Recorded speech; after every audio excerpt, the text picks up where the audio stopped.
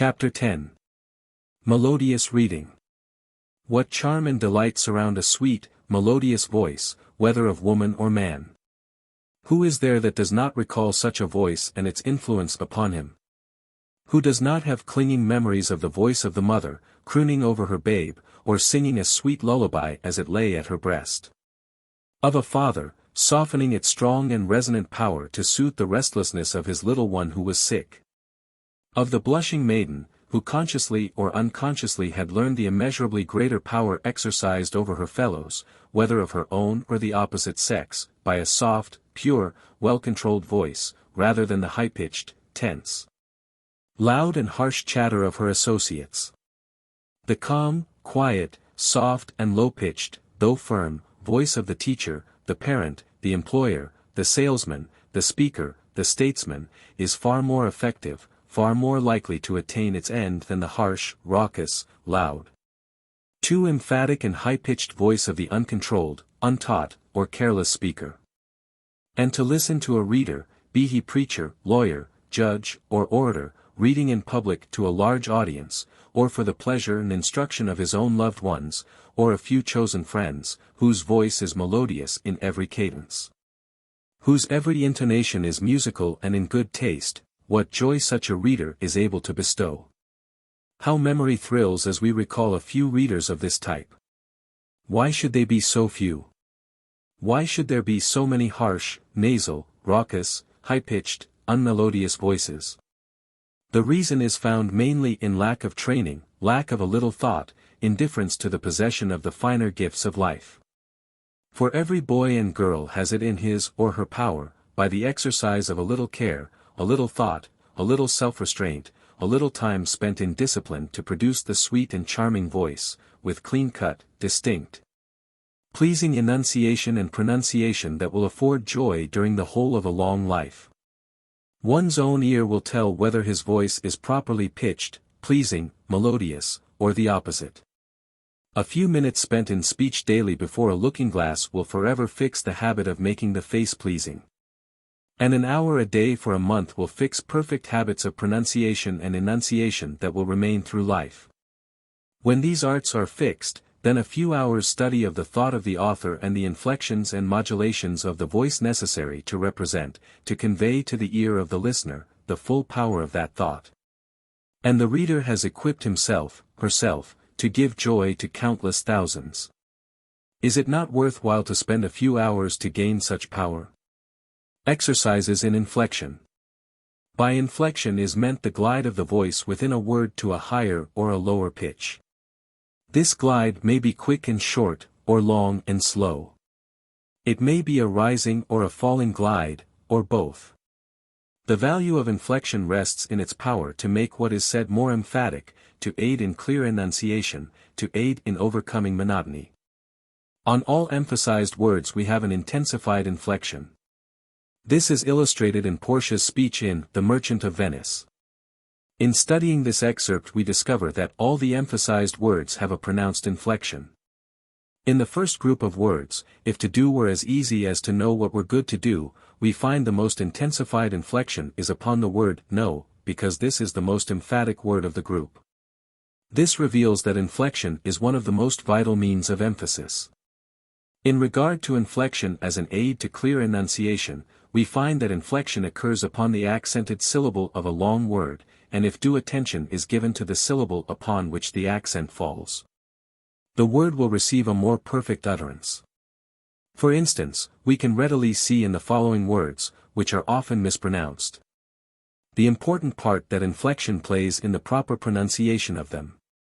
Abdomen, abject, acclimate, address, admirable, alias, brigand, caricature, chastisement, chauffeur, combatant, contumely, demoniacal, discourse, exquisite, finance, grimace, Herculean, horizon, impious, impotent, incomparable, indisputable, industry, inexplicable, interpolate, inquiry, lyceum, mausoleum, mischievous, obligatory, research, resource, superfluous, traverse, vagary,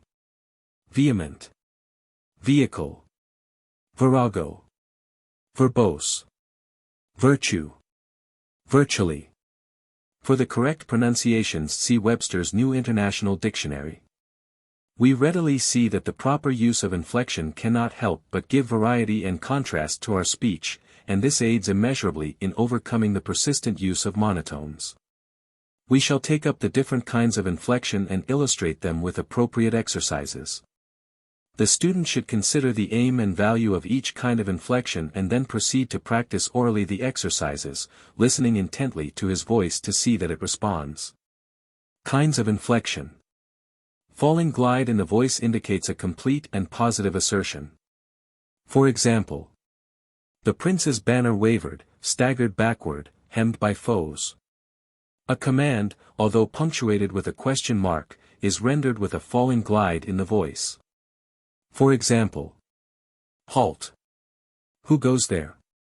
Speak, what trade art thou? Rising glide in the voice indicates incompleteness and doubt. For example, how the fellow by the name of Rowan took the letter, sealed it up in an oilskin pouch, strapped it over his heart, in 4 days landed by night off the coast of Cuba from an open boat, disappeared into the jungle. And in 3 weeks came out on the other side of the island, having traversed a hostile country on foot, and delivered his letter to Garcia, are things I have no special desire now to tell in detail. Circumflex glide indicates a twist in the voice which reflects a like twist in the mind. Well, I guess I'll have to, since you say so. Exercises for inflectional agility. I find earth not gray but rosy, heaven not grim but fair of hue. Do I stoop? I pluck a posy. Do I stand and stare? All's blue. Browning. I must have left my book on this table last night. Read 2 ways. There are 3 pleasures pure and lasting, and all derived from inanimate things, books, pictures, and the face of nature. Hazlitt. We are perplexed, but not in despair, persecuted, but not forsaken. Cast down, but not destroyed. What right have you, O passer by the way, to call any flower a weed? Do you know its merits? Its virtues? Its healing qualities? Because a thing is common, shall you despise it? If so, you might despise the sunshine for the same reason. Oh, yes, I begin to remember you now. Do you really think it true? Yes, he's a millionaire. Read 2 ways.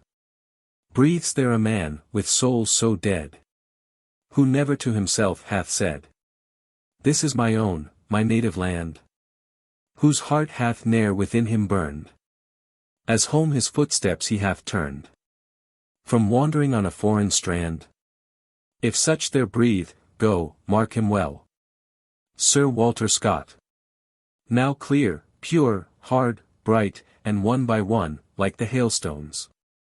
Short words fall from his lips fast as the first of a shower. Now in 2-fold column, spondy, iamb, trochee. Unbroken, firm set, advance, retreat, trampling along. Now with a sprightlier springiness, bounding in triplicate syllables. Dance the elastic dactylics in musical cadences on. Now their voluminous coil intertangling like huge anacondas. Roll overwhelmingly onward the sesquipedalian words. Browning. Resolve. To keep my health. To do my work. To live. To see to it that I grow and gain and give. Never to look behind me for an hour. To wait in weakness and to walk in power. But always fronting onward to the light. Always and always facing toward the right. Robbed, starved, defeated, wide astray. On, with what strength I have. Back to the way. A very interesting and helpful exercise in the study of inflection is the use of the one-word dialogue. The following scene, written by a pupil, is given as an illustration. Scene, midnight. And the two are awakened by a noise. She. Philippe. He. What? She. Burglar. He. Where? She. Bathroom. He. Gun. She. No. He. Itch. She, fainting. Darling. He. Ha. Cat. Catching her. It is by use of tone and inflection that the following exercises are properly rendered. How are you today? Ha. Inquiry, surprise. I say, how are you today? Ha. Rising doubt. Have you suddenly become deaf? Ha. Indignation. I have been trying to find out how you are today. Ha. Satisfaction, laugh. I am glad you heard me. Ha. Short grunt. I am on my way to the store. Ha. Do not believe it. Will you go with me? Ha.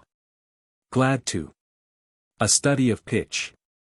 Pitch is simply the modulation of the voice as high or low. In natural speech we seldom have more than one word on the same pitch. Note the constant change of pitch in a good conversationalist. In listening to such, we discover what? First, if one idea is expressed on one pitch, its antithesis is instinctively expressed on another pitch. For example, when our vices leave us, we flatter ourselves we leave them.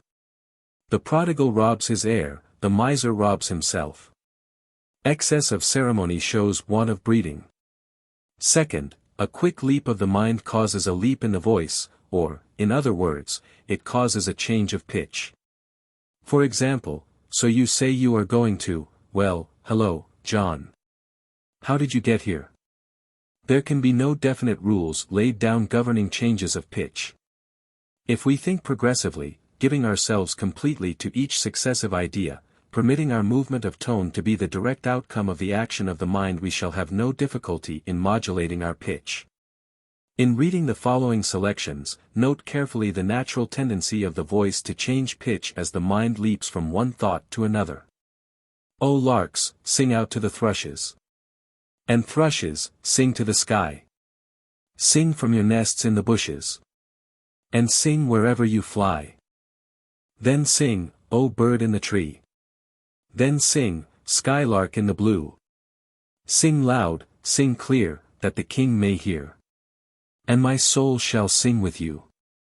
I wield the flail of the lashing hail. And whiten the green plains under. And then again I dissolve in rain. And laugh as I pass in thunder. I slip, I slide, I gloom, I glance. Away to the hills, to the caves, to the rocks. Ere I own a usurper, I'll couch with the fox. And tremble, false wigs, in the midst of your glee. You have not seen the last of my bonnet and me. If to do were as easy as to know what were good to do, chapels had been churches, and poor men's cottages princes' palaces. It is a good divine that follows his own instructions. I can easier teach 20 what were good to be done, than be one of the 20 to follow mine own teaching. The brain may devise laws for the blood. But a hot temper leaps over a cold decree, such a hare is madness, the youth, to skip o'er the meshes of good counsel, the cripple. Merchant of Venice. Extremely high, half a league, half a league, half a league onward. Very high, hats off. Along the street they come. The flag is passing by. High, sail on, O ship of state. Rather high, now's the day and now's the hour. Middle, in spite of rock and tempest roar. Rather low, no stir in the air, no stir in the sea. Low. Sunset and evening star. And one clear call for me. Very low, quoth the raven, nevermore. Low as possible, O death, where is thy sting? Study in stress. If we read or speak aloud naturally and earnestly, there occurs in our voice a succession of beats or pulsations. If these pulsations occur at regular intervals, our speech will be sing-song and monotonous. Thus, a. I wandered lonely. Cloud. As. And. That floats on high o'er. Hills. Valles. A. When all at once I. Crowd. Saw. O. A host of golden. Dills. Daff. The fault is that we are responding to the rhythm of the line instead of the rhythm of the thought.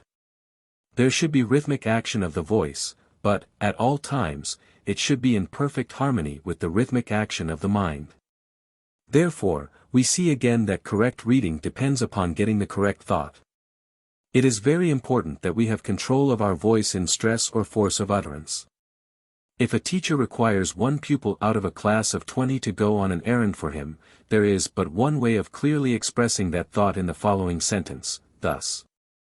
Will you please return this book to the library? If we make prominent any other word than you, we shall not be clear as to who shall return the book. Read the above sentence in as many ways as there are different meanings. Practice reading aloud the following with a special attention to stress. Be sure that the action of the voice corresponds to the action of the mind. Stress is indicated by italics. Rouse, ye Romans. Rouse, ye slaves. Worcester, get thee gone, for I do see danger and disobedience in thine eyes. You have good leave to leave us, when we need your use and counsel, we shall send for you. Shakespeare. Abraham Lincoln used scripture quotations very frequently and powerfully. All learning is valuable, all history is useful. By knowing what has been we can better judge the future. By knowing how men have acted heretofore we can understand how they will act again in similar circumstances. Place the stress in the following exercises. It is a compliment to a public speaker that the audience should discuss what he says rather than his manner of saying it. More complimentary that they should remember his arguments, than that they should praise his rhetoric. The speaker should seek to conceal himself behind his subject. Our country is in danger, but not to be despaired of. Our enemies are numerous and powerful, but we have many friends, determining to be free, and heaven and earth will aid the resolution. On you depend the fortunes of America. You are to decide the important questions on which rest the happiness and liberty of millions yet unborn. Act worthy of yourselves. The faltering tongue of hoary age calls on you to support your country. The lisping infant raises its suppliant hands, imploring defense against the monster, slavery. Joseph Warren, Boston Massacre. Thou knowst, great son. The end of war's uncertain, but this certain. That if thou conquer Rome, the benefit which thou shalt thereby reap in such a name, whose repetition will be dogged with curses, whose chronicle thus writ, the man was noble, but with his last attempt he wiped it out, destroyed his country, and his name remains to the ensuing age abhorred. Shakespeare, Coriolanus. We say to you, our opponents, that you have made the definition of a businessman too limited in its application. The man who is employed for wages is as much a businessman as his employer. The attorney in a country town is as much a businessman as the corporation counsel in a great metropolis. The merchant at the crossroads store is as much a businessman as the merchant of New York. The farmer who goes forth in the morning and toils all day, who begins in the spring and toils all summer, and who by application of brain and muscle to the natural resources of the country creates wealth, is as much a businessman as the man who goes upon the board of trade and bets upon the price of grain. The miners who go down 1,000 feet into the earth, or climb 2,000 feet upon the cliffs, and bring forth from their hiding places the precious metals to be poured into the channels of trade, are as much businessmen as the few financial magnates who in a back room corner the money of the world. We come to speak for this broader class of businessmen. Oh, do not pray for easy lives. Pray to be stronger men. Do not pray for tasks equal to your powers, pray for power equal to your tasks, then the doing of your work shall be no miracle. but you shall be a miracle. Every day you shall wonder at yourself, at the richness of life, which has come to you by the grace of God. Phillips Brooks. There is so much good in the worst of us, and so much bad in the best of us, that it hardly behooves any of us to talk about the rest of us. Robert Louis Stevenson. If you would be known, and not know, vegetate in a village. If you would know and not be known, live in a city. Colton.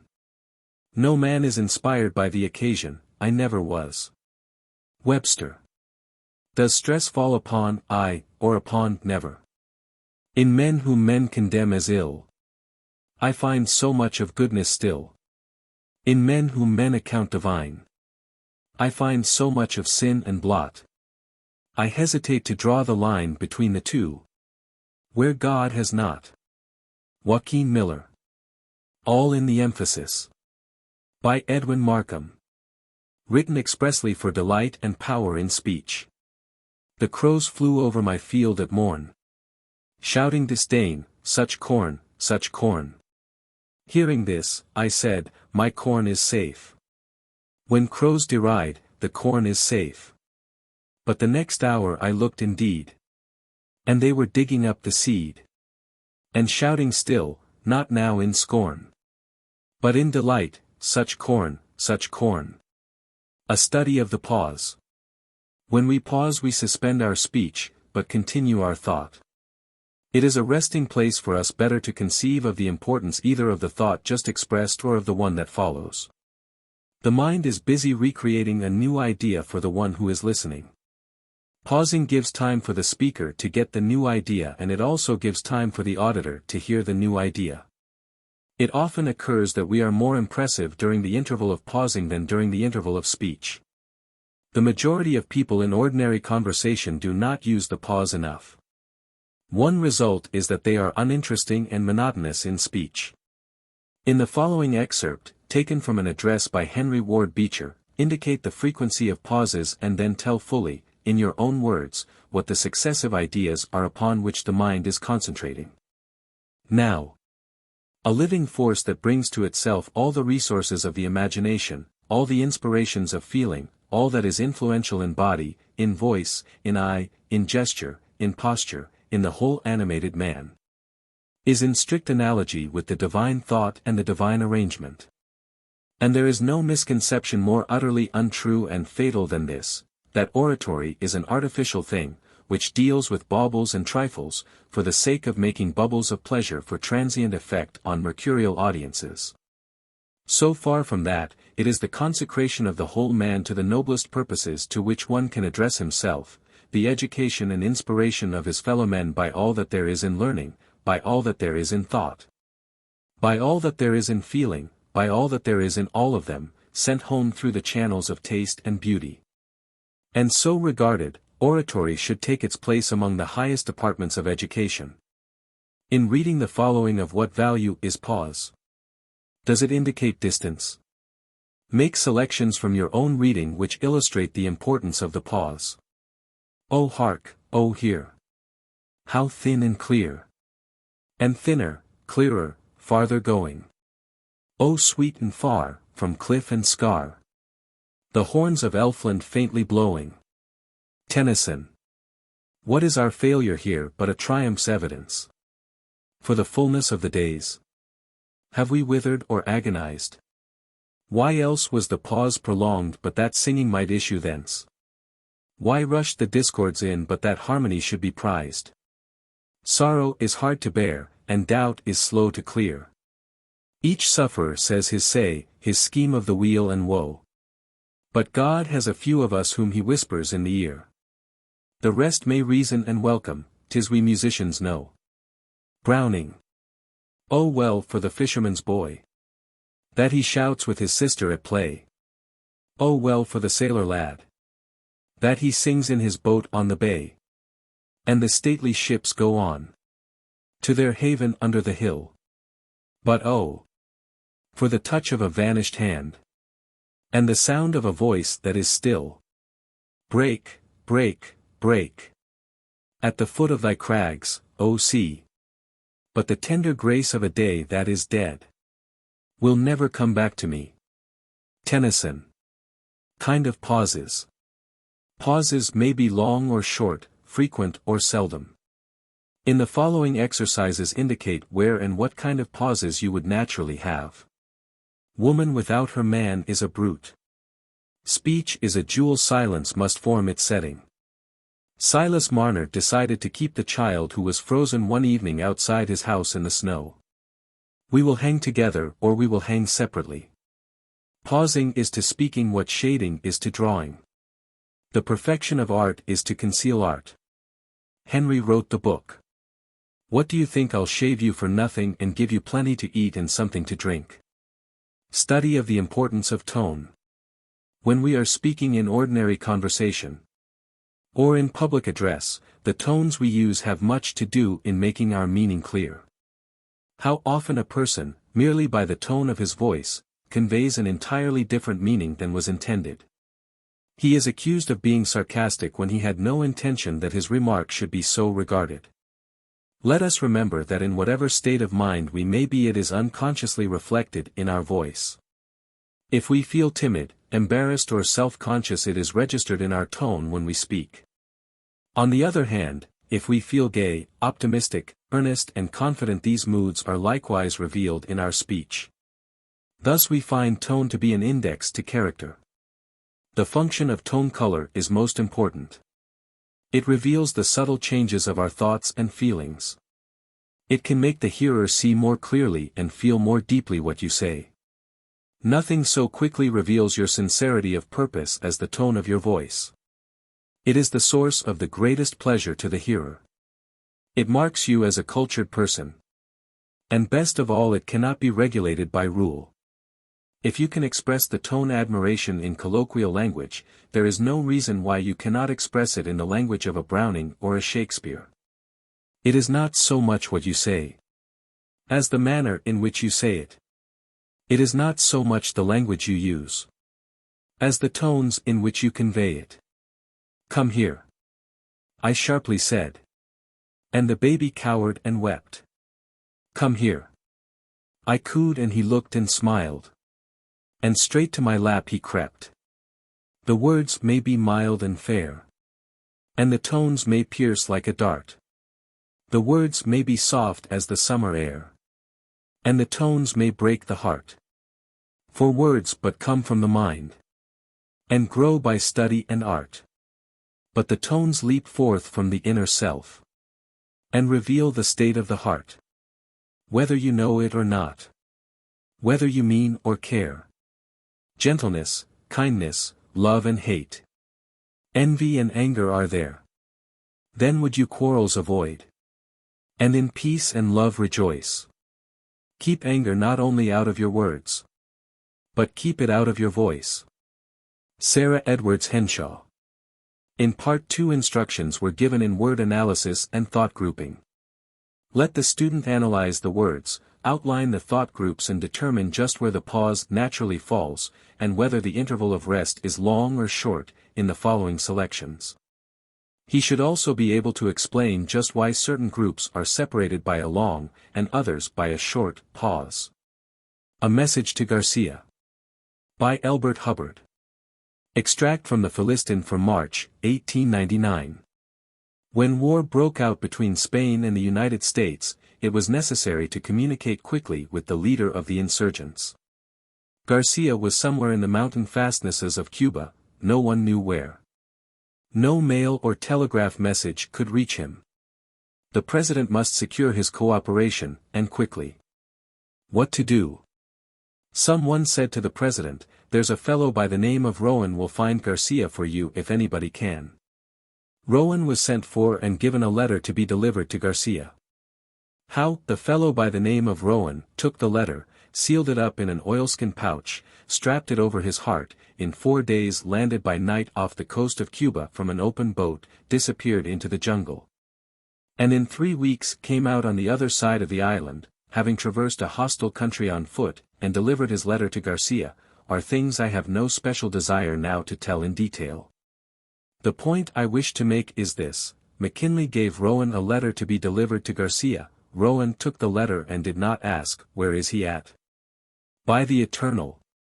There is a man whose form should be cast in deathless bronze and a statue placed in every college of the land. It is not book learning young men need, nor instructions about this and that, but a stiffening of the vertebrae which will cause them to be loyal to a trust, to act promptly, concentrate their energies, do the thing, carry a message to Garcia. The following is a 1-minute composition by a student, illustrating the power of tone and also of mood suspense. The lion crept stealthily onward, ever onward, with his eyes fixedly staring at the unfortunate boy who cowered before him. The boy, trembling from head to foot, backed slowly toward a yawning precipice. He was on the edge. The loose earth was slowly crumbling under his feet. He was falling. The earth was coming up to meet him at a terrific rate. Another second, and he would be dashed to death on those rocks below. Then a sweet voice called to him, "Time to get up, Johnny." A most striking example of the power of suspense is Mark Twain's story of The Golden Arm. Once 'pon a time dey was a monsus mean man, and he live, way out in de prairie all lone by hisself, 'cepen he had a wife. En bimeby she died, en he tuck and toted her way out da in de prairie and buried her. Well, she had a golden arm, all solid gold, from de shoulder down. He was powerful mean, powerful, en dat night he couldn't sleep, 'case he want dat golden arm so bad. When it come midnight he couldn't stand it no mo. So he get up, he did, and tuck his lantern and shoved out through de storm and dug her up and got de golden arm, and he bent his head down jin de wind, and plowed, and plowed, and plowed through de snow. Den all on a sudden he stop, make a considerable pause here, and look startled, and take a listening attitude, and say, "My lawn, what's dat?" And he listen, and de wind say, "Set your teeth together and imitate the wailing and wheezing sing-song of the wind, bzzzzzzzzz, and den, way back yonder wha de grave is, he hear a voice. He hear a voice all mix up in de wind, can't hardly tell him part, bzzzzzzz, who, gotmy, joldn arm, zzzzzz, who gotmy joldn arm. You must begin to shiver violently now. And he begin to shiver and shake, and say, oh my lawn. And de wind blow de lantern out, and de snow and sleet blow in his face and mo's choke him, and he start a plowin' knee deep towards home mo's dead, he so scared, and pooty soon he hear de voice again, and, pause, it is comin' after him. Bzzzzzzzzzzzzz, who, gotmy, joldn arm. When he get into pasture he hear it again, closter now, and a comin', back da in de dark and de storm, repeat the wind and the voice. When he get to de house he rush upstairs and jump in de bed and kiver up, head and years, and lay da shiverin' and shakin', and den way out da he hear it agin, and a comin'. En bimeby he hear, pause, odd, listening attitude, pat, pat, pat, hits a comin' upstairs. Den he hear de latch, and he know it's in de room. Den pooty soon he know it's a standin' by his bed. Pause. Den, he know it's a bendin' down over him, and he can't scasely get his breath. Den, he seem to feel somethin' cold, right down, most in his head. Pause. Den de voice say, right at his ear, who, gotmy, joldn arm. You must wail it out plaintively and accusingly, then you stare steadily and impressively into the face of the farthest gone auditor, a girl preferably, and let that awe-inspiring pause begin to build itself in the deep hush. When it has reached exactly the right length, jump suddenly at that girl and yell, "You've got it." If you've got the pause right, she'll fetch a dear little yelp and spring right out of her shoes. But you must get the pause right. And you will find it the most troublesome and aggravating and uncertain thing you ever undertook. The student may give himself fine exercise by choosing any one of the following moods and writing a 1-minute composition upon it. Then let him read it aloud with the appropriate tone. Admiration, appeal, argument, comparison, challenge, command, excitement, geniality, solemnity, reproof, modesty, contempt, encouragement, determination, affection, pity, joy, gloom, hate. Friendliness, aspiration, warning, meditation, horror, belittlement, exultation, despair, confusion, calmness, indifference, suspense, fear, awe, haste. A wonderful illustration of mood is afforded in a marvelous poem written by Bartholomew Dowling, at one time the editor of The Mirror, in San Francisco, California. It depicts the heroism of despair, as, perhaps, it was never presented before or since in all literature. Without commending the sentiment expressed, the authors give this poem a place in their volume as an incomparable example, well worthy of prolonged study, of the power of words to express mood. One of the greatest dramatists the world has ever known used to read this poem aloud, daily, for years. Hurrah for the next that dies. By Bartholomew Dowling. We meet 'neath the sounding rafter. And the walls around are bare. As they shout back our peals of laughter. It seems as the dead were there. Then stand to your glasses, steady. We drink for our comrades' eyes. One cup to the dead already. Hurrah for the next that dies. Not here are the goblets glowing. Not here is the vintage sweet. 'Tis cold as our hearts are growing. And dark as the doom we meet. But stand to your glasses, steady. And soon shall our pulses rise. One cup to the dead already. Hurrah for the next that dies. There's many a hand that's shaking. And many a cheek that's sunk. But soon, though our hearts are breaking, they'll burn with the wine we've drunk. Then stand to your glasses, steady. 'Tis here the revival lies. Quaff a cup to the dead already. Hurrah for the next that dies. Time was when we laughed at others. We thought we were wiser then. Ha! Ha! Let them think of their mothers. Who hope to see them again. No. Stand to your glasses, steady. The thoughtless is here the wise. One cup to the dead already.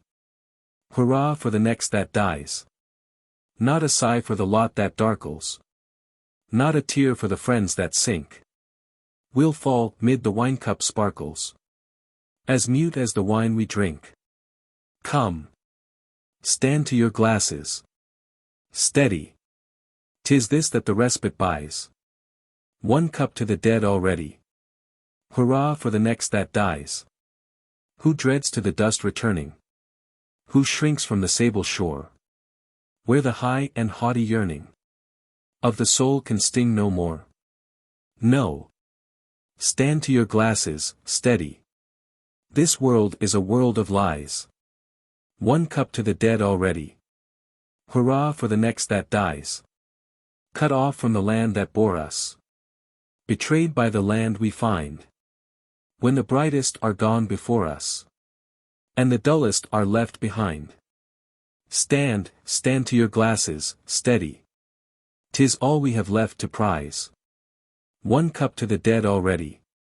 Hurrah for the next that dies. Chapter 11. How to read poetry. In order to avoid the sing-song habit, common to so many while reading poetry, let us remember to make but a very delicate pause at the end of each line. Of course, if the sense requires a decided pause, one should not fail to make it. Browning's "My Star" is a splendid example of where but a very slight swelling of the voice is necessary to indicate the end of each line. All that I know of a certain star is, it can throw like the angled spar. Now a dart of red. Now a dart of blue. Till my friends have said they would fain see, too, my star that dartles the red and the blue. Then it stops like a bird. Like a flower, hangs furled. They must solace themselves with the Saturn above it. What matter to me if their star is a world? Mine has opened its soul to me, therefore I love it. To illustrate the contrary to this, let us refer to a few lines from Riley's The South Wind and the Sun, noting that the poise of the tone is considerably longer at the end of each line. And the humming-bird that hung like a jewel up among the tilted honeysuckle horns. They mesmerized and swung in the palpitating air, drowsed with odors strange and rare, and, with whispered laughter, slipped away and left him hanging there. We can hardly overestimate the value of a careful study of the lyric to the student of expressive speech. It demands superior powers to render a lyric adequately. Bertha Coontz Baker, the great American reader, thus suggestively writes on this subject. To clarify the diction, go over the poem, word by word, conform each word carefully, repeatedly to your ideal of that word. Giving the vowel its fullest possible value, tucking in the consonants as clear, light envelopes around and between the vowels. Pisgah by Robert Browning. Good, to forgive. Best, to forget. Living, we fret. Dying, we live. Fretless and free. Soul, clap thy pinion. Earth have dominion. Body, o'er thee. Wander at will. Day after day. Wander away. Wandering still. Soul that canst soar. Body may slumber. Body shall cumber. Soul flight no more. Waft of soul's wing. What lies above? Sunshine and love. Sky blue and spring. Body hides, where? Ferns of all feather. Mosses and heather. Yours be the care. Dawn. By Paul Laurence Dunbar. An angel, robed in spotless white, bent down and kissed the sleeping night. Night woke to blush, the sprite was gone. Men saw the blush and called it dawn. Flower in the crannied wall. By Lord Tennyson. Flower in the crannied wall. I pluck you out of the crannies. I hold you here, root and all, in my hand. Little flower, but if I could understand what you are, root and all in all, I should know what God and man is. The Worker's Guerdon. By Frank Preston Smart. Expect nor fame, nor gold, nor any praise. The world puts not its meed in every hand. Work on and still be thankful all thy days. If even one shall see and understand. My heart leaps up. By William Wordsworth. My heart leaps up when I behold a rainbow in the sky. So was it when my life began. So is it now I am a man. So be it when I shall grow old. Or let me die. The child is father of the man.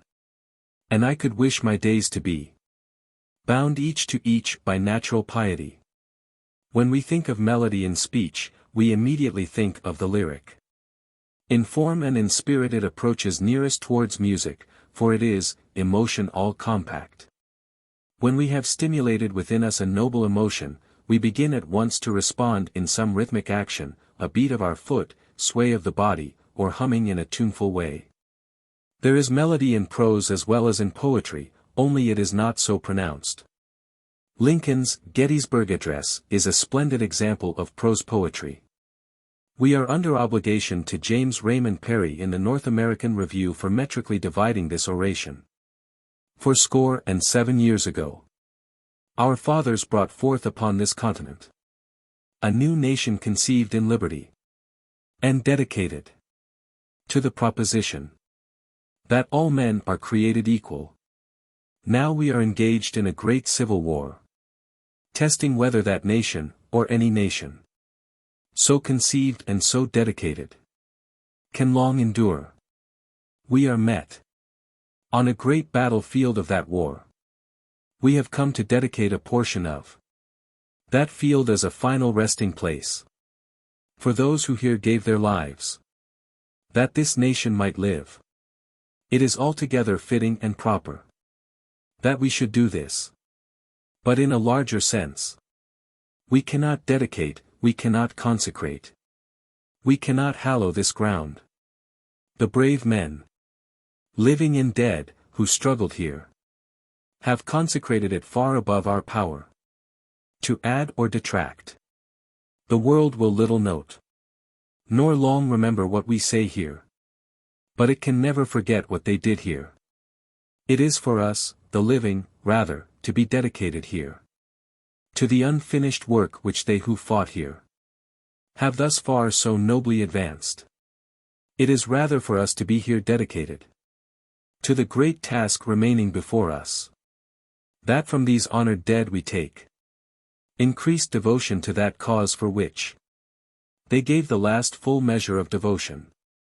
That we here highly resolve that these dead shall not have died in vain, that this nation, under God, shall have a new birth of freedom.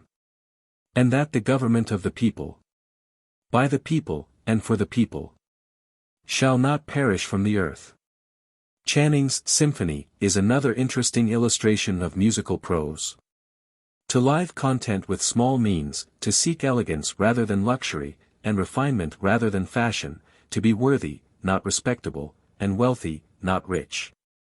To study hard, think quietly, talk gently, act frankly, to listen to stars and birds, babes and sages, with open heart, to bear all cheerfully, do all bravely, await occasions, hurry never. In a word, to let the spiritual, unbidden and unconscious, grow up through the common. This is to be my symphony. The most striking example of all is the following excerpt taken from Ingersoll's oration entitled A Vision of War. These heroes are dead. They died for liberty, they died for us. They are at rest. They sleep in the land they made free, under the flag they rendered stainless, under the solemn pines, the sad hemlocks, the tearful willows, and the embracing vines. They sleep beneath the shadows of the clouds, careless alike of sunshine or of storm, each in the windowless palace of rest.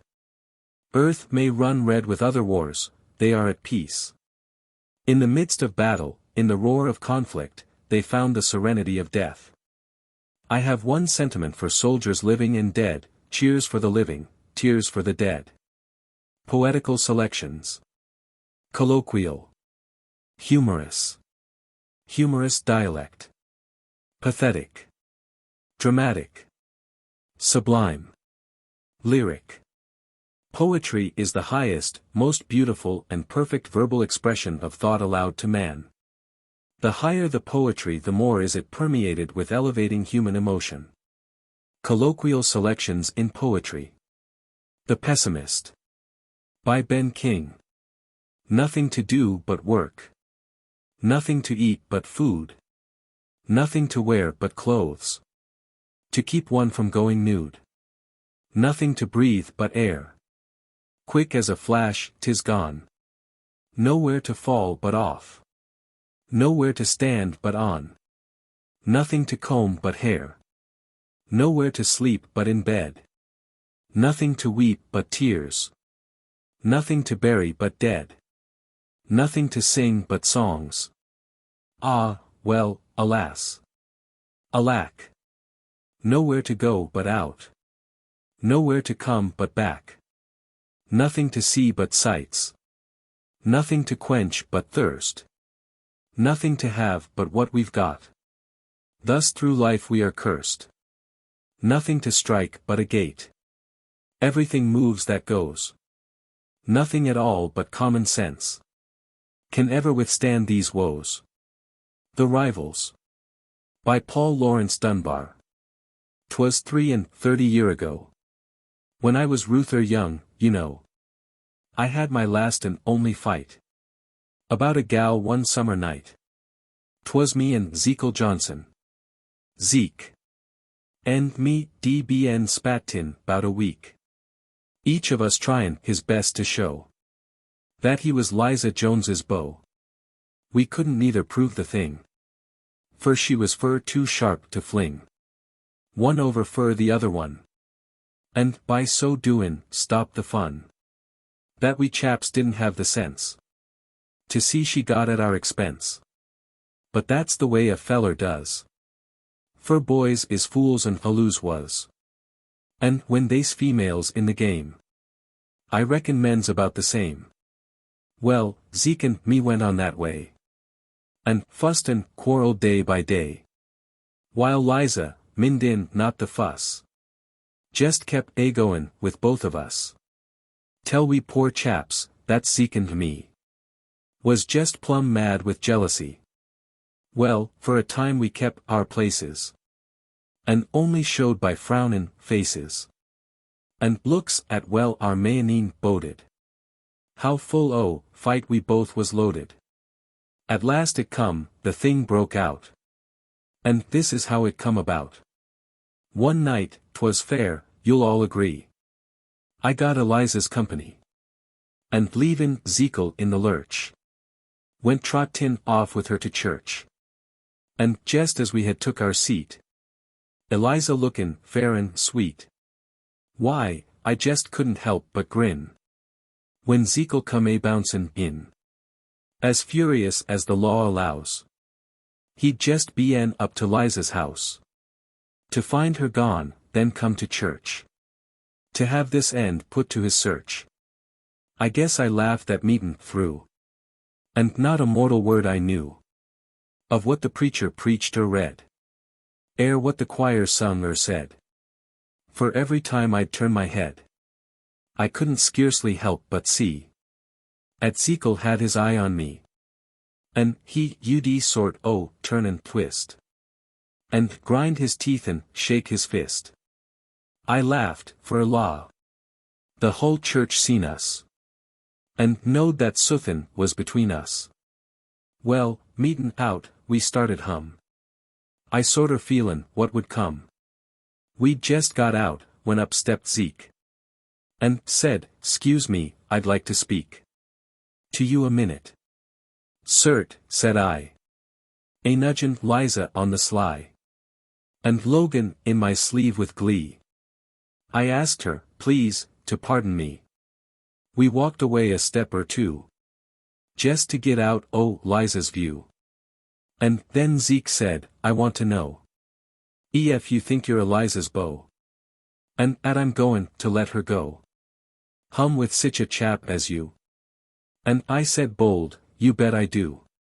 Then Zekel, sneerin', said 'at he didn't want to hinder me, but then he'd load the gal was his, and 'at he guessed he knowed his biz, and wasn't feared o' all my kin, with all my friends and chums throwed in. Some other things he mentioned there, that no born man could no ways bear, ere think o' ca miley tryin' to stan.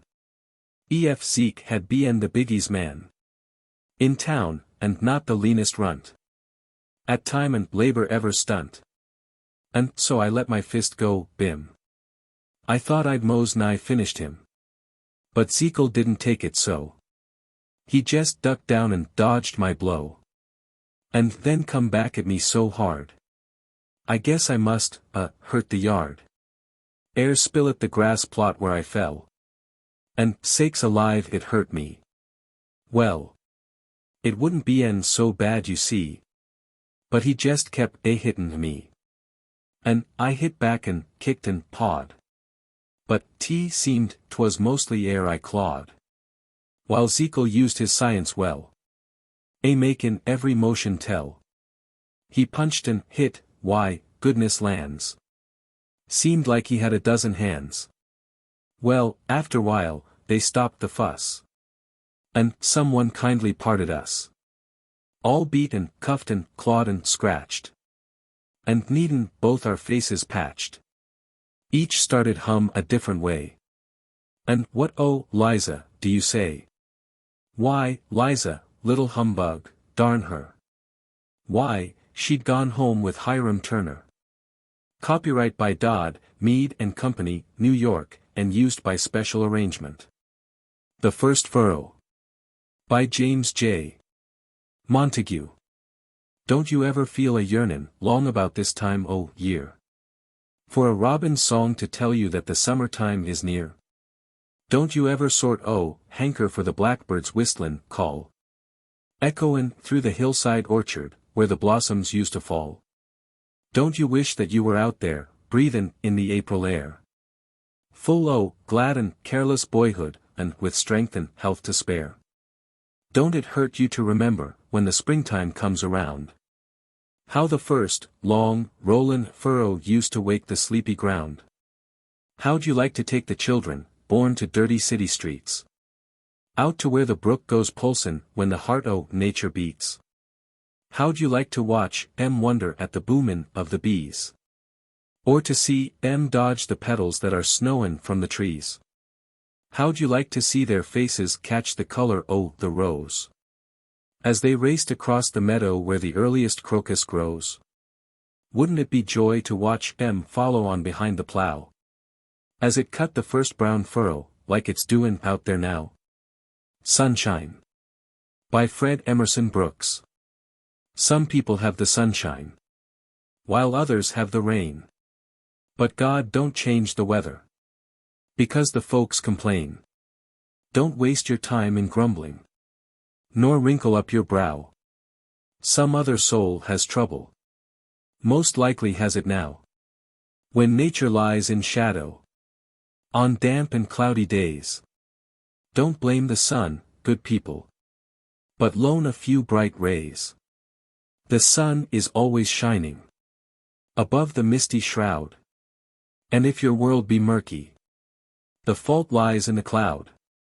Take sunshine to your neighbor in all you do and say.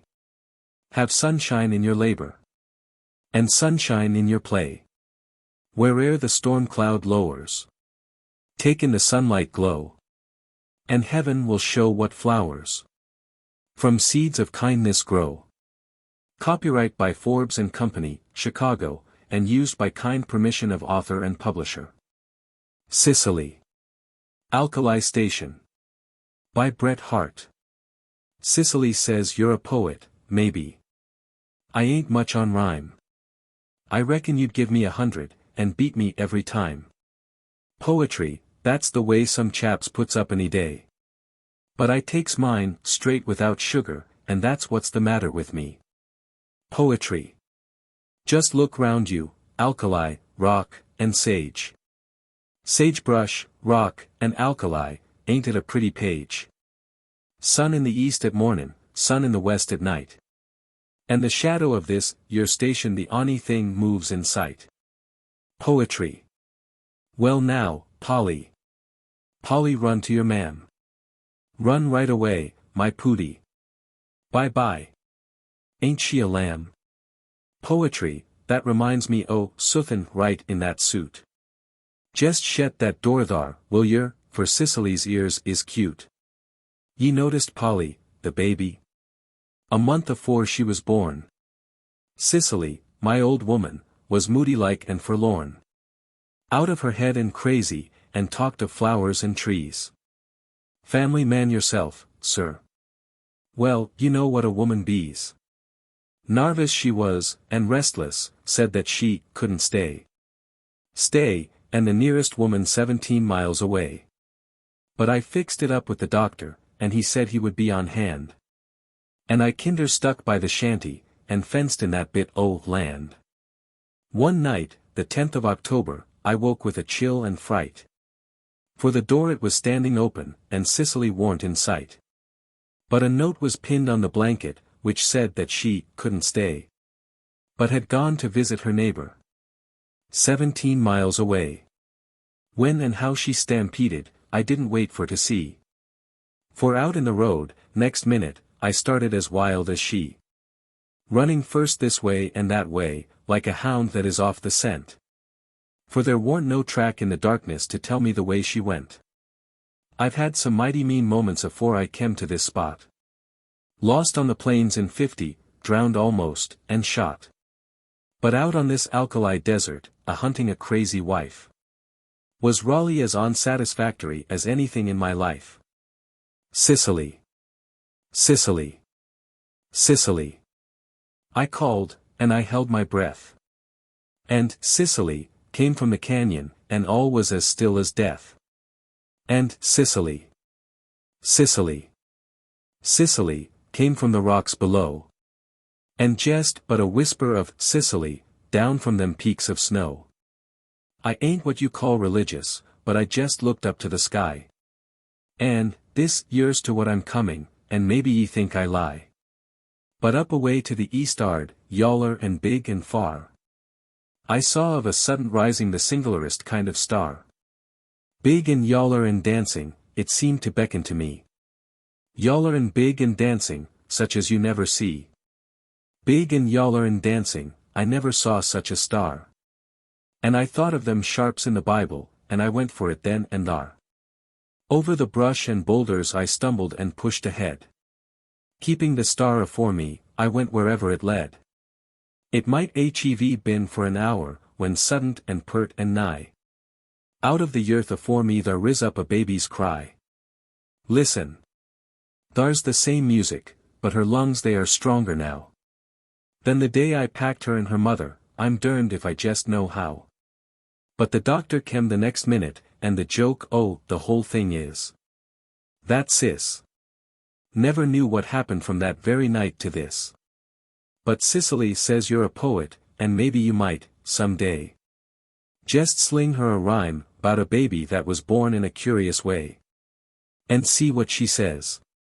But, old fellow, when you speak of the star, don't tell as how 'twas the doctor's lantern, for maybe 'twouldn't sound so well.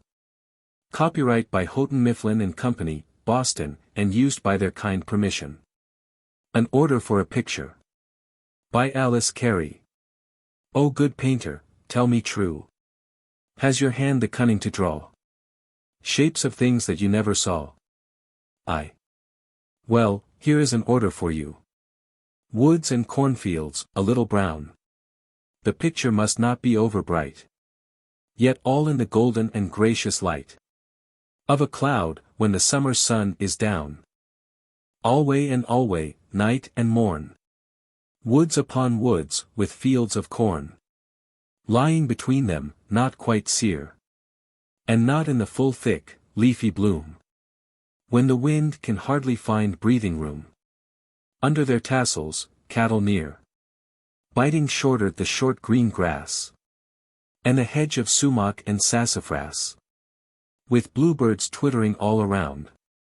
Ah, good painter, you can't paint sound.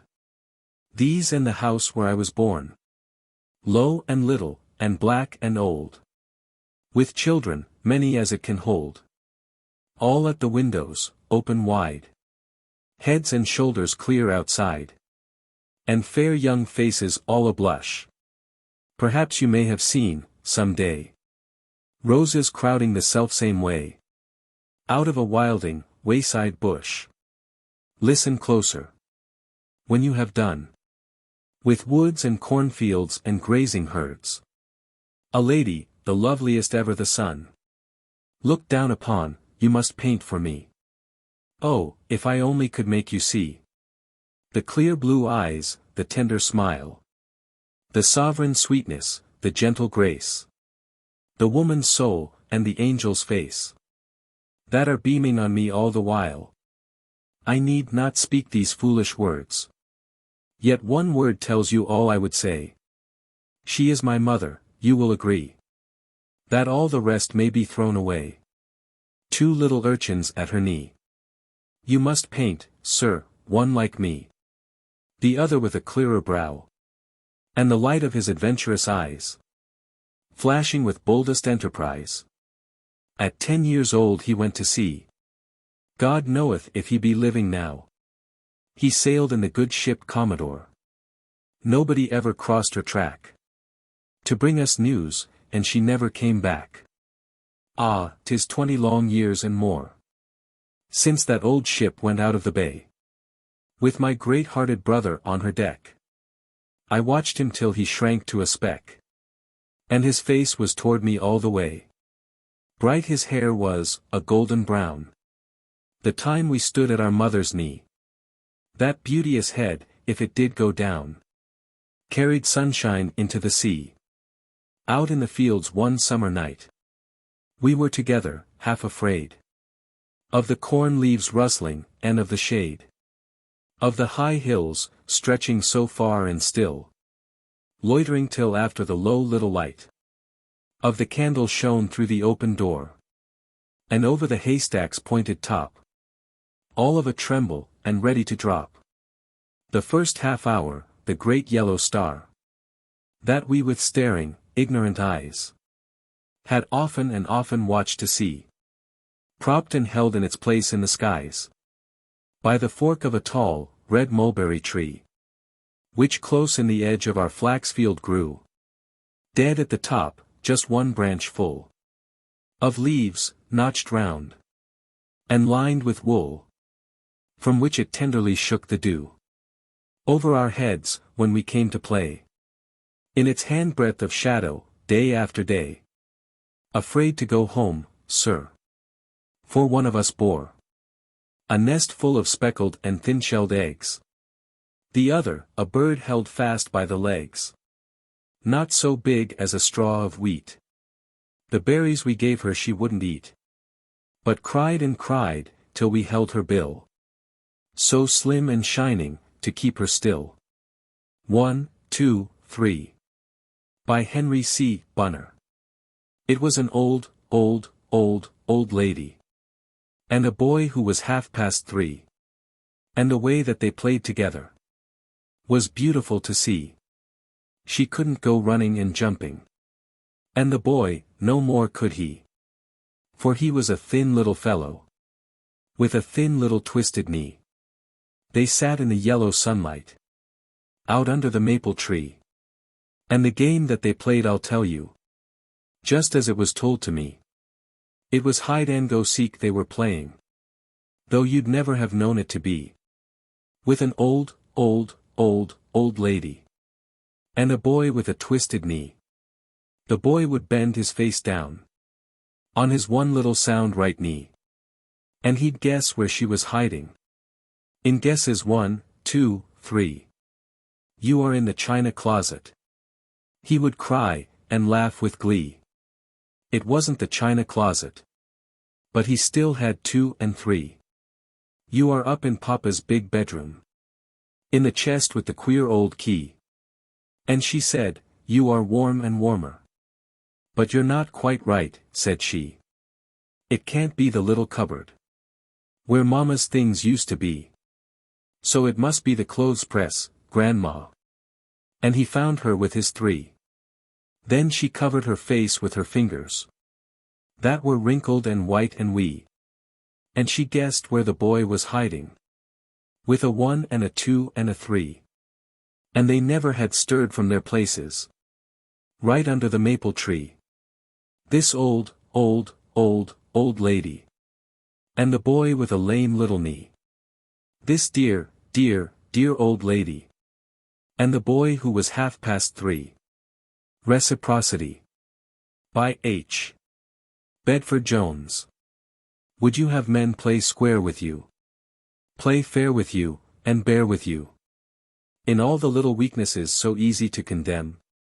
Then simply try to do the same. Hold up your head and play the game.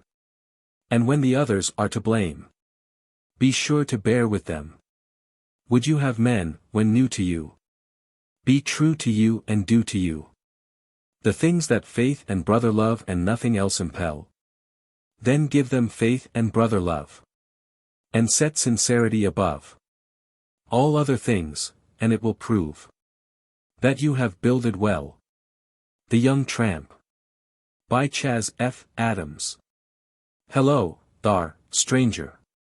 Where you're from? Come in and make yourself ter hum. We're common folks, ain't much on style. Come in and stop a little while. 'Twouldn't do no harm to rest your some. Youngster, you're pale, and don't look well. What, way from Bosting?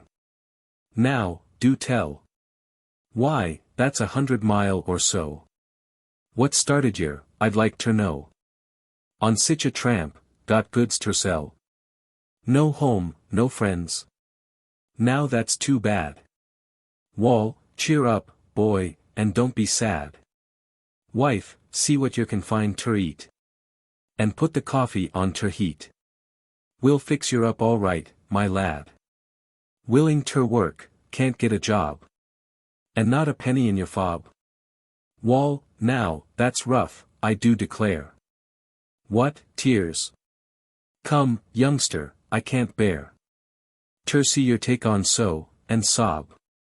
How came you're so bad off, my son? Father was killed. Show, war. Bull Run. Why, I was in that scrimmage, lad. And got used up, too, pretty bad. I shan't forget old 61. So you were left in Boston, hey? A baby when he went away.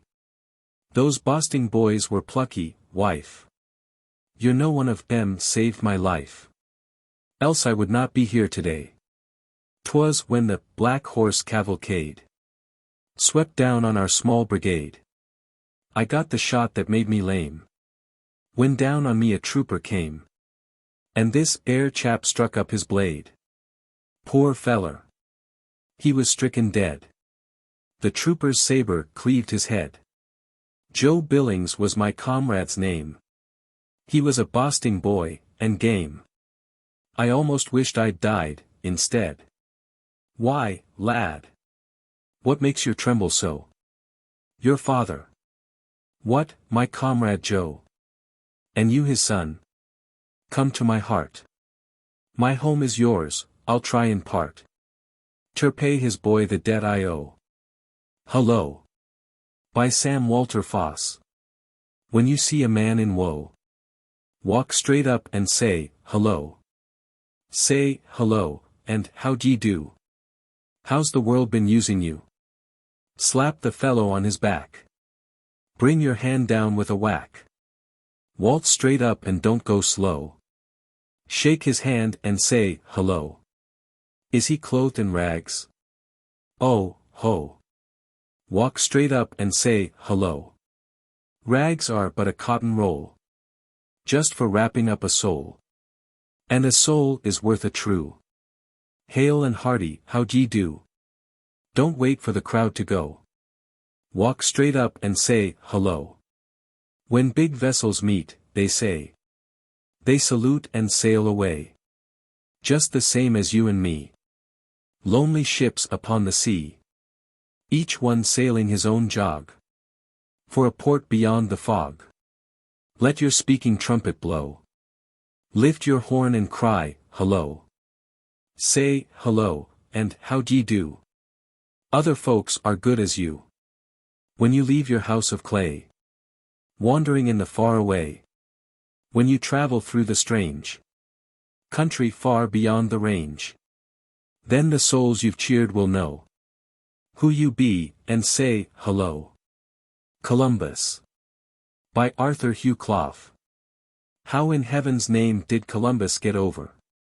Is a pure wonder to me, I protest. Cabot, and Raleigh, too, that well-read rover. Frobisher, Dampier, Drake, and the rest. Bad enough all the same. For them that after came. But in great heaven's name. How he should think. That on the other brink. Of this wild waste, terra firma should be. Is a pure wonder, I must say, to me. How a man should ever hope to get thither. E'en if he knew that there was another side. But to suppose he should come any whither. Sailing straight on into chaos untried. In spite of the motion. Across the whole ocean. To stick to the notion. That in some nook or bend. Of a sea without end. He should find North and South America. Was a pure madness, indeed, I must say. What if wise men had, as far back as Ptolemy, judged that the earth like an orange was round? None of them ever said, come along, follow me. Sail to the west, and the east will be found. Many a day before. Ever they'd come ashore. Sadder and wiser men. They'd have turned back again. And that he did not, but did cross the sea. Is a pure wonder, I must say, to me. Copyright by Macmillan and Company. New York, and used by arrangement. The usual way. Anonymous. There was once a little man, and his rod and line he took. For he said, I'll go a-fishing in the neighboring brook. And it chanced a little maiden was walking out that day. And they met, in the usual way. Then he sat down beside her, and an hour or two went by. But still upon the grassy brink his rod and line did lie.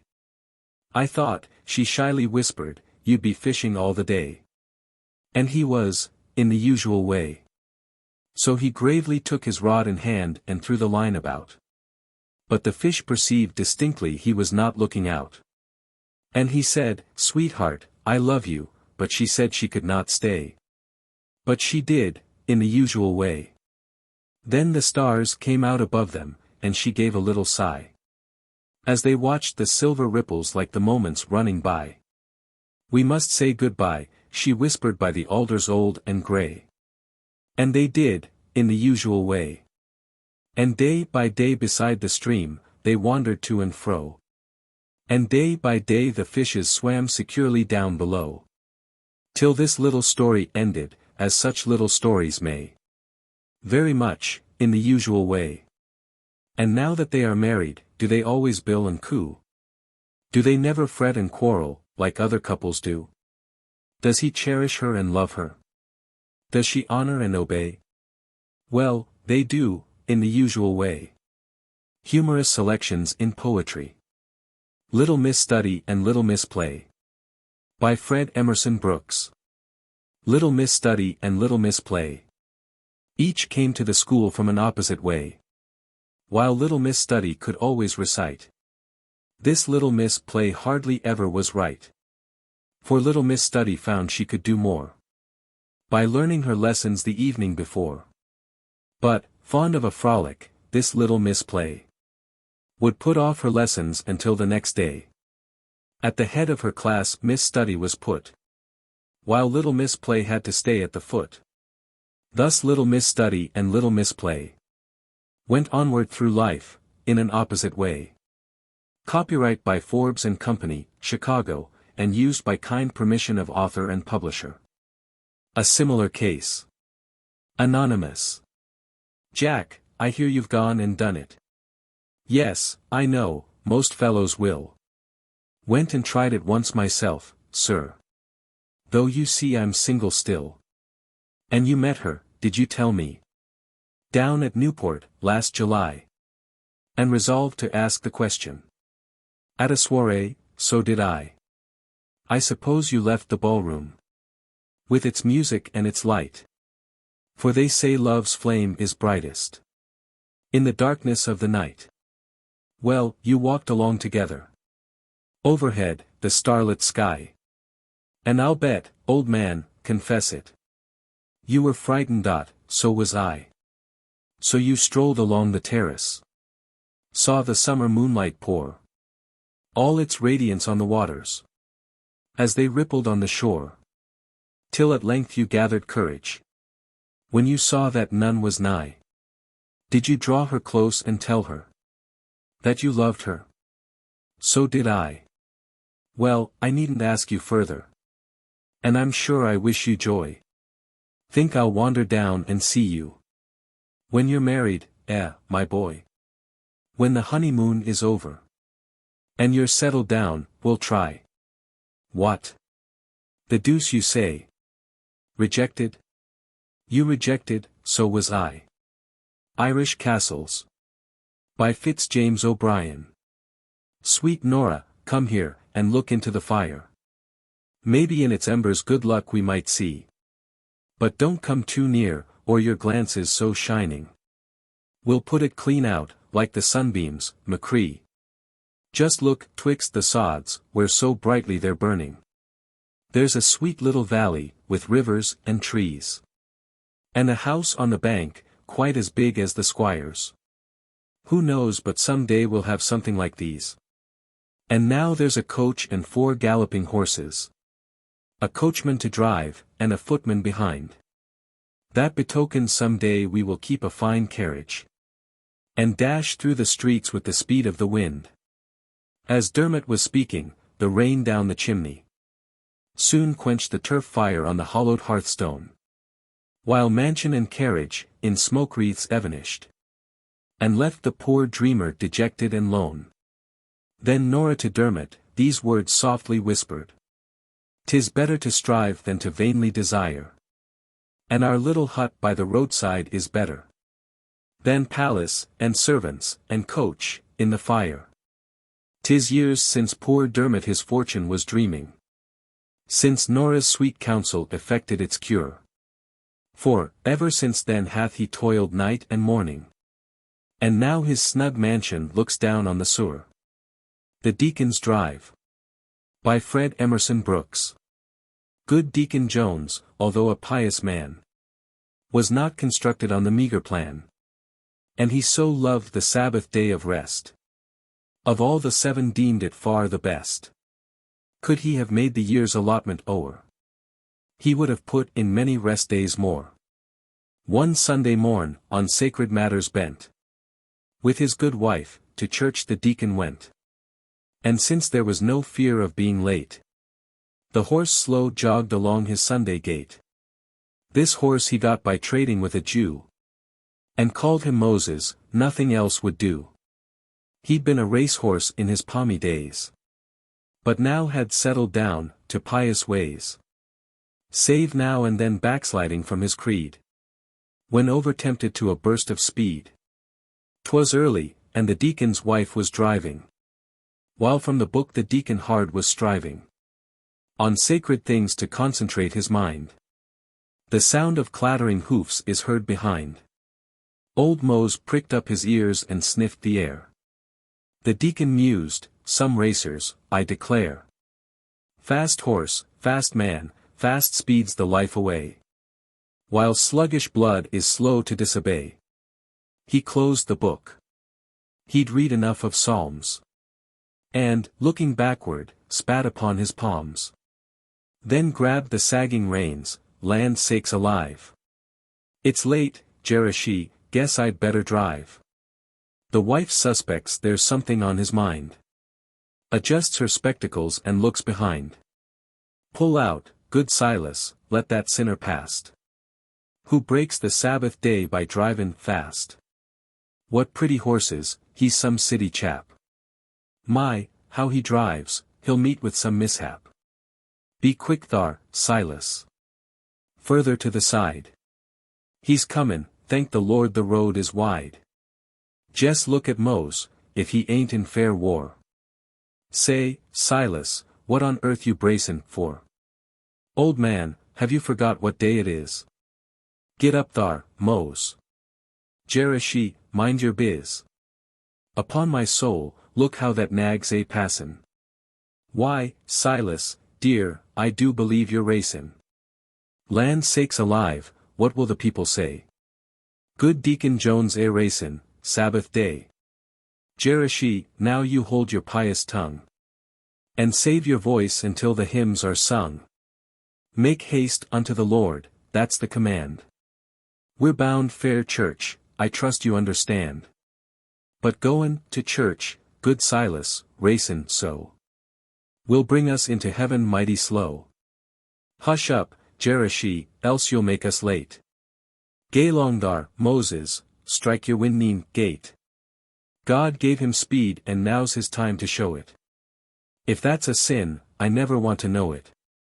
A loving wife to acquiescence used. Jerusha soon begins to get enthused. Said she, don't leave the church folk disappointed, nor let the ungodly beat the Lord's anointed. You're right, Jerashi, thar your head is level. In life's long race the saint must beat the devil, though on this Hebrew horse depend we must, to keep the Christian from the sinner's dust. That's right, Jerashi, give old Mose the birch. Fair here's a race, the world ag in the church. Both testaments are at it fair their lives. The old one passin' while the new one drives. And Satan's found at last all he can do, to tackle both the Gentile and the Jew.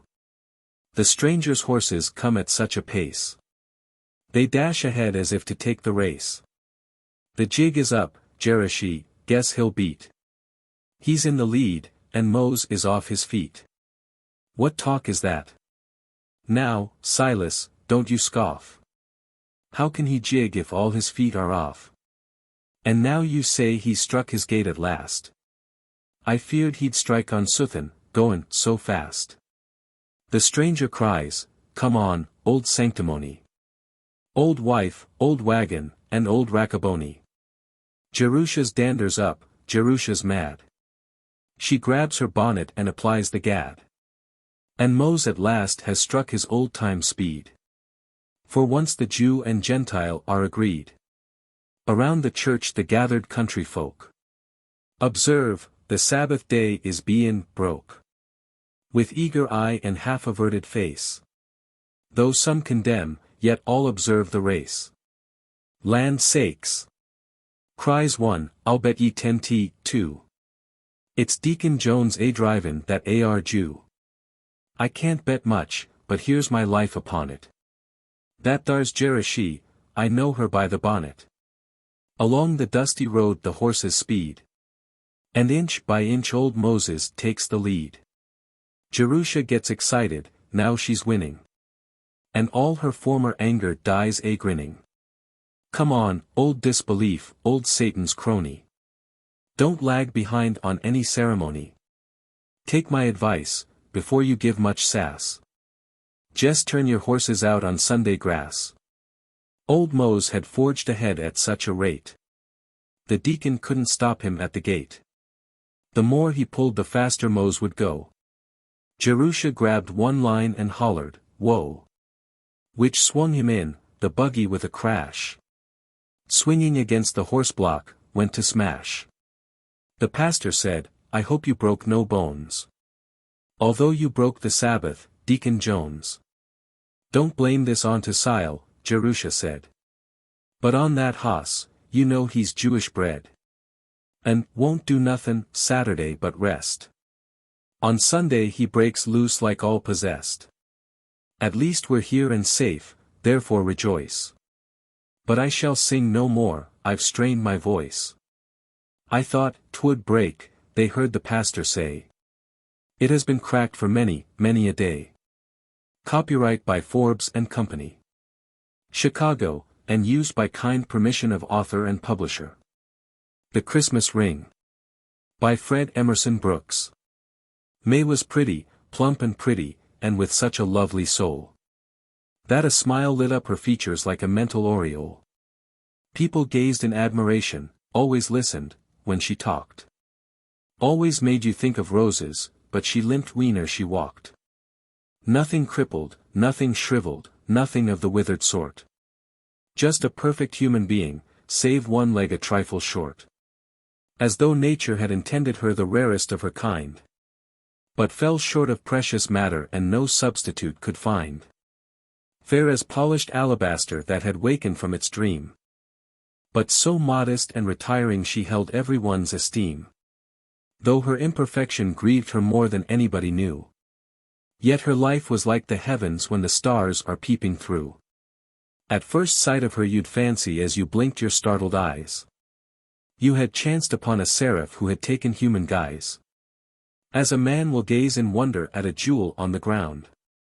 Ere he quite believes his senses that a treasure had been found. Enter handsome, kindly David, comes a stranger to the place. Searching for the soul of beauty hid behind a maiden face. Not among the belles of fashion, not among the aimless kind. Could he find the perfect woman he had pictured in his mind? Thought to find a truer sweetheart in some pretty village lass. Find his lily of the valley in the higher middle class. Out among the quiet people where his riches were unknown. Some fair maid whose homely virtues would appreciate his own. It was at a social function where he met the charming May.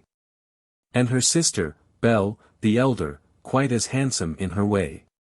May was sunny, sweet and gentle, Belle was haughty and austere. While ambition strode beside her just a little bit too near.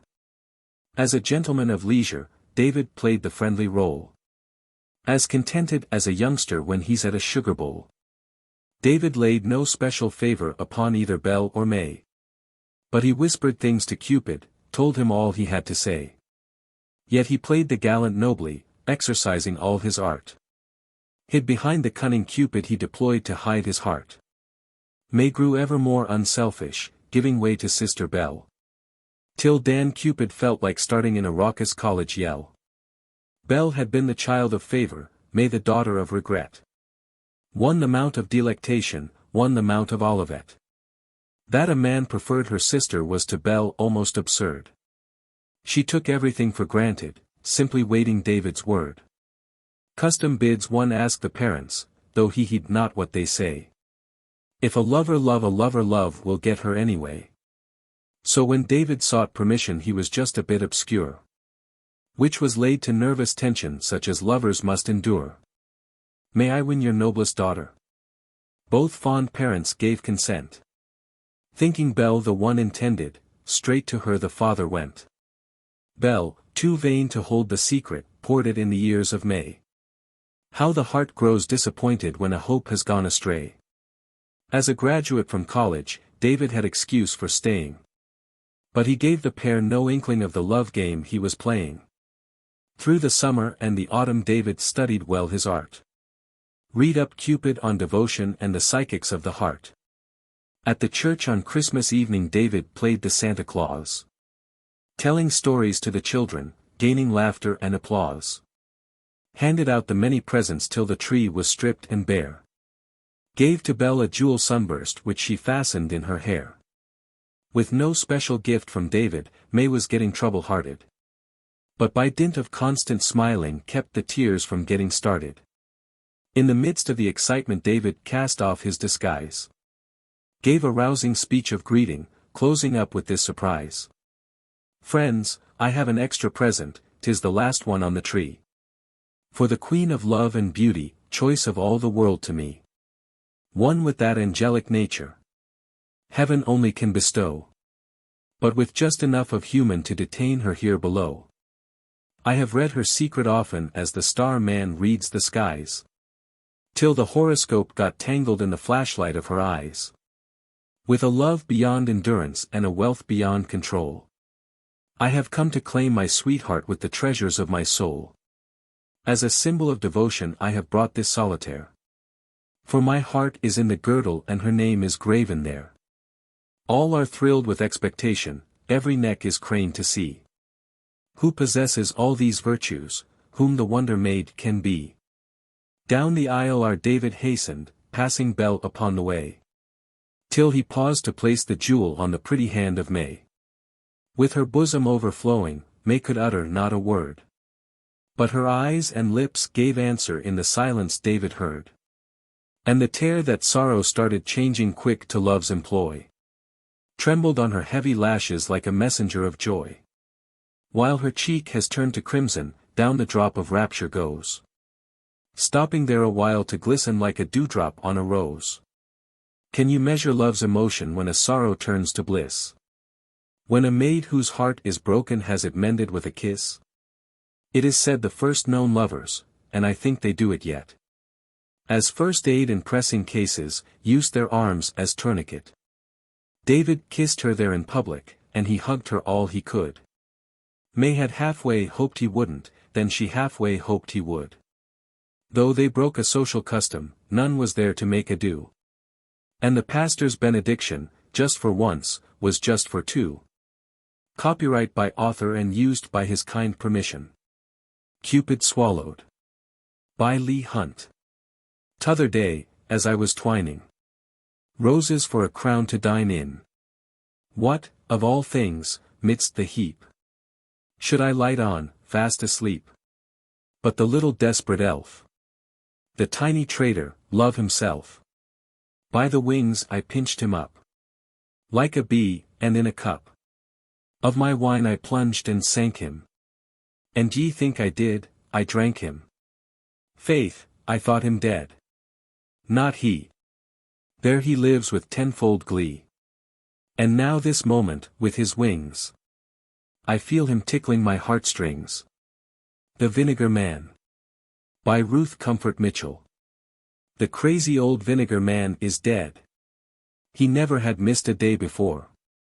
Somebody went to his tumble-down shed, by the haunted house, and forced the door. There in the litter of his pungent pans, the murky mess of his mixing place. Deep, sticky spiders and empty cans, with the same old frown on his sour old face. Vinegar, vinegar, vinegar man. Face us and chase us and catch if you can. Pepper for a tongue. Pickle for a nose. Stick a pin in him and vinegar flows. Glare at us, swear at us, catch if you can. Ketchup and chow chow and vinegar man. Nothing but recipes and worthless junk, greasy old records of paid and due. But, down in the depths of a battered old trunk, a queer, quaint valentine torn in two. Red hearts and arrows, and silver lace, and a prim, dim, ladylike script that said, "Oh, vinegar man, with the sour old face. With dearest love, from Ellen to Ned. Steal us and peel us and drown us in brine. He pickles his heart in, a valentine. Vinegar for blood. Pepper for tongue. Stick a pin in him and, once he was young. Glare at us, swear at us, catch if you can. With dearest love, to the vinegar man." Dingy little books of profit and loss, died about Saturday, so they say. And a queer, quaint valentine, torn across, torn, but it never was thrown away. With dearest love from Ellen to Ned, old pepper tongue. Pickles his heart in brine.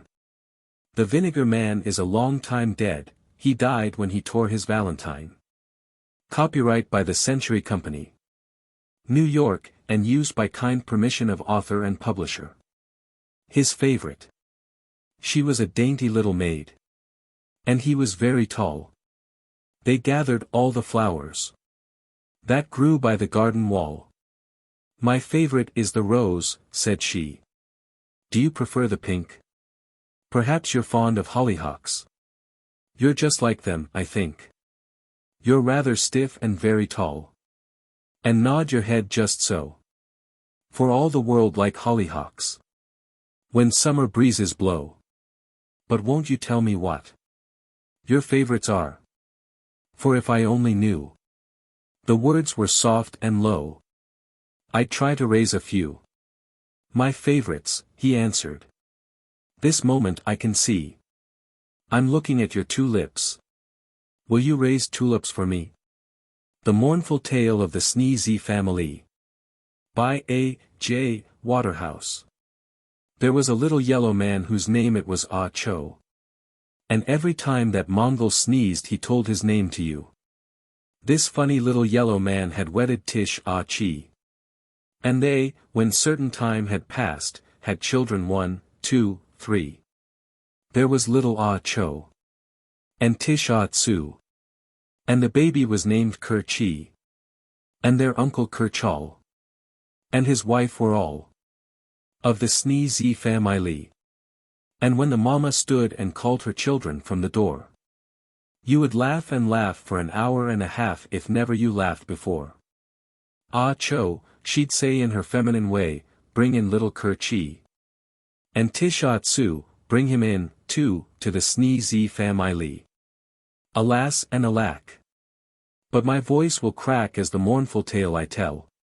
To that sweet little band in the Mongol land a terrible fate befell. On a summer day in a sportive way they called one another all. And over the names they bore they would call and call and call. They called Ah Cho. And Tish Ah Tsu.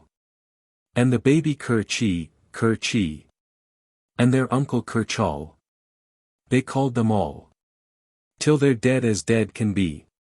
Ah Cho was tough, and was used to snuff, so he lived at his fate to scoff. But the rest are dead, as I've heretofore said, for their heads they were all sneezed off. And this is the tale I have tried to wail of Ah Cho and his little Ker Chi. And Tish Ah Tsu and Ah Chi, too, of the Sneezy family. From Lays for Little Chaps. To a Usurper. By Eugene Field. Aha! A traitor in the camp. A rebel strangely bold. A lisping, laughing, toddling scamp.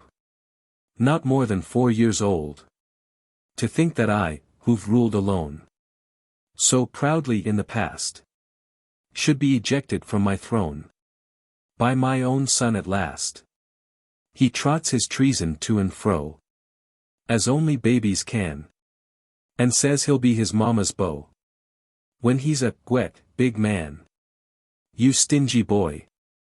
You've always had a share in mama's heart. Would you begrudge your poor old dad the tiniest little part? That mama, I regret to see, inclines to take your part. As if a dual monarchy should rule her gentle heart.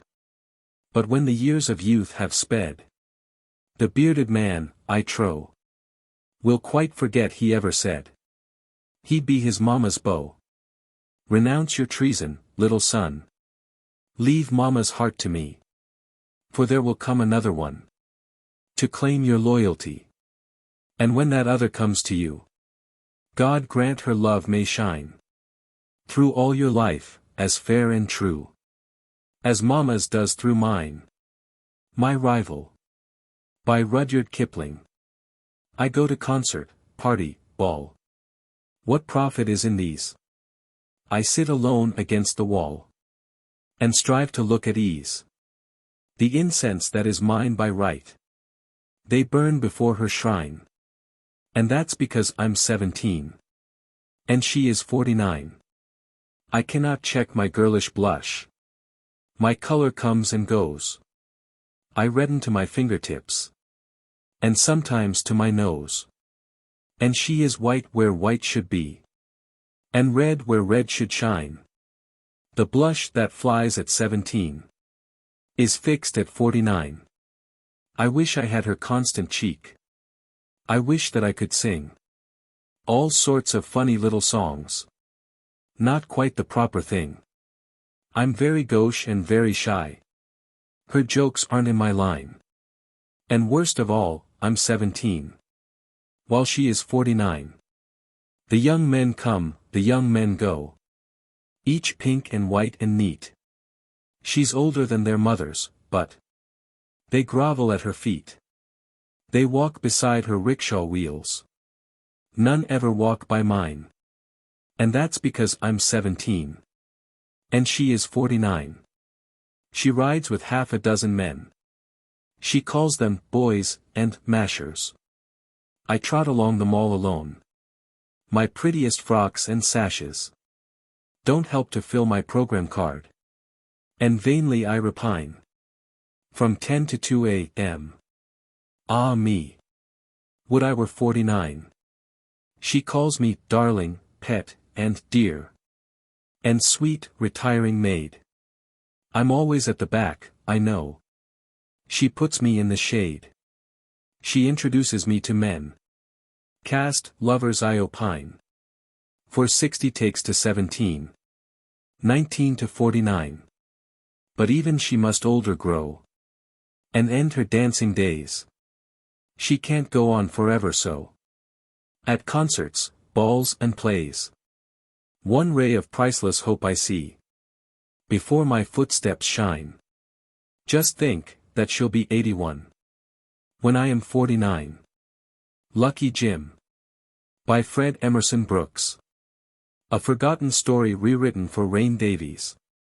Two jolly, boyish chums were we. For I loved Jim and Jim loved me. We played together, went to school. And learned the self-same golden rule. Jim kissed the girls and so did I. But Jim got married on the sly. The sweetest girl I ever knew. Her cheeks like roses wet with dew. I kept my secret through the years. And tried to drown my love in tears.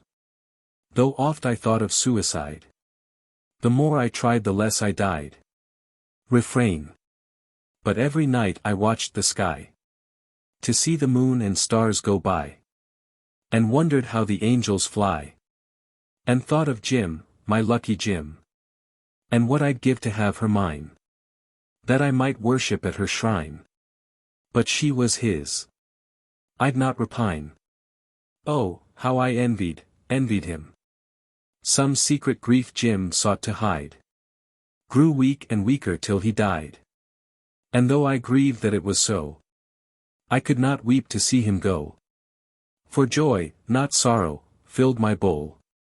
'Twas mine the widow to console. Though Jim was dead, I was alive. To bring sweet honey to the hive. I married her, and in my glee Was happy as a honey bee. I called her, kitten, in 9 days. My eyes were open to her ways. Refrain. Now every night I watch the sky, to see the moon and stars go by, and wonder how the angels fly, and think of Jim, my lucky Jim. Deep lines of sorrow mar my face, as time goes on with lagging pace. Oh, how I long to take his place. Oh, how I envy him. Copyright by Forbes and Company, Chicago, and used by kind permission of author and publisher. The Whistling Boy. By Fred Emerson Brooks. What music like the whistle of a well-contented boy? That rhythmic exhalation of an ever-present joy? Though the fragmentary cadence of a plain, untutored art. 'Tis the melody of childhood, 'tis a psalm from out the heart. You will never find a criminal behind an honest smile. And the boy ne'er grows a villain who keeps whistling all the while. Though he whistle out of tune, what cares he for fickle fortune, what the fashion may bestow? In his little barefoot kingdom royalty in rags may go, with an apple in his pocket and another in his mouth. Cares not how the wind is blowing, whether north or whether south. For he has no crops growing, has no ships upon the sea. And he keeps right on whistling, whatever the tune may be. For he whistles out of tune. 'Tis the early smile of summer creeping o'er the face of June. Even though this crude musician many times is off the tune, till it bears the same resemblance to the melody that's meant. That his garments due to trousers little matter how they're rent. When he's very patriotic then his tune is sure to be. Although a bit rebellious, my country, 'tis of thee. Which he whistles out of tune. America. Such a vision of good nature in his cheery, smiling face. Better clothes would check his freedom, rob him of his rustic grace. So he feels a trifle awkward in his brand new Sunday clothes, while repeating to his teacher all the scripture that he knows. Out of Sunday school he rushes, takes his shoes off on the sly. Says, the angels all go barefoot in the sweeter by and by. Which he whistles out of tune. Sweet by and by. Sometimes whistling for his playmate. Sometimes whistling for his dog. On the quiet, in the schoolhouse, to perplex the pedagogue. Sometimes whistling up his courage, often whistling just because. In the South he whistles, Dixie, o'er and o'er, without a pause. Till he's out of breath completely, when it seems to be, perchance, but a knickerbocker whistle, since it comes in little pants. For he whistles out of tune. Dixie. Should he hail from old New England you may safely bet your life. He can whittle out a whistle with his broken-bladed knife. He will play his cornstalk fiddle, and his dog will never fail to show appreciation, beating tempo with his tail. Then he whistles, Yankee Doodle, like the tunes you often hear on the old farmhouse piano when the sister plays by ear. For he whistles out of tune. Yankee Doodle. There is many a weeping mother longing, morning, night, and noon, for her boy to come back whistling just the fragment of a tune. But he's yonder entertaining all the angels unaware, with a melody so human they're bound to keep him there. For all that heavenly music nothing sounds to them so sweet as that cheery, boyish whistle and the patter of his feet. For he whistles all in tune. Nearer, my God, to thee. Copyright by Forbes and Company. Chicago, and used by kind permission of author and publisher. The Little Peach. By Eugene Field. A little peach in the orchard grew. A little peach of emerald hue. Warmed by the sun and wet by the dew. It grew. One day, passing that orchard through, that little peach dawned on the view of Johnny Jones and his sister Sue. Them two. Up at that peach a club they threw. Down from the stem on which it grew fell that peach of emerald hue. Mon Dieu. John took a bite and Sue a chew. And then the trouble began to brew. Trouble the doctor couldn't subdue. too true. Under the turf where the daisies grew, they planted John and his sister Sue. And their little souls to the angels flew. Boo-hoo! What of that peach of the emerald hue, warmed by the sun and wet by the dew? Ah, well, its mission on earth is through. Adieu. Little Billee. By W. M. Thackeray. There were 3 sailors of Bristol City, who took a boat and went to sea. But first with beef and captain's biscuits, and pickled pork they loaded she. There was Gorging Jack and Guzzling Jimmy, and the youngest he was Little Bill Lee. Now when they got as far as the equator, they'd nothing left but one split pea. Says Gorging Jack to Guzzling Jimmy, I am extremely hungry. To Gorging Jack says Guzzling Jimmy, we've nothing left, us must eat we. Says Gorging Jack to Guzzling Jimmy, with one another we shouldn't agree. There's Little Bill, he's young and tender. We're old and tough, so let's eat he. Oh, Billy, we're going to kill and eat you. So undo the button of your chemmy. When Bill received this information, he used his pocket handkerchief. First let me say my catechism, which my poor mammy taught me. Make haste, says Guzzling Jimmy, while Jack pulled off his Snickers neigh. So Billy went up to the maintop gallant mast, and down he fell, on his bended knee. He scarce had come to the 12th commandment, when up he jumps. There's land I see, Jerusalem and Madagascar, and North and South America. There's the British flag riding at anchor, with Admiral Napier, K.C.B. So when they got aboard of the Admiral's, he hanged Fat Jack and flogged Jimmy.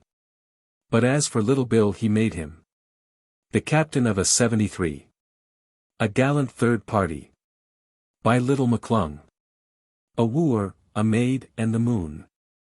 And a starry night, you'll allow. Let's say in August or June, though it hardly matters just now. The man in the moon peered down, with a jealous eye on the pair. And his face was dark with a frown, for the girl was bewitchingly fair. Just one, begged the lover. Please, dear. Don't you see I love only you? And nobody's looking, don't fear. And you know that I'll ever be true. But the maid saw the man in the moon, and she hardly knew how to reply. Maybe she might pretty soon. Yet maybe she oughtn't to try. But the chap in the sky was a brick, and he saw that he shouldn't be seen. So he gathered a cloud, black and thick, and set it up quick as a screen. A tragic story. There lived a sage in days of yore, and he a handsome pigtail wore, but wondered much and sorrowed more, because it hung behind him.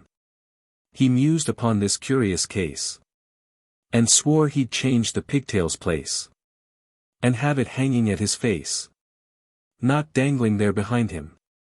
Says he, the mystery I've found, I'll turn me round. He turned him round, but still it hung behind him. Then round, and out and in.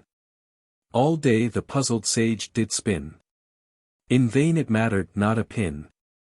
The pigtail hung behind him, and right, and left, and round about, and up, and down, and in and out. He turned, but still the pigtail stout hung steadily behind him. And though his efforts never slack, and though he twist, and twirl, and tack, alas! Still faithful to his back, the pigtail hangs behind him. The poor little birdies. By A. J. Waterhouse. The poor little birdies that sleep in the trees, going rockabye, rockabye, lulled by the breeze. The poor little birdies, they make me feel bad. Oh, terribly, dreadfully, dismally sad. For, think of it, little one, ponder and weep. The birdies must stand when they sleep, and their poor little legs I am sure it is so. They ache, and they ache. For they're weary, you know. And that is the reason that far in the night you may hear them say, dear R. If you listen just right. For the poor little birdies must sleep on the bough. And they want to lie down, but they do not know how. Just think of it, darling, suppose you must stand on those little brown legs, all so prettily planned. Suppose you must stand when you wanted to sleep. I am sure you would call for your mamma and weep. And your poor little legs, they would cramp, I have guessed. And your poor little knees, they would call for a rest. And you'd cry, I am sure. For so weary you'd be. And you'd want to lie down. But you couldn't, you see. And that is the reason why we should feel bad. For the poor little birdies, who ought to be glad. For they want to lie down as they sleep on the bough. They want to lie down, but they don't know how. Copyright by Har Wagner Company, San Francisco, and used by kind permission. The Funeral at Paradise Bar. By Paul Shoup. About 4 o'clock in the morning, Uncle Hank Witherspoon would climb up on the box while the sun was tossing a few experimental shafts of light across the canyon, and, watching with pride and satisfaction the leaders dancing little dust clouds out of the stage road, would remark to bystanders who turned up their coat collars and talked politics to keep warm, some men are born hostlers. You see it by the way they lifts a hosse's foot, some sabes how to ride, and most ginrlly they overruns their boots and their spurs is bright. And then there be others that are fine at hoofin, it and lamastin, a pack train with a rawhide and 100 choice selections from 2 languages, but as for me, my special speciality is just plain drivin' of a stage with 4 hosses. Just that and nothin' more. With that Uncle Hank would loosen his whip, the leaders would rear like chargers on a monument, the wheel horses would gather their feet under them, and down the road, pitching, swaying, leaving behind them a wall of dust, would go the famous Mokelumne stage, while half the population of Paradise Bar, they were early risers in the camp, would stand with hands in pockets, staring after in silent admiration. Uncle Hank was wiry and grizzled and storm-beaten, his pointed beard stood out at a strong angle to his determined nose, his eyes were of a mild and pleasant blue, but the fire in them awaited only the flint. His laugh was merry, but he had a voice that would make the most obstreperous horse remember that he was but as the dust of the earth before this master. Uncle Hank was at the helm of the transportation system of Paradise Bar. He and his stage the connecting link between camp and civilization, the latter represented by the county seat, Meadow Lark. Uncle Hank, recognizing his importance in both communities, and especially in Paradise Bar, was as gracious as an only hope, he was never forlorn. He was an absolute dictator, it was true. He even decided the locations of the passengers on the stage, and settled disputes as to outside and inside. But he was autocratic wisely, and there was really no reason why he should have been called upon to divide his sovereignty. Yet, one sad day the Aladdin Bonanza Company built a lumber road down from Paradise Bar to Lone Pine. At Lone Pine the new road connected with the line of the Grey Eagle Stage Company, which, as Uncle Hank put it, flopped its way up from Meadow Lark. So, when the Grey Eagle extended its tri-weekly service from Lone Pine to Paradise Bar, trouble outcropped on Uncle Hank's trail at once. George William Pike, of the Upper Basin, was the driver to whom Uncle Hank referred as the dry goods clerk who handled the ribbons for the opposition corporation. George William surmised here and there and elsewhere, when he cornered an audience, that the new route was 2 miles the shorter, and the grade, calculating ups and downs, at least 5% better. The report reached Uncle Hank by airline, of course. He was silent a little while, and then with elaborate courtesy thanked his informant, adding that he was greatly obliged, not for the news itself, but because he had for a long time been trying to recollect the name of the chap who left Placerville after trying circumstances without advising his bondsman. It was indeed strange that a man caught stealing garments from a poor washerwoman's clothes line should be directing horses, remarkably odd, when it was evident that he was cut out for a Chinaman and not a stage driver. So saying, Uncle Hank awoke an echo unusually far off, making it jump startled from the hillside at the crack of his whip, and drove on. There was some difference of opinion in Paradise Bar concerning the merits of the two lines. So long as they ran on different days and at different hours, the question could not be satisfactorily settled, and the bright light kept open an hour later in the evening to permit a full discussion of the subject, thereby saving shutting up at all. The real trouble began when the Grey Eagle line, perceiving that Uncle Hank continued to carry the larger part of the business, borrowed his schedule and started to operate upon it with their new yellow coach with vermilion trimmings and 4 white horses, to say nothing of George William Pike with his curled mustache, red necktie and stand-up collar. He would have worn a silk hat too. The owners of the line were aristocrats, with ideas and winter residences in London, but Morosyn Jones, who squirmed his shoulders and clasped his hands like an awkward maid of 15 when he talked, begged him to desist. He, Morosyn, had such an unconquerable inclination to perforate high hats with his 44 wherever they might be. George William wisely desisted. Uncle Hank's stage had nothing but a faint recollection of paint, and was written over with history recorded by bullet holes. The harness was apt to be patched, and Nebuchadnezzar, the off-leader, was wall-eyed, and his partner, Moloch, sway-backed and short-maned. Of the wheel horses, one was a grey with hoofs that needed constant paring. The other had the appearance of a whitewashed house at which mud had been flung with startling effect. Of the two, Rome and Athens, no god could have decided which was entitled to the palm of ugliness. But Uncle Hank, who loved them all with the love a man may have for a homely dog, declared that the wheel horses were beauty spots in nature alongside the leaders. It was a memorable morning on which the two stages left Paradise Bar together. The yellow stage, with its nickel-plated harness and white horses and tan-gloved driver, started 3 minutes first, and then, as if gathering up his horses and the stage and the reins all together, Uncle Hank went down the line. It was a lively experience for the passengers. Bends they went around on 2 wheels, creeks they took at a leap, boulders and ruts only they avoided, and that because a scientist was using his science. The grade of the other line must have been at that time very good, for Uncle Hank had been only 4 minutes hitched in front of the Elysium Hotel when the other stage drew up. It was true that he picked his teeth as if he had been in to lunch, and casually inquired of a passenger, so that George William might hear, if they had stopped for dinner on the road, or did they expect to get it at the hotel.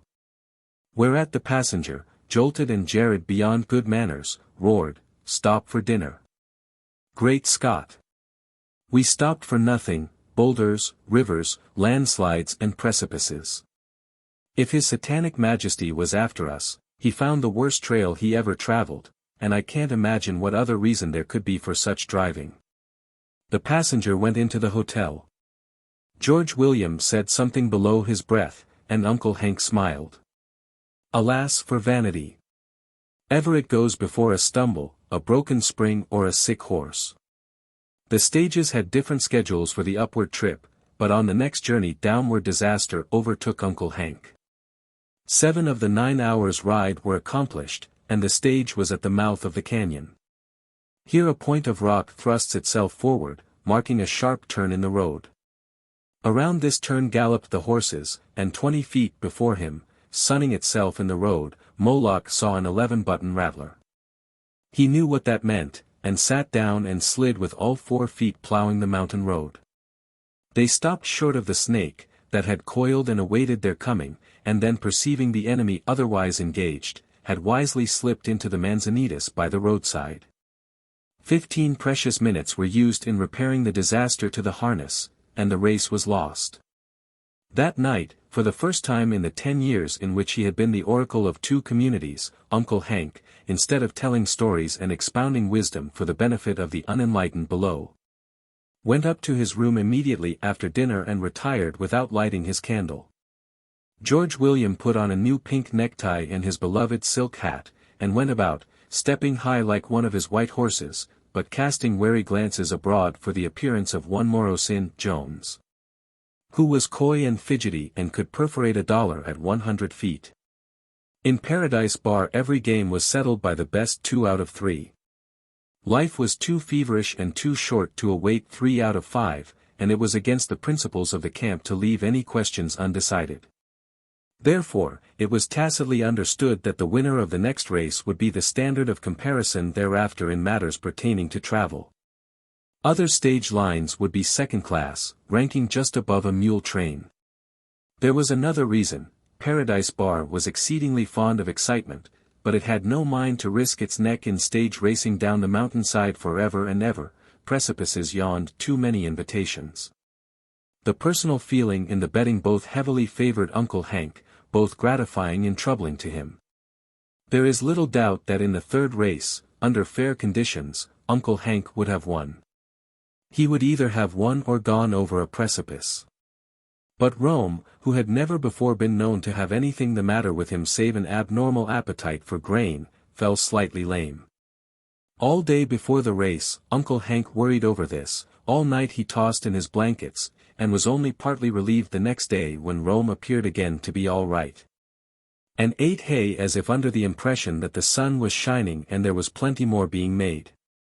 The last 2 days had greatly changed Uncle Hank. He carried his head so that his beard touched his breast, his hat was slouched low over his eyes, he kept his hands in his pockets and spoke in monosyllables. He ate little and had a faraway look in his blue eyes. He saw his fame departing, his reputation collapsing, all that a man may build in this life, whether he creates empires or digs post-holes, crumbling, the reputation of being on to his job. The next morning, with the fear of that lameness in his heart, Uncle Hank hitched up and drove down the main street. He saw the yellow stage also ready. There was no evidence of lameness in Rome as he drove up to the door of the express office, nor when the stage stopped at the Record Nugget for the hotel passengers. Uncle Hank's despondent face became more cheerful. He looked older and grayer and even bent a little that morning, but he climbed up on the box with his old-time energy. His courage and spirit were never to be doubted, only that lameness in Rome worried him. He gathered up the lines and loosened his whip, but the 4 did not go with their accustomed dashing display. Instead there was confusion and hesitation. In 15 yards the slight lameness of the right wheel horse was apparent, and Uncle Hank drew up. He dropped the lines, and for a moment his face was in his hands. The other stage had gone. Nothing could ever convince the public satisfactorily, he thought, that after starting he had not given up the race through fear. The limp was scarcely apparent. He perhaps would not have noticed it for some miles had it not been for his haunting dread and the false start. Yet he knew what it would mean before the level was reached, a steep downgrade, and he would have to go walking into Meadow Lark, a loser by an hour. Uncle Hank, a broken old man, climbed down from the stage. "Take George," he said to the hostler. "There won't be no stage down today." He said no more, but passed amid a dead silence along the road through the population of Paradise Bar, which had turned out to see the beginning of the deciding race. Some guessed at the reason, and to all it became apparent when the horses were taken back to the stable and carefully examined. That day Uncle Hank did not appear, nor the next. So Bob Allen went up to his cabin in the evening and, receiving no response to his knocking, kicked open the door and went in. Uncle Hank lay in his bunk, his face to the wall. To Bob's expressions of sympathy and encouraging remarks, he made no reply. They were to him as the expressions engraved on tombstones, and but added bitterness now. To his arguments, Uncle Hank vouchsafed single words in return, and never turned his face from the wall. From sympathy to argument, from argument he drifted into bulldozing. Alluded to Uncle Hank as a man afraid of things, among which he specified a large number in language that I will not reproduce. And when 3 connected words was the most he could get out of Uncle Hank even by this, Bob knew the case was desperate, and retired, defeated. The friends of Uncle Hank, the entire population of Paradise Bar, gravely discussed the situation. It was unanimously decided that the yellow stage should thereafter stop outside of the camp limits, and Morosyn Jones publicly announced, his shoulders working up and down most nervously, that George William would immediately cease from wearing stand-up collars and red neckties. He would come into camp with a slouch hat, a flannel shirt, and teamsters warranted to wear gloves, or it was quite likely he would never go out again. This statement met with the silent approval of the entire assemblage. And George William, hearing of it, puzzled and bewildered, wisely refrained from coming into the camp limits at all, but remained by the stage. He explained in Meadow Lark that Paradise Bar had gone crazy. And a cheerful miner from that camp acquiesced, but added that some of the lunatics were not yet corralled, but still straying about. And said it looking so significantly at George William that the latter went home and hunted up a flannel shirt at once. The next morning a committee waited on Uncle Hank, prepared with arguments that would show him the error of broken-heartedness, the easiest thing in the world to cure if its victims would but live to tell us of it. Uncle Hank still lay with his face to the wall, and in a little while the news was abroad in the camp that Uncle Hank, still with his face to the wall, had resolutely died. It was a grey day in Paradise Bar, the melodeon in the red light was hushed. Friends nodded instead of speaking as they passed by, the camp began to realize what it had lost. It was determined, as a last mark of the camp's esteem for Uncle Hank, to make the journey to the place of the final tie-up simple but impressive. No formal meeting was held, the boys just gathered together and acted on a common idea. The whole camp would be in the procession, and they would go down to Meadow Lark over the old familiar road. Uncle Hank's stage, carrying the old stage driver, would be at the head, of course. Then there was an awkward pause. More than one felt that it would add to the dignity of the occasion to have two stages, but finally, when Major Wilkerson arose and suggested that the Grey Eagle stage, carrying leading citizens, be placed next, there was a murmur of dissent.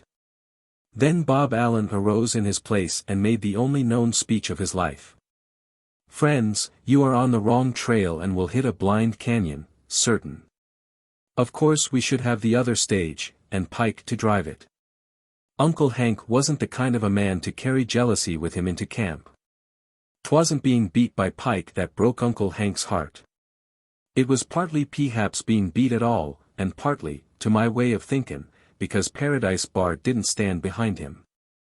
That was the main reason, gentlemen, he just died of pure lonesomeness. When this yaller vehicle comes into camp, does we say to it, 'You're pretty and you're new, and probably your springs is all right and maybe your road, but you might just as well pass on. Do you observe this old stage with its paint wore off and its bullet holes? Do you see that it's down a little on one side and some of the spokes is new and some are old? Do you know that these 4 old hosses have been hoopin' her up for Paradise Bar and for nothin' else these 10 years, and a sunshiny day and one chuck full of snow and sleet was all the same to them? Be you aware that this is our Uncle Hank, and that he has been workin' our lead for us these 15 years, and never lost a dollar or a pound of stuff or spilled a passenger, or asked one of the boys to hoof it because he hadn't no dinero? Those bullet holes, men behind masks made them, but Uncle Hank never tightened a ribbon for the whole caboodle. The paint's been knocked off that stage in our service, and it's ours. Therefore, though you be yaller and handsome, with constantly silver plate, we can't back you against our own flesh and blood. And that settles it. Did we talk that way, boys? No, we just stood off and gambled on the result as if Uncle Hank was a travelin' stranger, 'stead of the best friend we had. We stood off impartial like and invited the White Hoss outfit to get in and win if it could. And now, gentlemen, have we got the nerve to dynamite this opposition stage line, when the whole gang of us ought to be blown sky high? Uncle Hank wouldn't have had it so. He didn't cherish any ill feeling personally against anybody. Whatever he said was because they was talking away from him what he had worked all his life for. He wasn't jealous of George William, but of him as a stage driver, because we made him so. Boys, he loved us and was mighty proud of our regard, and we didn't show it in the time of trial. And he's gone over the great divide with tears in his eyes, and we are to blame. Who among any of us poor fools has a right to say that the other stage shouldn't follow? Bob sat down amid absolute silence, wiping his face vigorously. Major Wilkerson rose to his feet. "I renew my suggestion," said he, "that we have the Grey Eagle stage. I think you'll all agree that Bob's right." Morrison Jones rose from his stump, suffused with emotion. "In course he's right," he said, huskily, "but the stage owe you to be painted black." A murmur of assent greeted this speech. The day was beautiful.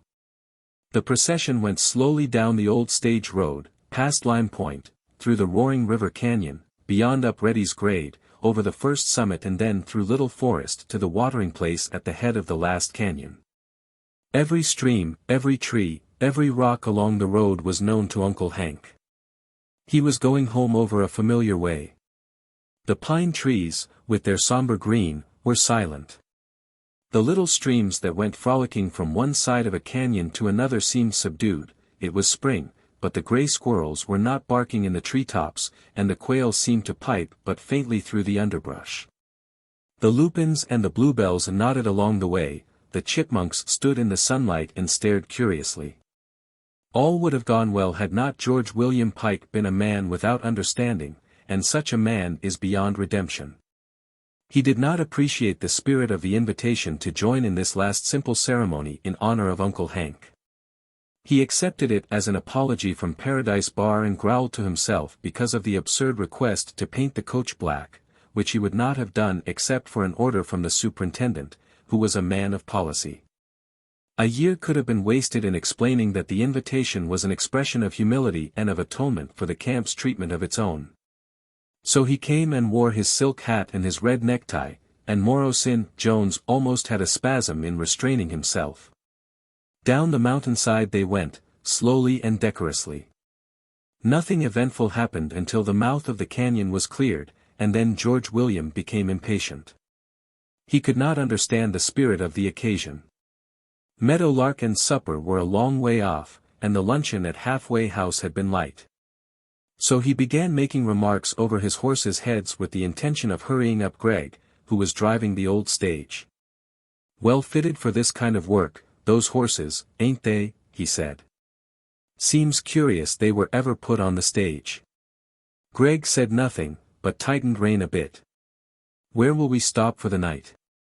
asked George William presently, flicking the off-leader's ear with his whip. Greg turned around angrily. "If you don't like the way this thing is bein' done, you can cut and go on in town alone.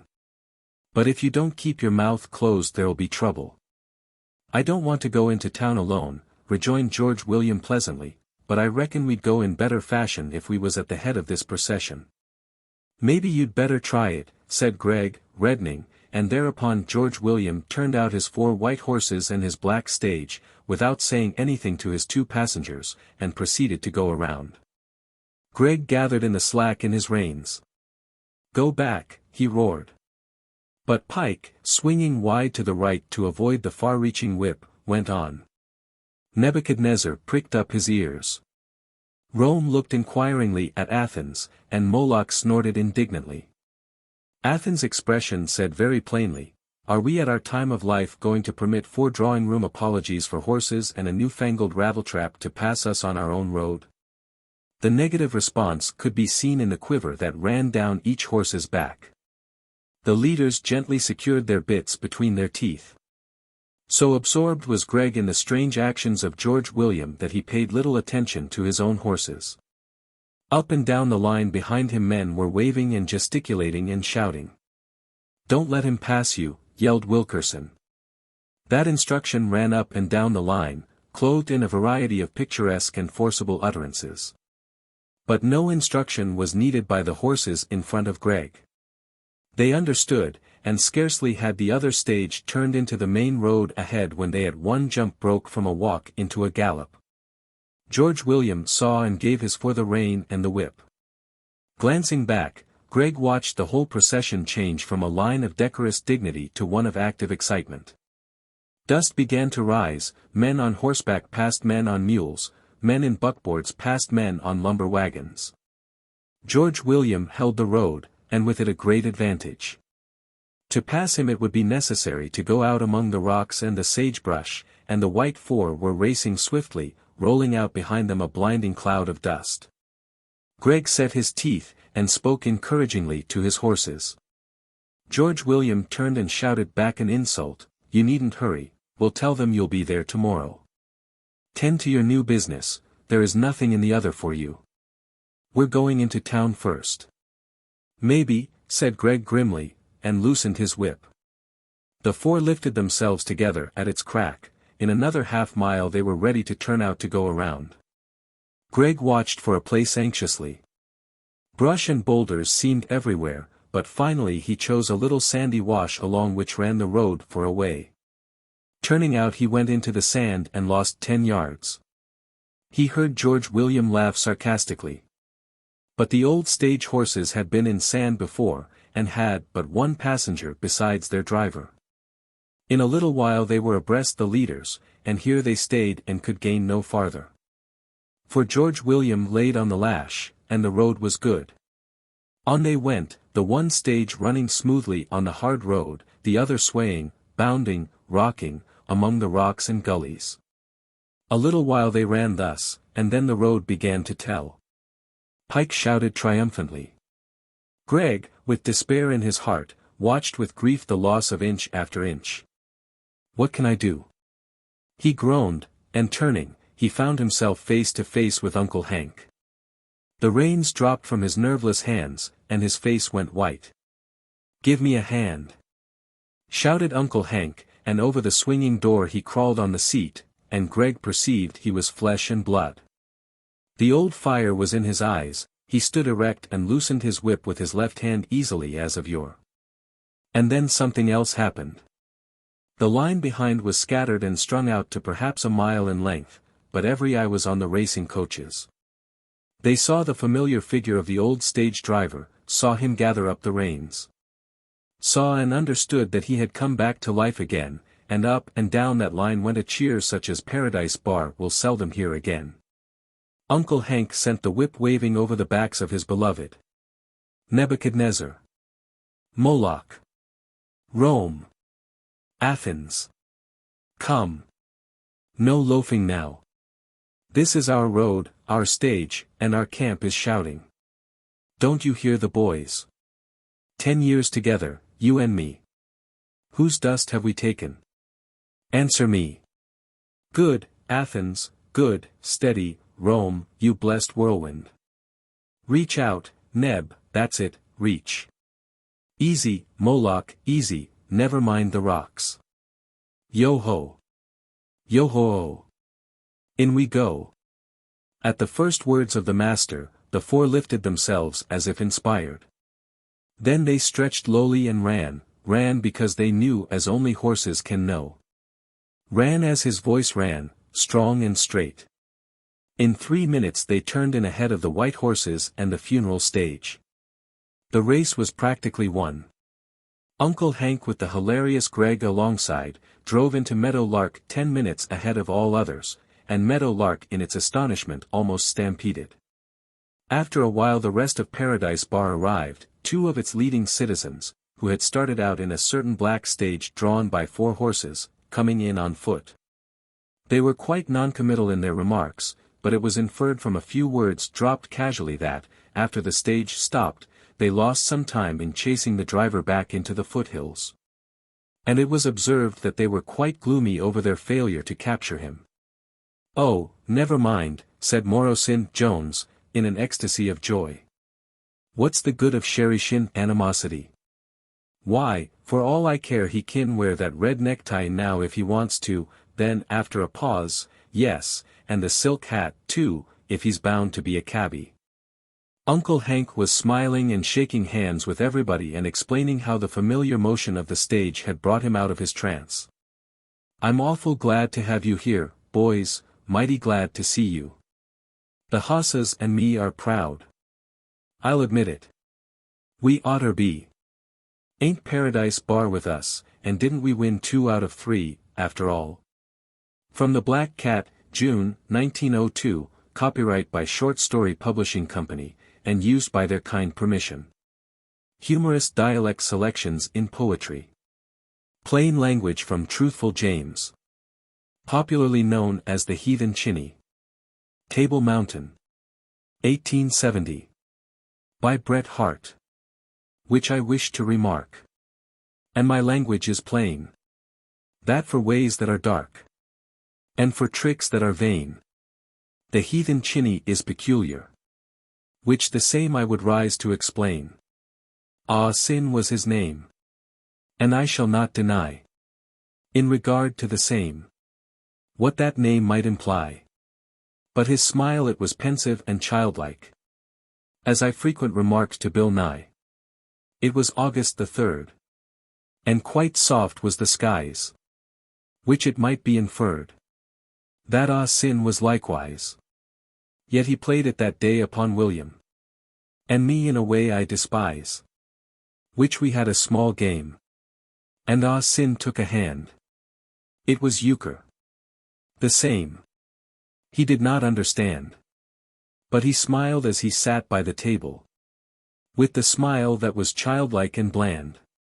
Yet the cards they were stocked in a way that I grieve, and my feelings were shocked at the state of Nye's sleeve, which was stuffed full of aces and bowers, and the same with intent to deceive.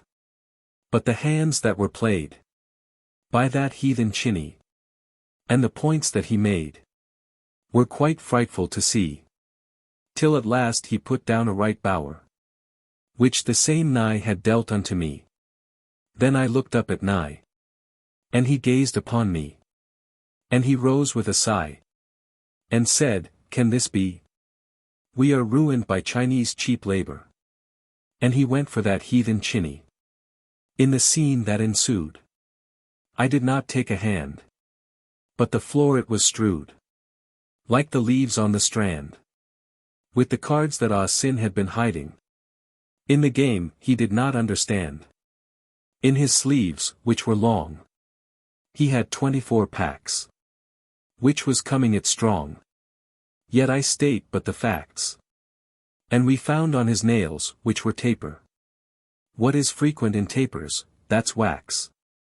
Which is why I remark, and my language is plain, that for ways that are dark, and for tricks that are vain, the heathen Chinny is peculiar, which the same I am free to maintain. Copyright by Houghton Mifflin and Company, Boston, and used by their kind permission. Parody on That Heathen Chinny. The following remarkable parody was written by the Reverend Father Wood, Professor of English Literature at St. Ignatius College, San Francisco. For the annual exercises of his class, a debate was to be held as to the respective abilities of the various authors and poets studied during the year. Each had his advocates and strenuous adherents. The final test adopted was that each adherent should write out Bret Harte's Heathen Chinny in the form his favorite author would have followed. These verses are after the style of Samuel Lover, the Irish poet. Did ye hear of the Hey Then Ah Sin? Magin. The boldest of bold Cheney men. Magin. Oh. He was the by. Who could play it on Nye, and strip him as AC as sin, to the skin. Oh. 'Twas he was the gossoon to win. It was euchre we'd play, me and Nye. Me by. And the stakes was uproariously high. Me by. Nye's sleeves they was stocked, and me feelin's was shocked. But never a whisper said I. You know why? For Bill is outrageously sly. The game to the Hey Then was new. A boo. He didn't quite know what to do. A boo. With the syards in his hand, he smiled childlike and bland, and asked us of questions a few. Whereas which we answered as bad as we knew. We tuck it the game was our own. A cone. We'd pick him as clean as a bone. A cone. But the hands that he played, and the P&Ts that he made me feel like a babby ungrown, I must own. And dull as I'd swallowed a stone. Nye would give him a 3 or a 4. Astor. But neither a better sired more. Astor. Yet he dropped down a king. Just the aces thing. And jokers and bowers galore. By the score. You may lay he'd been there before. He was happy as Hey Then could be. McCree. His manner surprisingly free. McCree. But William looked sour.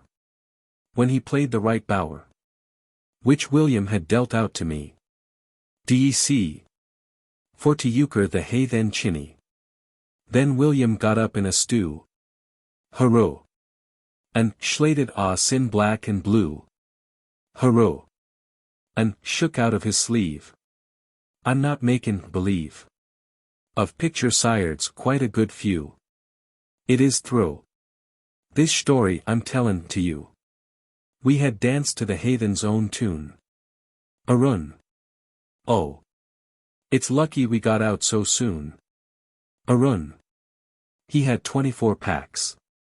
On his fingers was wax. And this in Tim Casey's saloon. The old coon. How he played us that warm afternoon. A run. Kentucky Philosophy. By Harrison Robertson. UYM, come, air, sue, dis instance. Woot dat you got under dat box. I do, want no foolin', you hear me? What you say? Ain't new HN but rocks. Peas ter me use oudisches Peetikler. Sposen, days UV a new kind. I'll da take a look at dem rocks. Hi-e. Do you think dat I's blind? I calls dat a plain watermillion, you scamp, and I knows why it growed. It come from de Jimerson con fiel, da on ter side er de road. You stole it, you rascal, you stole it. I watched you fum down in de lot. En time I gets th with you, nigger, you won't ebn be a grease spot. I'll fix you. Mirandy. Mirandy. Go cut me a hickry, make ase. En cut me de tufts en keens you see en fine anywa on de place. I'll larn you, Mr. Ym Joe Vetters, ter steal and ter lie, you young sinner. Disgracin' yo old Christian mammy, en makin' her leave cookin' dinner. Now ain't you ashamed o' yourself, sir? I is. I's shamed you's my son. En de holy accordion angel he's shamed o' what you has done. En he's tuck it down up yender in coal black, blood red letters. 1 watermillion stoled by Ym Josephus Vetters. En what you posen bur bascum, yo, teacher at Sunday school. Ud say ef he knowed how you's broke de good Lord's Joeln rule. Boy, was de raisin I give you. Is you bound, fa to be a black villain? I's prized dat a chili yo, mammy, ud steal any man's watermillion.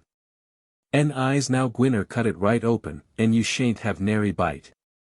Fa a boy who'll steal watermillions, en dat in de day's broad light. Ain't, Lottie. It's green. Mirandy. Mirandy why? Come on white dat switch. Well, stealin' a grn watermillion. Whoever year'd tell her to sitch.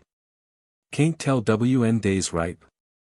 WY, you thump NWN day go pank day is green. But WN day go punk, now you mind me, days ripe, and that's to what I mean. And next time you hook watermillions, you heard me, you IGN ant, you hunk. Ef you don't want a lickin' all over, be showed dat day allers go punk. Harper's Magazine. Oh, I dunno. Anonymous. Lindy's hair's all curly tangles, and her eyes deep and gray. And they allus seems dreamin' and gazin' far away. When I say, Lindy, darlin', shall I stay, shall I go? And she looks at me smilin', and she oh, I dunno. Now, she knows I'm lovin' her for years and years and years. But she keeps me hesitatin' between my doubts and fears. And I'm gettin' pale and peaked, and et's Jess from frettin' so. Over Lindy with her Logan and her sayin', I dunno. T'other night we come from meetin', and I asks her fair a kiss. And I tells her she's so many that her few she'll never miss. And she looks up kinder shy like, and she whispers sorter low. Jim, I'd ruther that you wouldn't, but, well, oh, I dunno. Then I now see here, Lindy, I'm wantin' your ter state. If you thinks you'll ever love me, and if I had better wait. Fair I'm tired of this Fulian, and I wants to be your beau.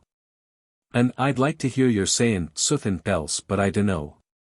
Then I puts my arm around her and I holds her close and tight. And the stars away up yender seems er winkin' etth sight.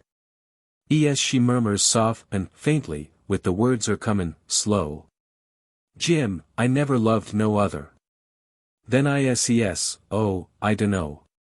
Rory O'More. By Samuel Lover. Young Rory O'More courted Kathleen Bown. He was bold as a hawk, she as soft as the dawn. He wished in his heart pretty Kathleen to please. And he thought the best way to do that was to tease.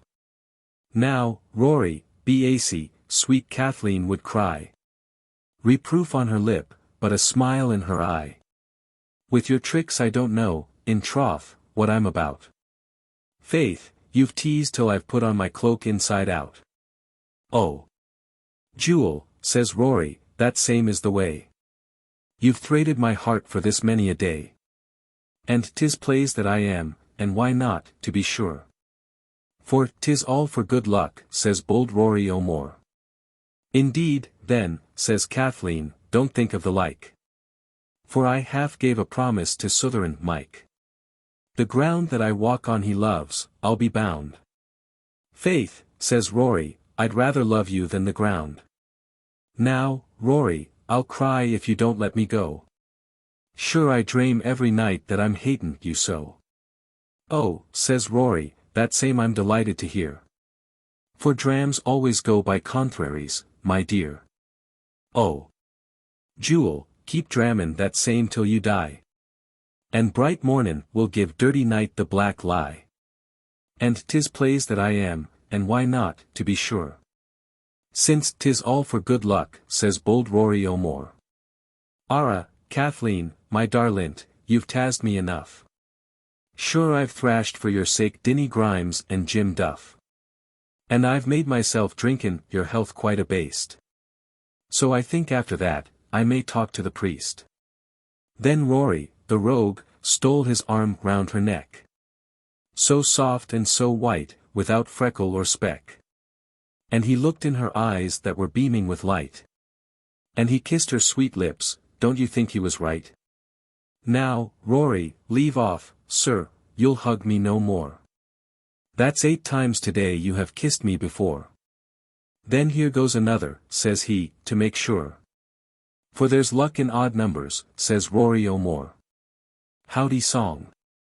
By Joel Chandler Harris. It's howdy, honey, when you laugh. And howdy when you cry. And all day long it's howdy. I never shall say goodbye. I'm monstus pert myself, Sue. And hopin' the same fare you. And when I catch my breath, Sue, I'll ax you howdy do. It's howdy, honey, when you sleep. It's howdy, when you cry. Keep up the howdyin'. Don't never say goodbye. I'm middlin' well myself, Sue. Which the same I hope fare you. If you'll let me catch my breath, Sue, I'll ax you howdy do. I am Pitchem. Anonymous. When I was a laddie lang syne at the shule, the maester I see'd me a dunce and a fuel.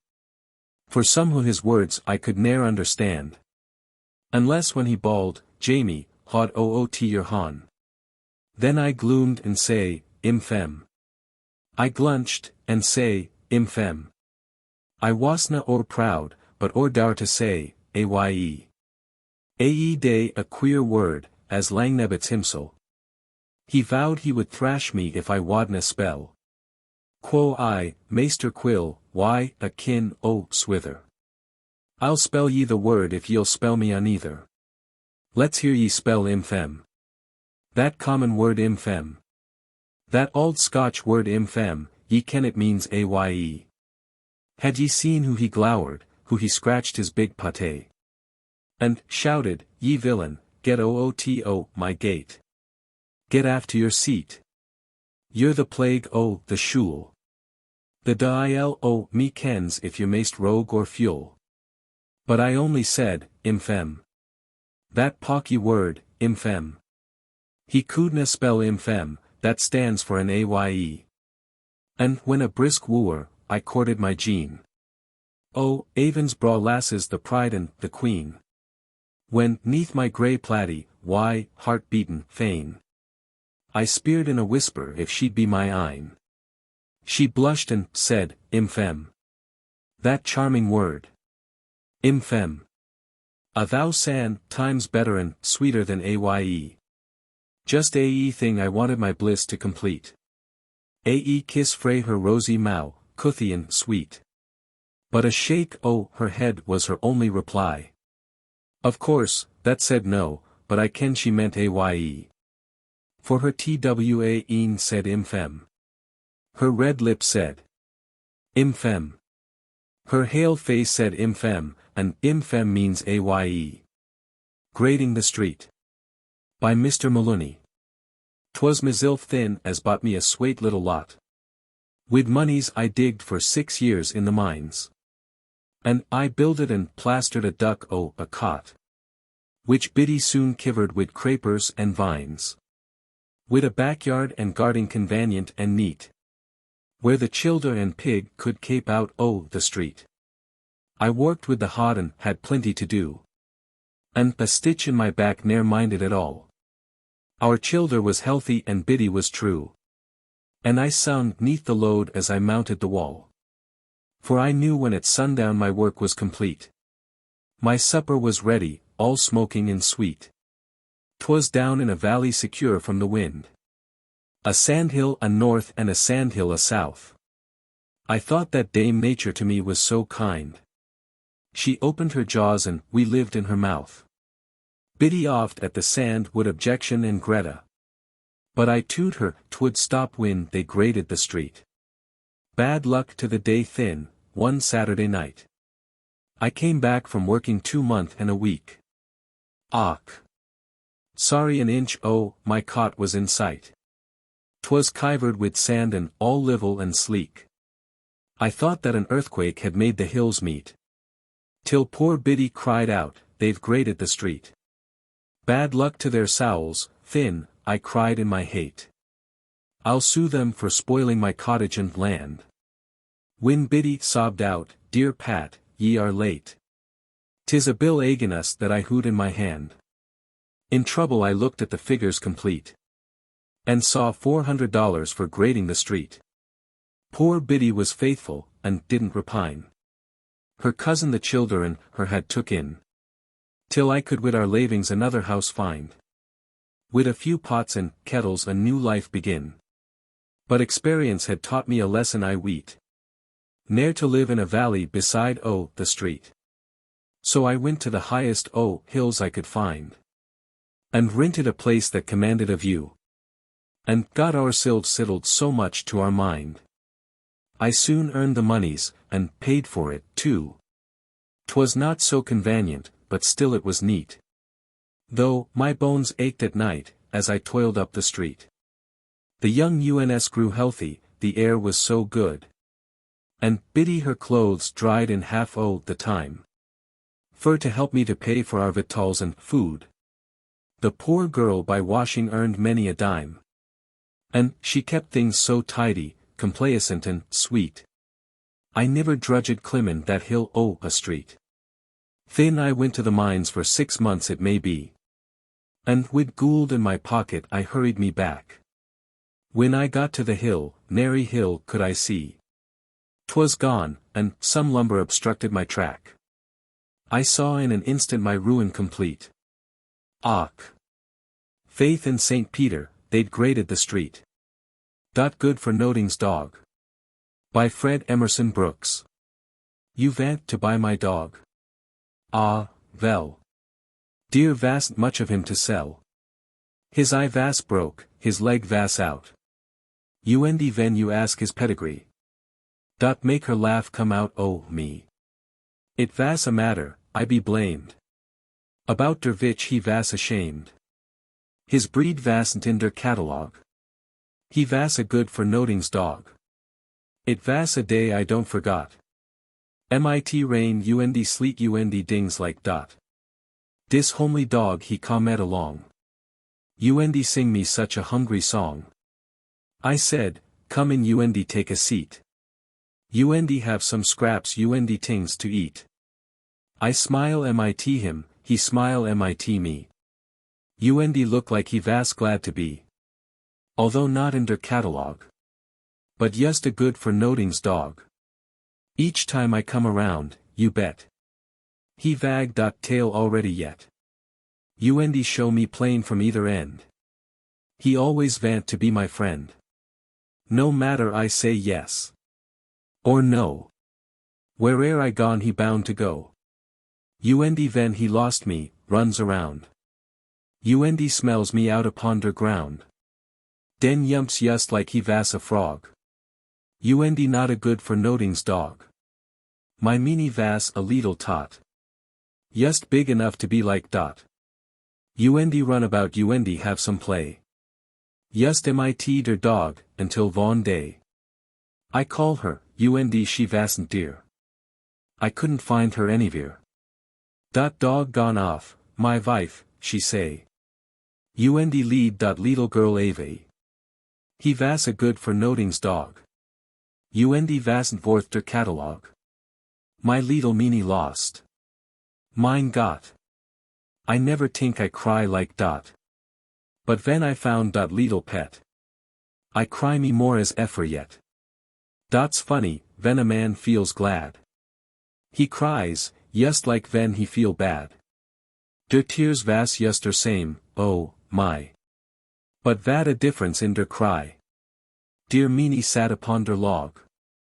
Und pet dot good for notings dog. Und when my senses all got clear. I ask me, vot's der matter here? Und looking vir my meanie said. Dear lay a great big wildcat dead. Dot dog he killed him, said my wife. Und saved dot little meanie's life. I never saw her eyes more vet. Und while I hugged dot little pet. She hugged dot good for notings dog. Vot vasn't worth der catalog. You vant to buy dot dog. Ah, well. Nobody's here who vants to sell. My wife she say, you couldn't buy. Von look of kindness ood his eye. Und as for me, dear's not for sale. Not in der wagon of his tail. Und meanie told you plenty quick. In all this world you got your pick. Of dos vots in der catalog. But not dot good for notings dog. Copyright by Forbes and Company, Chicago, and used by kind permission of author and publisher. She liked him raw wheel. Anonymous. The spring had brought out the green leaf on the trees. And the flowers were unfolding their sweets to the bees. When Jock says to Jenny, come, Jenny, agree. And say the bit word that ye'll marry me. She held doon her hide like a lily sa meek. And the blush oh the rose fled awa frae her cheek. But she said, gang awa, man, your hide's in a creel. She didna let on that she liked him raw wheel. Oh, she liked him raw wheel. Aye, she liked him raw wheel. But she didna let on that she liked him raw wheel. Then Jock says, oh, Jenny, for a 12-month and mair. Ye hae kept me just hangin' twixt hope and despair. But oh, Jenny, last night something whispered to me. That I'd better lie doon at the dike side and te keep Jock in life, she gave in to be tied. And soon they were booked, and 3 times they were cried. Love danced in Jock's heart, and hope joined the reel. He was sure that his Jenny did like him raw wheel. Oh, she liked him raw wheel. Aye, she liked him raw wheel. But she never let on that she liked him raw wheel. When the wedding day cam, te the manse they did stap. And there they got welcome frae Mr. Dunlap. Wha chained them to love's matrimonial stake. Syne they took a dram and a mouthfew o' cake. Then the minister said, Jock, be kind to your Jenny. Nae langer she's tied to the string o' her minnie. No Jenny, will ye I be cuthie and leal? And she vowed that she would, for she liked him raw weel. Aye, she liked him raw weel. Oh, she liked him raw weel. At last she owned up that she liked him raw weel. Anonymous. My ma, she's upstairs in bed. And it's there with her. It's all bundled up and read. Can't nobody stir. Can't nobody say a word. Since it came to us. Only thing 'at I have heard. Septin all its fuss. Is that there nurse she shakes her head. When I come upstairs. She says, that's all she said. To me anywheres. Doctor, he's man, at brung. It to us to stay. He makes me put out my tongue. Nen says, at way. Just I goed in to see my ma. Nen clum on the bed. Was she glad to see me? Shaw. That's what she said. Nen it blinked and tried to see. Nen I runned away. Out to my old apple tree. Where no one could say. Nen I laid down on the ground. And say, at I just wish. I was big. And, there's a sound. At old tree says, Nen I cry. Till my paw he hears. And, come ed there and, wiped my eye. And, mop the tears. Nen says, I'm goin' to tell my ma at she. Don't suit me one bit. Why do they all say, to me? And not say, to it? A few words from Wilhelm. By Wallace Irwin. Man Vance put Liedel hier below. Und Vance dot Liedel Dutch. Der Wishes which I wish, I know. Are nicht so very much. Just Europe, Asia, Africa. Der Western Hemisphere. Und a coaling station in Japan. Will pe all this year. Highly, high-low, der winds day plow. Just like, die walked am Rhine. Und vat ISS Maine belongs to me. Und vat ISS yours ISS Maine. Ja also, when I float around. Mighten Maine Royal Yacht. I see so much vat ISS Nick Dutch. ACH, du lieber Gott. It give me such a strange distress. I gon not understand. How volks gon live in happiness. Mit out no Vaderland. Highly, high-low, der winds day plow. As I sail around a pout. To give der nations good advice. Und sausages und kraut. Each hour I change main uniform.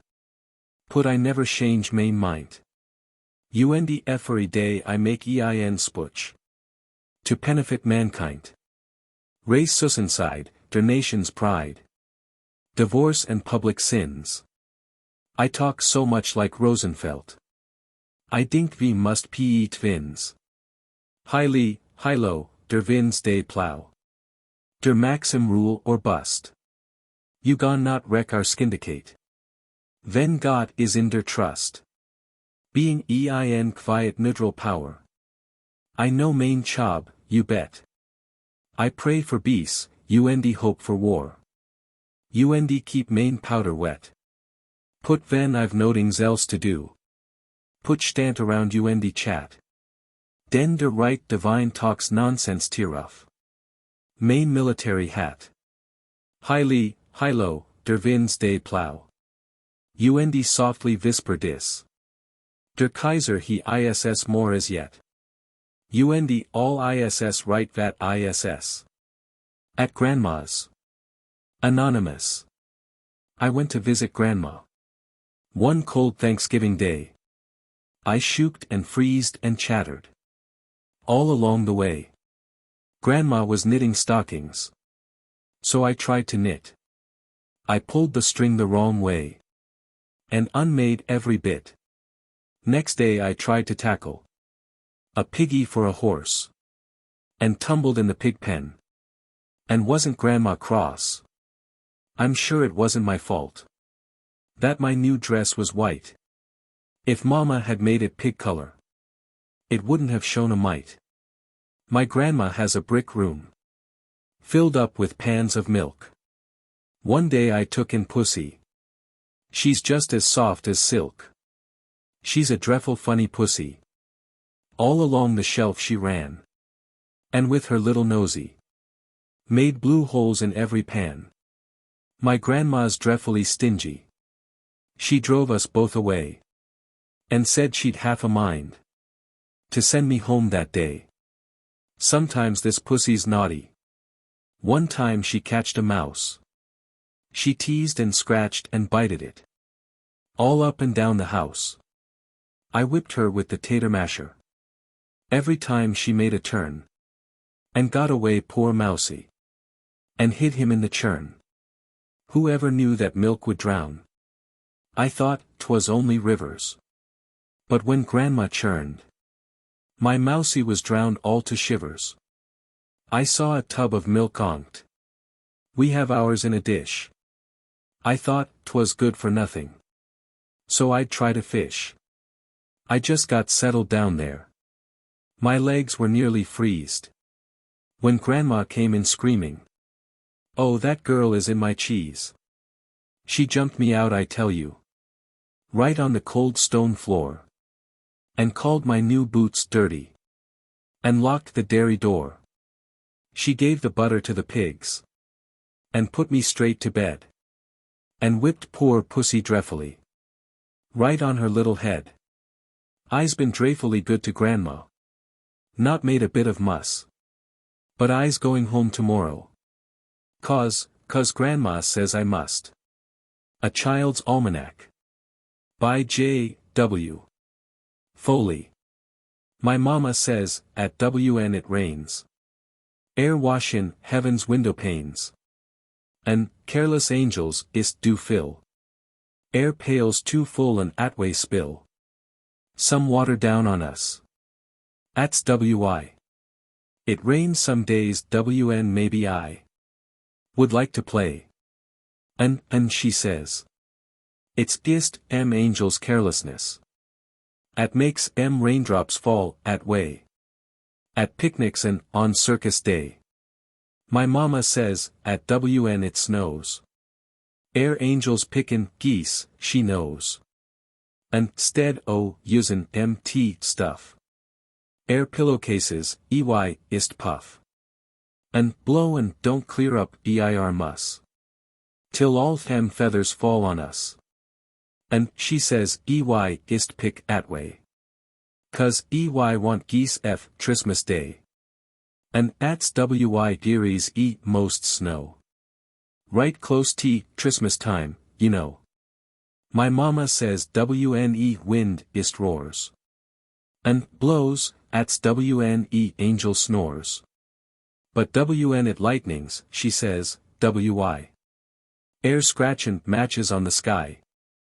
And WN it rumbles, bove our heads. Removin' furniture and beds. Up air.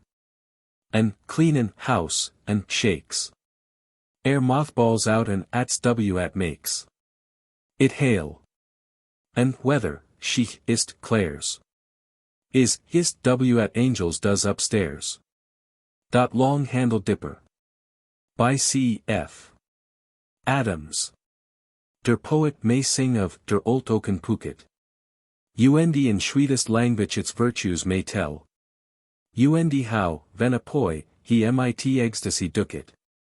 Wenn dripping mit coolness it rose from der well. I don't take some stock in that manner of drinking. It vast too much like hosses and cattle, I dink. Der vast more satisfaction in my way of drinking. Mit long-handled dipper that hangs py der sink.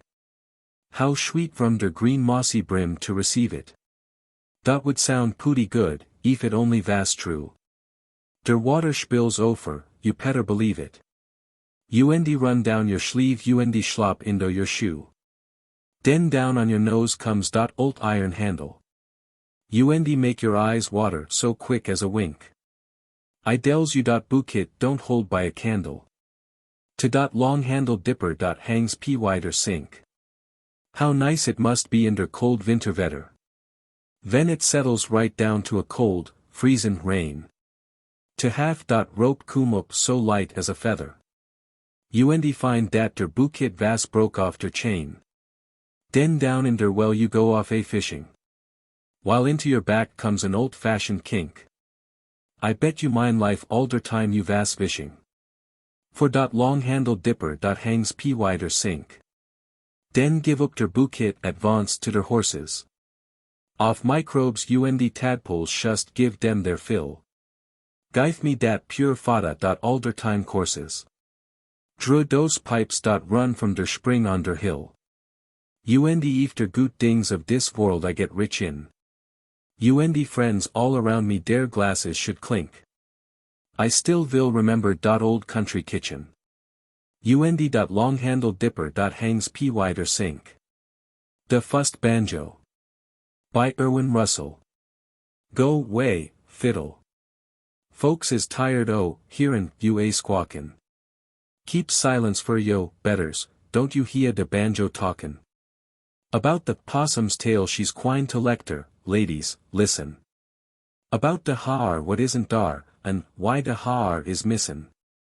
Dar's gwine to be a overflow, said Noah, lookin' solemn. For Noah tucked the herald, and he read the ribber column. And so he sought his hands to wook acl Aaron, timber patches. And load he's gwine to build a boat to beat the steam a Natchez. Ol Noah kep a nailin' and a chippin' and a sawin'.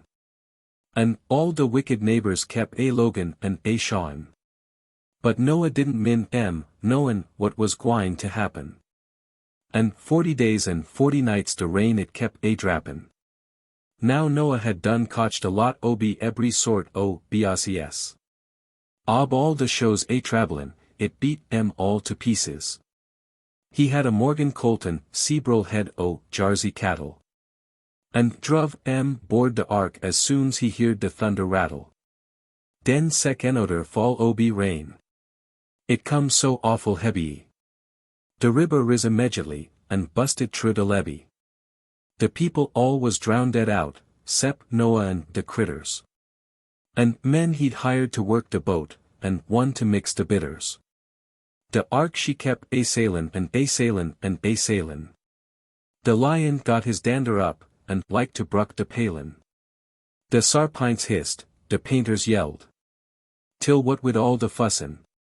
You see you didn't hardly hear the mate a bossin' rune and cussin'. Now Ham, the only nigger what was runnin' on the packet, got lonesome in the barber shop, and cudn't stand the racket. And so, fur to amuse hsef, he steamed some wood and bent it. And soon he had a banjo made, the fust dat was invented. He wet der letter, stretched it on, made bridge and screws and apron. And fitted in a proper neck, 'twas very long and taprin. He tuck some tin, and twisted him a thimble fur to ring it. And den the mighty question riz, how was he gwine to string it? The possum had as fine a tail as dis dat eyes a singin'. The har so long and thick and strong, the fit for banjo stringin'. Dat nigger shaved off as short as wash day dinner graces. And sorted ob by the size, fom little ease to bases. He strung her, tuned her, struck a jig, 'twas neber min the wettier. She sewn like 40 bands a playin' all together.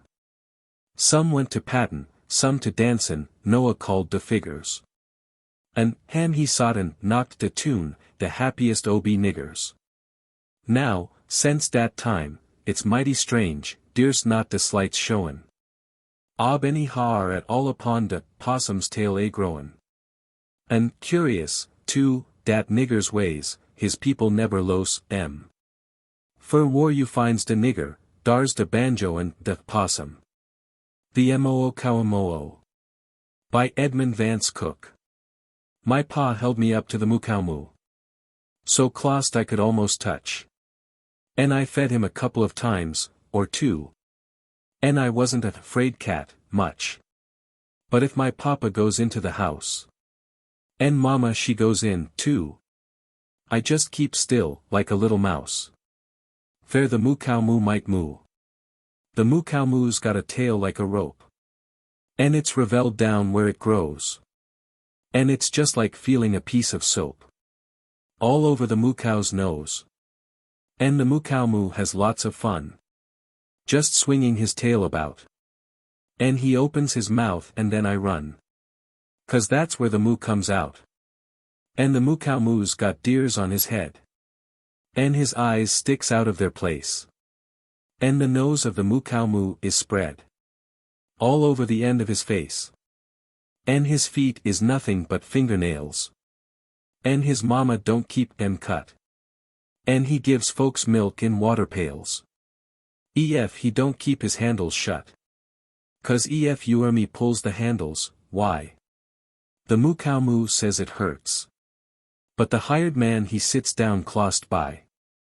And squirts and squirts and squirts. Encouragement. By Paul Laurence Dunbar.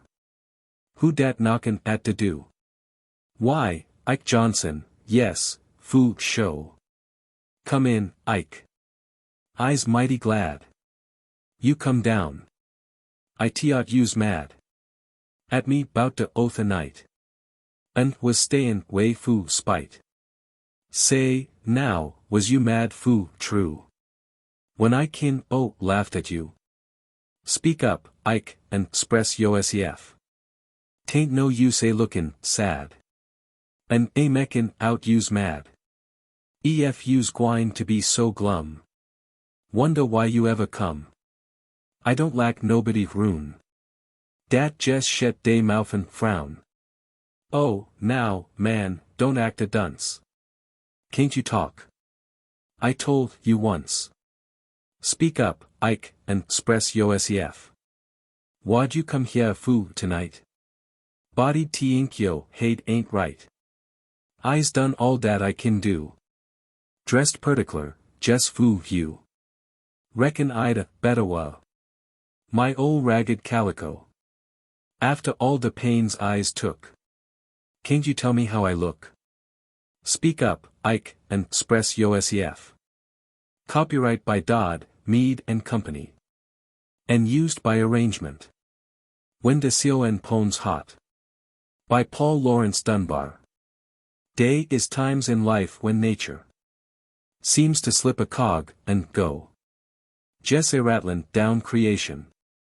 Lackin' ocean's overflow. When do world jes starts spinnin'. Lack a pickaninny's top. And yo cup o' joy is brimmin'. Twell it seems about to slop. And you feel jes like a rocka. Dad is trainin' foo to trot. When yo mammy says de blessin'. And de coen pones hot. When you set down at the table. Weary lackin' sad. And jes a little tirehead. And perhaps a little mad. How yo gloom 2ns into gladness. How yo joy drives out the doubt. When the oven do is opened. And the smell comes pin out. Why the 'lectric light heaven. Seems to settle on the spot. When yo mammy says de blessin'. And the coen pones hot. When the cabbage pot is steamin'. And the bacon's good and fat. When the chitlins is a sputterin'. So's to show you what A's at. Tek away yo sody biscuit. Tek away yo cake and pie. Foo, the glory time is comin'. And it's 'proachin' mighty nigh. And you want to jumpin', holla. Do you know you better not. When yo mammy says de blessin'. And the coen pones hot.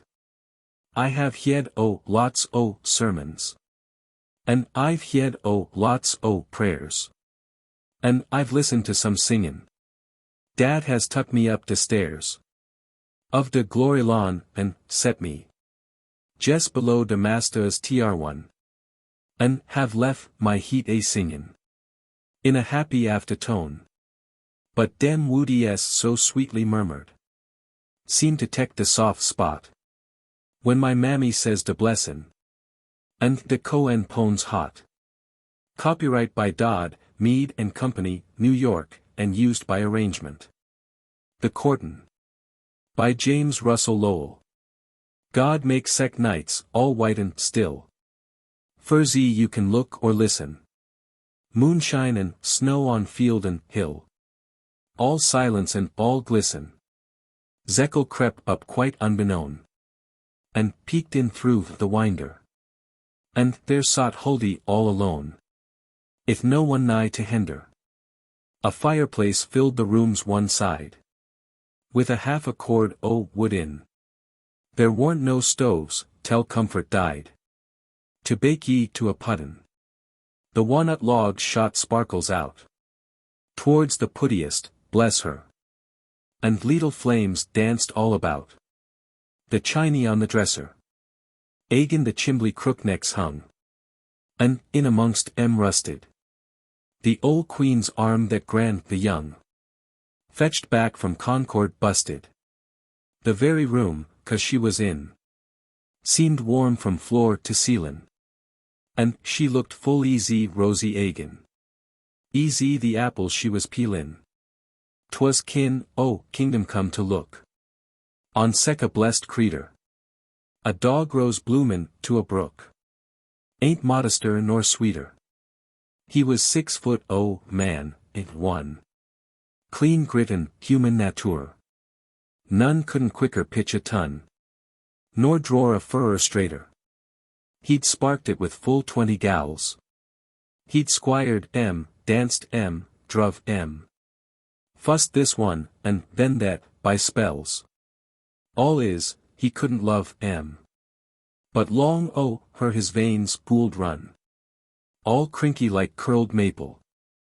The side she breshed felt full sun.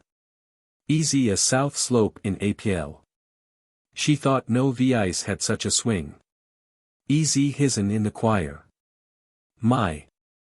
When he made Old 100 ring. She knowed the Lord was nigher. And she'd blush scarlet, right in prayer. When her new meetin' bonnet felt somehow through its crown a pair. Blue eyes sought upon it. That night, I tell ye, she looked some. She seemed to be got a new soul. For she felt sartin sure he's come. Down to her very shoe sole. She heard a foot, and knowed it too. Raspin' on the scraper. All ways to once her feelin's flew. Like sparks in burnt up paper. He elitared on the mat. Some doubtful the sekel. His heart kept goin' pity-pat. But hern went pity-zekel.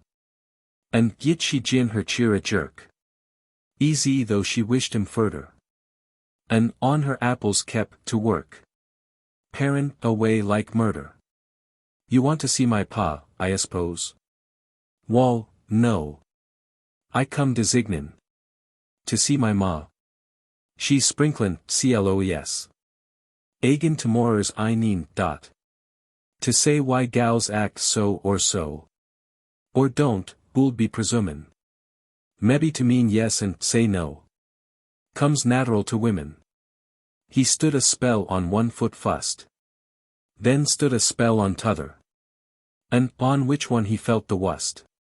He couldn't told ye nother. Says he, I'd better call Agin. Says she, think likely, mister. That last word pricked him like a pin. Wall, he up and kissed her. When ma bimeby upon slips. Huldy sot pale as ashes. All kin, smiley ruined the lips. And teary ruined the lashes. For she was just the quiet kind. Whose natures never vary. Like streams that keep a summer mind. Snow hid in January. The blood clost rune her heart felt glued. Too tight for all expressin'. Tell mother see how matters stood. And gin both her blessin'. Then her red come back like the tide. Down to the bay Fundy. And all I know is they was cried. In meetin' come next Sunday. A Rainy Day. By Ellie Howell Glover. I simply cannot understand why grown-ups always say, "Don't spend your money, little boy. Save for a rainy day." Once, when the circus was in town, I asked Bob for a quarter. He said, "You're so extravagant. For shame, I think you'd oughter save all your pennies, after while. You'll need them, silly baby. For if you spend them all, you'll go out to the poorhouse, maybe." And so I waited till next time, when it rained cats and dogs. I took the big umbrella, and put on my oldest togs. And when they stopped me with the words, I knew of course they'd say, I hollered, I must spend my dime. 'Cause it's a rainy day. School's commenced. By Leonard G. NATTKEMPER. Well, I guess I'll have to go. For school's commenced again, you know. And now I'll have to be polite. And watch my words with all my might. I wish the school UD blow away. Or teachers all were sick today. For then I'd be just what I am. And play all day with Jake and Sam. I guess us boys UD Ruther be the pirates on a stormy sea, that shoot with guns and cut with knives, then spend in school most all our lives. I can't see why ma thinks at school is better placed than swimmin' pool, or that I'll learn more in a book than from my pal, the flowin' brook. It may be so, but I don't care. I'd Ruther be a dreamin' there. How fine it is to be like men, and never go to school again. My ma and pa both said that they would be so glad when I'm away. And so, I guess I'll have to go. For school's commenced again, you know. Understandlich. By Edmund Vance Cook. Abridged. The contrarius tingi on theerd is men. Aber women's arr twice so contrary again. And I am twice so contrary as you. And you arr as worse as the worst one too. Now, ein dat so. You like to have hunger by dinner, you say. Aber vhy do you ed, so dat hunger go away. You like to be tired, so you sleep like a top. And you like to go sleep, so dat tired feeling stop. Now, ein dat so. You like to have sugar on sour teings you et. And you like to have sour mitdhe teings that arr sweet. You like to be cold when the wetter is hot. And it is cold, ach, how varm you vood got. Now, ain't dat so? How you stare at the man that can walk up the street on his hands, yet you walk twice so good on your feet. That a long mind you have, if I'm in your debt. But if you arr in mine, oh, how quick you forget. Now, ain't dat so? Are you single? You like to be married, of course. Are you married? Most likely you like a divorce. And if you vas get unmarried, why then? You go ride avy and got married again. Now, ein dat so? It is better to laugh. It is foolish to fight. Just because I am wrong and because you ain't right. It is better to laugh mitdhe world, up and down. From the sole of our head to the foot of our crown. Now, ein dat so? So, den you laugh at me and den I laugh at you. And dh more dat you laugh vhy more I laugh, too. And ve laugh till ve cry. Ven ve cry, aber den. Ve will bot, feel so gut ve go laughing again. Now, ein dat so? A thorough rest. Anonymous. Examinations over, and I don't care if I passed. And I don't care if I didn't fair vacations come at last. I thought 'twould never get here, fair the days dragged by as slow as Davy Jones's ma, who calls and don't know when to go. Pop says I ort to go to work, but ma says she knows best. And what a boy of my age needs is just a thorough rest. So me and Dave'll get up every morning, bright and soon. And pitch and catch till breakfast, and bat up flies till noon. 'Cause after dinner every day the hustlehearts, his nine, is goin' to play a series fair the championship with mine. The one behind it dark has got to say the other's best. Gee! Ain't I glad vacation's here, and I got time to rest. Then I may goin' to learn the other fellers how to dive. And wrastle Billy Potter, best 13 in 25. And after supper Dave and I are goin' to have a race. 10 times around the block, and if I win he'll bust my face. That's what he says. But he'll find out which one of us is best. I'm feeling pretty strong now since I'm havin' such a rest. There's goin' to be a picnic and you bet your life I'm goin'. I'm entered in the swimmin' race, and greasy pole, and rowin'. The sack race and potato race are mine, I bet a dime. And in the mile I simply got to win the prize fair time. 'Cause it's a ticket to the gym. I like that prize the best. Fair a feller needs some exercise as well as just a rest. I'm goin' to visit Uncle's farm. He lets me do the chores. And work just like the farm hands do, right in the fields outdoors. I'm goin' to get a bag to punch so's I won't get too fat. We're goin' to have a 6-day race, I got to train fair that. I want to do so many things, I don't know which is best. I bet vacation's over for I get a thorough rest. No shootin' off this year. Anonymous. There ain't no declaration. Nah. There ain't no 4th July. There ain't no free and equal law. And Washington could lie. They never dumped no Boston tea. It's fakey, all you hear. Fair Pop says there ain't goin' to be no shootin' off this year. They talk about protectin' us. To keep the 4th in peace. But we ain't makin' any fuss. Nuh skin, fair police.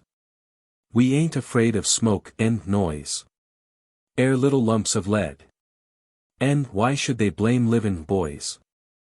Because some boys is dead. It ain't my fault the fuse went out. And Tom went up and blew. Besides he's just as well without his extra ear or two. They cut off Oscar's leg, but he don't seem to miss it much. He'd beat us hoppin' yet, if we UD let him use his crutch.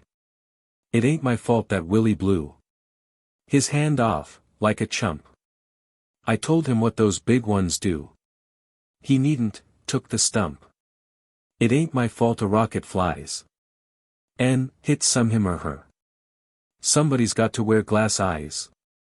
That's what glass eyes is fair. It ain't my fault the stuff was bad. They made Jim's pistol of. Besides the preacher said, we're glad he's happier up above. Bet I'd be happier, anyhow. Most any place but here. Where they ain't goin' to allow no shootin' off this year. Haul away, Joe. By Charles Keeler. Oh, I was a loafin' lubber but bedad I learned to work. When I loitered out County Cork along with Paddy Burke. We stowed aboard a coaster and her skipper was a brick. Begorra if yez didn't mind, he'd boost yez with a kick. Away, hail away, Joe. Pigs was lain in County Cork, men all starved on toddies. But I shipped upon a Yankee bark, and better, faith, me fate is. Och I had an Irish darlint, but she grows so fat and lazy. That I bounced her for a Yankee girl, and sir, but she's a daisy. Away, hail away, Joe. Oh, since I lift old Ireland I've poked through many places. I've worked me way, I've earned me pay at Halen, shats and braces. On farin shores I've sought me eye on girls for renation. Me Yankee girl he's ne'er a mate throughout Woid Cretion. Away, hail away, Joe. Copyright by the publisher, A.M. Robertson, San Francisco, and used by his kind permission. Black Sailor's Shanty. By Charles Keeler. Yo ho, Mahatis, da's a hurricane a brewin'. Fo, de cook he hasn't nuffin fo, de siloman a stewin'. He am skulkin', in his bunk, am dat nigga of a cook. And his cowda am in de ocean while de pot am on de hook. You can chaw a chunk o hardtack mose as tenda as a brick. But de ain't no smokin' possum when de cook am lyin' sick. I remember in de Canefiel we had pone-cakes every day.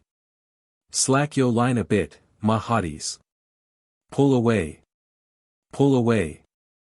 An, lo I am feelin' homesick, just to mention obi ma honey. She's a lib-in at the cabin and she's out clothes and money. While we chaw a chunk hardtack mose as tenda as a brick. But de ain't no smokin' possum while de cook am lyin' sick. Ma neglected Liza and her pickaninny Joe. Os ben Roman since I left her case I wanted fo to go. Os ben hustlin' roon de islands, navigatin' all de sea. While ma honey specks a hungry shark done stuff hisself with me. While we chaw a chunk hardtack mose as tenda as a brick. But de ain't no smokin' possum while de cook am lyin' sick. Copyright by the publisher, A.M. Robertson, San Francisco, and used by his kind permission. Josiah and Samantha. By Fred Emerson Brooks. Josiah loved Samantha. And Samantha loved Yossi. Which you couldn't fail to notice. In the rollin' of the eye. But they never told each other. On account bein' shy. Pairs to me. But they kept right on a lovin'. Just like any couple would. Weren't no reason why they shouldn't. No reason why they should. 'Cause there wa'n't no PNTs about Cupid reckoned on as good. Pairs to me. Now this love disease is mortal. 'Cause it tackles mortals so. And the oftener you have it, the worse it seems to grow. More you try to hide the symptoms, more the symptoms seem to show. Pairs to me. Josiah was uneasy when Samantha wasn't near. And he got still more uneasy whenever she'd appear. But sittin' down beside her got his joints clean out gear. Pairs to me. He put his arm behind her. And then he pulled it back. Until Samantha giggled. Guess you're gettin' on the track. By the way you're flusticketin'. Kinda lookin' fair a smack. Pairs to me. Then Josiah stopped a minute. Just consid'rin' how 'twould be. And how best to go about it. 'Cause he hadn't much day. But he knew 'twas waitin' fair him. By Samantha's shy he. Pairs to me. Then Samantha got pretending. She was bit off her thumb. But she wasn't, she was waitin' for whatever chose to come. While Josiah's tongue kept rollin' in his cheek, like chewin' gum. Pairs to me. When Josiah was persuaded that Samantha wouldn't shout. Wa'n't a jokin', na a foolin', na a fixin' to back out. Then he buckled up his courage. Kissed her cheek or thereabout. Pairs to me. Then he asked if she'd have him. And she answered, what de ye guess? Said he wa'n't no good at guessin'. So she smiled and snickered, yes. Since I get ye all fair nothin'. I couldn't do no less. Pairs to me. When the squire asked the questions. On the wedding day they set. Which some people answer quickly. And about as soon forget. Samantha said, I reckon. And Josiah said, you bet. Pairs to me. When they took their weddin' journey. Up and down the city street. Josiah told Samantha that he guessed they'd have a treat. So they went and got some oysters. What they never yet had eat. Pears to me. Then Josiah, sort o' thinkin'. Said, I thought they had a shell. What the slippery things resemble. I'll be switched if I can tell. And, they look so pale and sickly. Kind o' reckon they ain't well. Pears to me. I wonder how they eat, em. Said Samanthy, how'd I know? I've eat everything that you have. Ever since you been my beau. But I'll bet a cent ye daren't. Put one in and let her go. Pears to me. While Samanthy eat the crackers. Josiah let one slip. Said it didn't taste like nothin'. Wasn't ripe, then closed his lip. Vowed he wouldn't eat another. Fear 'twould spile his wed-din trip. Pears to me. When the tip expectant beggar bowed, and smilin' meekly, said, Colonel hasn't feed the waiter. Then Josiah jerked his head. You can feed on them air oysters. If the pesky things ain't dead. Pears to me. Copyright by Forbes and Company, Chicago, and used by kind permission of author and publisher. Charlie Jones's Bad Luck. By A. J. Waterhouse. As discussed by Little Willie. I don't care if Charlie Jones is better than I be. And I don't care if teacher says he's smart long sider me. And I don't care, WN Vistors come. If she on him does call. He ain't got measles, like I have. He don't have luck at all. He never had the whoopin' cough. Nemo's cut off his thumb. Ne ever fell and broke his leg. And had a doctor come. He hardly ever stubs his toe. And if he does, he'll bawl. There's nothin' special comes to him. He don't have luck at all.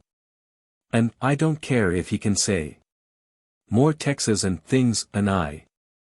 He never burnt both hands to once. Long 'bout the FOTH July. He never had the chicken pox. Nepias and Oak, Loss Fall. He can't be proud o' nothin' much. He don't have luck at all. From Lays for Little Chaps. Kissing's no sin. Anonymous. Some say that kissing's a sin. But I think it's non ava. For kissing has wand in this world. Since ever that there was TWA. Oh, if it wasna lawful. Lawyers wadna allow it. If it wasna holy. Ministers wadna do it. If it wasna modest. Maidens wadna take it. If it wasna plenty. Queer folks wadna get it. If I darst. By Eugene Field. I'd like to be a cowboy, and ride a fiery hoss. Way out into the big and boundless West. I'd kill the bears and catamounts and wolves I come across. And I'd pluck the bald-head eagle from his nest. With my pistol at my side. I would roam the prairies wide. And to scalp the savage Injun in his wigwam would I ride. If I darst. But I darsn't. I'd like to go to Africa and hunt the lions there. And the biggest olifants you ever saw. I would track the fierce gorilla to his equatorial lair. And beard the canny bull that eats folks raw. I'd chase the pison snakes. And the potamus that makes his nest down at the bottom of unfathomable lakes. If I darst, but I darsn't. I would I were a pirate to sail the ocean blue. With a big black flag a-flyin' overhead. I would scour the billowy main with my gallant pirate crew. And dye the sea a gouty, gory red. With my cutlass in my hand. On the quarterdeck I'd stand. And to deeds of heroism I'd incite my pirate band. If I darst, but I darsn't. And, if I darst, I'd lick my paw for the times that he's licked me. I'd lick my brother and my teacher, too. I'd lick the fellers that call round on sister after tea. And I'd keep on lickin' folks till I got through. You bet. I'd run away. From my lessons to my play. And I'd shoo the hens, and tease the cat, and kiss the girls all day. If I darst, but I darsn't. Derndest gal I ever knowed. By Herbert Bashford. Derndest gal I ever knowed. Neatest gal I ever seen. Lived down in the Red Ravine. Just below the county road. Guess she was about 16. Sophie was her name. And she was easy cute kin be. When I'd go town I brung her the biggest lot o' stuff. Popcorn, licorice, and enough candy fair fill a room. Once she hit me with a broom. 'Cause I kissed her on the cheek. And the midget wouldn't speak. Me fair, perhaps, a week. When I'd raise my eyes to hern. Gemini. My cheeks, you'd burn. And get redder, and a beat. Oh, she looked just powerful sweet. When I'd try to call her dear. Why, I'd feel so doggone queer. That I'd lean ag and fence. 'Zif I didn't hev no sense. Twist buttons on my vest. Ast her who she liked best. Ast her if it wasn't Bill. Old Jones that run mill. Keep a hintin' round, ye see. Till she'd up and say, 'twas me. I was jealous o' Jim Pike. Jealous very deuce. Though there didn't seem much use. Fair his freckles was so thick. And his hair was so like brick. That a feller one day said. Ye could toast a hunk o' bread. Ef ye'd hold it nigh his head. He was awkwarder en sin. Never fished along the crick. But he'd hev tumble in. Sophie paired pity Jim. While I thought if I was him. I'd go off and hide somewhere. Else put plaster on my hair. But this homely, lantern-jawed lookin' cuss stood round and chawed on a plug o' terbacker. Half his time and talked her of his love, till I jest told him mosey, and he rolled up his sleeves and landed me plumb betwixt eyes.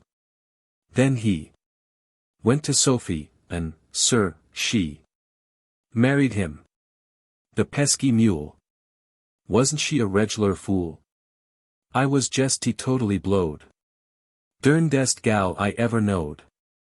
Copyright by Har Wagner Company, San Francisco, and used by kind permission of author and publisher. On Nebraska's Fertile Shore. By Herbert Bashford. Oh, I am so orful sick. And I feel so wretched queer. Ephraim, he has gone a-ridin' on a wild eclectric keer. Rhody, that's my only darter, she has gone and left me, too. Both a trappicin' round like idiots, wonder what's next they'll do. They don't seem to think they're darin' Providence right in face. Ridin', without hoss or engine and goin' at a breakneck pace. Course I needn't stand here waitin', both insisted I should come. But I vow I'll not be reckless when I am so fair from hum. Clear out here by Pacific, just as fur as we can get. And, if we stay here much longer I declare I'll hev a fit. It's most deceivin', can try as ever one'll say. Ever drap o' water salty in hull o' Frisco Bay. Oh, I've tramped these pesky sidewalks till my feet is lame and sore. And a yearnin' ever minute for Nebraska's fertile shore. Then they brag about their scenery. Californy. Humph. Oh dear. Scenery. Well, just speaking plainly, I don't see no scenery here. Nothin' but the mountain ranges rarin' up so tarnal high.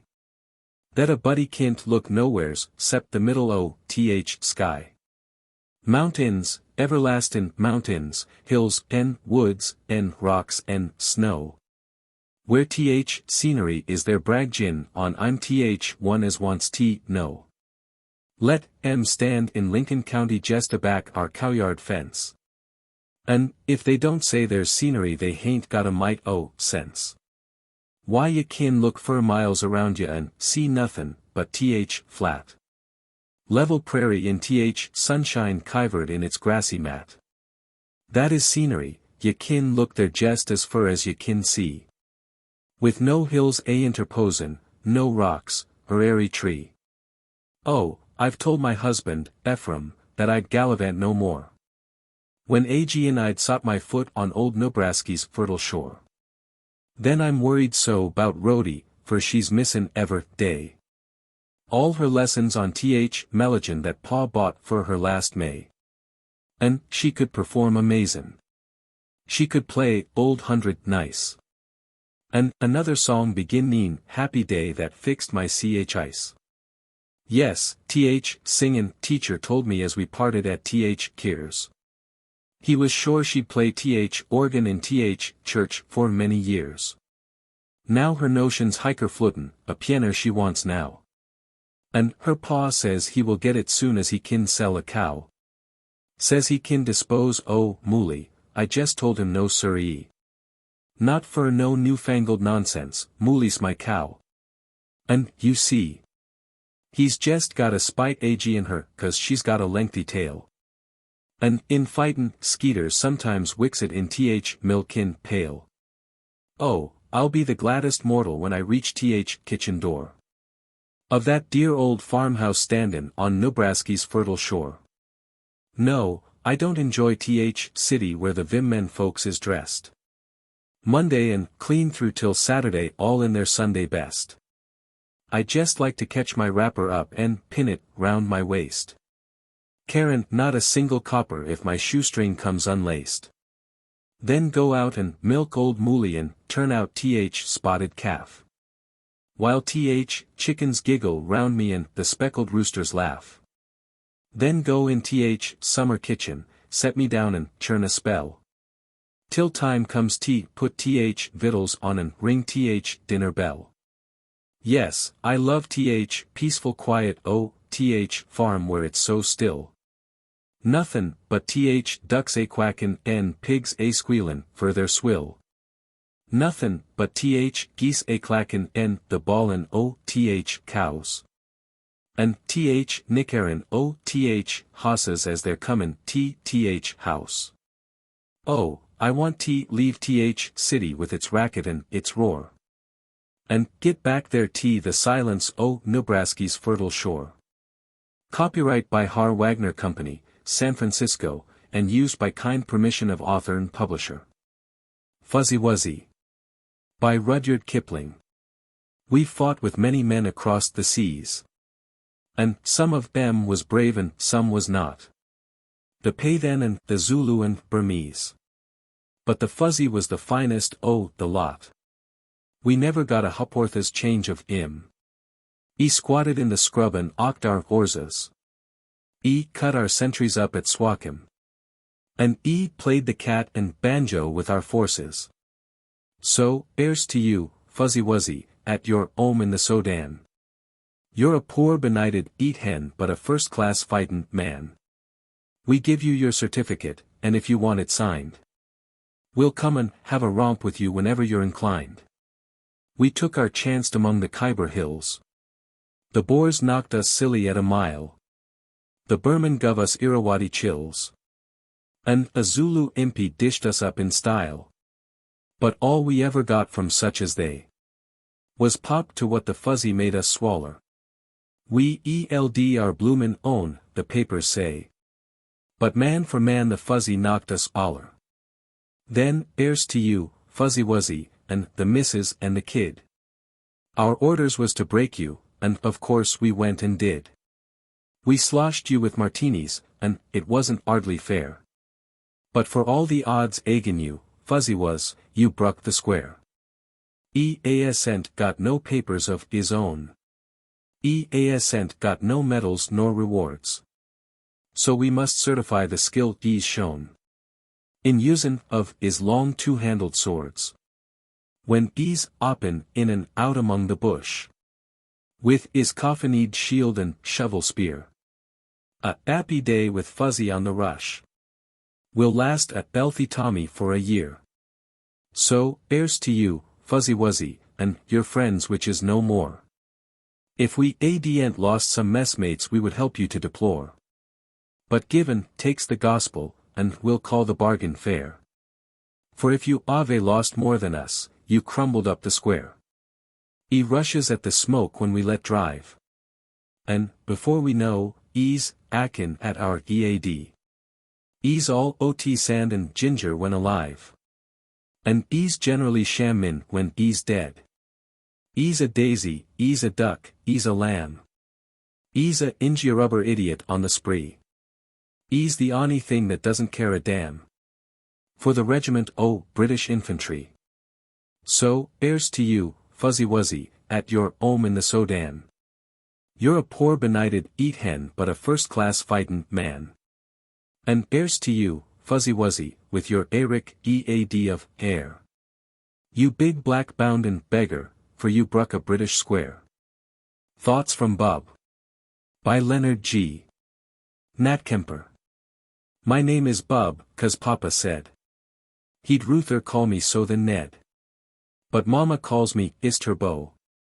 When I am good, I mean, you know. So, Ist hardly knows my name. I bet, Ist all the same. I'm Papa's boy and Mama's dear. And I be glad, Ist, 'cause I'm here. It's hard to make a name, I suppose. When they have used 'bout all those. That they have heard or that they've read. Oh, course, there's more WN people's dead. And now I wonder if that I will leave my name WN I must die. I guess it's so, 'cause we Ist call Angel's last name for them all. I'm glad I'm not an angel yet. Whose names are less than mine, I bet. Still it must be nice to see all the folks that used to be. Oh, my, I don't know what to say about my names, 'cause every day my mama finds a new one, too. I'm 'fraid she's left no names for you. The bestest thing in all this world is, I'm a boy and not a girl. Girls are good as they can be. But boys are best, you must agree. I guess I've told you all I know. From where names come to where they go. But, 'member now, Ist what I said. My name is Bub instead o' Ned. The Vegetable Man. By Leonard G. NATTKEMPER. A Chinaman comes to our house each day. With horses that's colored both red and gray. And wagon, Ist full of things to eat. And Popeye climbs on his big high seat. This Chinaman's name I cannot tell. But, Vegetable Man, will do as well. For corn and beans and cabbage, too. He grows in the fields for me and you. And, WN it's time to drive to town. He brings his wagon, Ist loaded down. With vegetable things and peaches too. He'll peel you one if I ask him to. Gee, but I love this Chinaman. He stops and plays, and one day ran around his wagon clear out of sight. But I found him there and held on tight. Then up he lifts me way up high. And laughs again with his funny eye. I forgot to tell that he can see Ist half so well as you and me. 'Cause one day WN he's Ist a boy. And playin' with a homemade toy. It flew around and hit his face. And left that funny open place. But I don't care if he is queer. He sees enough to know I'm here. And finds the time to stop and play. When I am lonesome through the day. But Ma and Dad are not so kind. As Vegetable Man whose eye is blind. I guess I love them all I can. But most I love my Chinaman. Immigration. By Wallace Irwin. Ezekiel, the Puritan. Thus lifts his protestation. By Ginger, I'm American. And don't like immigration. Now I just guess I got here first. And know what I'm about. When I declare we'll all go bust. Or keep them aliens out. Max Heidelberg, the German, says. Ja also. Right, mein Freund. If we dot foreign trash admit. Our woes will never end. I am Americans as you. UND willing to GE shout. Hooray MIT red UND veet UND plu. UND kip those aliens out. Ike Diamondstein, the Jew, exclaims. Ah, Izzy, ain't that grant. Vi Yengies have such noble aims. UND will tog der stand. Vi got der goods, vi renaturalized. That hinders us from shoutin'. Amerikavich is civilized. So keep those aliens outen. Pietro Garibaldi says. Here every man is king. I catch a de fun, I mac a de mon. I like a de every white ng. American he gentleman. Watch a de dago shout. Sell a de fruit, shin a de boot. Keep a de alien out. The Irishman vociferates. Sure, Mike, it's soft as jelly. I'll take the shtick and crack the pates. Of ivory foreign Kelly. If it's the call politics. Then I'm the lad to shout. Down with th dugos and th mix. And keep th aliens out. But covered with ancestral tan. Beside his wigwam door. The only real American. Counts idle talk a bore. Ugh. Pale-face man he mighty thief. Much medicine talk about. It heap too late for Injun chief. To keep alien out. Pathetic selections in poetry. Passin' by. By Bombardier B. Bumpus. Well, I went and joined the army, and I done my little bit. Here's the bloke what put my pot on, yes, I keeps him in my kit. No, he ain't no proper soft nose. Just the end off on the sly. He's the only one what got me, but I've heard them passin' by. God Almighty. Yes, I've heard them passin' by. Passin' by, passin' by. With a little whistlin' sigh. Nearly got you that time, sonny, just a little bit too high. Or a crack like, Jack, look out there, keep your EAD down, mind your eye. But they're gone and far behind yer for you'll hear 'em passin' by.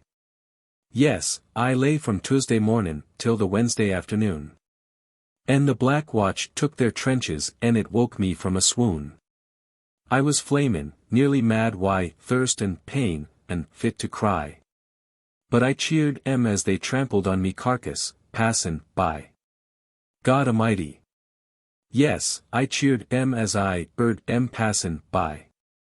Passin' by, trippin', failin', gettin' nigh. Gettin' nearer to the trenches, and you heard a Tommy cry. Don't forget the Belgian Vim men, nor the little bairns forby. God! I wouldn't be a German when the men was passin' by. Then they gathered us together and they sorted out the worst. What they called the stretcher cases, and they tended to us first. They was overworked and crowded, and the doc ud give a sigh. Hopeless, that case, that one. Also, speakin' softly, passin' by.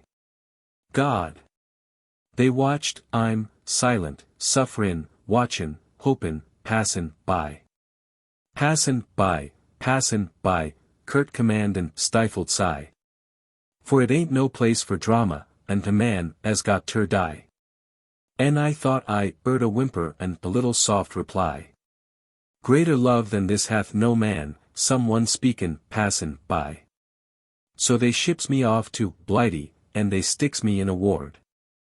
I was short a leg and peeper, but they treats me like a lord. I'd always been a lonely bloke, and so I used her lie. And watch the friends of other men continual passin' by. Sisters, children, wives, and mothers, everlastin' passin' by. Passin' by, with a smile or with a sigh. With their cigarettes and matches, flowers or shirt or pipe or tie. And one ud sometimes talk and speak, I used her wonder why. 'Cause I ain't no blame Adonis, not ter notice, passin' by. I'm thinkin', if the angels ave a Union Jack around, and sticks it somewhere prominent when Gabriel starts to sound, the people round that flag will be most half the hosts on high. The men who've passed, or waits to pass, or now are passin' by. Big ear-ted men and vim men, white and black, a passin' by. Passin' by, just to keep that flag on high. And all that flag as stood for in the days that's now gone by. And, when they pass before, I'm sure you'll listen to their cry. And you'll treat 'em very gentle, and forgive 'em, passin' by. Jeanie Morrison. By William Motherwell. I've wandered east, I've wandered west, through mony a weary way, but never, never can forget the luve o' life's young day. The fire that's blawn on Beltane's Ian may will be black, gin Yule, but blacker fa awaits the heart, where first fond luve grows cool. Oh dear, dear Jeanie Morrison, the thoughts o' bygone years still fling their shadows o'er my path, and blind my een wy tears. They blind my een wy sought tears, and sair and sick I pine, as memory idly summons up the blithe blinks o' lang syne. 'Twas then we loved ilk ither weel, 'twas then we twa did part. Sweet time, sad time, twa bairns at skule, twa bairns, and but ae heart. 'Twas then we sat on ae leg bink, to lear ilk ither lear, and tones and looks and smiles were shed, remembered evermair. I wonder, Jeanie, aften yet, when sitting on that bink, cheek touchin' cheek, loof locked in loof, what our wee heads could think, when baith bent down our ae braid page. Why ae bick on our knee? Thy lips were on thy lesson, but my lesson was in thee. Oh, mind ye how we hung our heads? How cheeks brent red why, shame. Weener the skule weens, Logan, said. We cleeked thegither hame. And mind ye oh, the Saturdays. The skule then scaled at noon, when we ran off the spiel the braes. The broomy braes o' June. My head rins round and round about. My heart flows like a sea, as ane by ane the thoughts rush back. O skule time and o thee. O mornin' life. O mornin' luve. O licksome days and lang, when hinnied hopes around our hearts, like summer blossoms sprang. Oh, mind ye, luve, how aft we left the Devon dinsome tune, to wander by the green burnside, and hear its waters croon. The simmer leaves hung o'er our heads, the flowers burst round our feet, and in the gloamin' o' the wood, the throstle wustlet sweet. The throstle wustlet in the wood. The burn sang to the trees. And we, with nature's heart in tune, concerted harmonies. And on the knowe abune the burn, for hours thegither sat, in the silentness o' joy, till baith. Why very gladness grat. Ay, dear Jeanie Morrison. Tears trickled down your cheek, like dew beads on a rose, yet none had ony power to speak. That was a time, a blessed time, when hearts were fresh and young, when freely gushed all feelings forth, unsyllabled, unsung. I marvel, Jeanie Morrison, gin I hae been to thee, as closely twined wy earliest thoughts, as ye hae been to me. Oh, tell me gin their music fills thine ear as it does mine. Oh, say gin ere your heart grows grit. Why dreamings o' lang syne. I've wandered east, I've wandered west, I've borne a weary lot, but in my wanderings, far or near, ye never were forgot. The fount that first burst frae this heart still travels on its way, and channels deeper, as it rins, The love o' life's young day. Oh dear, dear Jeannie Morrison. Since we were cindered young, I've never seen your face, nor heard the music o' your tongue. But I could hug all wretchedness, and happy could I be, did I but ken your heart still dreamed. Oh, bygone days and me. Cuddle Doon. By Alexander Anderson. The bairnies cuddle doon at nicht. Why, muckle fought and din. Oh, try and sleep, ye Waucrief rogues. Your faithers comin' in. They never heed a word I speak. I try to gie a frun. But I hap them up and cry. Oh, bairnies, cuddle doon. We Jamie why, the curly hide. He I sleeps next the wall. Bangs up and cries, I want a piece. The rascal starts them a. I rin and fetch them pieces, drinks. They stop oi the sown.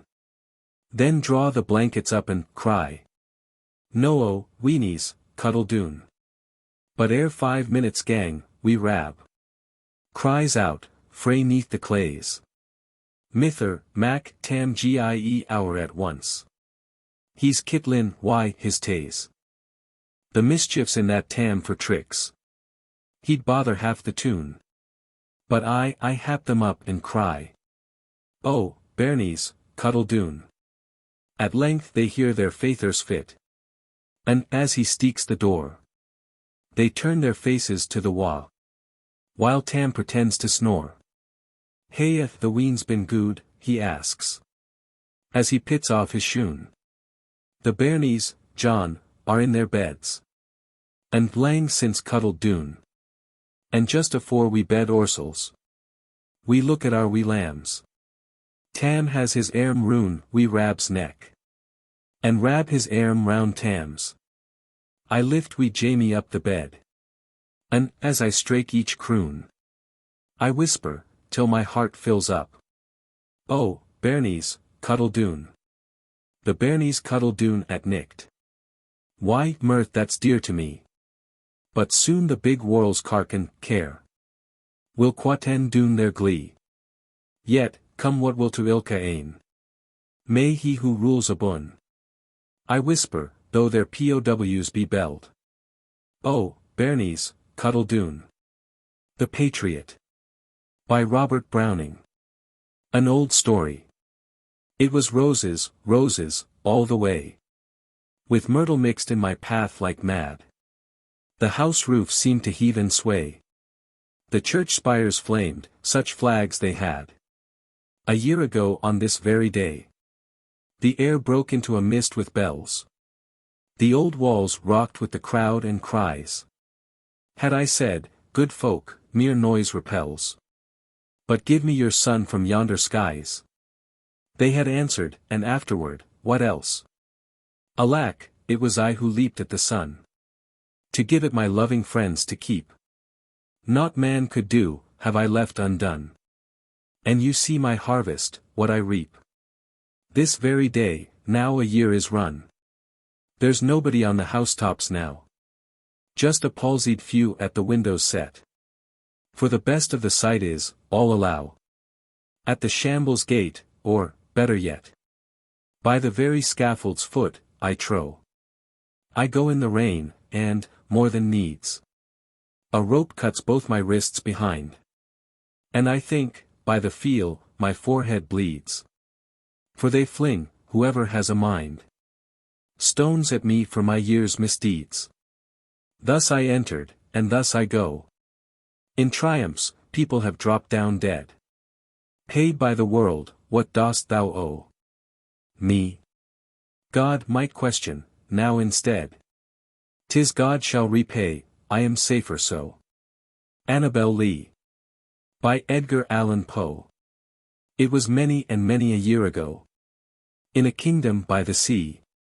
That a maiden there lived whom you may know. By the name of Annabel Lee. And this maiden she lived with no other thought than to love and be loved by me. I was a child and she was a child. In this kingdom by the sea. But we loved with a love that was more than love. I and my Annabel Lee. With a love that the winged seraphs of heaven coveted her and me. And this was the reason that, long ago, in this kingdom by the sea, a wind blew out of a cloud, chilling my beautiful Annabel Lee. So that her highborn kinsman came and bore her away from me, to shut her up in a sepulchre. In this kingdom by the sea, the angels, not half so happy in heaven, went envying her and me. Yes. That was the reason, as all men know, in this kingdom by the sea, that the wind came out of the cloud by night, chilling and killing my Annabel Lee. But our love, it was stronger by far than the love of those who were older than we, of many far wiser than we. And neither the angels in heaven above, nor the demons down under the sea, can ever dissever my soul from the soul of the beautiful Annabel Lee. For the moon never beams, without bringing me dreams of the beautiful Annabel Lee. And the stars never rise, but I feel the bright eyes of the beautiful Annabel Lee. And so, all the night tide, I lie by the side of my darling, my life and my bride. In her sepulchre there by the sea, in her tomb by the sounding sea. The Lover of Annabel Lee. By Edwin D. Casterline. Often I think of the beautiful soul, the soul of Annabel Lee, and the man who loved, in the years gone by, the soul of Annabel Lee, his beautiful bride, who sleeps by his side, by the shores of the sounding sea. They say he was mad, but the world was mad, more mad and more wrong than he. For the soul was true that loved the soul of the wondrous Annabel Lee. And the touch of that love was the love that made the soul of her lover free. In the days gone by, in the wreck of things, from the wave of life's wide sea, they were carried beyond by their kinsman high, he and his Annabel Lee. Her heart was pure, too pure for the world that chills the heart of the free. And his was a life that chilled with the life that passed from Annabel Lee. But the angels are good in heaven above. They gather the wrecks of the sea, they gather the gold from the wrecks of love, and the soul in its purity free. So this is what they've done with the love of Poe and his Annabel Lee. I've stood in the room where they lived and loved, and my soul touched the life to be. And I felt the spell of the hidden light that lived in Annabel Lee. And I felt the hand of the man she loved, that she loved far better than we. And down in my soul the double soul awoke the God in me. So down in my dreams I follow the beams of Poe and his Annabel Lee. And deep in the night I see the pure light that flashes and quivers to me. Away in the years where the future stands, in the world that is to be, I know that my hands will clasp the hands of Poe and his Annabel Lee. The Buried Heart. By Denner Stewart. I sleep, but my heart waketh. Tread lightly, love, when over my head, beneath the daisies lying, and tenderly press the grassy bed, where the fallen rose lies dying. Dreamless I sleep in the quiet ground, save when, your footfall hearing, my heart awakes to the old loved sound, and beats to the step that's nearing. Bright shone the moon, last eve, when you came. Still, dust for dust hath feeling. The willow roots whispered low the name of him who weeps while kneeling. The lily cup holds the falling tears, the tears you shed above me. And I know through all these silent years, there's someone still to love me. Oh, softly sigh, for I hear the sound, and grieve me o'er your sorrow. But leave a kiss in the myrtle mound. I'll give it back tomorrow. Whisper me, love, as in moments fled, while I dream your hand mine taketh. For the stone speaks false that says, she's dead. I sleep, but my heart awaketh. Break! Break! Break! By Alfred Tennyson. Break, break, break. On thy cold grey stones, O sea. And I would that my tongue could utter the thoughts that arise in me. Oh, well for the fisherman's boy, that he shouts with his sister at play. Oh, well for the sailor lad, that he sings in his boat on the bay. And the stately ships go on to their haven under the hill. But, oh, for the touch of a vanished hand, and the sound of a voice that is still. Break, break, break. At the foot of thy crags, O sea. But the tender grace of a day that is dead will never come back to me. Beside the Dead. By Ina Coolbrith. One of the finest sonnets in the English language. It must be sweet, O thou, my dead, to lie with hands that folded are from every task, sealed with the seal of the great mystery. The lips that nothing answer, nothing ask. The lifelong struggle ended. Ended quite. The weariness of patience, and of pain. And the eyes closed to open not again. On desolate dawn or dreariness of night. It must be sweet to slumber and forget. To have the poor tired heart so still at last. Done with all yearning, done with all regret. Doubt, fear, hope, sorrow, all forever past. Past all the hours, or slow of wing or fleet. It must be sweet, it must be very sweet. From Songs of the Golden Gate, copyright by Houghton, Mifflin and Company, and used by kind permission of author and publisher. Rocking the Baby. By Madge Morris Wagner. I hear her rocking the baby. Her room is just next to mine. And I fancy I feel the dimpled arms that round her neck entwine, as she rocks, and rocks the baby. In the room just next to mine. I hear her rocking the baby. Each day when the twilight comes. And I know there's a world of blessing and love. In the baby by, she hums. I see the restless fingers playing with mama's rings. And the sweet little smiling, pouting mouth that to hers in kissing clings. As she rocks and sings to the baby. And dreams as she rocks and sings. I hear her rocking the baby. Slower and slower now. And I know she is leaving her goodnight kiss on its eyes, and cheek, and brow. From her rocking, rocking, rocking. I wonder would she start? Could she know, through the wall between us? She is rocking on a heart. While my empty arms are aching. For a form they may not press. And my emptier heart is breaking. In its desolate loneliness. I list to the rocking, rocking. In the room just next to mine. And breathe a prayer in silence. At a mother's broken shrine. For the woman who rocks the baby.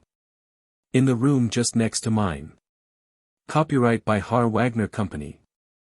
San Francisco, and used by kind permission of author and publisher. Put Flowers on My Grave. By Madge Morris Wagner. When dead, no imposing funeral rite. Nor line of praise I crave. But drop your tears upon my face. Put flowers on my grave. Closed not in narrow walled the place. In which my heart finds rest.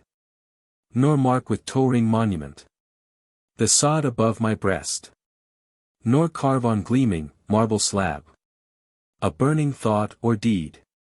Or word of love, or praise, or blame. For stranger eyes to read. But deep, deep in your heart of hearts. A tender memory save. Upon my dead face drop your tears. Put flowers on my grave. Copyright by Har Wagner Company, San Francisco, and used by kind permission of author and publisher. The Old Familiar Faces. By Charles Lamb. I have had playmates, I have had companions. In my days of childhood, in my joyful school days. All are gone, the old familiar faces. I have been laughing, I have been carousing. Drinking late, sitting late, with my bosom cronies. All are gone, the old familiar faces. I loved a love once, fairest among women. Closed are her doors on me, I must not see her. All are gone, the old familiar faces. I have a friend, a kinder friend has no man. Like an ingrate, I left my friend abruptly. Left him, to muse on the old familiar faces. Ghost-like I paced round the haunts of my childhood. Earth seemed a desert I was bound to traverse. Seeking to find the old familiar faces. Friend of my bosom, thou more than a brother. Why wert thou not born in my father's dwelling? So might we talk of the old familiar faces. How some they have died, and some they have left me. And some are taken from me, all are departed. All are gone, the old familiar faces. I feel I'm growing old, good wife. By James Lennon. I feel I'm growing old, good wife. I feel I'm growing old. My steps are frail, my een are bleared. My pow is unco bald. I've seen the snaws, fourscore years. O'er hill and meadow fa. And hinny. Were it no for you, I'd gladly slip awa. I feel I'm growing old, good wife. I feel I'm growing old. Frae youth to age I've keep it warm. The love that ne'er turned cold. I canna bear the dreary thocht that we maun cindered be. There's naething binds my poor auld heart to earth, good wife, but thee. I feel I'm growing old, good wife. I feel I'm growing old. Life seems to me a wintry waste. The very sun feels cold. Of worldly friends ye've been to me. Amang them the best. Now, I'll lay down my weary head. Good wife, and be at rest. The Thief. By T.A. Daly. If poor man goes and steals a rose. Een Juna time. One leetla rose. You gone, suppose.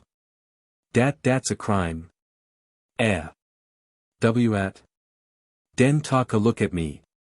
For here before your eyes you see. One thief, dat ees so glad and proud. He gonna brag of eet out loud. So mucha good I do, and feel. From dat one leetle rose I steal. Dat if I gone to jail today. They no could tak my joy away. So, listen. Here ees how eet come. Last night I am walkin' home. From work een hotta city street. Ees sudden calm, a small so sweet. Eet maka heaven een my nose. I lookin' dear I see de rose. Not one, but many, fine and tall. Dat peep at me above de wall. So, then, I close my eyes and find another picture in my mind. I see a house dat small and hot. Where many pretty things ees not. Where leetla woman, good and true. Ees work so hard the whole day through. She's too wore out, comes de night. For smile and mak the house a bright. But presto. Now I'm home, and she. Ees seatin' on de step with me. Bambino, sleepin' on her breast. Ees neva no more sweet a rest. And neva was such glad surprise. Like now ees sheena from her eyes. And all because tonight she wear. One leetla rose stuck in her hair. She ees so please. Eet mak me feel. I shoulda sooner learned to steal. If thief's my name. I feel no shame. Ees no crime. Dat rose I got. W at. Oh. Not. Een Juna time. Copyright 1912, by David McKay, and used by kind permission of author and publisher. The Sand Storm. By Lowell Otis Rees. We are thirsty, Pedro mio. And the heat waves leap and beat. Where the Spanish daggers quiver in the mighty desert heat. And the aching eye looks longing from old Baldy to the east. Where the Panamint is crouching like some ugly, hidden beast. 'Tis a hell wind, Pedro mio. And it beats the sandy hail. And the yellow snake is hissing by the old Mojave trail. Oh, the loneliness of nature when she turns on you her frown. When you feel no eye upon you, save the fierce sun glaring down. Searing death into your body and despair into your soul. As you reel across the desert with the skyline for your goal. When the breath begins to falter and the step begins to fail. And the yellow snake is hissing by the old Mojave trail. Oh, the awfulness of nature when she turns on you her frown. When an unseen hand above you is forever pressing down. When across the hungry desert flames the scorching sword of death. And the eyes and lips are blackened in the spirit's blighting breath. Oh, the agony of dying, when the step begins to fail. And the yellow snake is hissing by the old Mojave trail. Oh, the dry and flying sand that stings to fever cheek and brow. Rain of hell, oh, Pedro mio. And the flame is on us now. Spiral phantoms on the desert writhe and wriggle slowly by. Reaching earthward from the bosom from the black and yellow sky. Oh, the spiral specters writhing where the yuccas beat and flail. And the yellow snake is hissing by the old Mojave trail. I have seen it, Pedro mio, seen it dimly through the rack. Over there beyond the basin where the cloud is whirling black. Streams of water, peaceful meadows and the shade of bending trees. Stirring gently, ah, so gently. In the coolest summer breeze. Let us turn aside and rest there from the fury of the gale. For the yellow snake is hissing by the old Mojave trail. Faster, faster, Pedro mio, for the blood is in my eyes. I would reach the blessed water ere it o'er my vision dries. For it thunders in my temples the tumultuous refrain. Of a mountain torrent singing to the first November rain. Stumble, stumble, onward, farther from the desiccating hail. Where the yellow snake is hissing by the old Mojave trail. We have fallen, Pedro mio. And the vision fair is gone. But above us and around us yet the tempest hurtles on. Hark! A swirling raven settles with a flap of twisted wings. And I seem to feel about us many crawling, creeping things. We have fallen, Pedro mio. Hark the raging of the gale. And the yellow snake is hissing by the old Mojave trail. I am dying, Pedro mio. And I fain would go to sleep. Fall. The raven lights upon me. And the frightened lizards creep. With a rush of tiny claws across my swollen lips. And swift. O'er my breast, a burning blanket, rushing sand waves eager drift. We are dying, Pedro mio. In the awful desert gale. And the yellow snake is hissing by the old Mojave trail. Nathan Hale. By Francis M. Finch. To drumbeat and heartbeat. A soldier marches by. There is color in his cheek. There is courage in his eye. Yet to drumbeat and heartbeat. In a moment he must die. By starlight and moonlight. He seeks the Britons' camp. He hears the rustling flag. And the armed sentries tramp. And the starlight and moonlight.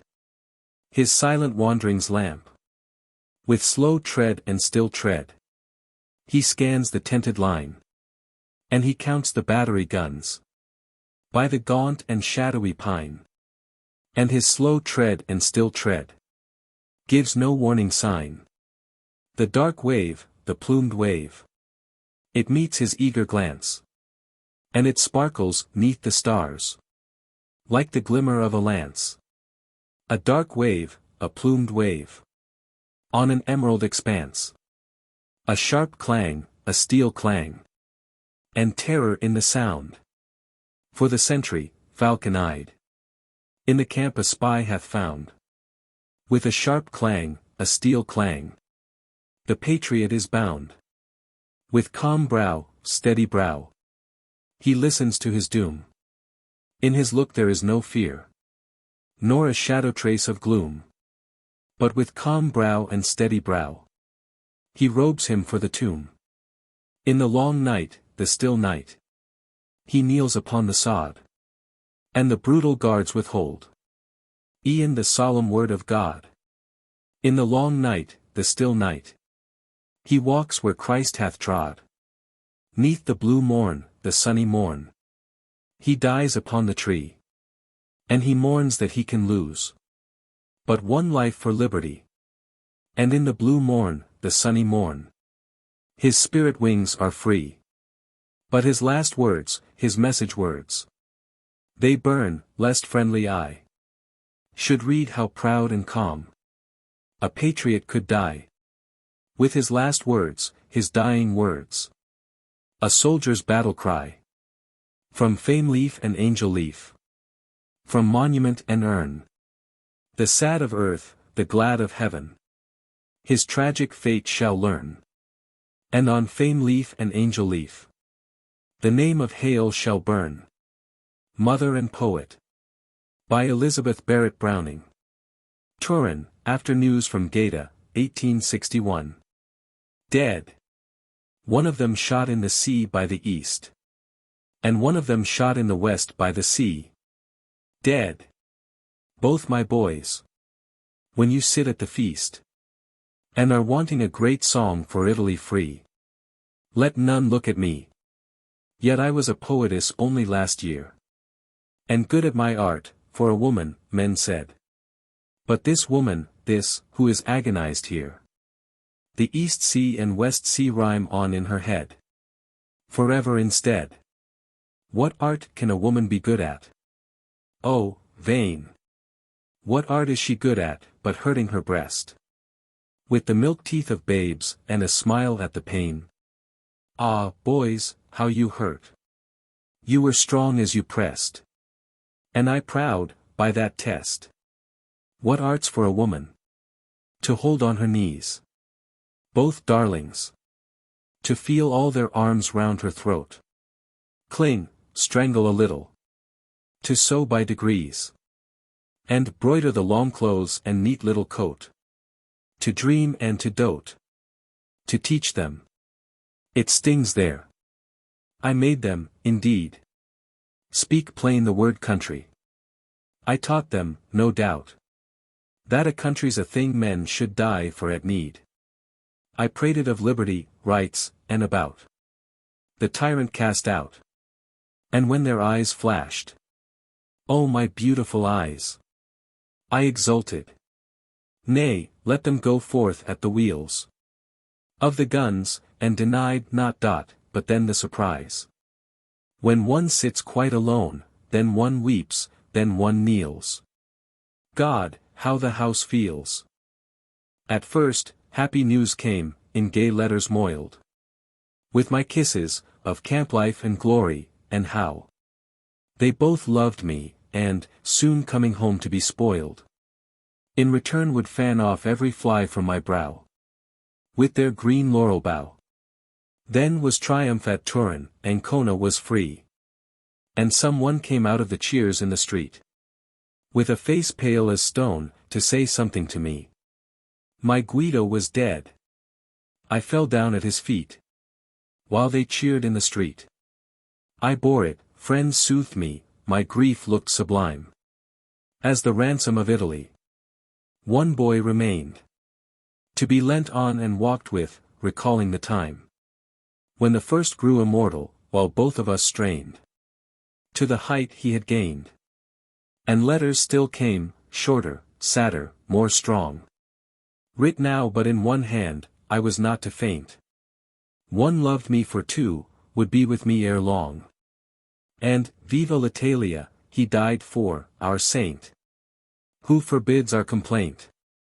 My nanny would add, he was safe, and aware of a presence that turned off the balls, was impressed. It was Guido himself, who knew what I could bear. And how, 'twas impossible, quite dispossessed. To live on for the rest. On which, without pause, up the telegraph line swept smoothly the next news from Gaeta, shot. Tell his mother. Their mother, not mine. No voice says, my mother, again to me. What? You think Guido forgot? Our souls straight so happy that, dizzy with heaven, they drop earth's affections, conceive not of woe. I think not. Themselves were too lately forgiven. Through that love and sorrow which reconciled so the above and below. O Christ of the 7 wounds, who look dst through the dark to the face of thy mother. Consider, I pray, how we common mothers stand desolate, mark, whose sons, not being Christ's, die with eyes turned away, and no last word to say. Both boys dead. But that's out of nature. We all have been patriots, yet each house must always keep one. 'Twere imbecile, hewing out roads to a wall. And, when Italy's made, for what end is it done? If we have not a son. When Gaeta's taken, what then? When the fair wicked queen sits no more at her sport of the fireballs of death crashing souls out of men. When the guns of Cavalli with final retort have cut the game short. When Venice and Rome keep their new jubilee. When your flag takes all heaven for its white, green, and red. When you have your country from mountain to sea. When King Victor has Italy's crown on his head. And I have my dead. What then? Do not mock me. Ring your bells low. And burn your lights faintly. My country is there. Above the star pricked by the last peak of snow. My Italy's there, with my brave civic pair. To disfranchise despair. Forgive me. Some women bear children in strength. And bite back the cry of their pain in self-scorn. But the birth pangs of nations will wring us at length into wail such as this, and we sit on forlorn. When the man-child is born. Dead. One of them shot by the sea in the east. And one of them shot in the west by the sea. Both my boys. If in keeping the feast, you want a great song for your Italy free, let none look at me. Dora. With Farmer Allen, at the farm, abode William and Dora. William was his son, and she his niece. He often looked at them and thought, I'll make them man and wife. Now Dora felt her uncles will in all, and yearned towards William. But the youth, because he had always been with her in the house, thought not of Dora. Then there came a day when Allen called his son, and said, My son, I married late, but I wish to see my grandchild on my knees before I die, and I have set my heart upon a match. Now therefore look to Dora. She is well to look at, thrifty too beyond her age. She is my brother's daughter, he and I had once hard words, and parted, and he died in foreign lands, but for his sake I cared for his daughter Dora, take her for your wife. For I have wished this marriage, night and day, for many years. But William answered short, I cannot marry Dora, by my life, I will not marry Dora. Then the old man was wroth, and doubled up his hands, and said, You will not, boy. You dare to answer thus? But in my time a father's word was law, and so it shall be now for you. Look to it. Consider, William, take a month to think, and let me have an answer to my wish, or by the Lord that made me, you shall pack, and never more darken my doors again. But William answered madly, bit his lips, and broke away. The more he looked at her the less he liked her, and his ways were harsh, but Dora bore them meekly. Then, before the month was out he left his father's house, and hired himself to work within the fields. And, half in love, half spite, he wooed and wed a laborer's daughter, Mary Morrison. When the wedding bells were ringing, Allen called his niece and said, My girl, I love you well. But if you speak with him who was my son, or change a word with her he calls his wife, my home is none of yours. My will is law. And Dora promised, being meek. She thought, it cannot be, my uncle's mind will change. And days went on, and there was born a boy to William. Then distresses came on him, and day by day he passed his father's gate, heartbroken, and his father helped him not. But Dora stored what little she could save, and sent it them by stealth, nor did they know who sent it, till at last a fever seized on William, and in harvest time he died. Then Dora went to Mary. Mary sat and looked with tears upon her boy, and thought hard things of Dora. Dora came and said, I have obeyed my uncle until now, and I have sinned, for it was all through me this evil came on William at the first. But, Mary, for the sake of him that's gone, and for your sake, the woman that he chose, and for this orphan, I am come to you.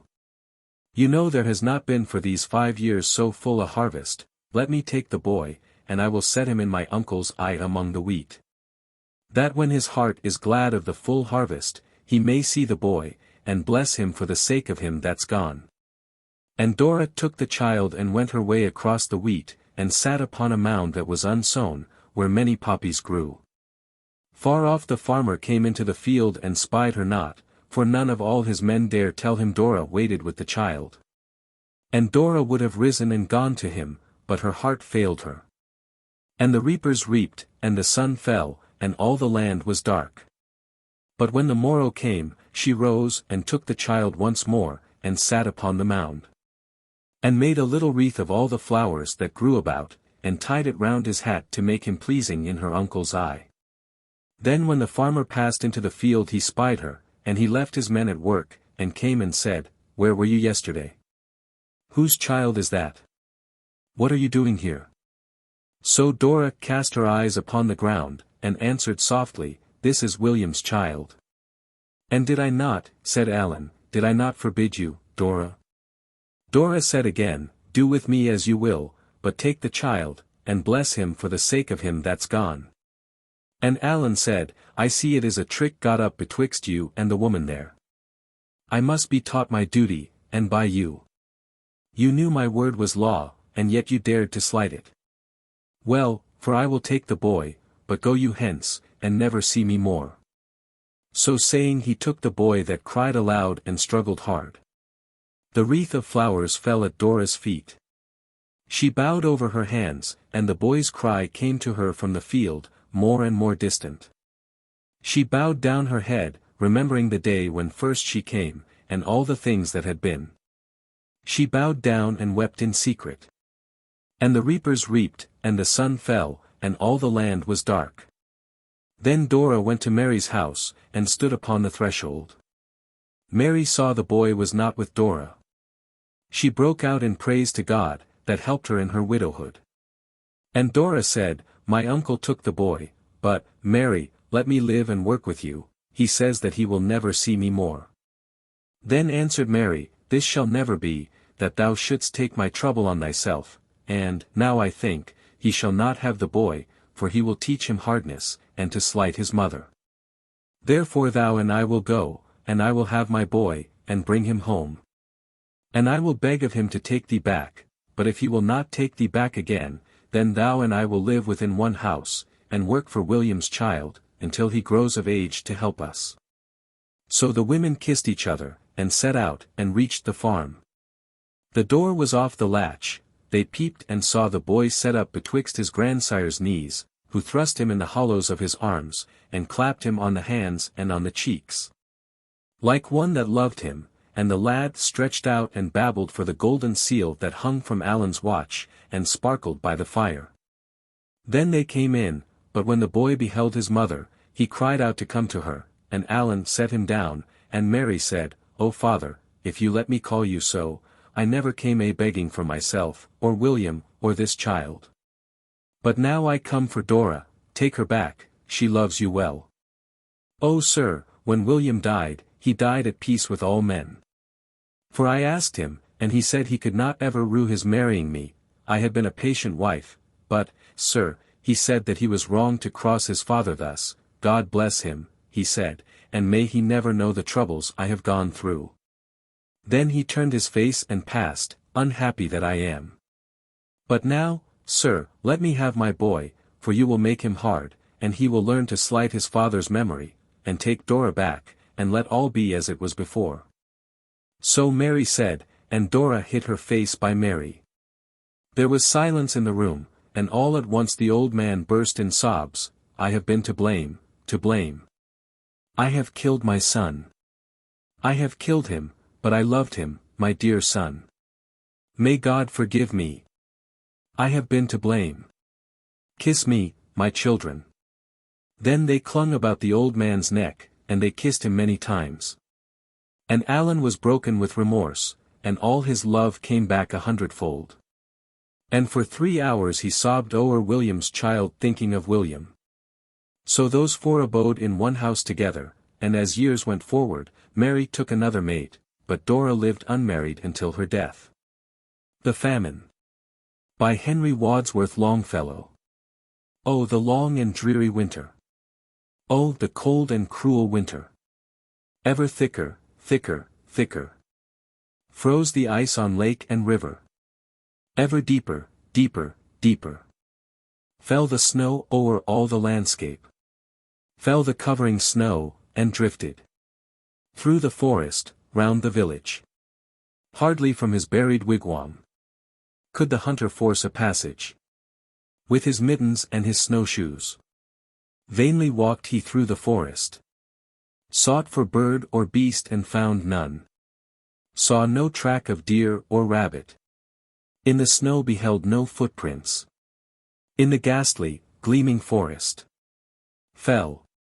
And could not rise from weakness. Perished there from cold and hunger. Oh, the famine and the fever! Oh, the wasting of the famine! Oh, the blasting of the fever! Oh, the wailing of the children! Oh, the anguish of the women! All the earth was sick and famished. Hungry was the air around them. Hungry was the sky above them. And the hungry stars in heaven, like the eyes of wolves, glared at them. Into Hiawatha's wigwam came 2 other guests, as silent as the ghosts were, and as gloomy. Waited not to be invited. Did not parley at the doorway. Sat there without word of welcome. In the seat of laughing water. Looked with haggard eyes and hollow at the face of laughing water. And the foremost said, "Behold me. I am Famine, Bucatawin." And the other said, "Behold me.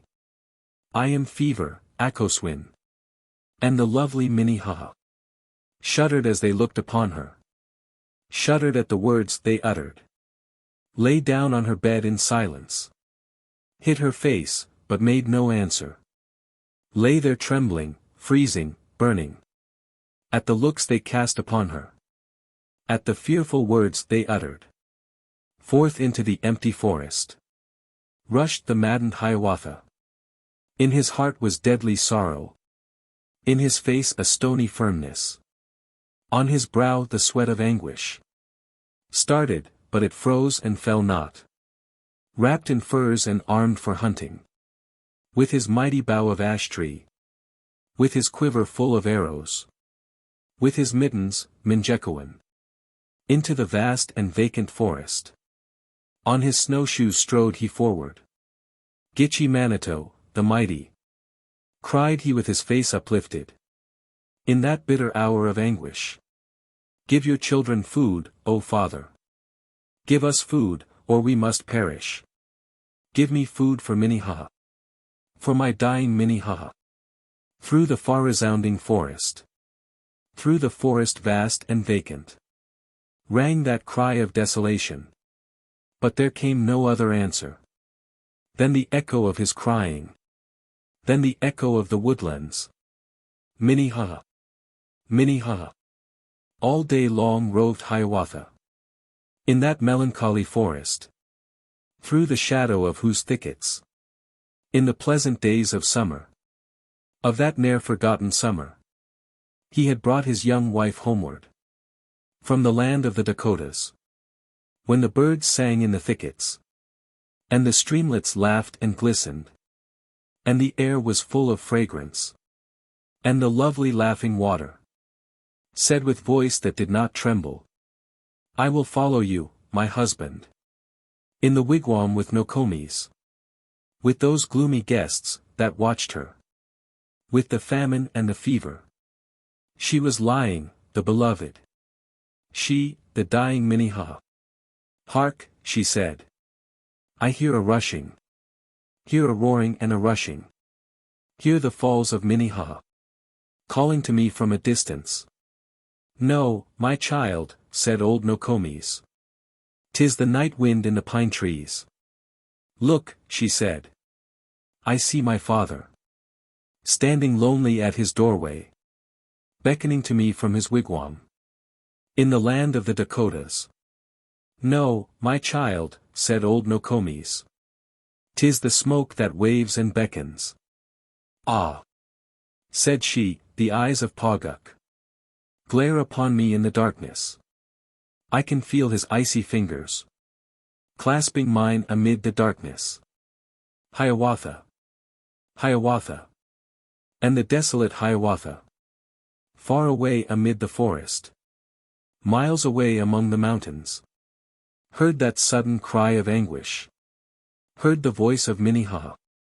Calling to him in the darkness. Hiawatha. Hiawatha. Over snowfields waste and pathless.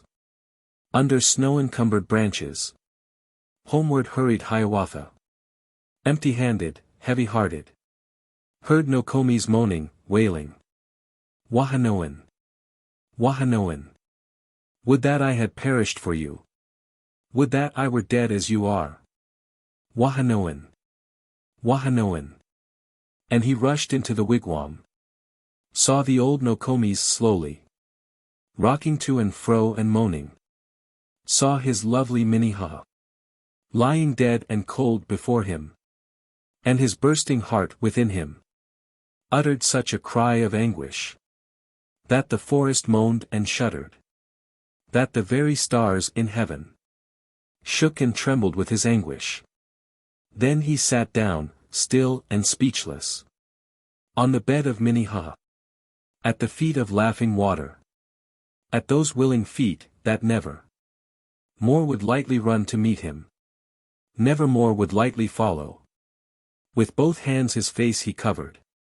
7 long days and nights he sat there. As if in a swoon he sat there. Speechless, motionless, unconscious. Of the daylight or the darkness. Then they buried Minnehaha. In the snow a grave they made her. In the forest deep and darksome. Underneath the moaning hemlocks. Clothed her in her richest garments. Wrapped her in her robes of ermine. Covered her with snow, like ermine. Thus they buried Minnehaha. And at night a fire was lighted. On her grave 4 times was kindled. For her soul upon its journey. To the islands of the blessed. From his doorway Hiawatha saw it burning in the forest. Lighting up the gloomy hemlocks. From his sleepless bed uprising. From the bed of Minnehaha. Stood and watched it at the doorway. That it might not be extinguished. Might not leave her in the darkness. Farewell, said he, Minnehaha. Farewell, O my laughing water. All my heart is buried with you. All my thoughts go onward with you. Come not back again to labor. Come not back again to suffer. Where the famine and the fever. Where the heart and waste the body. Soon my task will be completed. Soon your footsteps I shall follow. To the islands of the blessed. To the kingdom of Ponema. To the land of the hereafter. The children of the battlefield. By James Gowdy Clark. Upon the field of Gettysburg. The summer sun was high. When freedom met her haughty foe. Beneath a northern sky. Among the heroes of the north. That swelled her grand array. And rushed like mountain eagles forth. From happy homes away. There stood a man of humble fame. A sire of children 3. And gazed within a little frame. His pictured ones to see. And blame him not if, in the strife. He breathed a soldier's prayer. O Father! Shield the soldier's wife. And for his children care. Upon the field of Gettysburg. When morning shone again. The crimson cloud of battle burst. In streams of fiery rain. Our legions quelled the awful flood. Of shot and steel and shell. While banners, marked with ball and blood. Around them rose and fell. And none more nobly won the name. Of champion of the free. Than he who pressed the little frame. That held his children three. And none were braver in the strife. Than he who breathed the prayer. O Father! Shield the soldier's wife. And for his children care. Upon the field of Gettysburg. The full moon slowly rose. She looked, and saw 10,000 brows. All pale in death's repose. And down beside a silver stream. From other forms away. Calm as a warrior in a dream. Our fallen comrade lay. His limbs were cold, his sightless eyes. Were fixed upon the three. Sweet stars that rose in memory's skies. To light him o'er death's sea. Then honored be the soldier's life. And hallowed be his prayer. O Father! Shield the soldier's wife. And for his children care. President Lincoln's Funeral. By Sarah E. Carmichael. Toll! Toll! Toll! Toll! All rivers seaward wend. Toll! Toll!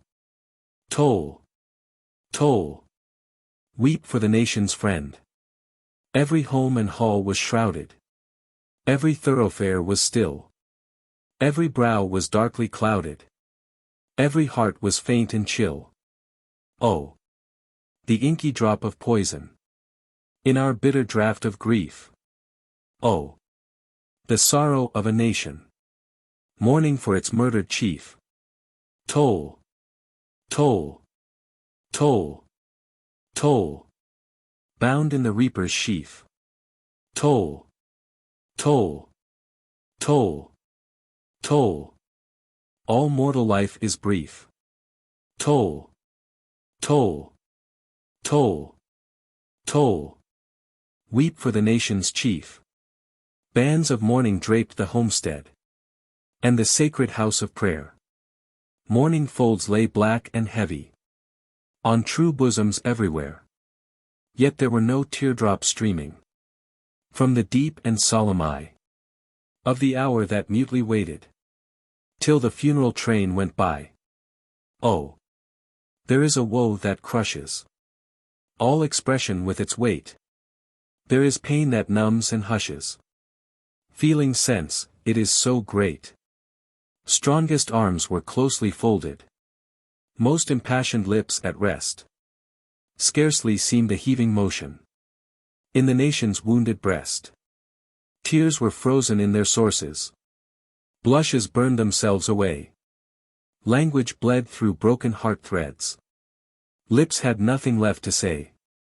Yet there was a marble sorrow. In each still face, chiseled deep. Something more than words could utter. Something more than tears could weep. Selfishly the nation mourned him. Mourned its chieftain and its friend. Eye no traitor mist could darken. Arm no traitor power could bend. Heart that gathered the true pulses. Of the land's indignant veins. And, with their tempestuous spurning. Broke the slave's tear-rusted chains. Heart that tied its iron fibers. Round the Union's starry band. Martyr's heart, that upward beating. Broke on hate's assassin hand. Oh! The land he loved will miss him. Miss him in its hour of need. Mourns the nation for the nation. Till its teardrops inward bleed. There is one whose life will mourn him. With a deep, unselfish woe. One who owned him chief and master. Ere the nation named him so. That the land he loved will miss him. Does she either think or care? No. The chieftain's heart is shrouded. And her woman's world was there. No. The nation was her rival. Let its glory shine or dim. He hath perished on its altar. What were many such to him? Toll! Toll! Toll! Toll! Never again, no more. Comes back to earth the life that goes hence to the Eden shore. Let him rest, it is not often that his soul hath known repose. Let him rest, they rest but seldom, whose successes challenge foes. He was weary, worn with watching. His life crown of power hath pressed oft on temples sadly aching. He was weary, let him rest. Toll, bells at the Capitol. Bells of the land, toll. Sob out your grief with brazen lungs. Toll! Toll! Toll! The Fisherman's Story. By Herbert Bashford. I knew he was morose that day, because he did not speak to me. But now I know he was away upon the hills of Italy. He showed me once long months before the picture of a dark-eyed girl within a locket that he wore, a little keepsake wrought of pearl. His life had known no counter-gale. He had the aid of wind and tide, and dreamed that soon a snowy sail should bear him to his future bride. 'Twas but a letter, nothing much, a scrap of paper sent to him, yet something he did clutch and clutch, the while his dusky eyes grew dim. And oh, how eagerly he scanned each syllable that formed her name. He crushed the letter in his hand, and fed it to the driftwood flame. As in a dream he sat and stared at night's black pall around us hung. I would have spoken if I'd dared, but silence had a gentler tongue. He did not curse as men will do. Of grief he gave no outward sign. That bitter draught of myrrh and rue he drank as though it had been wine. With joyless heart he crooned a song of love and hope, as day by day we hauled our heavy seine along the pebbled beaches of the bay. At last, ah, Christ, I'll not forget, I never saw the like before. An empty boat, we, chilled and wet, and 10 leagues from our cabin door.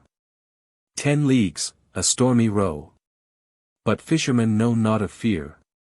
Had we ere this not faced the snow, when winter nights were dark and drear? Had we not braved the storm king's glee, when winds were shrill and waves were high?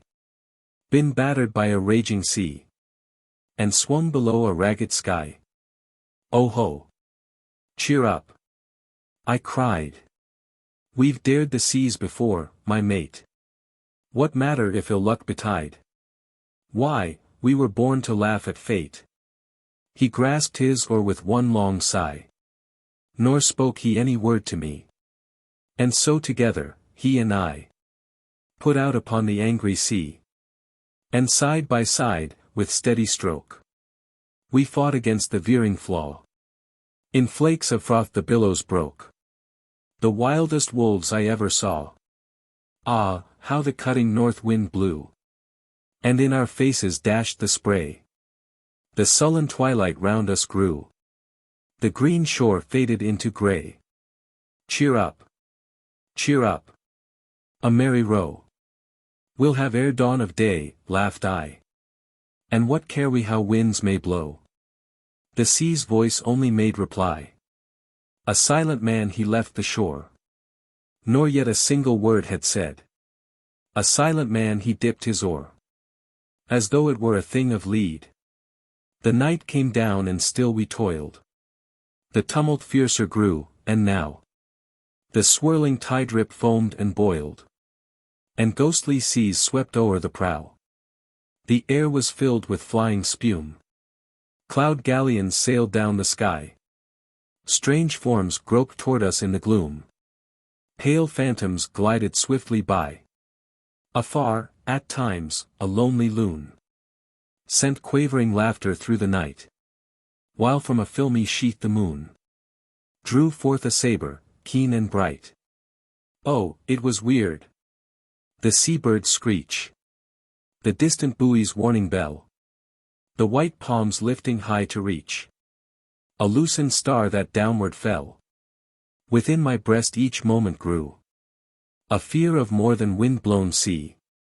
And lo! That mute man, laughing, threw aside his oar and leered at me. That moonlit face. It haunts me still. The eyes that spoke the maddened brain.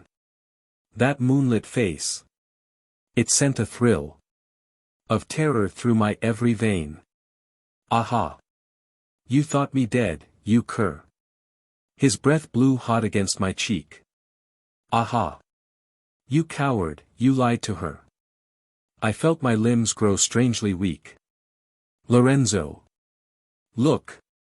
The boat! The boat! But how can mad men understand? My God! He leaped to clutch my throat. A wicked dagger in his hand. That lifted knife. Ah, yet I feel a horror of the deadly thing. The long, keen blade of polished steel. Against the white stars quivering. I upward sprang, I grasped somehow the hand that held the hilt of bone. With panther strength he struggled now. A demon I must fight, alone. He strove to slay, and I to save. His life and mine if such might be. And in the trough and on the wave. Like beasts we grappled savagely. To plead were vain. I could not hear my voice above the tempest's breath. I only knew my feet were near the awful, icy edge of death. We fought until the dark became a glare of crimson to my eyes. Until the stars were snakes of flame that writhed along the lurid skies. We fought I know not how, to me. All things of that mad night appear as vague as when in dreams you see the ghouls that haunt the coast of fear.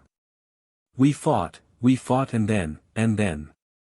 A leap, a cry, and he was gone. And I alone pulled shoreward when the east had grown the flower of dawn. I knew he was morose that day, because he did not speak to me. But now I know he was away upon the hills of Italy. Copyright by the Har Wagner Company, San Francisco, and used by kind permission of author and publisher. Why Santa Claus Forgot. By Herbert Bashford. A wind from the south swept down the bay. And pale with anger the waters turned. As the ranchman's wife looked far away. To where the lights of the city burned. Like feeble stars on that Christmas Eve. Were the pulsing lights beyond the tide. Now play with your dolly and do not grieve, said she to the wee one at her side. Good Santa Claus will come to you this very night if you do not cry. And she wiped a tear like a drop of dew from the rosy cheek and the anxious eye. No sail. No sail. And the sad wife pressed a wan face close to the window pane. But naught she saw but the sea's white breast. And the long grey lash of the hissing rain. The night fell black and the wild gale played in the chimney's throat a shrill, weird tune. While into a cloud as if afraid stole the ghostly form of the groping moon. Then the steeds of the sea all landward came. Each panting courser thundered o'er the rocks of the reef and died in flame along the utmost reach of shore. Ah, heavy the heart of the ranchman's wife. And long she listened, yet only heard the voice of breakers in awful strife. And the plaintive cry of a frightened bird. So long she waited and prayed for day. As the firelight flickered upon the floor. While the prowling wind like a beast of prey did growl and growl at the cabin door. The grey dawn crept through the weeping wood. The cloud set sail and all was still. With a breast of gold the fair morn stood above the firs of the eastern hill. The waters slept and the raindrops clung like shimmering pearls to the maple tree. The sky was clear and the brown birds flung Sweet showers of crystal melody. A splintered mast and a tattered sail lay out in the sun on the hard brown sands. And plainer than words they told a tale to the woman who wept and wrung her hands. And the little girl with the gold-crowned head looked up with her tear-wet eyes of blue. "Oh, please don't cry, Mama," she said. "Old Santa Claus forgot me, too." Copyright by Har Wagner Company. San Francisco, and used by kind permission of author and publisher. Dickens in Camp. By Bret Harte. Above the pines the moon was slowly drifting. The river sang below. The dim Sierras, far beyond, uplifting their minarets of snow. The roaring campfire, with rude humor, painted the ruddy tints of health on haggard face and form that drooped and fainted in the fierce race for wealth. Till one arose, and from his pack's scant treasure a hoarded volume drew, and cards were dropped from hands of listless leisure to hear the tale anew. And then, while round them shadows gathered faster, and as the firelight fell, he read aloud the book wherein the master had writ of Little Nell. Perhaps 'twas boyish fancy, for the reader was youngest of them all. But, as he read, from clustering pine and cedar a silence seemed to fall. The fir trees, gathering closer in the shadows, listened in every spray, while the whole camp, with Nell on English meadows, wandered and lost their way. And so in mountain solitudes, o'ertaken as by some spell divine, their cares dropped from them like the needles shaken from out the gusty pine. Lost is that camp and wasted all its fire. And he who wrought that spell. Ah!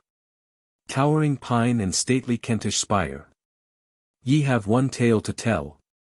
Lost is that camp, but let its fragrant story blend with the breath that thrills, with hopvine's incense all the pensive glory that fills the Kentish hills. And on that grave where English oak, and holly, and laurel wreaths entwine, deem it not all a too presumptuous folly, this spray of western pine. Copyright by Houghton, Mifflin and Company, Boston, Massachusetts, and used by their kind permission. When the Old Man Dreamed. By A. J. Waterhouse. Sometimes, long after supper, my grandsire used to sit where the sunbeams through the window things of beauty liked to knit. And he'd light his pipe and sit there in a sort of waking dream, while to bathe his form in glory seemed the sunlight's pretty scheme. And then, whatever happened, he didn't seem to see. And a smile lit up his features that used to puzzle me. And I would often wonder what pleasant inner theme had caused that strange and tranquil smile when Grandpa used to dream. Sometimes, though, when I'd listen I'd hear the good man sigh. And once I'm almost sure I saw the moisture in his eye. But whether he would smile or sigh, he didn't seem to see the things that happened round him. And that's what puzzled me. With the wreaths of smoke ascending as the twilight gathered there, the shadows crept about him in the old armchair. And through the evening darkness I could see the fitful gleam from the embers in his lighted pipe when Grandpa used to dream. I used to wonder in those days. I wonder now no more. For now I understand the thing that puzzled me of yore. And I know that through the twilight and the shadows gathering fast, came unto my grandsire, dreaming, the visions of the past. The boys who played with him were there within that little room. His mother's smile no doubt lit up the darkness and the gloom. Again he ran and leaped and played beside an eastern stream. The ones he loved were there, I know, when Grandpa used to dream. And so he smiled, and then she stood, his dearest, at his side, with the glow of youth upon her, red-lipped and laughing-eyed. And he told the old, sweet story, and she listened, nothing loath. And dreams of hope were written in the happy hearts of both. And then, by strange transition, he saw her pulseless lie. And 'twas then I viewed the moisture in the corner of his eye. Old friends were gathered round him, though they'd crossed death's mystic stream. In that hour of smiles and sighing when my grandsire used to dream. Oh, glad, sad gift of memory to call our dear ones back. And win them from their narrow homes to time's still beaten track. Yours was the power my grandsire held while twilight turned to night. Through you his loved returned again and blessed his longing sight. And I no longer wonder, when his dreaming I recall, at smiles and sighs succeeding while the shadows hid us all. For, while my pencil's trailing and I've half forgot my theme, I, too, am seeing visions, as my grandsire used to dream. When Little Sister Came. By Joaquin Miller. We dwelt in the woods of the Tippecanoe. In a lone lost cabin, with never a view of the full day's sun for a whole year through. With strange half-hints through the russet corn. We children were hurried one night. Next morn. There was frost on the trees, and a sprinkle of snow. And tracks on the ground. 3 boys below. The low Eve listened. We burst through the door. And a girl baby cried, and then we were 4. We were not sturdy, and we were not wise. In the things of the world, and the ways men dare. A pale-browed mother with a prophet's eyes. A father that dreamed and looked anywhere. 3 brothers, wild blossoms, tall-fashioned as men. And we mingled with none, but we lived as when the pair first lived ere they knew the fall. And, loving all things, we believed in all. Ah! Girding yourself and throwing your strength on the front of the forest that stands in mail. Sounds gallant, indeed, in a pioneer's tale. But, God in heaven! The weariness of a sweet soul banished to a life like this. This reaching of weary-worn arms full length. This stooping all day to the cold stubborn soil. This holding the heart. It is more than toil. What loneness of heart! What wishing to die! In that soul in the earth, that was born for the sky. We parted wood curtains, pushed westward and why, we wandered and wandered a half-year through. We tented with herds as the Arabs do. And at last laid down by the sundown sea. Then there in that sun did my soul take fire. It burned in its fervor, thou Venice, for thee. My glad heart glowed with the one desire. To stride to the front, to live, to be. To strow great thoughts through the world as I went. As God sows stars through the firmament. Venice, 1874. Copyright by Har Wagner Company, San Francisco, and used by kind permission of author and publisher. When the Old Man Smokes. By Paul Laurence Dunbar. In the forenoon's restful quiet. When the boys are off at school. When the window lights are shaded. And the chimney corner cool. Then the old man seeks his armchair. Lights his pipe and settles back. Falls a-dreaming as he draws it. Till the smoke wreaths gather black. And the teardrops come a-trickling. Down his cheeks, a silver flow. Smoke or memories you wonder. But you never ask him, no. For there's something almost sacred. To the other family folks. In those moods of silent dreaming. When the old man smokes. Ah, perhaps he sits there dreaming. Of the love of other days. And how he used to lead her. Through the merry dance's maze. How he called her, little princess. And, to please her, used to twine tender wreaths to crown her tresses. From the matrimony vine. Then before his mental vision. Comes, perhaps, a sadder day. When they left his little princess. Sleeping with her fellow clay. How his young heart throbbed, and pained him. Why the memory of it chokes. Is it of these things he's thinking? When the old man smokes. But some brighter thoughts possess him. For the tears are dried the while. And the old worn face is wrinkled. In a reminiscent smile. From the middle of the forehead to the feebly trembling lip. At some ancient prank remembered. Or some unheard of quip. Then the lips relax their tension. And the pipe begins to slide. Till in little clouds of ashes it falls gently at his side. And his head bends lower and lower. Till his chin lies on his breast.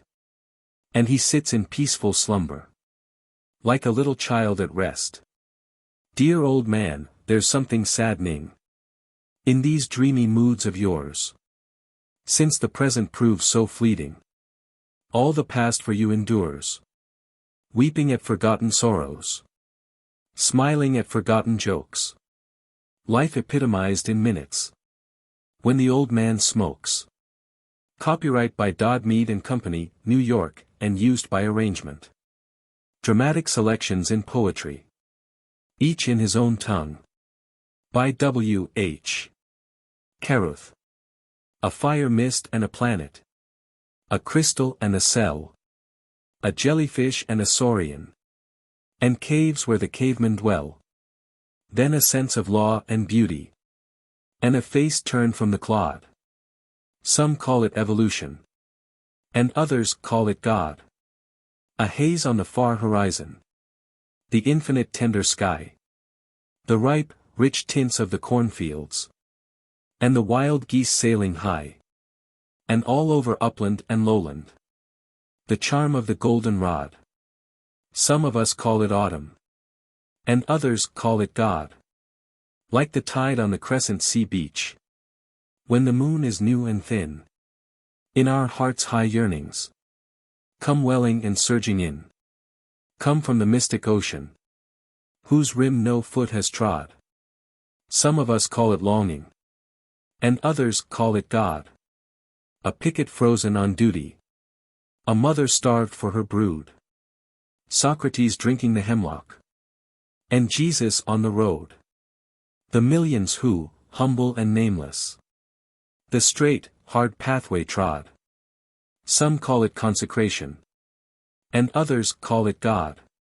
Copyright, and used by kind permission of the author.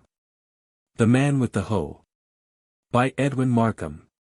Written after seeing Millet's world-famous painting. God made man in his own image, in the image of God made he him. Genesis. Bowed by the weight of centuries he leans upon his hoe and gazes on the ground. The emptiness of ages in his face. And on his back the burden of the world. Who made him dead to rapture and despair. A thing that grieves not and that never hopes. Stolid and stunned, a brother to the ox. Who loosened and let down this brutal jaw? Whose was the hand that slanted back this brow?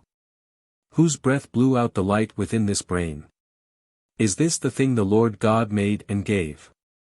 To have dominion over sea and land. To trace the stars and search the heavens for power. To feel the passion of eternity? Is this the dream he dreamed who shaped the suns? And pillared the blue firmament with light? Down all the stretch of hell to its last gulf. There is no shape more terrible than this. More tongued with censure of the world's blind greed. More filled with signs and portents for the soul. More fraught with menace to the universe. What gulfs between him and the seraphim? Slave of the wheel of labor, what to him? Are Plato and the swing of Pleiades? What the long reaches of the peaks of song? The rift of dawn, the reddening of the rose? Through this dread shape the suffering ages look. Time's tragedy is in the aching stoop. Through this dread shape humanity betrayed. Plundered, profaned and disinherited. Cries protest to the judges of the world. A protest that is also prophecy. O masters, lords and rulers in all lands. Is this the handiwork you give to God? This monstrous thing distorted and soul-quenched? How will you ever straighten up this shape? Touch it again with immortality. Give back the upward looking and the light.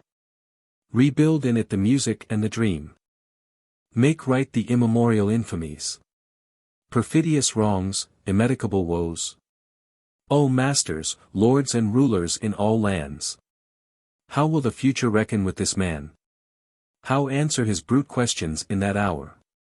When whirlwinds of rebellion shake the world. How will it be with kingdoms and with kings? With those who shaped him to the thing he is? When this dumb terror shall reply to God? After the silence of the centuries? Copyright by Doubleday, Page and Company. New York, and used by kind permission of author and publisher. Tommy.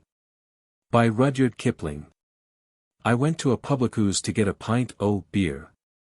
The publican up and says, "We serve no redcoats here."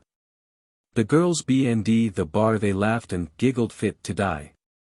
I out into the street again, and to myself says I, "Oh, it's Tommy this, and Tommy that, and Tommy, go away." But it's, "Thank you, Mr. Atkins," when the band begins to play. The band begins to play, my boys, the band begins to play. Oh, it's, "Thank you, Mr. Atkins," when the band begins to play. I went into a theater as sober as could be. They gave a drunk civilian room, but ain't none for me. They sent me to the gallery or round the music halls. But when it comes to fightin', Lord, they'll shove me in the stalls. For it's Tommy this, and Tommy that, and Tommy, wait outside. But it's special train for Atkins, when the troopers on the tide. The troopship's on the tide, my boys, the troopship's on the tide. Oh, it's special train for Atkins, when the troopers on the tide. Yes, makin' mock uniforms that guard you while you sleep is cheaper than them uniforms, and they're starvation cheap. And hustlin' drunken soldiers when they're goin' large a bit is 5 times better business than paradin in full kit. Then it's Tommy this, and Tommy that, and Tommy, ow's your soul. But it's thin red line of arrows, when the drums begin to roll. The drums begin to roll, my boys, the drums begin to roll. Oh, it's thin red line of arrows, when the drums begin to roll. We aren't no thin red arrows, nor we aren't no blackguards too. But single men in barracks, most remarkably like you. And, if sometimes our conduct isn't all your fancy paints, why, single men in barracks don't grow into plaster saints. While it's Tommy this, and Tommy that, and Tommy, fall bind. But it's, please to walk in front, sir, when there's trouble in the wind. There's trouble in the wind, my boys, there's trouble in the wind. Oh, it's, please to walk in front, sir, when there's trouble in the wind. You talk better food for us, and schools, and fires, and ball. We'll wait for extra rations if you treat us rational. Don't mess about the cookroom shops, but prove it to our face. The widow's uniform is not the soldierman's disgrace. For it's Tommy this, and Tommy that, and chuck him out, the brute. But it's savior of his country, when the guns begin to shoot. And it's Tommy this, and Tommy that, and anything you please.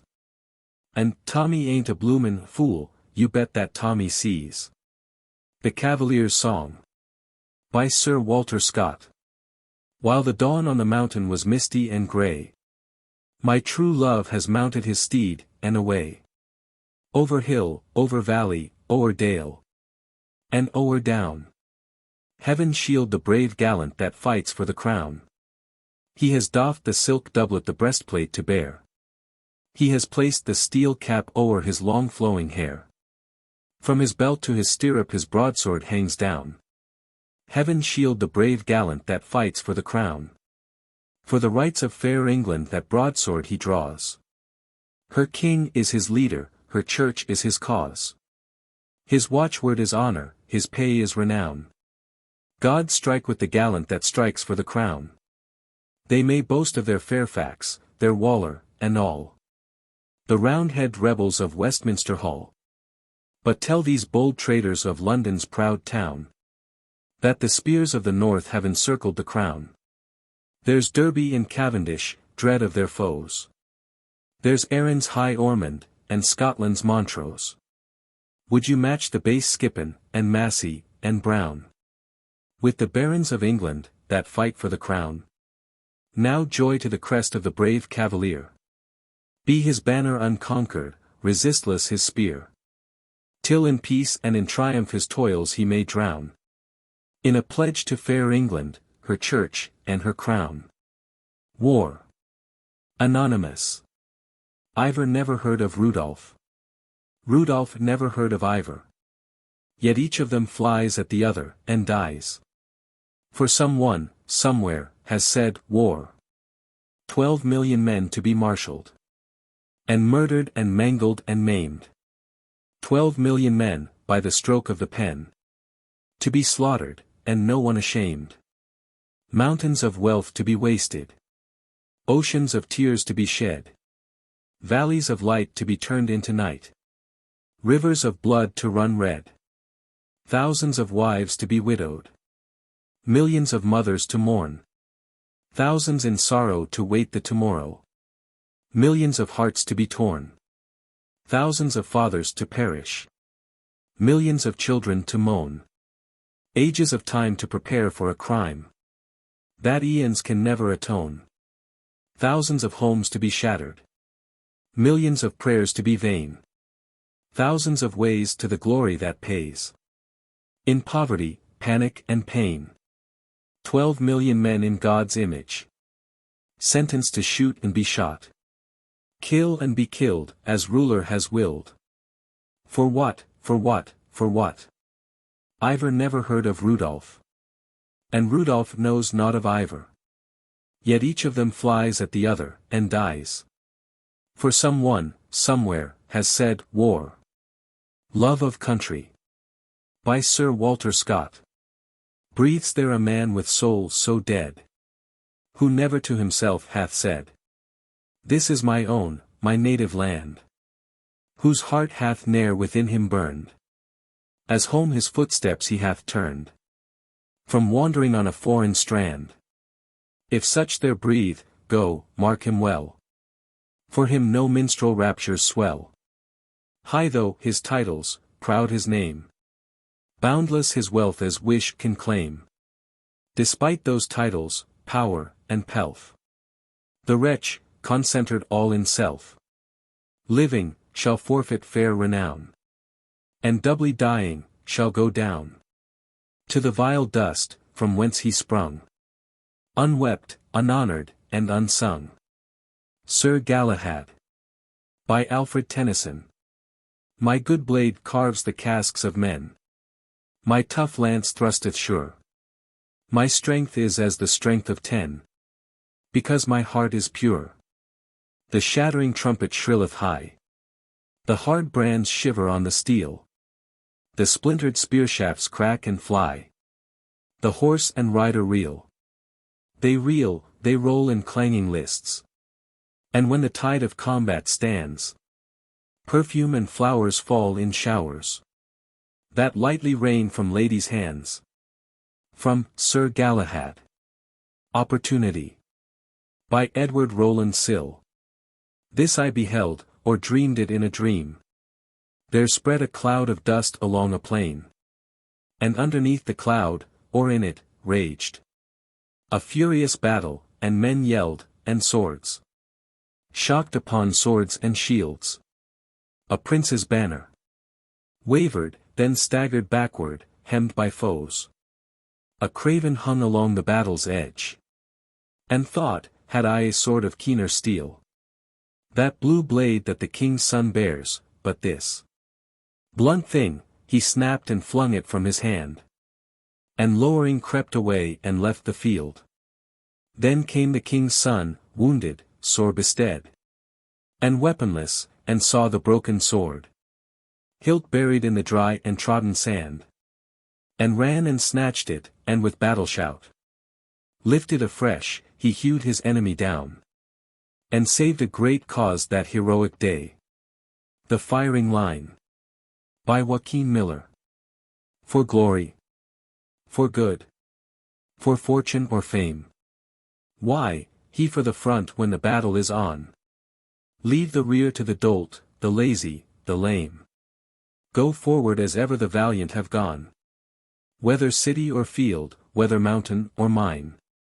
Go forward, right on to the firing line. Whether newsboy or plowboy, cowboy or clerk. Fight forward, be ready, be steady, be first. Be fairest, be bravest, be best at your work. Exult and be glad, dare to hunger, to thirst.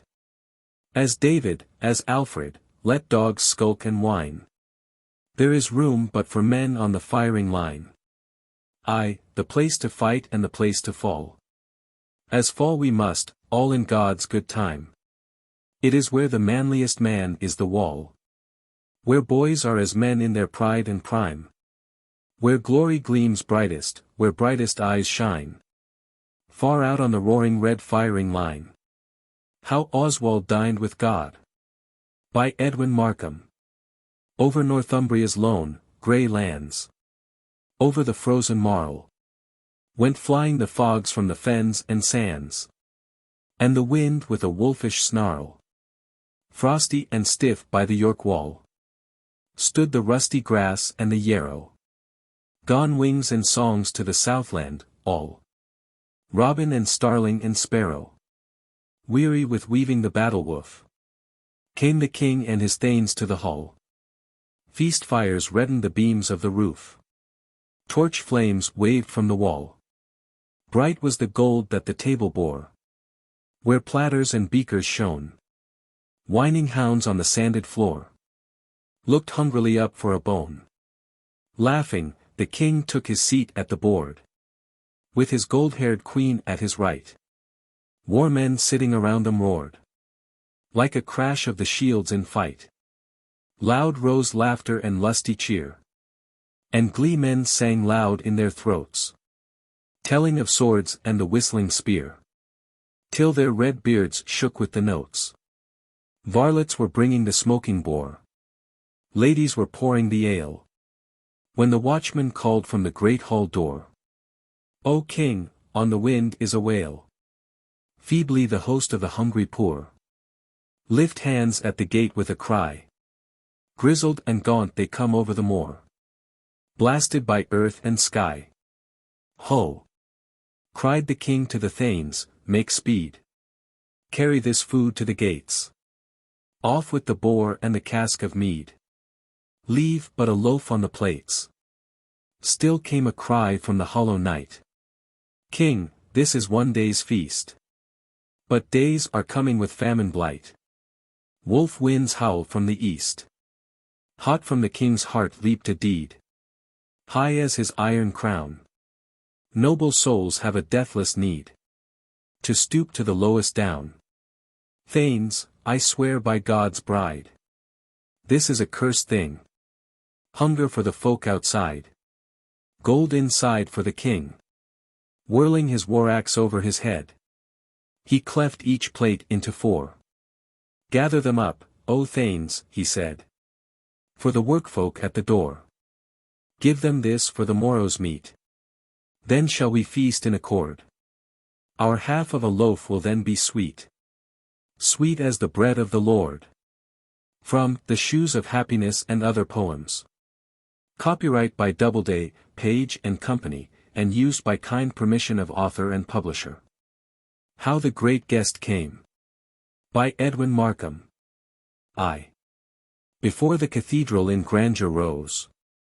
At Ingelberg where the Danube goes. Before its forest of silver spires. Went airily up to the clouds and fires. Before the oak had ready a beam. While yet the arch was stone and dream. There where the altar was later laid. Conrad the cobbler plied his trade. 2. Doubled all day on his busy bench. Hard at his cobbling for master and hench. He pounded away at a brisk rat-tat. Shearing and shaping with pull and pat. Hide well hammered and pegs sent home.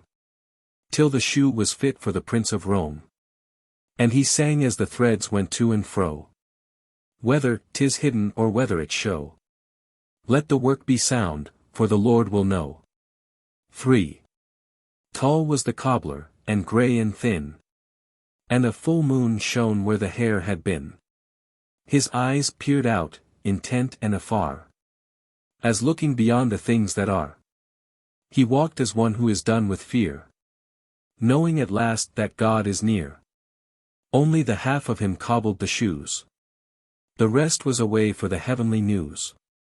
Indeed, so thin was the mystic screen that parted the unseen from the seen. You could not tell, from the cobbler's theme, if his dream were truth or his truth were dream. 4. It happened one day at the year's white end. Two neighbors called on their old-time friend. And they found the shop, so meager and mean, made gay with 100 boughs of green. Conrad was stitching with face ashine, but suddenly stooped as he twitched a twine. Old friends, good news. At dawn today, as the cocks were scaring the night away, the Lord appeared in a dream to me, and said, I am coming your guest to be. So I've been busy with feet astir, strewing the floor with branches of fir. The wall is washed and the shelf is shined, and over the rafter the holly twined. He comes today, and the table is spread with milk and honey and wheaten bread. V. His friends went home, and his face grew still, as he watched for the shadow across the sill. He lived all the moments o'er and o'er, when the Lord should enter the lowly door. The knock, the call, the latch pulled up, the lighted face, the offered cup. He would wash the feet where the spikes had been. He would kiss the hands where the nails went in, and then at the last would sit with him, and break the bread as the day grew dim. 6. While the cobbler mused, there passed his pain a beggar drenched by the driving rain. He called him in from the stony street, and gave him shoes for his bruised feet. The beggar went and there came a crone, her face with wrinkles of sorrow sown. A bundle of faggots bowed her back, and she was spent with the wrench and rack. He gave her his loaf and steadied her load, as she took her way on the weary road. Then to his door came a little child, lost and afraid in the world so wild. In the big, dark world. Catching it up, he gave it the milk in the waiting cup, and led it home to its mother's arms, out of the reach of the world's alarms. 7. The day went down in the crimson west, and with it the hope of the blessed guest. And Conrad sighed as the world turned gray. Why is it, Lord, that your feet delay? Did you forget that this was the day? Then soft in the silence a voice he heard. Lift up your heart, for I kept my word. 3 times I came to your friendly door. 3 times my shadow was on your floor. I was the beggar with bruised feet. I was the woman you gave to eat. I was the child on the homeless street. From The Shoes of Happiness and Other Poems. Copyright by Doubleday, Page & Company, and used by kind permission of author and publisher.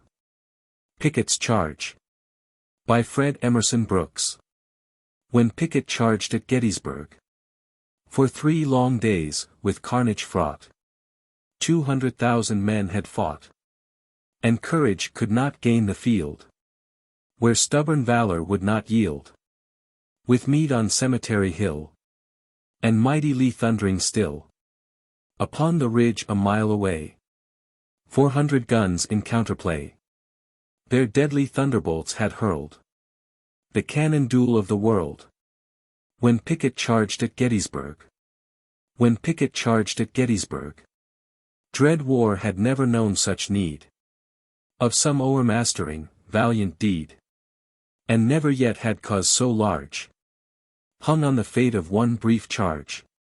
To break the center, but a chance, with Pickett waiting to advance. It seemed a crime to bid him go.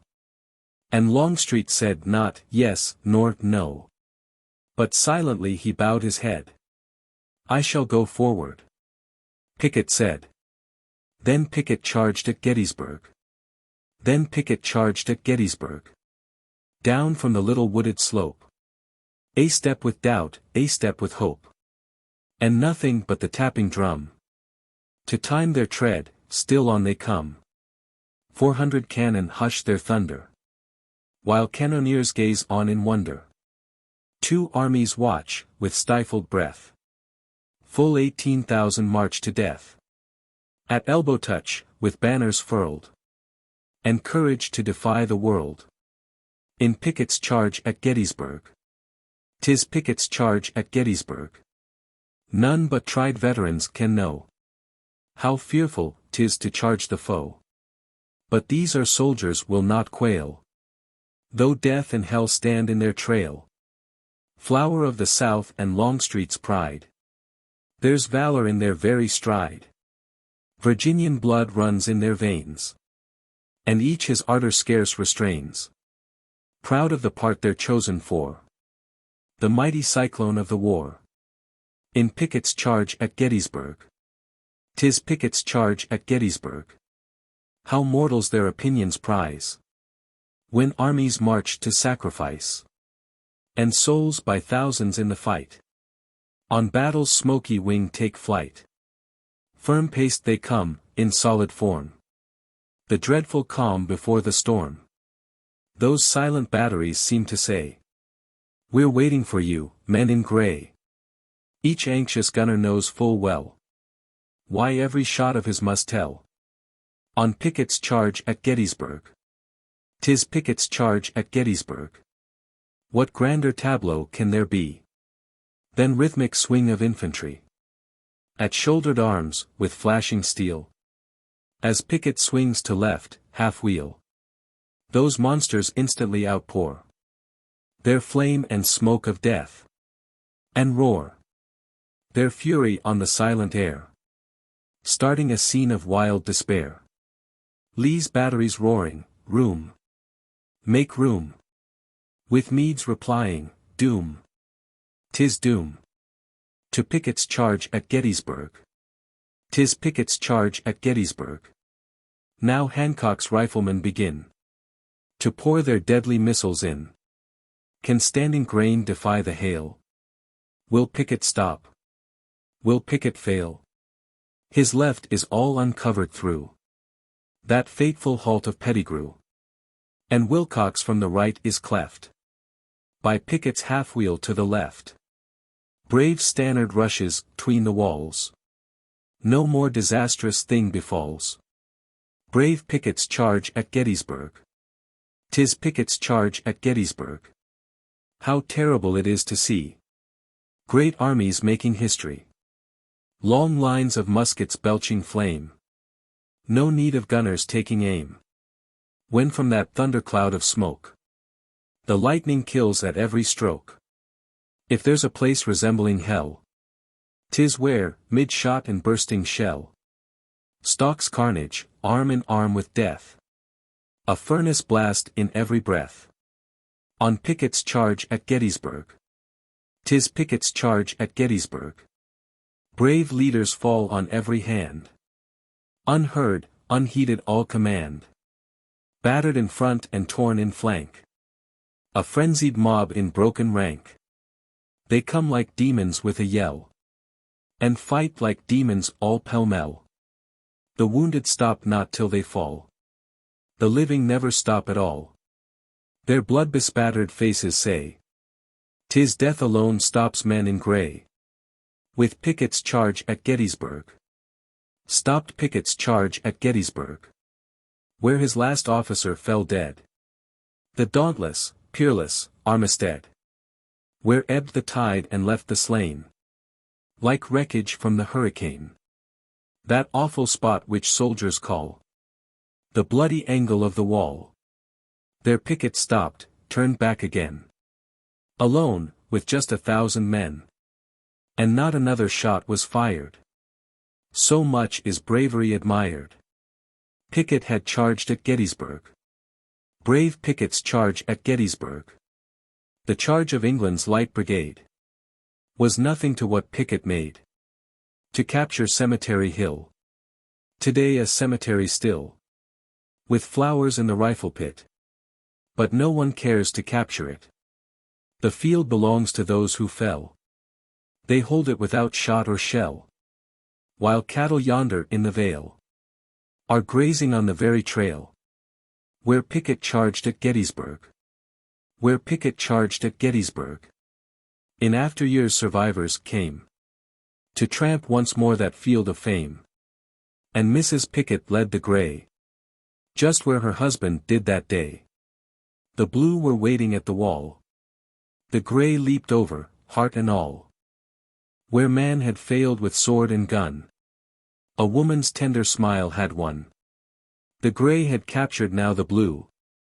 What mortal valor could not do. When Pickett charged at Gettysburg. Copyright by Forbes and Company. Chicago, and used by kind permission of author and publisher. Inasmuch. By Edwin Markham. Wild tempest swirled on Moscow's castled height. Wild sleet shot slanting down the wind of night. Quick snarling mouths from out of the darkness sprang to strike you in the face with tooth and fang. Javelins of ice hung on the roofs of all. The very stones were aching in the wall. Where Ivan stood a watchman on his hour, guarding the Kremlin by the northern tower. When, lo! A half-bare beggar tottered past, shrunk up and stiffened in the bitter blast. A heap of misery he drifted by, and from the heap came out a broken cry. At this the watchman straightened with a start. A tender grief was tugging at his heart. The thought of his dead father, bent and old, and lying lonesome in the ground so cold. Then cried the watchman starting from his post. Little father, this is yours, you need it most.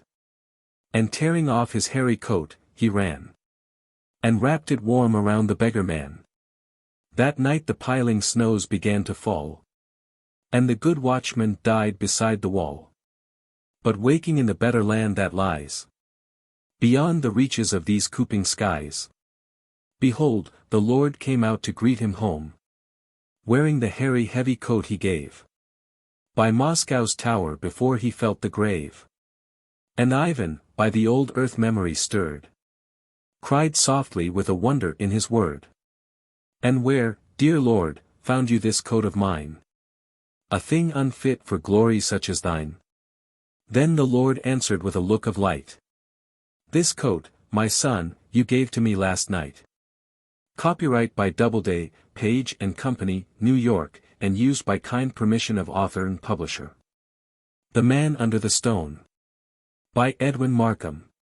When I see a workingman with mouths to feed, up, day after day, in the dark before the dawn, and coming home, night after night, through the dusk, swinging forward like some fierce silent animal, I see a man doomed to roll a huge stone up an endless steep. He strains it onward inch by stubborn inch, crouched always in the shadow of the rock. See where he crouches, twisted, cramped, misshapen. He lifts for their life. The veins knot and darken. Blood surges into his face. Now he loses, now he wins. Now he loses, God of my soul. He digs his feet into some earth. There's a moment of terrified effort. Will the huge stone break his hold and crush him as it plunges to the gulf? The silent struggle goes on and on, like two contending in a dream. Copyright by Doubleday, Page and Company, New York, and used by kind permission of author and publisher. To Germany. By George Sterling. I. Beat back thy forfeit plowshares into swords. It is not yet, the far, seraphic dream of peace made beautiful and love supreme. Now let the strong, unweariable chords of battle shake to thunder, and the hordes advance, where now the famished vultures scream. The standards gather and the trumpets gleam. Down the long hillside stare the mounted lords. Now far beyond the tumult and the hate, the white-clad nurses and the surgeons wait. The backward currents of tormented life, when on the waiting silences shall come the screams of men, and, ere those lips are dumb, the searching probe, the ligature and knife. 2. Was it for such, the brutehood and the pain, Civilization gave her holy fire unto thy wardship, and the snowy spire of her august and most exalted fane. Are these the harvests of her ancient reign? Men reap at evening in the scarlet mire, or where the mountain smokes, a dreadful pyre, or where the worship drags a bloody stain. Are these thy votive lilies and their dews, that now the outraged stars look down to see? Behold them, where the cold prophetic damps congeal on youthful brows so soon to lose their dream of sacrifice to thee, harlot to murder in 1,000 camps. 3. Was it for this that loving men and true have labored in the darkness and the light, to rear the solemn temple of the right, on reason's deep foundations, bared anew, long after the Caesarean eagles flew, and Rome's last thunder died upon the night? Cuirassed, the cannon menace from the height. Armored, the newborn eagles take the blue. Wait not thy lords the avenging, certain knell, one with the captains and abhorrent fames, the echoes of whose conquests died in hell. They that have loosened the ensanguined flood, and whose malign and execrable names the seraph of the record writes in blood. 4. From gravid trench and sullen parapet, profane the wounded lands with mine or shell. Turn thou upon the world thy cannon's hell, till many million women's eyes are wet. Ravage and slay, pile up the eternal debt. But when the fanes of France and Belgium fell, another ruin was on earth as well, and ashes that the race shall not forget. Not by the devastation of the guns, nor tempest shock, nor steel subverting edge, nor yet the slow erasure of the suns. Thy downfall came, betrayer of thy trust, but at the dissolution of a pledge. The temple of thine honor sank to dust. V. Make not thy prayer to heaven, lest perchance, O troubler of the world, the heavens hear. But trust in Ulan and in Cannoneer. And, ere the Russian hough thee, set thy lance against the dear and blameless breast of France. Put on thy mail tremendous and austere, and let the squadrons of thy wrath appear, and bid the standards and the guns advance. Those as an evil mist shall pass away, as once the Assyrian before the Lord. Thou standest between mortals and the day. Ere God, grown weary of thine armored reign, lift from the world the shadow of thy sword, and bid the stars of morning sing again. Copyright by A. M. Robertson, Publisher, San Francisco, and used by kind permission of author and publisher. To the Warlords. By George Sterling. I. Be yours the doom Isaiah's voice foretold. Lifted on Babylon, O ye whose hands cast the sword's shadow upon weaker lands, and for whose pride a million hearts grow cold. Ye reap but with the cannon, and do hold your ploughing to the murder god's commands. And at your altars desolation stands, and in your hearts is conquest, as of old. The legions perish and the warships drown, the fish and vulture batten on the slain. And it is ye whose word hath shaken down the dikes that hold the chartless sea of pain. Your prayers deceive not men, nor shall a crown hide on the brow the murder mark of Cain. 2. Now glut yourselves with conflict, nor refrain, but let your famished provinces be fed from bursting granaries of steel and lead. Decree the sowing of that deadly grain, where the great war-horse, maddened with his pain, stamps on the mangled living and the dead. And from the entreated heavens overhead falls from a brother's hand a fiery rain. Lift not your voices to the gentle Christ. Your God is of the shambles. Let the moan of nations be your psalter, and their youth to Moloch and to Bel be sacrificed. A world to which ye proffered lies alone learns now from death the horror of your truth. 3. How have you fed your people upon lies, and cried, "Peace! Peace," and knew it would not be. For now the iron dragons take the sea.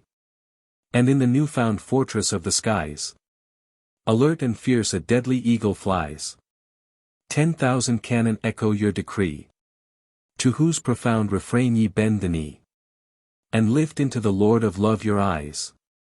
This is hell's work, why raise your hands to him?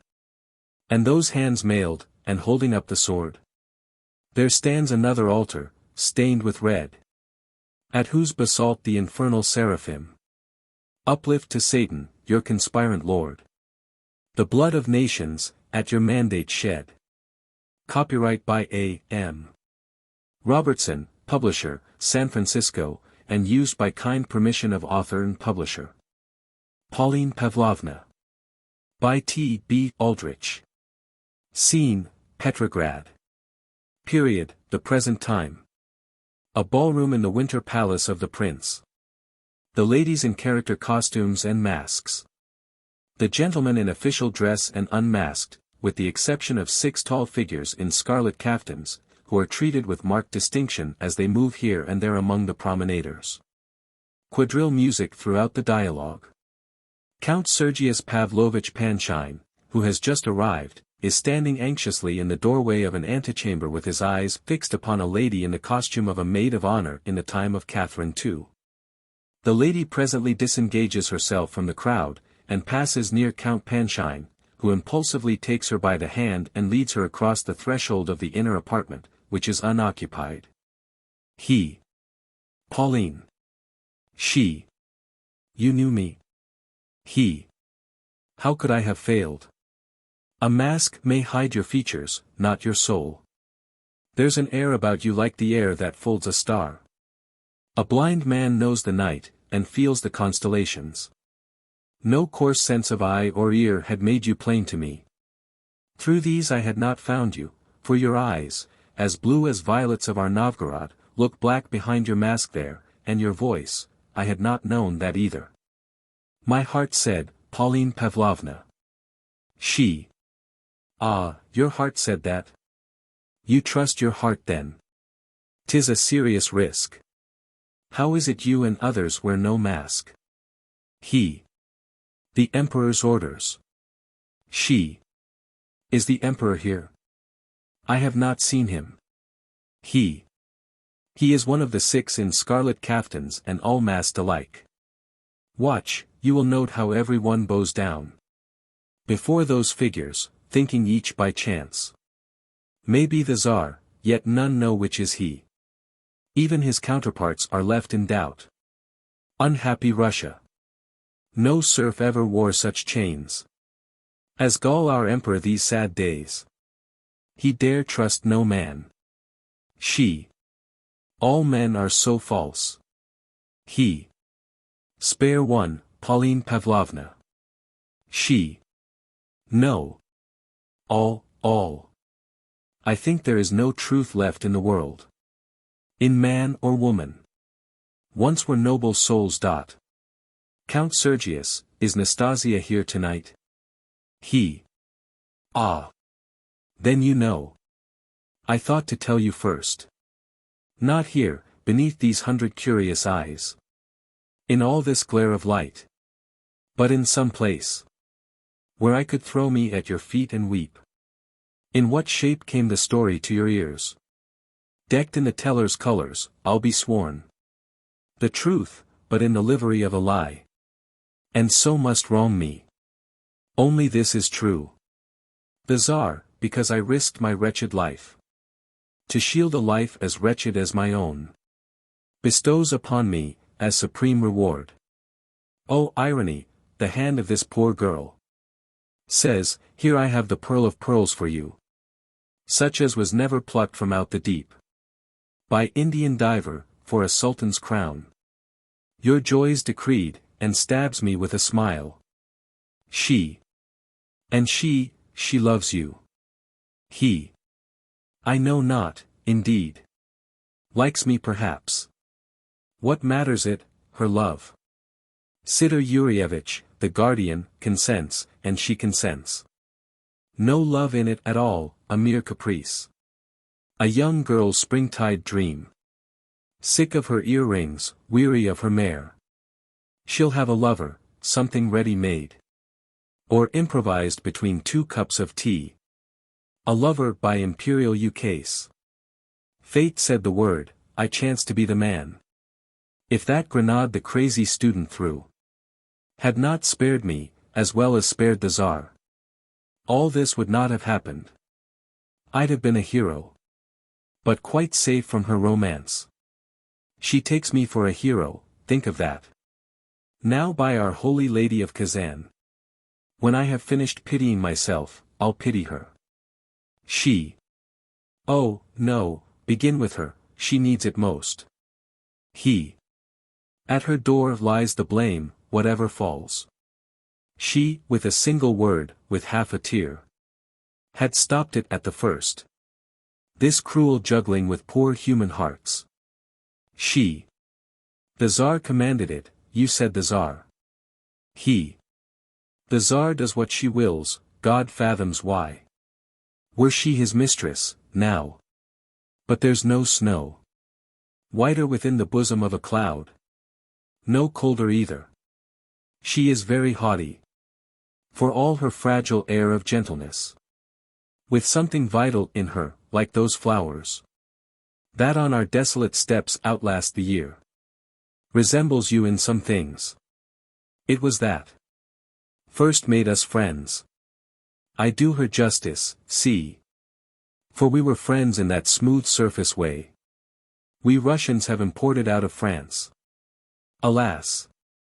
From what a blue and tranquil heaven. This bolt fell on me. After these 2 years. My suit with Osip Lemonov at end.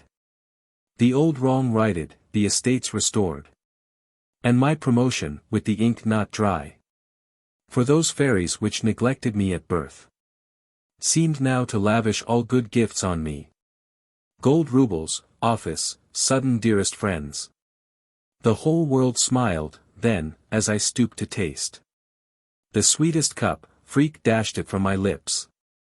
This very night, just think, this very night. I planned to come and beg of you the alms. I dared not ask for in my poverty. I thought me poor then. How stripped am I now? There's not a ragged mendicant one meets along the Nevsky Prospect but has leave to tell his love. And I have not that right. Pauline Pavlovna, why do you stand there? Stark as a statue, with no word to say. She. Because this thing has frozen up my heart. I think that there is something killed in me. A dream that would have mocked all other bliss. What shall I say? What would you have me say? He. If it be possible, the word of words. She, very slowly. Well, then, I love you. I may tell you so. This once, and then forever hold my peace. We cannot stay here longer unobserved. No, do not touch me. But stand further off, and seem to laugh, as if we jested, eyes. Eyes, everywhere. Now turn your face away. I love you. He. With such music in my ears I would death found me. It were sweet to die listening. You love me, prove it. She. Prove it, how? I prove it saying it. How else? He. Pauline, I have 3 things to choose from, you shall choose. This marriage, or Siberia, or France. The first means hell, the second, purgatory. The third, with you, were nothing less than heaven. She, starting. How dared you even dream it? He. I was mad. This business has touched me in the brain.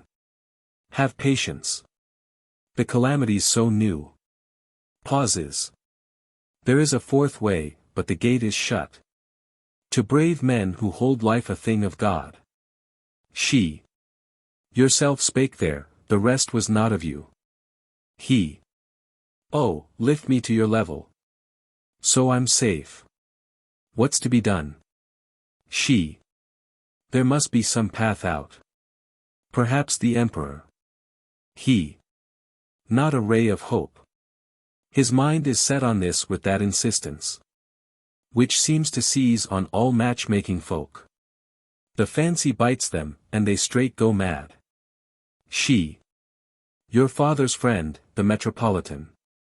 A word from him. He. Alas, he too is bitten. Grey-haired, grey-hearted, worldly wise, he sees. This marriage makes me the Tsar's protégé, and opens every door to preference. She. Think while I think. There surely is some key. Unlocks the labyrinth, could we but find it. Nastasia. He. What, beg life of her? Not I. She. Beg love. She is a woman, young, perhaps. Untouched as yet of this too poisonous air. Were she told all, would she not pity us? For if she love you, as I think she must, would not some generous impulse stir in her? Some latent, unsuspected spark illume? How love thrills even commonest girl clay, ennobling it an instant if no more. You said that she is proud, then touch her pride, and turn her into marble with the touch. But yet the gentler passion is the stronger. Go to her, tell her in some tenderest phrase. That will not hurt too much, but 'twill hurt. Just how your happiness lies in her hand. To make or mar for all time, hint, not say. Your heart is gone from you, and you may find. He. A casement in St. Peter and St. Paul. For, say, a month, then some Siberian town. Not this way lies escape. At my first word, that sluggish Tartar blood would turn to fire. In every vein. She. How blindly you read her. Or any woman. Yes, I know, I grant. How small we often seem to our small world. Of trivial cares and narrow precedents. Lacking that wide horizon stretched for men. Capricious, spiteful, frightened at a mouse. But when it comes to suffering mortal pangs, the weakest of us measures pulse with you. He. Yes, you, not she. If she were at your height. But there's no martyr wrapped in her rose flesh. There should have been. For nature gave you both. The selfsame purple for your eyes and hair. The selfsame southern music to your lips. Fashioned you both, as 'twere, in the same mold. Yet failed to put the soul in one of you. I know her wilful, her light head quite turned. In this court atmosphere of flatteries. A Moscow beauty, petted and spoiled there. And since, spoiled here. As soft as swan's down, now. With words like honey melting from the comb. But being crossed, vindictive, cruel, cold. I fancy her between two rosy smiles. Saying, poor fellow, in the Nerchinsk mines. She. You know her not. Count Sergius Pavlovitch, you said no mask could hide the soul, yet how you have mistaken. The soul these 2 months, and the face tonight. She removes mask. He. You, it was you. She. Count Sergius Pavlovitch, go find Pauline Pavlovna, she is here. And tell her that the Tsar has set you free. Goes out hurriedly. Gunga Din. By Rudyard Kipling. You may talk gin and beer. When you're quartered safe out, air. And you're sent to penny fights and Aldershot. But when it comes to slaughter, you will do your work on water. And you'll lick the bloomin' boots of I'm that's got it. Now in India's sunny clime, where I used to spend my time. A servant of Her Majesty the Queen. Of all them black-faced crew, the finest man I knew was our regimental bistie, Gunga Din. It was Din. Din. Din. You limping lump brick dust, Gunga Din. Hi. Slippery hithereo. Water, get it. Pan ne lao. You squidgy-nosed old idol, Gunga Din. The uniform he wore was nothin' much before. And rather less than arf o that BND. For a piece o twisty rag. And a goatskin water bag. Was all the field equipment he could find. When the sweatin' troop train lay in a siddin' through the day, where the eat would make your bloomin' eyebrows crawl, we shouted Harry by, till our throats were bricky dry. Then we whopped him 'cause he couldn't serve us all. It was din, din, din. You eat hen, where the mischief ave you been? You put some joldy in it, or I'll marrow you this minute.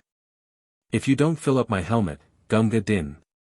E would dot'n carry one, till the longest day was done. And E didn't seem to know the use o fear. If we charged or if we cut, you could bet your bloomin' nut Ed be waitin' 50 paces right flank rear. With is mussock on is back. E would skip with our attack, and watch us till the bugles made retire. And, for all is dirty-eyed, E was white, clear white, inside.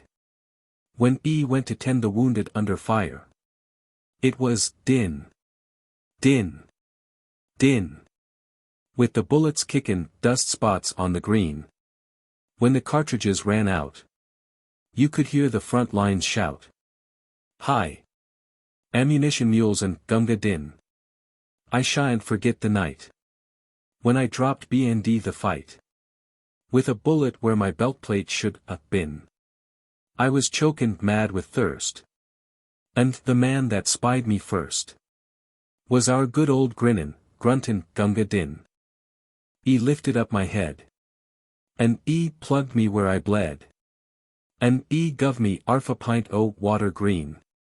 It was crawlin' and it stunk, but of all the drinks I've drunk, I'm gratefulest to one from Gunga Din. It was din, din, din. Ere's a beggar with a bullet through his spleen. E's chawin' up the ground, and E's kickin' all around. For God's sake get the water, Gunga Din. E carried me away to where a dully lay, and a bullet came and drilled the beggar clean. E put me safe inside, and just before died. I hope you like your drink, says Gunga Din. So I'll meet him later on, at the place where E is gone, where it's always double drill and no canteen. E'll be squattin' on the coals, givin' drink to poor damned souls. And I'll get a swig in hell from Gunga Din. Yes, Din. Din. Din. You Lazarushian leathern Gunga Din. Though I've belted you and flayed you, by the livin' God that made you, you're a better man than I am, Gunga Din. The True Ballad of the King's Singer, by Helen Hunt Jackson. The king rode fast, the king rode well. The royal hunt went loud and gay. 1,000 bleeding chamois fell for royal sport that day. When sunset turned the hill all red, the royal hunt went still and slow. The king's great horse with weary tread plunged ankle-deep in snow. Sudden a strain of music sweet, unearthly sweet, came through the wood. Up sprang the king, and on both feet straight in his saddle stood. Now, by Our Lady, be it bird, or be it man or elf that plays, never before my ears have heard a music fit for praise. Sullen and tired, the royal hunt followed the king, who tracked the song, unthinking, as is royal wont, how hard the way and long. Stretched on a rock the shepherd lay, and dreamed and piped, and dreamed and sang, and careless heard the shout and bay, with which the echoes rang. Up, man! The king, the hunters cried. He slowly stood, and, wondering, turned honest eyes from side to side, To him, each looked like king. Strange shyness seized the king's bold tongue. He saw how easy to displease this savage man who stood among his courtiers, so at ease. But kings have silver speech to use when on their pleasure they are bent. The simple shepherd could not choose. Like one in dream he went. Oh hear! Oh hear! The ringing sound of 20 trumpets swept the street. The king a minstrel now has found for royal music meet, with cloth of gold, and cloth of red, and woman's eyes the place is bright. Now, shepherd, sing, the king has said, the song you sang last night. One faint sound stirs the perfumed air. The courtiers scornfully look down. The shepherd kneels in dumb despair, seeing the king's dark frown. The king is just. The king will wait. Ho, guards! Let him be gently led. Let him grow used to royal state, to being housed and fed. All night the king unquiet lay, racked by his dream's presentiment.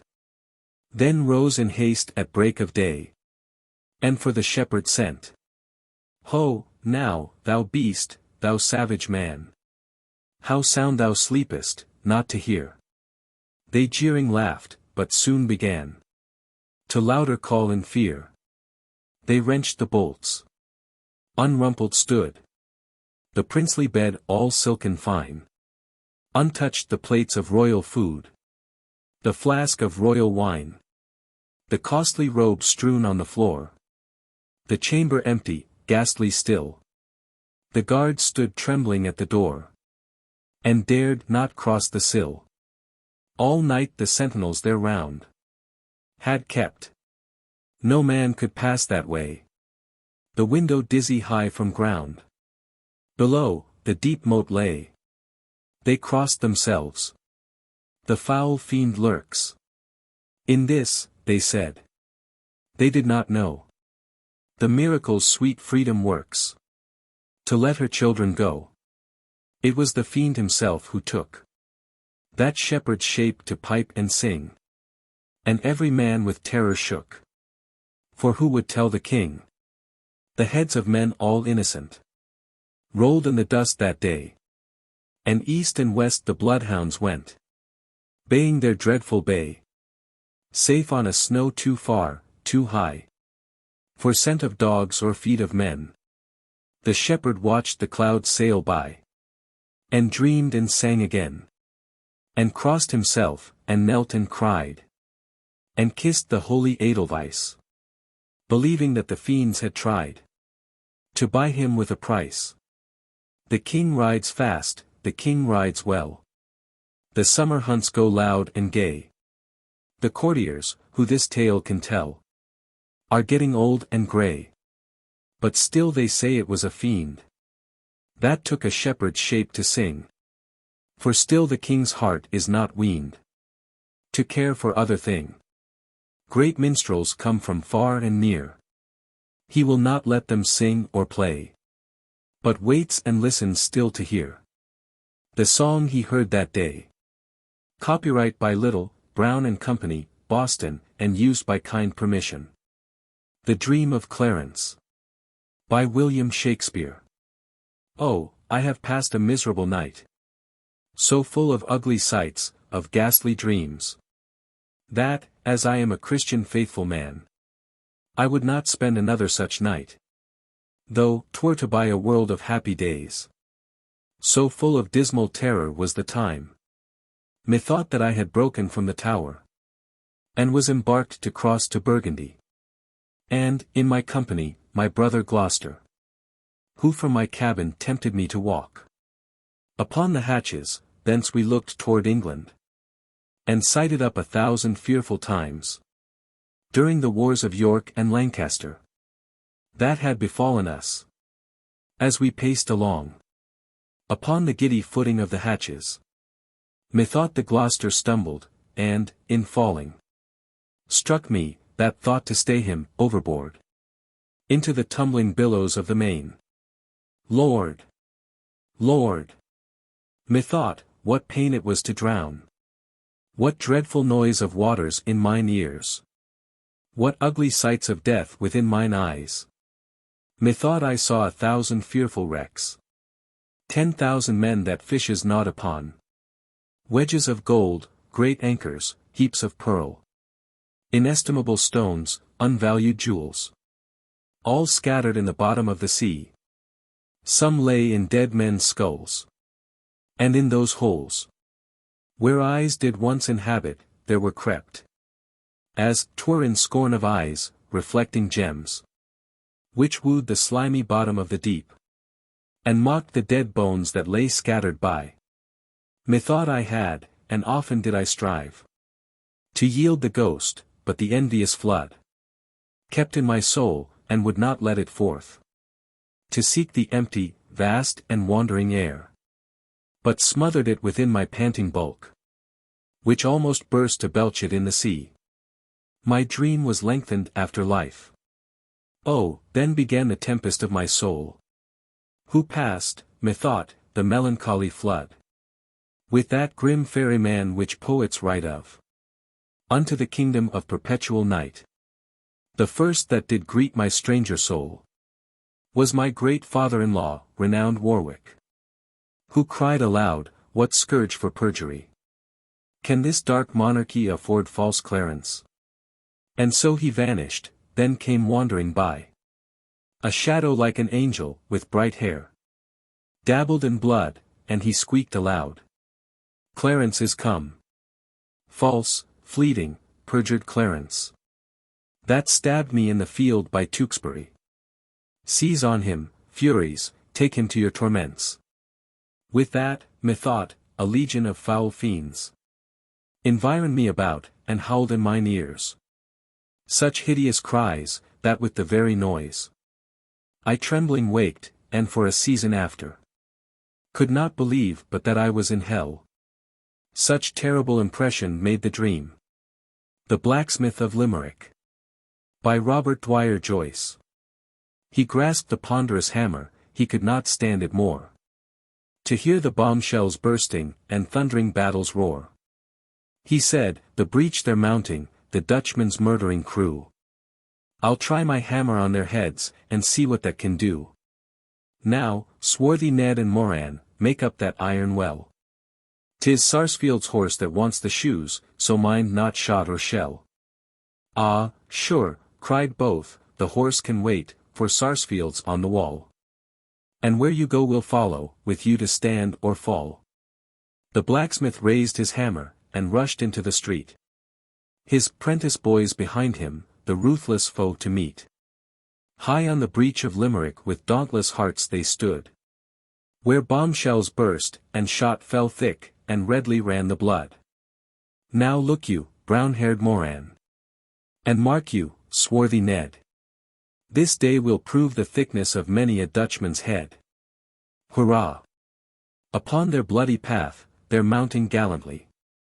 And now the first that tops the breach, leave him to this and me. The first that gained the rampart, he was a captain brave, a captain of the grenadiers, with blood-stained dirk and glaive. He pointed and he parried, but it was all in vain, for fast through skull and helmet the hammer found his brain. The next that topped the rampart, he was a colonel bold.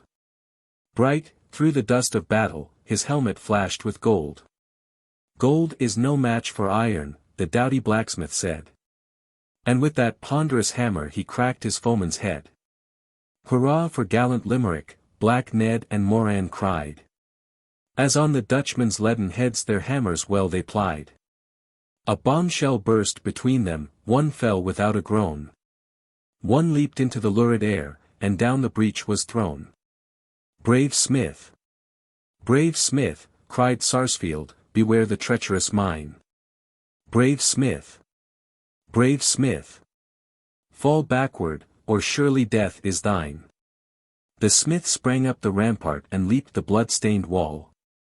As high into the shuddering air went foeman, breach and all. Up, like a red volcano, they thundered wild and high.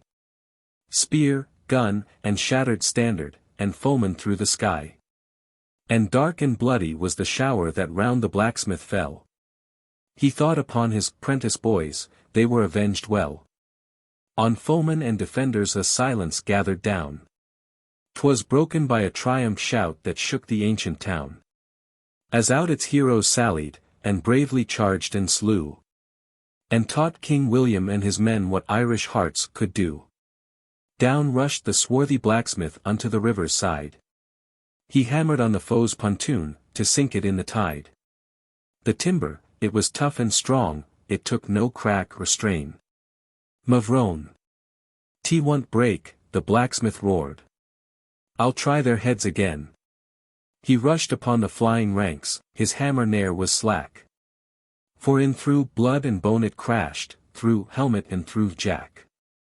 He's ta'en a Holland captain beside the red pontoon. And, wait you here, he boldly cries, I'll send you back full soon. Dost see this gory hammer? It cracked some skulls today. And yours, 'twill crack, if you don't stand and list to what I say. Here. Take it to your cursed king, and tell him, softly, too. 'Twould be acquainted with his skull if he were here, not you. The blacksmith sought his smithy and blew his bellows strong. He shod the steed of Sarsfield, but o'er it sang no song. Achone! My boys are dead, he cried. Their loss I'll long deplore. But comfort's in my heart, their graves are red with foreign gore. Hymn of the Imperial Guard. By Bartholomew Dowling. Up, comrades, up, the bugle peals the note of war's alarms. And the cry is ringing sternly round, that calls the land to arms. Adieu, adieu, fair land of France, where the vine of Brennus reigns. We go where the blooming laurels grow, on the bright Italian plains. Advance! Advance! Brave sons of France, before the startled world. For France, once more, her tricolor in triumph hath unfurled. Our eagles shall fly 'neath many a sky, with a halo round their way. Where history flings, on their flashing wings, the light of glory's ray. And we shall bear them proudly on, through many a mighty fray. That shall win old nations back to life, in the glorious coming day. Then advance, advance, ye sons of France, before the startled world. For France, once more, her tricolor in triumph hath unfurled. The glowing heart of the land of art, throbbing for liberty. Our swords invoke, to erase the yoke from beauteous Italy. And the Magyar waits, with kindling hope, the aid of the Gallic hand. To drive the hated Austrians forth, from the old Hungarian land. Then advance, advance, ye sons of France, before the startled world. For France, once more, her tricolor in triumph hath unfurled. See the Briton, pale, as he dons his mail, for the coming conflict shock. And before his eyes, see the phantom rise, of the chief on Helena's rock. In foreboding fears, already he hears through Palace and Martineau. Our avenging shout, o'er the battle rout, remember Waterloo. Then advance, advance, ye sons of France, before the startled world. For France, once more, her tricolor in triumph hath unfurled. And, hark, a wail from our kindred Gael, comes floating from the west. That gallant race, whose chosen place was ever our battle's crest. Now is the day we can repay the generous debt we owe. To Irish blood, that freely flowed to conquer France's foe.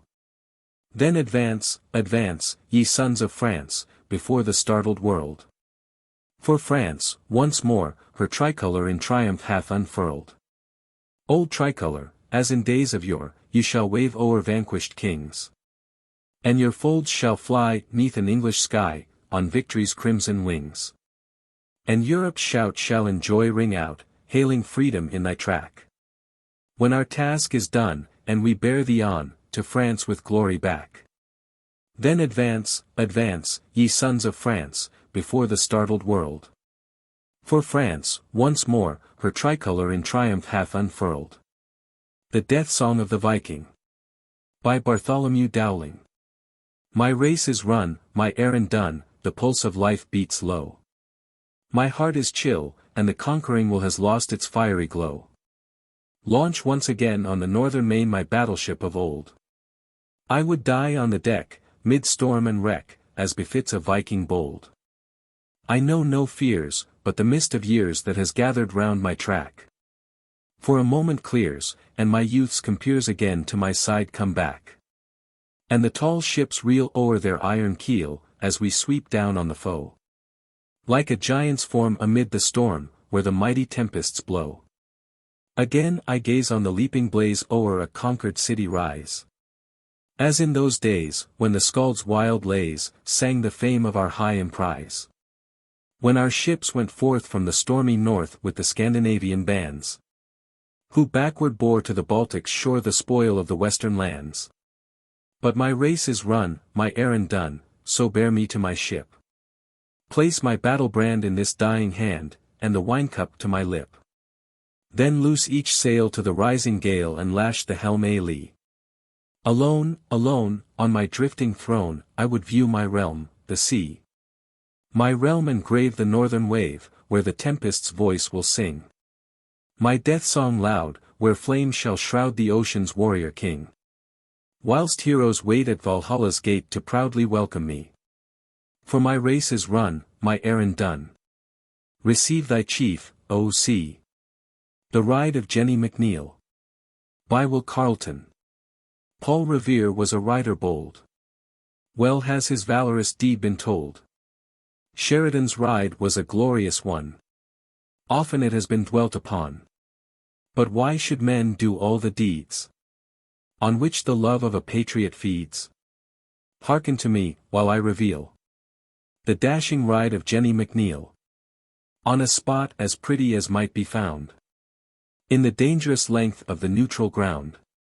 In a cottage cozy, and all their own. She and her mother lived alone. Safe were the two, with their frugal store. From all of the many who passed their door. For Jenny's mother was strange to fears. And Jenny was large for 15 years. One night, when the sun had crept to bed. And rain clouds lingered overhead. And sent their surly drops for proof. To drum a tune on the cottage roof. Close after a knock at the outer door. There entered a dozen dragoons or more. Their red coats, stained by the muddy road. That they were British soldiers showed. The captain his hostess bent to greet. Saying, Madam, please give us a bit to eat. We will pay you well, and, if may be, this bright-eyed girl for pouring our tea. Then we must dash 10 miles ahead. To catch a rebel Colonel Abed. He is visiting home, as doth appear. We will make his pleasure cost him dear. And they fell on the hasty supper with zeal. Close watched the while by Jenny McNeill. For the grey-haired colonel they hovered near. Had been her true friend, kind and dear. So sorrow for him she could but feel. Brave, grateful-hearted Jenny McNeill. With never a thought or a moment more. Bareheaded she slipped from the cottage door. Ran out where the horses were left to feed. Unhitched and mounted the captain's steed. And down the hilly and rock-strewn way. She urged the fiery horse of grey. Around her slender and cloakless form. Pattered and moaned the ceaseless storm. Secure and tight, a gloveless hand. Grasped the reins with stern command. And full and black her long hair streamed. Whenever the ragged lightning gleamed. And on she rushed for the colonel's wheel. Brave, lioness-hearted Jenny McNeill. Hark! From the hills, a moment mute. Came a clatter of hoofs in hot pursuit. And a cry from the foremost trooper said. Halt! Or your blood be on your head. She heeded it not, and not in vain. She lashed the horse with the bridle rein. So into the night the grey horse strode. His shoes hewed fire from the rocky road. And the high-born courage that never dies flashed from his rider's coal-black eyes. The pebbles flew from the fearful race. The raindrops grasped at her glowing face. On, brave beast! With loud appeal. cried eager, resolute Jenny McNeil. Halt, once more came the voice of dread. Halt! Or your blood be on your head. Then, no one answering to the calls, sped after her a volley of balls. They passed her in her rapid flight. They screamed to her left, they screamed to her right. But, rushing still o'er the slippery track, she sent no token of answer back, except a silvery laughter peal.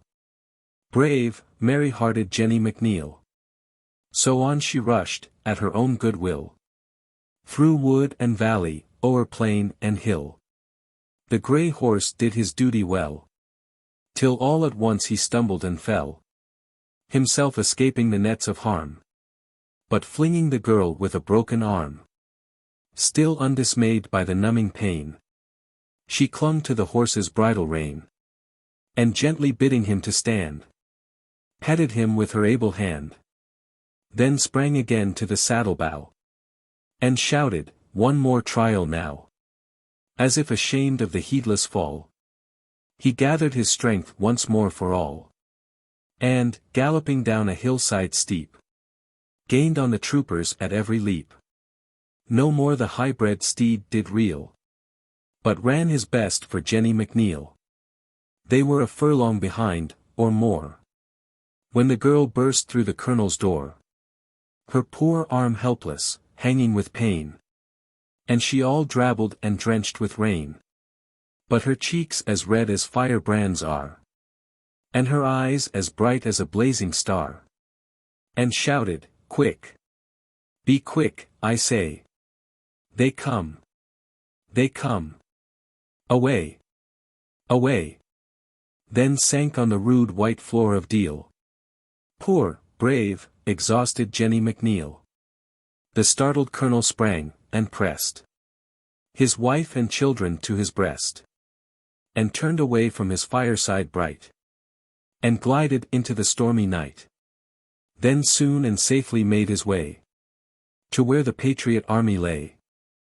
But first he bent, in the dim firelight, and kissed the forehead broad and white, and blessed the girl who had ridden so well to keep him out of a prison cell. The girl roused up at the martial din, just as the troopers came rushing in, and laughed, e'en in the midst of a moan, saying, "Good sirs, your bird has flown. 'Tis I who have scared him from his nest. So deal with me now as you think best." But the grand captain bowed, and said, "Never you hold a moment's dread. Of womankind I must crown you queen. So brave a girl I have never seen. Wear this gold ring as your valors do, and when peace comes I will come for you." But Jenny's face an arch smile wore, as she said, "There's a lad in Putnam's corps who told me the same, long time ago. You two would never agree, I know. I promised my love to be true as steel," said good, sure-hearted Jenny McNeil. From Centennial Rhymes. Christmas at Sea. By Robert Louis Stevenson. The sheets were frozen hard, and they cut the naked hand. The decks were like a slide, where a seaman scarce could stand. The wind was a nor'wester, blowing squally off the sea, and cliffs and spouting breakers were the only things a lee. They heard the surf a-roaring before the break of day. But, 'twas only with the peep of light we saw how ill we lay. We tumbled every hand on deck instanter, with a shout, and we gave her the maintopsail, and stood by to go about. All day we tacked and tacked between the south head and the north. All day we hauled the frozen sheets, and got no further forth. All day as cold as charity, in bitter pain and dread. For very life and nature we tacked from head to head. We gave the south a wider berth, for there the tide race roared. But every tack we made we brought the north head close aboard. So's we saw the cliffs and houses, and the breakers running high, and the coastguard in his garden, with his glass against his eye. The frost was on the village roofs as white as ocean foam. The good red fires were burning bright in every longshore home. The windows sparkled clear, and the chimneys volleyed out And I vow we sniffed the victuals as the vessel went about. The bells upon the church were rung with a mighty jovial cheer. For it's just that I should tell you how, of all days in the year, this day of our adversity was blessed Christmas morn. And the house above the coastguards was the house where I was born. Oh well, I saw the pleasant room, the pleasant faces there. My mother's silver spectacles, my father's silver hair. And well I saw the firelight, like a flight of homely elves, go dancing round the china plates that stand upon the shelves. And well I knew the talk they had, the talk that was of me, of the shadow on the household and the sun that went to sea. And oh the wicked fool I seemed, in every kind of way, to be here and hauling frozen ropes on blessed Christmas Day. They lit the high sea light, and the dark began to fall. All hands to loose t'gallant sails, I heard the captain call. By the Lord, she'll never stand it, our first mate, Jackson, cried. It's the one way or the other, Mr. Jackson, he replied. She staggered to her bearings, but the sails were new and good. And the ship smelt up to windward just as though she understood. As the winter's day was ending, in the entry of the night, we cleared the weary headland, and passed below the light. And they heaved a mighty breath, every soul on board but me, as they saw her nose again pointing handsome out to sea. But all that I could think of, in the darkness and the cold, was just that I was leaving home and my folks were growing old. The Revenge. By Alfred, Lord Tennyson. At Flores in the Azores Sir Richard Grenville lay, and a pinnace, like a fluttered bird, came flying from far away. Spanish ships of war at sea. We have sighted 53. Then swear Lord Thomas Howard, for God I am no coward. But I cannot meet them here, for my ships are out of gear. And the half my men are sick. I must fly, but follow quick. We are 6 ships of the line, can we fight with 53? Then spake Sir Richard Grenville, I know you are no coward. You fly them for a moment to fight with them again. But I've 90 men and more that are lying sick ashore. I should count myself the coward if I left them, my Lord Howard, to these Inquisition dogs and the devildoms of Spain. So Lord Howard passed away with 5 ships of war that day, till he melted like a cloud in the silent summer heaven. But Sir Richard bore in hand all his sick men from the land, very carefully and slow, men of Biddeford in Devon. And we laid them on the ballast down below, for we brought them all aboard. And they blessed him in their pain, that they were not left to Spain, to the thumbscrew and the stake, for the glory of the Lord. He had only 100 seamen to work the ship and to fight. And he sailed away from Flores till the Spaniard came in sight, with his huge sea castles heaving upon the weather bow. Shall we fight or shall we fly? Good Sir Richard, tell us now. For to fight is but to die. There'll be little of us left by the time this sun be set. And Sir Richard said again, we be all good Englishmen. Let us bang these dogs of Seville, the children of the devil. For I never turned my back upon Don or devil yet. Sir Richard spoke and he laughed and we roared a hurrah, and so the little Revenge ran on sheer into the heart of the foe, with her 100 fighters on deck, and her 90 sick below. For half of their fleet to the right and half to the left were seen. And the little Revenge ran on through the long sea lane between. Thousands of their soldiers looked down from their decks and laughed. Thousands of their seamen made mock at the mad little craft, running on, till delayed by their mountain-like San Philip that, of 1,500 tons, and upshadowing high above us with her yawning tiers of guns, took the breath from our sails, and we stayed. And while now the great San Philip hung above us like a cloud, whence the thunderbolt will fall, long and loud.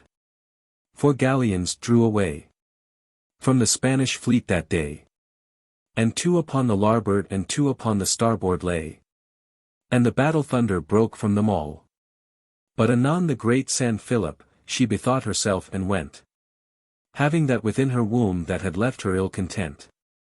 And the rest they came aboard us, and they fought us hand to hand. For a dozen times they came with their pikes and musketeers. And a dozen times we shook them off as a dog that shakes his ears, when he leaps from the water to the land. And the sun went down, and the stars came out far over the summer sea. But never a moment ceased the fight of the 153. Ship after ship, the whole night long, their high-built galleons came. Ship after ship, the whole night long, with her battle thunder and flame. Ship after ship, the whole night long, drew back with her dead in shame. For some were sunk and many were shattered, and so could fight us no more. God of battles, was ever a battle like this in the world before? For he said, fight on. Fight on. Though his vessel was all but a wreck. And it chanced that, when half of the short summer night was gone, with a grisly wound to be drayest he had left the deck. But a bullet struck him that was dressing it suddenly dead. And himself he was wounded again in the side and the head. And he said, fight on. Fight on. And the night went down, and the sun smiled out far over the summer sea. And the Spanish fleet with broken sides lay round us all in a ring. But they dared not touch us again, for they feared that we still could sting. So they watched what the end would be. And we had not fought them in vain. But in perilous plight we were, seeing 40 of our poor 100 were slain, and the half of the rest of us maimed for life, in the crash of the cannonades and the desperate strife. And the sick men down in the hold were most of them stark and cold. And the pikes were all broken or bent, and the powder was all of it spent. And the masts and the rigging were lying over the side. But Sir Richard cried in his English pride, we have fought such a fight for a day and a night, as may never be fought again. We have one great glory, my men, and a day less or more, at sea or ashore. We die, does it matter when? Sink me the ship, master gunner, sink her, split her in twain. Fall into the hands of God, not into the hands of Spain.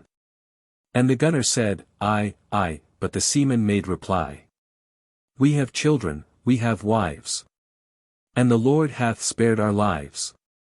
We will make the Spaniard promise, if we yield, to let us go. We shall live to fight again, and to strike another blow. And the lion there lay dying, and they yielded to the foe. And the stately Spanish men to their flagship bore him then, where they laid him by the mast, old Sir Richard caught at last. And they praised him to his face with their courtly foreign grace. But he rose upon their decks, and he cried, I have fought for Queen and faith like a valiant man and true. I have only done my duty as a man is bound to do. With a joyful spirit I, Sir Richard Grenville, die. And he fell upon their decks, and he died. And they stared at the dead that had been so valiant and true, and had holden the power and glory of Spain so cheap, that he dared her with one little ship and his English few. Was he devil or man? He was devil for aught they knew. But they sank his body with honor down into the deep. And they manned the Revenge with a swarthier alien crew. And away she sailed with her loss and longed for her own. When a wind from the lands they had ruined awoke from sleep. And the water began to heave and the weather to moan. And or ever that evening ended a great gale blew. And a wave like the wave that is raised by an earthquake grew, till it smote on their hulls and their sails and their masts and their flags. And the whole sea plunged and fell on the shot-shattered navy of Spain. And the little Revenge herself went down by the island crags, to be lost evermore in the main. The Ballad of the East and West, by Rudyard Kipling. Oh, East is East, and West is West, and never the twain shall meet, till earth and sky stand presently at God's great judgment seat. But there is neither East nor West, border, nor breed, nor birth, when two strong men stand face to face, though they come from the ends of the earth. Kamal is out with 20 men to raise the border side. And he has lifted the colonel's mare that is the colonel's pride. He has lifted her out of the stable door between the dawn and the day. And turned the calkins upon her feet, and ridden her far away. Then up and spoke the colonel's son that led a troop of the guides. Is there never a man of all my men can say where Kamal hides? Then up and spoke Muhammad Khan, the son of the Rasaldar. If ye know the track of the morning mist, ye know where his pickets are. At dusk he harries the Abazai, at dawn he is into Bonair. But he must go by Fort Bucklow to his own place to fare. So if ye gallop to Fort Bucklow as fast as a bird can fly, by the favor of God, ye may cut him off ere he win the tongue of Jagai. But if he be past the tongue of Jagai, right swiftly turn ye then. For the length and breadth of that grisly plain is sown with Kamal's men. There is rock to the left, and rock to the right, and low lean thorn between. And ye may hear a breech-bolt snick where never a man is seen. The colonel's son has taken a horse, and a raw rough done was he. With the mouth of a bell, and the heart of hell, and the head of a gallows tree. The colonel's son to the fort has won. They bid him stay to eat. Who rides at the tail of a border thief, he sits not long at his meat. He's up and away from Fort Bucklow as fast as he can fly. Till he was aware of his father's mare, with Kamal upon her back. And when he could spy the white of her eye, he made the pistol crack. He has fired once, he has fired twice, but the whistling ball went wide. Ye shoot like a soldier, Kamal said. Show now if ye can ride. It's up and over the tongue of Jagai, as blown dust devils go. The dun he fled like a stag of 10, but the mare like a barren doe. The dun he leaned against the bit, and slugged his head above. But the red mare played with the snaffle bars like a maiden plays with her love. There was rock to the left, and rock to the right, and low lean thorn between. And thrice he heard a breech-bolt snick, though never a man was seen. They have ridden the low moon out of the sky, their hoofs drum up the dawn. The dun he went like a wounded bull, but the mare like a new roused fawn. The dun he fell at a watercourse, in a woeful heap fell he. And Kamal has turned the red mare back, and pulled the rider free. He has knocked the pistol out of his hand, small room was there to strive. 'Twas only by favor of mine, quoth he, ye rode so long alive. There was not a rock for 20 mile, there was not a clump of tree. But covered a man of my own men with his rifle cocked on his knee.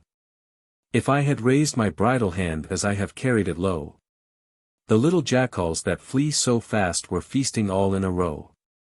If I had bowed my head on my breast, as I have held it high, the kite that whistles above us now were gorged till she could not fly. Lightly answered the colonel's son, do good to bird and beast. But count who comes for the broken meats before thou makest a feast. If there should follow 1,000 swords to carry my bones away, belike the price of a jackal's meal were more than a thief could pay. They will feed their horse on the standing crop, their men on the garnered grain. The thatch of the byres will serve their fires when all the cattle are slain. But if thou thinkest the price be high, in steer and gear and stack, give me my father's mare again, and I'll fight my own way back. Kamal has gripped him by the hand and set him upon his feet. No talk shall be of dogs, said he, when wolf and grey wolf meet. May I eat dirt if thou hast heard of me in deed or breath. What dam of lances brought thee forth to jest at the dawn with death? Lightly answered the colonel's son, I hold by the blood of my clan. Take up the mare for my father's gift, by God she has carried a man. The red mare ran to the colonel's son, and nuzzled against his breast. We be 2 strong men, said Kamal then, but she loveth the younger best. So shall she go with a lifter's dower, my turquoise-studded rein, my broidered saddle and saddlecloth, and silver stirrups twain. The colonel's son a pistol drew and held at muzzle end. Ye have taken the one from a foe, said he. Will ye take the mate from a friend? A gift for a gift, said Kamal straight, a limb for the risk of a limb. Thy father hath sent his son to me, I'll send my son to him. With that he whistled his only son, that dropped from a mountain crest. He trod the links like a buck in spring, and he looked a lance in rest. Now here is thy master, Kamal said, who leads a troop of the guides. And thou must ride at his left side, as shield on shoulder rides. Till death or I cut loose the tie at camp, and board and bed. Thy life is his, thy fate to guard him with thy head. So thou must eat the white queen's meat, and all her foes are thine. And thou must harry thy father's hold for the peace at the borderline. And thou must make a trooper tough and hack thy way to power. Belike they will raise thee to Rasildar when I am hanged in Peshawar. They have looked each other between the eyes, and there they found no fault. They have taken the oath of the brother in blood on fire and fresh-cut sod. On the hilt and the haft of the Khyber knife, and the wandrouse names of God. The colonel's son he rides the mare, and Kamal's boy the dun. And two have come back to Fort Bucklow where there went forth but one. And when they drew to the quarter guard, full 20 swords flew clear. There was not a man but carried his feud with the blood of the mountaineer. Ha, done! Ha, done, said the colonel's son. Put up the steel at your sides.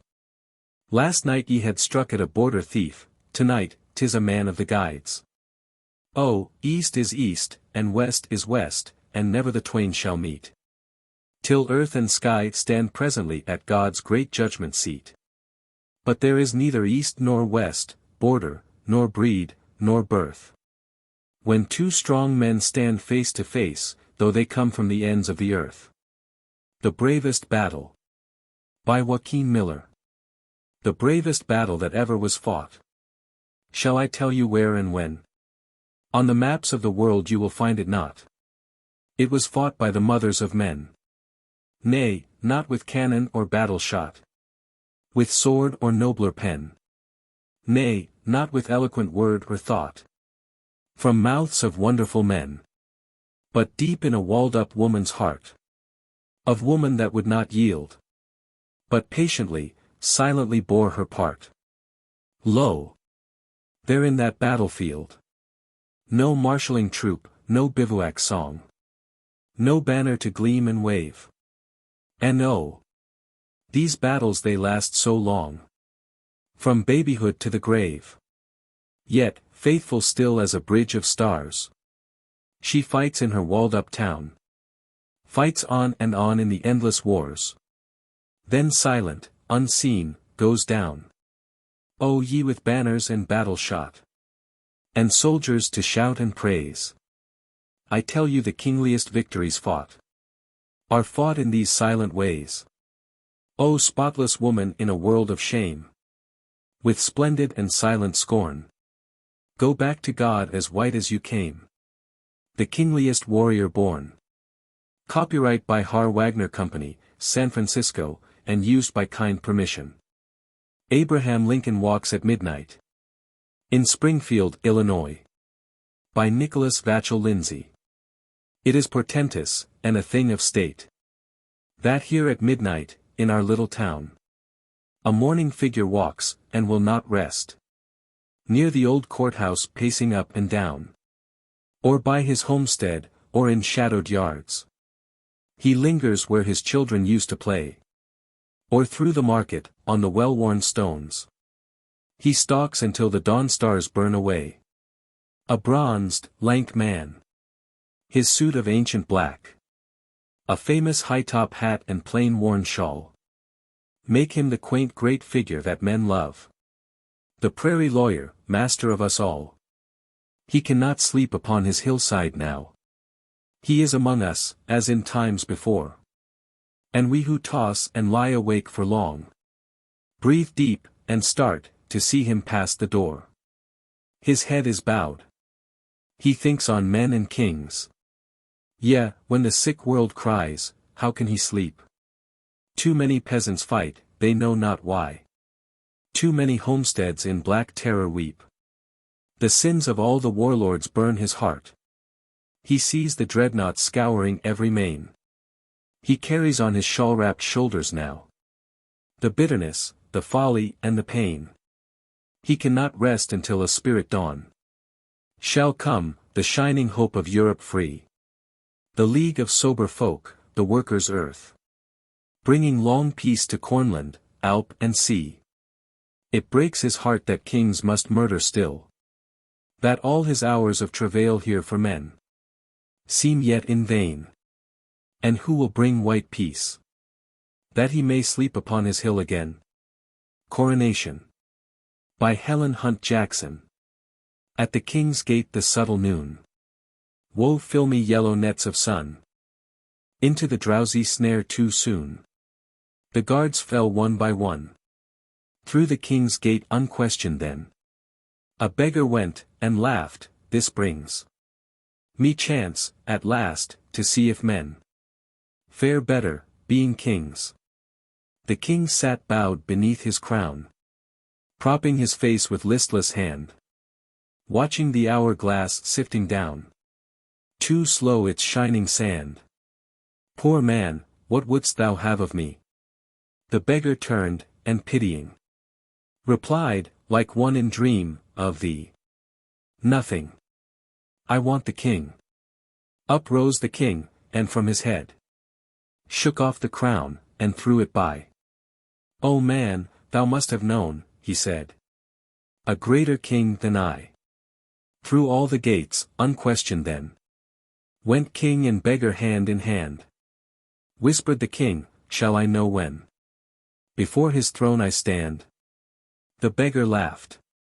Free winds in haste were wiping from the king's hot brow the crimson lines the crown had traced. This is his presence now. At the King's Gate, the crafty noon unwove its yellow nets of sun. Out of their sleep in terror soon the guards waked one by one. Ho here! Ho there! Has no man seen the king? The cry ran to and fro. Beggar and king, they laughed, I ween. The laugh that free men know. On the King's Gate the moss grew grey. The king came not. They called him dead. And made his eldest son one day slave in his father's stead. Copyright by Little, Brown and Company, Boston, Massachusetts, and used by kind permission. A Prayer in Khaki. By Robert Garland. O Lord, my God, accept my prayer of thanks. That thou hast placed me humbly in the ranks, where I can do my part, all unafraid. A simple soldier in thy great crusade. I pray thee, Lord, let others take command. Enough for me, a rifle in my hand. Thy blood-red banner ever leading me, where I can fight for liberty and thee. Give others, God, the glory. Mine the right. To stand beside my comrades in the fight.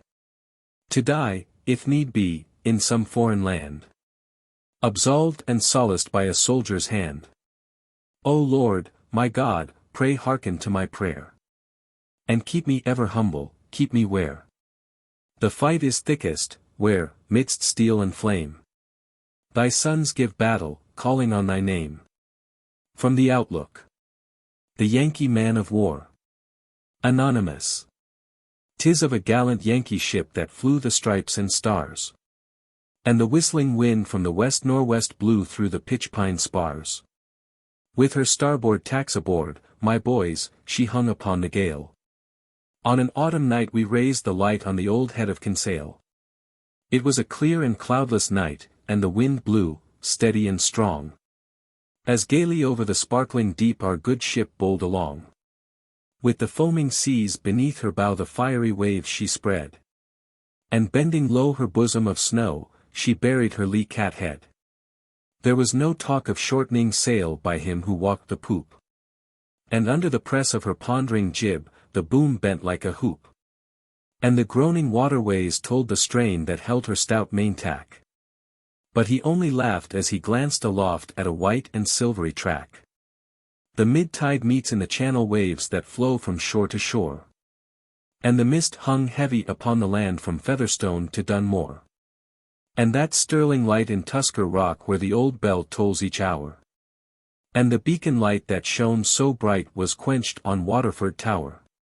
What looms upon our starboard bow, What hangs upon the breeze? 'Tis time our good ship hauled her wind abreast the old Salties. For by her ponderous press of sail and by her consorts four, we saw our morning visitor was a British man of war. Up spake our noble captain then, as a shot ahead of us passed. Haul snug your flowing courses. Lay your topsail to the mast. Those Englishmen gave 3 loud hurrahs from the deck of their covered ark. And we answered back by a solid broadside from the decks of our patriot bark. Out booms! Out booms! Our skipper cried, out booms and give her sheet. And the swiftest keel that was ever launched shot ahead of the British fleet. And amidst a thundering shower of shot, with stunsails hoisting away, down the North Channel Paul Jones did steer just at the break of day. Warren's Address. By John Pierpont. Stand! The ground's your own, my braves. Will ye give it up to slaves? Will ye look for greener graves? Hope ye mercy still? What's the mercy despots feel? Hear it in that battle peal. Read it on yon bristling steel. Ask it, ye who will. Fear ye foes who kill for hire? Will ye to your homes retire? Look behind you, they're afire. And, before you, see who have done it. From the vale on they come, and will ye quail? Leaden rain and iron hail. Let their welcome be. In the God of battles trust. Die we may, and die we must. But, oh, where can dust to dust be consigned so well, as where heaven its dews shall shed on the martyred patriot's bed, and the rocks shall raise their head of his deeds to tell? The flag goes by Henry Holcomb Bennett. Hats off. Along the street there comes a blare of bugles, a ruffle of drums, a flash of color beneath the sky. Hats off. The flag is passing by. Blue and crimson and white it shines over the steel-tipped ordered lines. Hats off. The colors before us fly. But more than the flag is passing by. Sea fights and land fights, grim and great, fought to make and to save the state. Weary marches and sinking ships. Cheers of victory on dying lips. Days of plenty and years of peace. March of a strong land's swift increase. Equal justice, right and law. Stately honor and reverend awe. Sign of a nation, great and strong, to ward her people from foreign wrong. Pride and glory and honor, all live in the colors to stand or fall. Hats off. Along the street there comes a blare of bugles, a ruffle of drums, and loyal hearts are beating high. Hats off. The flag is passing by. He lifteth them all to his lap. By Robert McIntyre. Dago and Sheeny and Chink. Greaser and nigger and Jap. The devil invented these terms, I think, to hurl at each hopeful chap who comes so far o'er the foam, to this land of his heart's desire, to rear his brood, to build his home, and to kindle his hearthstone fire, while the eyes with joy are blurred. Lo! We make the strong man shrink, and stab the soul with the hateful word. Dago and Sheeny and Chink. Dago and Sheeny and Chink. These are the vipers that swarm up from the edge of perdition's brink, to hurt, and dishearten, and harm. Oh shame! When their Roman forebears walked where the first of the Caesars trod. Oh shame! Where their Hebrew fathers talked with Moses and he with God.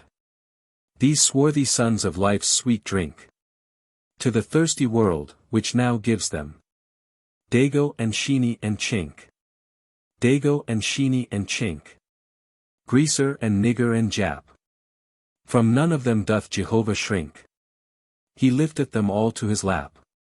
And the Christ, in his kingly grace, when their sad, low sob he hears, puts his tender embrace around our race. As he kisses away its tears, saying, O least of these, I link thee to me for whatever may hap. Dago and Sheeny and Chink, Greaser and Nigger and Jap. Under the Tan. By Lewis Worthington Smith. Italians, Magyars, aliens all. Human under the tan. Eyes that can smile when their fellows call. A spike driver each, but a man. Rumble and roar. On the tracks they lay. We ride in our parlor car. Spades on their shoulders, they give us way. Lords of the near and the far. Polak and Slav and dark-browed Greek. Human under the tan. Up go their hands, and their faces speak. Saluting us, man and man. Cushioned seats and our souls at ease. Dainty in food and fare. We are the masters their toil must please. Or face gaunt-cheeked despair. Russian and Irishman, Croat and Swede. Human under the tan. Giving us homage while making us speed. As only the generous can. Riding and riding, hats in our hands. Something warm in the eye. Fellows, in spite of your skins and lands. We greet you, rushing by. In the New York Evening Post. My Lost Youth. By Henry Wadsworth Longfellow.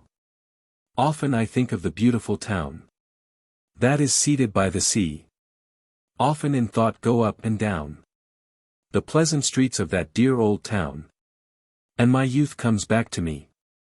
And a verse of a Lapland song is haunting my memory still. A boy's will is the wind's will. And the thoughts of youth are long, long thoughts. I can see the shadowy lines of its trees. And catch, in sudden gleams, the sheen of the far surrounding seas. And islands that were the Hesperides of all my boyish dreams. And the burden of that old song, it murmurs and whispers still. A boy's will is the wind's will. And the thoughts of youth are long, long thoughts. I remember the black wharves and the slips. And the sea tides tossing free. And Spanish sailors with bearded lips. And the beauty and mystery of the ships. And the magic of the sea. And the voice of that wayward song is singing and saying still. A boy's will is the wind's will. And the thoughts of youth are long, long thoughts. I remember the bulwarks by the shore. And the fort upon the hill. The sunrise gun, with its hollow roar. The drumbeat repeated o'er and o'er. And the bugle wild and shrill. And the music of that old song throbs in my memory still. A boy's will is the wind's will. And the thoughts of youth are long, long thoughts. I remember the sea fight far away. How it thundered o'er the tide. And the dead captains, as they lay in their graves, o'erlooking the tranquil bay, where they in battle died. And the sound of that mournful song goes through me with a thrill. A boy's will is the wind's will. And the thoughts of youth are long, long thoughts. I can see the breezy dome of groves. The shadows of Deering's woods. And the friendships old and the early loves come back with a Sabbath sound, as of doves. In quiet neighborhoods. And the verse of that sweet old song, it flutters and murmurs still. A boy's will is the wind's will. And the thoughts of youth are long, long thoughts. I remember the gleams and glooms that dart across the schoolboy's brain. The song and the silence in the heart. That in part are prophecies, and in part are longings wild and vain.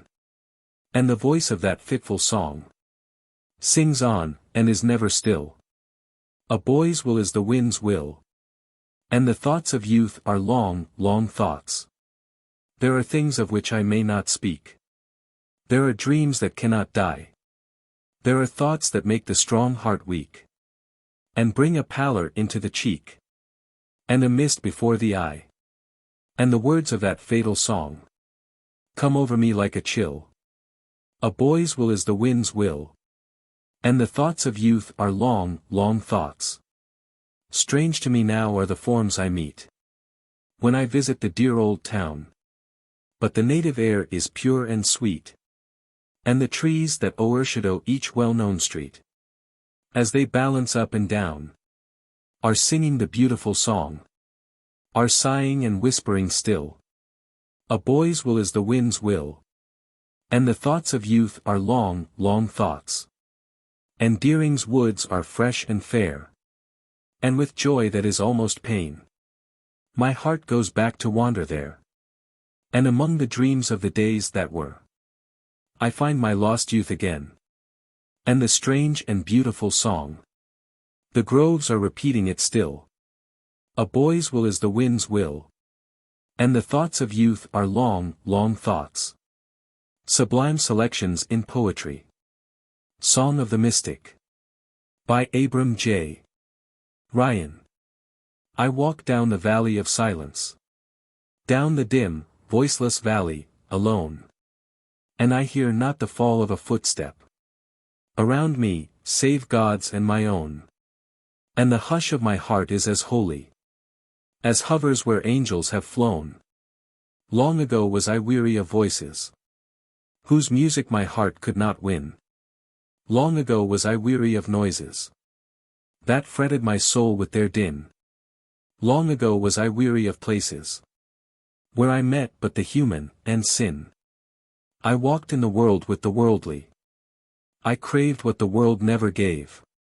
And I said, in the world each ideal that shines like a star on life's wave is wrecked on the shores of the real, and sleeps like a dream in a grave.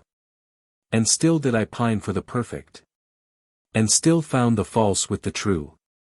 I sought, mid the human for heaven, but caught a mere glimpse of its blue. And I wept when the clouds of the mortal veiled even that glimpse from my view. And I toiled on, heart tired of the human. And I moaned, mid the mazes of men, till I knelt, long ago, at an altar. And I heard a voice call me. Since then, I walk down the valley of silence that lies far beyond mortal ken. Do you ask what I found in the valley? 'Tis my trysting place with the divine. And I fell at the feet of the holy. And above me a voice said, be mine. And there rose from the depths of my spirit an echo, my heart shall be thine. Do you ask how I live in the valley? I weep, and I dream, and I pray. But my tears are as sweet as the dewdrops that fall on the roses in May. And my prayer, like a perfume from censers, ascendeth to God night and day. In the hush of the valley of silence, I dream all the songs that I sing. And the music floats down the dim valley, till each finds a word for a wing, that to hearts, like the dove of the deluge, a message of peace they may bring. But far on the deep there are billows that never shall break on the beach. And I have heard songs in the silence that never shall float into speech. And I have had dreams in the valley, too lofty for language to reach. And I have seen thoughts in the valley. Ah me! How my spirit was stirred! And they wear holy veils on their faces. Their footsteps can scarcely be heard. They pass through the valley like virgins, too pure for the touch of a word. Do you ask me the place of the valley? Ye hearts that are harrowed by care. It lieth afar between mountains. And God and his angels are there. And one is the dark mount of sorrow, and one the bright mountain of prayer. The Sea. By Barry Cornwall. The sea. The sea. The open sea. The blue, the fresh, the ever free. Without a mark, without a bound. It runneth the earth's wide regions round. It plays with the clouds, it mocks the skies. Or like a cradled creature lies. I'm on the sea, I'm on the sea. I am where I would ever be. With the blue above and the blue below. And silence wheresoe'er I go. If a storm should come and awake the deep, what matter? I shall ride and sleep. I love, oh, how I love to ride on the fierce, foaming, bursting tide, where every mad wave drowns the moon, and whistles aloft its tempest tune, and tells how goeth the world below, and why the southwest wind doth blow. I never was on the dull, tame shore, but I loved the great sea more and more, and backward flew to her billowy breast, like a bird that seeketh her mother's nest. And a mother she was and is to me, for I was born on the open sea. The waves were white and red the morn, in the noisy hour when I was born. The whale it whistled, the porpoise rolled, and the dolphins bared their backs of gold. And never was heard such an outcry wild, as welcome to life the ocean child. I have lived since then, in calm and strife, full 50 summers a rover's life, with wealth to spend, and a power to range, but never have sought or sighed for change. And death, whenever he comes to me, shall come on the wide, unbounded sea. The Great Advance, by Thomas Walsh. In my heart is the sound of drums, and the sweep of the bugles calling. The day of the great adventure comes, and the tramp of feet is falling, falling, ominous falling, everywhere, by street and lane, by field and square, to answer the voice appealing. One by one they have put down the tool, the pen, and the racket. One by one they have donned the brown and the blue, the knapsack and jacket. With a smile for the friend of a happier day, with a kiss for the love that would bid them stay, they are off by the train and packet. What fate, what star, what sun, what field, what sea shall know their daring? Shall the battle wreak or the dead calm yield their wreaths that are preparing? Shall they merely stand and wait the call? Shall they hear it, rush and slay and fall? What matter, their swords are bearing. We stand in the crowds that see them go. We who are old and weak, unready. We see the red blood destined to flow, flushing their cheeks, as with footsteps steady. With a tramp and a tramp, they file along. Our brave, our true, our young, our strong. And the fever burns us fierce and heady. With God, then forth, by sea and land, to your adventure beyond story. No Argonaut, no Crusader band, e'er passed with such exceeding glory. Though ye seek fields both strange and far, ye are at home where heroes are. Such is the prayer we send your star. We who are weak and old and hoary, when the grass shall cover me. By Ina Coolbrith. When the grass shall cover me, head to foot where I am lying. When not any wind that blows, summer blooms nor winter snows, shall awake me to your sighing. Close above me as you pass. You will say, how kind she was. You will say, how true she was. When the grass grows over me, when the grass shall cover me, holden close to earth's warm bosom, while I laugh, or weep, or sing, nevermore for anything, you will find in blade and blossom sweet small voices, odorous, tender pleaders in my cause, that shall speak me as I was. When the grass grows over me, when the grass shall cover me. Ah, beloved, in my sorrow, very patient, I can wait, knowing that, or soon or late, there will dawn a clearer morrow, when your heart will moan, alas, now I know how true she was. Now I know how dear she was. When the grass grows over me. Copyright by Houghton, Mifflin and Company, Boston, Massachusetts, and used by kind permission of author and publisher. Righteous Wrath. By Henry Van Dyke. There are many kinds of hate, as many kinds of fire. And some are fierce and fatal with murderous desire. And some are mean and craven, revengeful, selfish, slow. They hurt the man that holds them more than they hurt his foe. And yet there is a hatred that purifies the heart. The anger of the better against the baser part. Against the false and wicked, against the tyrant's sword. Against the enemies of love, and all that hate the Lord. O cleansing indignation, O flame of righteous wrath. Give me a soul to see thee and follow in thy path. Save me from selfish virtue, arm me for fearless fight. And give me strength to carry on, a soldier of the right. Outlook. Apostrophe to the Ocean. By Lord Byron. There is a pleasure in the pathless woods. There is rapture on the lonely shore. There is society, where none intrudes. By the deep sea, and music in its roar. I love not man the less, but nature more. From these are interviews, in which I steal. From all I may be, or have been before. To mingle with the universe, and feel. What I can ne'er express, yet cannot all conceal. Roll on, thou deep and dark blue ocean, roll. 10,000 fleets sweep over thee in vain.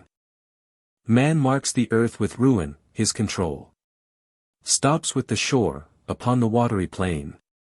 The wrecks are all thy deed, nor doth remain a shadow of man's ravage, save his own. When for a moment, like a drop of rain, he sinks into thy depths with bubbling groan. Without a grave, unknelled, uncoffined, and unknown. To the Sierras. By J. J. Owen. Ye snow-capped mountains, basking in the sun.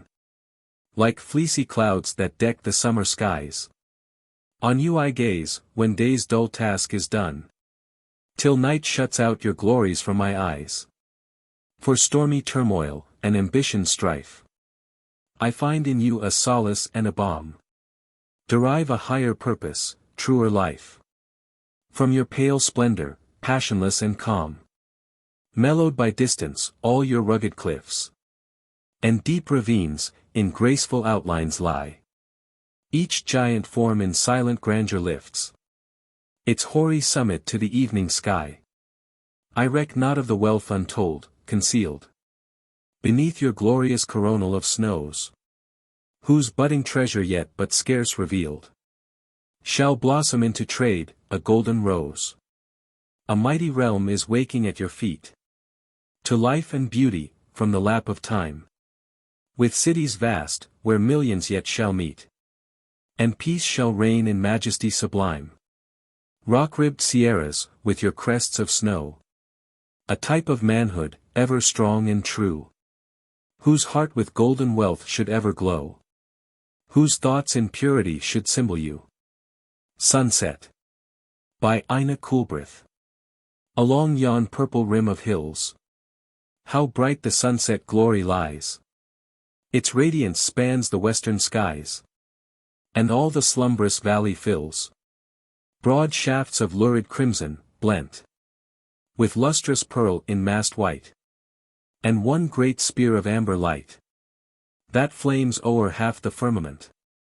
Vague, murmurous sounds the breezes bear. 1,000 subtle breaths of balm from some far isle of tropic calm are borne upon the tranced air. And, muffling all its giant roar, the restless waste of waters, rolled to one broad sea of liquid gold, goes singing up the shining shore. Something to Love. By William Bandsman. There are beautiful thoughts in the daydreams of life. When youth and ambition join hands for the strife. There are joys for the gay, which come crowding apace. And hang out the rainbow of hope for the race. There are prizes to gain, which ascend as we climb. But the struggle to win them makes effort sublime. Each cloud that arises has fingers of gold, inviting the timid and nerving the bold. Each sorrow is tempered with something of sweet. And the crag, while it frowns, shows a niche for the feet. There are charms in the verdure which nature has spread.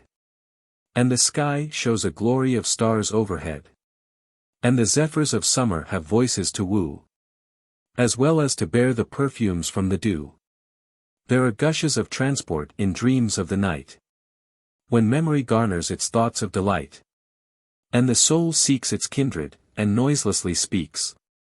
In the smiles and the blushes of health-blooming cheeks, there are rapturous melodies filling the heart, with emotions which nothing beside could impart. And yet, though this cumulus picture may show the brightest of joys which ambition would know, though the heaven it opens is one of surprise, all gorgeous with hope, and prismatic with dyes, satiety follows these transports of bliss, and the heart asks a lodgment more real than this. Like the dove, it will wander, and still, like the dove, come back, till it rests upon something to love. Out in the Fields with God, by Elizabeth Barrett Browning. The little cares that fretted me, I lost them yesterday. Among the fields above the sea, among the winds at play, among the lowing of the herds, the rustling of the trees, among the singing of the birds, the humming of the bees, the foolish fears of what may happen, I cast them all away. Among the clover-scented grass, among the new-mown hay, among the husking of the corn, where drowsy poppies nod, where ill thoughts die and good are born, out in the fields with God. Brotherhood, by Edwin Markham. The crest and crowning of all good, life's final star, is brotherhood, for it will bring again to earth her long-lost poesy and mirth, will send new light on every face, a kingly power upon the race. And till it come, we men are slaves, and travel downward to the dust of graves. Come, clear the way, then, clear the way. Blind creeds and kings have had their day. Break the dead branches from the path. Our hope is in the aftermath. Our hope is in heroic men, star-led to build the world again. To this event the ages ran. Make way for brotherhood, make way for man. Copyright by Doubleday, Page & Company. New York, and used by kind permission of author and publisher. Morning. By Edward Rowland Sill. I entered once, at break of day, a chapel, lichen-stained and grey, where a congregation dozed and heard an old monk read from a written word. No light through the window panes could pass, for shutters were closed on the rich stained glass. And in a gloom like the nether night, the monk read on by a taper's light, ghostly with shadows that shrunk and grew, as the dim light flared on aisle and pew. And the congregation that dozed around listened without a stir or sound, save one, who rose with wistful face, and shifted a shutter from its place. Then light flashed in like a flashing gem, for dawn had come unknown to them. And a slender beam, like a lance of gold, shot to the crimson curtain fold, over the bended head of him, who pored and pored by the taper dim. And I wondered that, under the morning ray, when night and shadow were scattered away, the monk should bow his locks of white by a taper's feebly flickering light, should pour and never seem to notice the golden morning beam. The petrified fern. Anonymous. In a valley, centuries ago, grew a little fern leaf, green and slender, veining delicate and fibers tender, waving when the wind crept down so low. Rushes tall, and moss, and grass grew round it. Playful sunbeams darted in and found it. Drops of dew stole in by night, and crowned it. But no foot of man e'er trod that way. Earth was young and keeping holiday. Monster fishes swam the silent main. Stately forests waved their giant branches. Mountains hurled their snowy avalanches. Mammoth creatures stalked across the plain. Nature reveled in grand mysteries. But the little fern was not of these. Did not number with the hills and trees. Only grew and waved its wild sweet way. None ever came to note it day by day. Earth one time put on a frolic mood. Heaved the rocks and changed the mighty motion of the deep, strong currents of the ocean. Moved the plain and shook the haughty wood. Crushed the little fern in soft moist clay. Covered it. And hid it safe away. Oh, the long, long centuries since that day. Oh, the agony. Oh, life's bitter cost. Since that useless little fern was lost. Useless. Lost? There came a thoughtful man. Searching nature's secrets, far and deep. From a fissure in a rocky steep. He withdrew a stone, o'er which there ran fairy pencilings, a quaint design. Veinings, leafage, fibers clear and fine. So, I think God hides some souls away. Sweetly to surprise us, the last day. Sleep. By Elizabeth Barrett Browning. Of all the thoughts of God that are borne inward unto souls afar. Among the psalmist's music deep. Now tell me if that any is. For gift or grace surpassing this. He giveth his beloved sleep. What would we give to our beloved? The hero's heart, to be unmoved. The poet's star-tuned harp, to sweep. The patriot's voice, to teach and rouse. The monarch's crown, to light the brows. He giveth his beloved sleep. What do we give to our beloved? A little faith, all undisproved. A little dust to overweep. And bitter memories, to make. The whole earth blasted for our sake. He giveth his beloved sleep. Sleep soft, beloved. We sometimes say. But have no tune to charm away. Sad dreams that through the eyelids creep. But never doleful dream again. Shall break the happy slumber when. He giveth his beloved sleep. O earth so full of dreary noises. O men with wailing in your voices. O delved gold the wailer's heap. O strife, O curse, that o'er it fall. God strikes a silence through you all. And giveth his beloved sleep. His dews drop mutely on the hill. His cloud above it saileth still. Though on its slope men sow and reap. More softly than the dew is shed. Or cloud is floated overhead. He giveth his beloved sleep. For me, my heart, that erst did go. Most like a tired child at a show. That sees through tears the mummer's leap. Would now its wearied vision close. Would childlike on his love repose. Who giveth his beloved sleep? Labor. By Frank Soule. Despise not labor. God did not despise the handicraft which wrought this gorgeous globe. That crowned its glories with yon jeweled skies. And clad the earth in nature's queenly robe. He dug the first canal, the river's bed. Built the first fountain in the gushing spring. Wove the first carpet for man's haughty tread. The warp and woof of his first covering. He made the pictures painters imitate.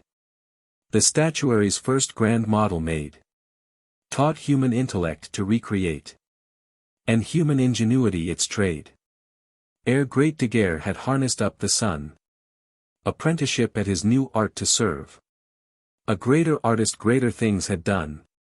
The wondrous pictures of the optic nerve. There is no deed of honest labor born. That is not godlike. In the toiling limbs. How the lazy scoff, the brainless scorn. God labored first, toil likens us to him. Ashamed of work. Mechanic, with thy tools. The tree thy axe cut from its native sod. And turns to useful things, go tell to fools. Was fashioned in the factory of God. Go build your ships, go build your lofty dome. Your granite temple, that through time endures. Your humble cot, or that proud pile of Rome. His arm has toiled there in advance of yours. He made the flowers your learned florists scan. And crystallized the atoms of each gem. Ennobled labor in great nature's plan. and made it virtue's brightest diadem. Whatever thing is worthy to be had, is worthy of the toil by which 'tis won. Just as the grain by which the field is clad pays back the warming labor of the sun. 'Tis not profession that ennobles men. 'Tis not the calling that can e'er degrade. The trowel is as worthy as the pen. The pen more mighty than the hero's blade. The merchant, with his ledger and his wares. The lawyer with his cases and his books. The toiling farmer, with his wheat and tares. The poet by the shaded streams and nooks. The man, whatever his work, wherever done, if intellect and honor guide his hand, is peer to him who greatest state has won, and rich as any Rothschild of the land. All mere distinctions based upon pretense are merely laughing themes for manly hearts. The miner's cradle claims from men of sense more honor than the youngling Bonapartes. Let fops and fools the sons of toil deride. On false pretensions brainless dunces live. Let carpet heroes strut with parlor pride, supreme in all that indolence can give. But be not like them, and pray envy not these fancy tomtit burlesques of mankind. The witless snobs in idleness who rot, hermaphrodite, twixt vanity and mind. O son of toil, be proud, look up, arise, and disregard opinion's hollow test. A false society's decrees despise. He is most worthy who has labored best. The scepter is less royal than the hoe. The sword, beneath whose rule whole nations writhe, and curse the wearer, while they fear the blow, is far less noble than the plough and scythe. There's more true honor on one tan-browned hand, rough with the honest work of busy men, than all the soft-skinned punies of the land. The nice, white kittery of upper ten blow bright the forge, the sturdy anvil ring. It sings the anthem of King Labor's courts, and sweeter sounds the clattering hammers bring than 1,000 thumped pianofortes. Fair are the ribbons from the rabbit plain as those which grace my lady's hat or cape. Nor does the joiner's honor blush or wane beside the lawyer with his brief and tape. Pride thee, mechanic, on thine honest trade. 'Tis nobler than the snob's much vaunted pelf. Man's soulless pride his test of worth has made, but thine is based on that of God himself. Lincoln, the Man of the People. By Edwin Markham. When the Norn mother saw the whirlwind hour gradening and darkening as it hurried on, she bent the strenuous heavens and came down to make a man to meet the mortal need. She took the tried clay of the common road, clay warm yet with the genial heat of earth, dashed through it all a strain of prophecy, then mixed a laughter with the serious stuff. It was a stuff to wear for centuries. A man that matched the mountains, and compelled the stars to look our way and honor us. The color of the ground was in him, the red earth, the tang and odor of the primal things, the rectitude and patience of the rocks, the gladness of the wind that shakes the corn, the courage of the bird that dares the sea, the justice of the rain that loves all leaves, the pity of the snow that hides all scars, the loving kindness of the wayside well, the tolerance and equity of light that gives as freely to the shrinking weed as to the great oak flaring to the wind, to the grave's low hill as to the Matterhorn that shoulders out the sky. And so he came from prairie cabin up to Capitol. One fair ideal led our chieftain on. Forevermore he burned to do his deed.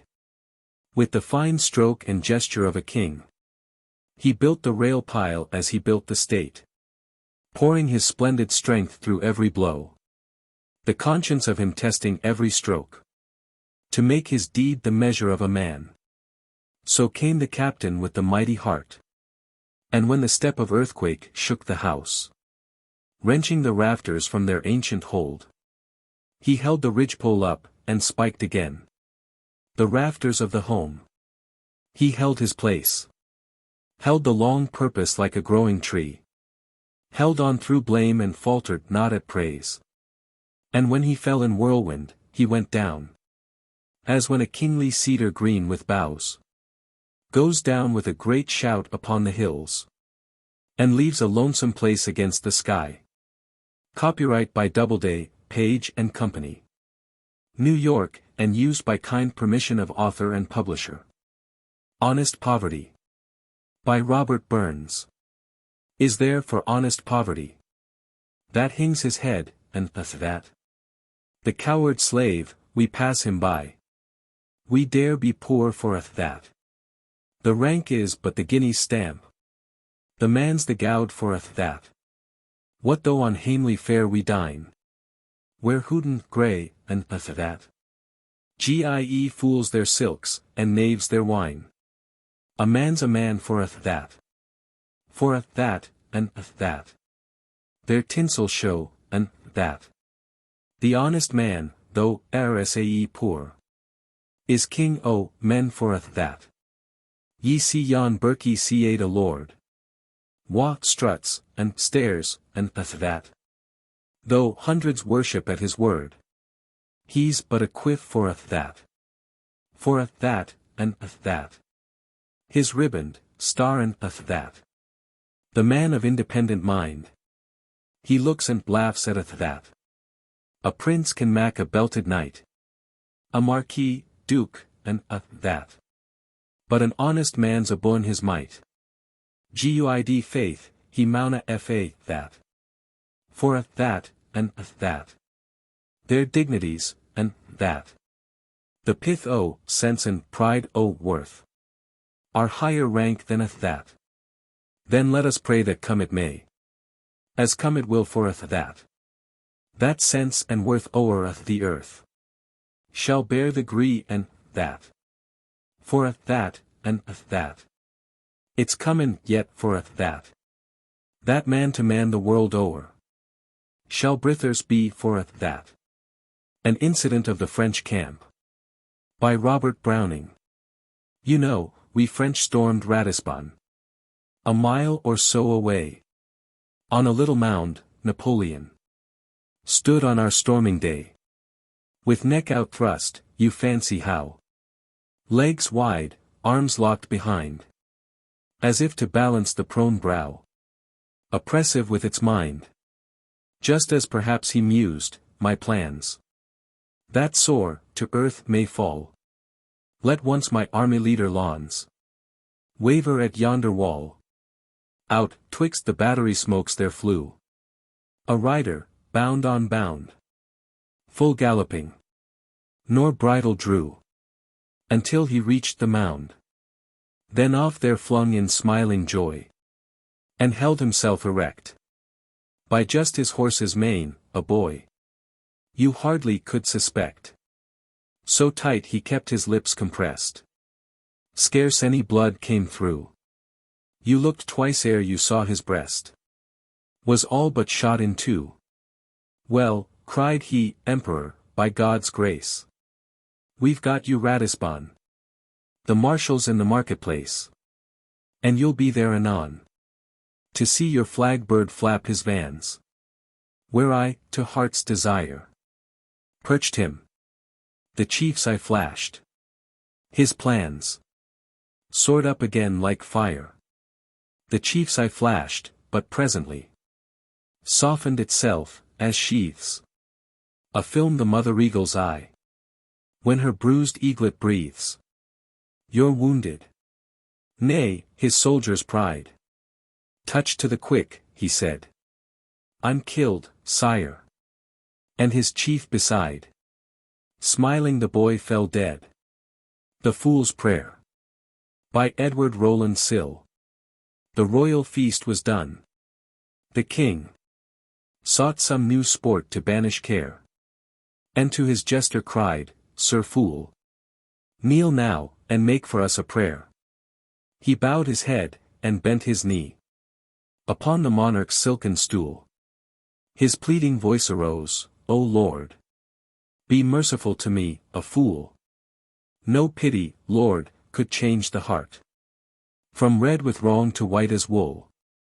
The rod must heal the sin, but, Lord, be merciful to me, a fool. 'Tis not by guilt the onward sweep of truth and right, O Lord, we stay. 'Tis by our follies that so long we hold the earth from heaven away. These clumsy feet, still in the mire, go crushing blossoms without end. These hard, well-meaning hands are thrust among the heartstrings of a friend. The ill-timed truth we might have kept. Who knows how sharp it pierced and stung? The word we had not sense to say. Who knows how grandly it had rung? Our faults no tenderness should ask. The chastening stripes must cleanse them all. But for our blunders, oh, in shame, before the eyes of heaven we fall. Earth bears no balsam for mistakes. Men crown the knave and scourge the tool. That did his will, but thou, O Lord, be merciful to me, a fool. The room was hushed. In silence rose the king, and sought his gardens cool. And walked apart, and murmured low, be merciful to me, a fool. Ike Walton's Prayer. By James Whitcomb Riley. I crave, dear Lord, no boundless hoard of gold and gear, nor jewels fine, no lands, nor kine, nor treasure heaps of anything. Let but a little hut be mine, where at the hearthstone I may hear the cricket sing, and have the shine of one glad woman's eyes to make, for my poor sake, our simple home a place divine. Just the wee cot, the cricket's chirr, love, and the smiling face of her. I pray not for great riches, nor for vast estates, and castle halls.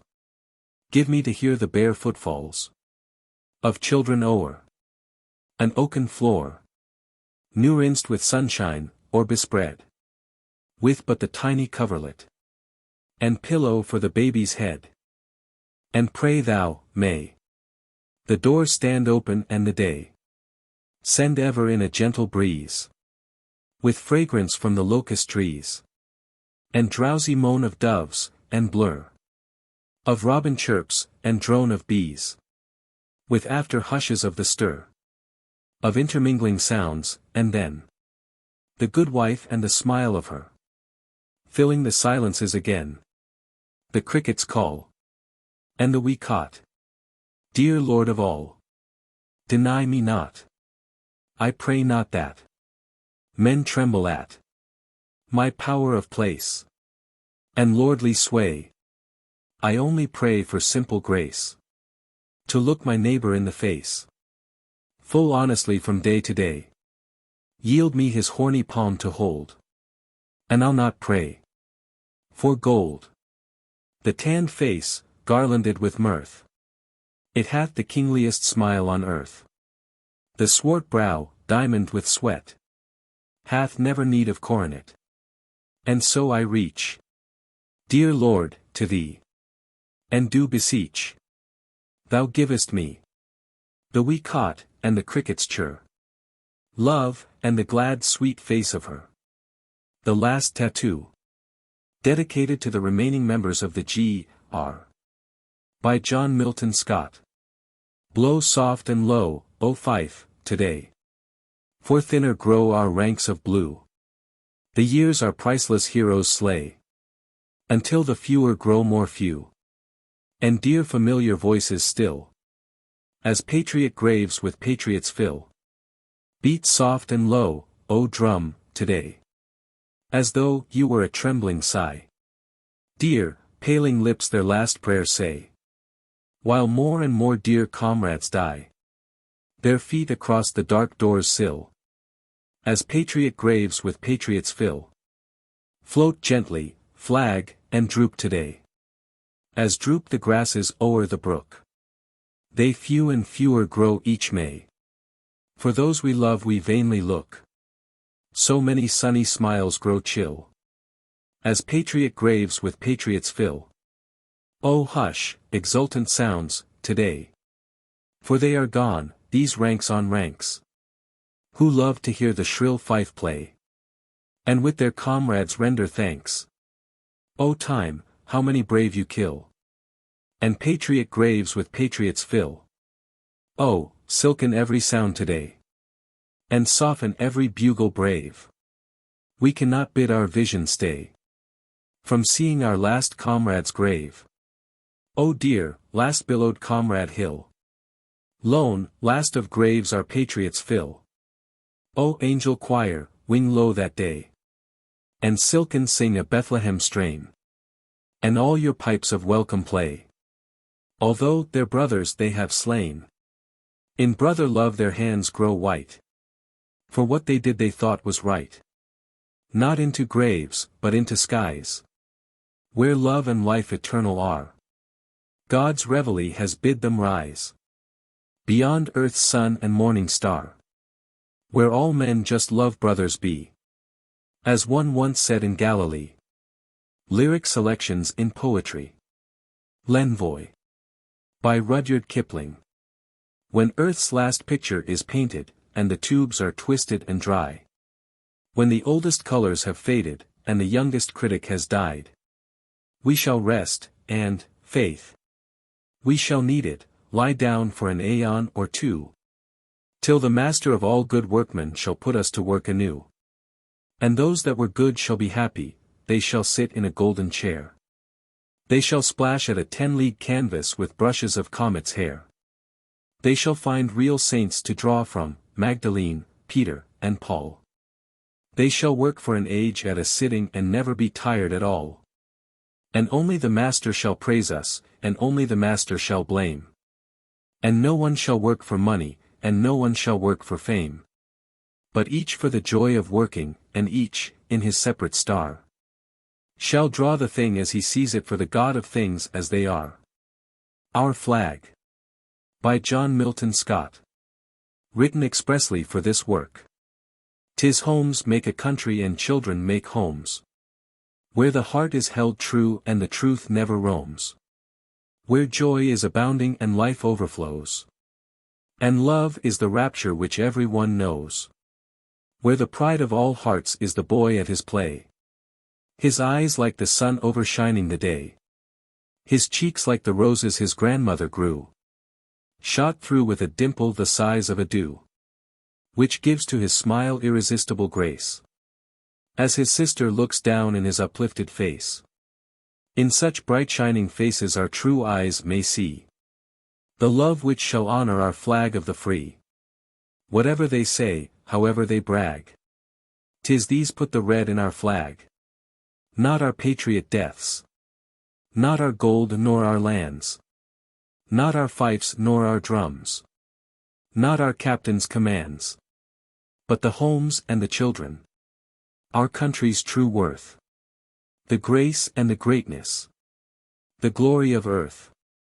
The children, light-hearted and free, who play in the sunshine, and pray at our knee.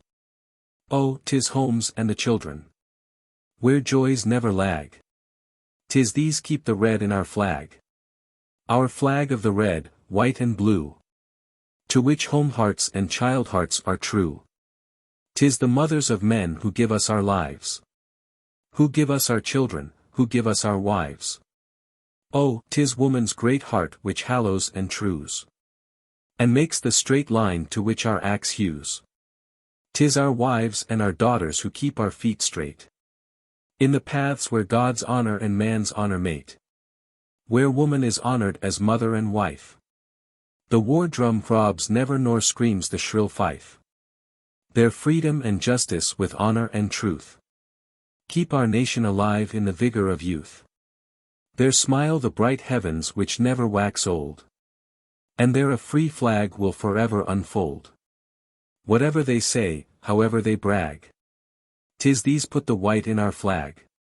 Not our patriot deaths, not our gold nor our lands, not our fifes nor our drums, not our captain's commands, but the women, our country's true worth, The grace and the greatness. The glory of earth. The women, with hands free to do, will build a great state. As tender, as true. Oh, the free hearts of women. Unchoked by hate's slag. 'Tis these keep the white in our flag. Our flag of the red, white and blue. To which our love honor is true. 'Tis city and country where good neighbors live. And their love and their labors so joyously give. That bodies be clothed and hungers be fed. That with love in our heart and truth in our head. Great thoughts and great dreams together we share. As we meet at the market or kneel at our prayer. When our feet at one fireside make mellow our speech. As together we plan our ideals to reach. What visions together we wisely may find. To make our earth friendlier, truer, more kind. That our flag tell the beauty of man to the world. Wherever in freedom and justice unfurled. Whatever they say, however they brag. 'Tis these put the blue in our flag. Not our patriot deaths. Not our gold nor our lands. Not our fifes nor our drums. Not our captain's commands. But our neighbors, good neighbors. Our country's true worth. The grace and the greatness. The glory of earth. Our neighbors, good neighbors. Without hurt or hate. Whose love and whose labors have builded our state. Oh, 'tis neighbors. Good neighbors. Whose hearts never sag. 'Tis these keep the blue in our flag. Our flag of the red, white and blue. Which good neighbors ever renew. Where the vision is not the people will die. Said the word of truth sounding God's voice from the sky. As trees draw their vigor from the sun-quickened air. That they grow globing fruits which make the year fair. So the dreams and the visions of young men and maids. Show heavens of glory through which our flag wades. Where dreams come awake and visions fulfill. In a world that's so human no hatreds can kill. There the noble ideal forever leads on.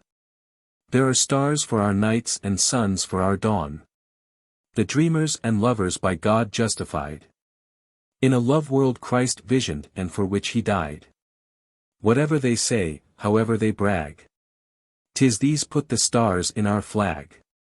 Not our patriot deaths. Not our gold nor our lands. Not our fifes nor our drums. Not our captain's commands. But our visions and dreams. Our country's true worth. The grace and the greatness. The glory of earth. The dreamers, love visioned by God.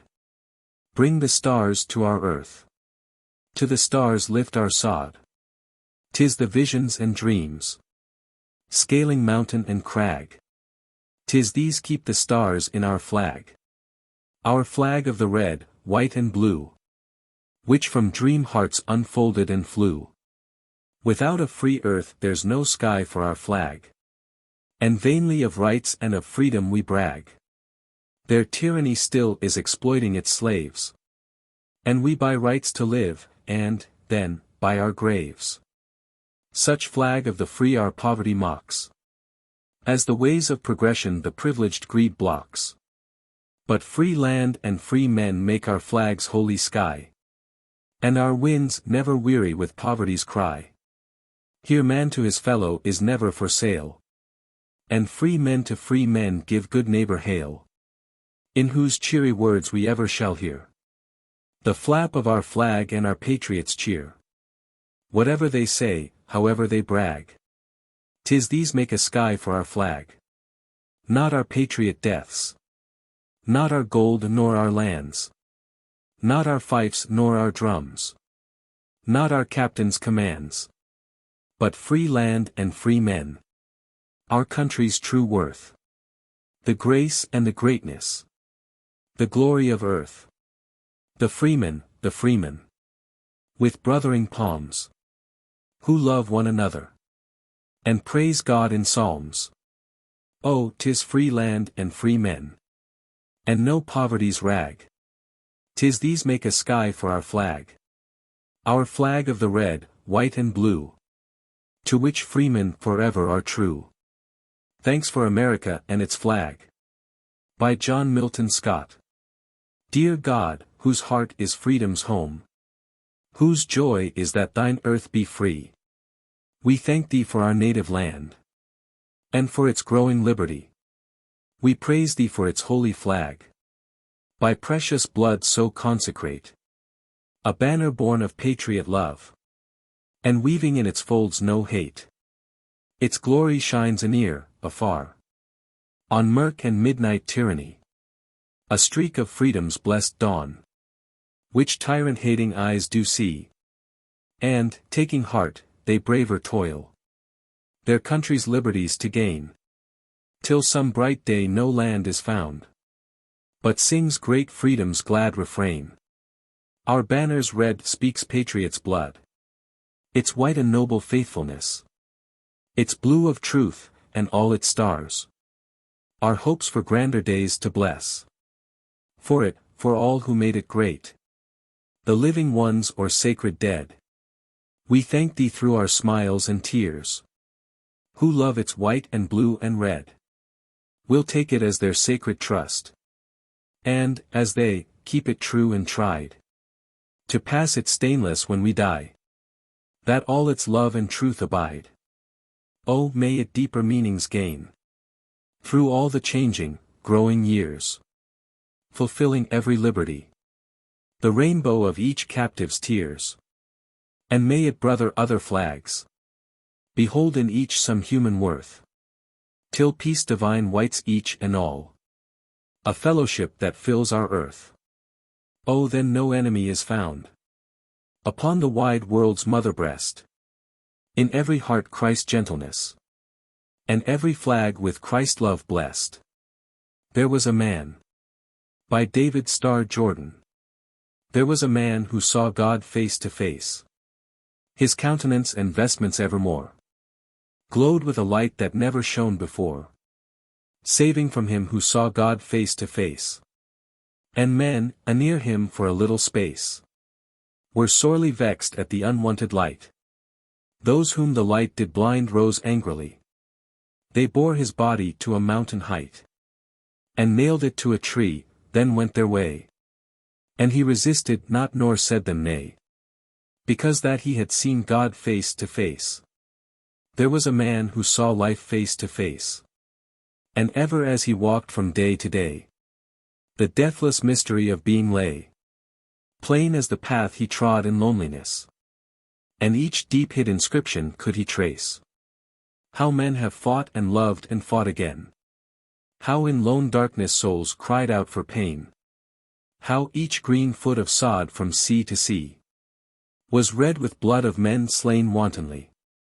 How tears of pity warm as summer rain again and ever washed the stains away, leaving to love, at last, the victory.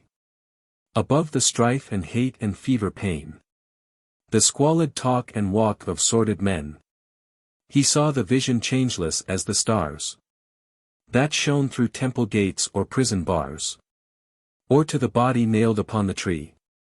Through each mean action of the life that is, the marvel of the life that yet shall be. To a Mockingbird in California. By John Milton Scott. Written expressly for this reader.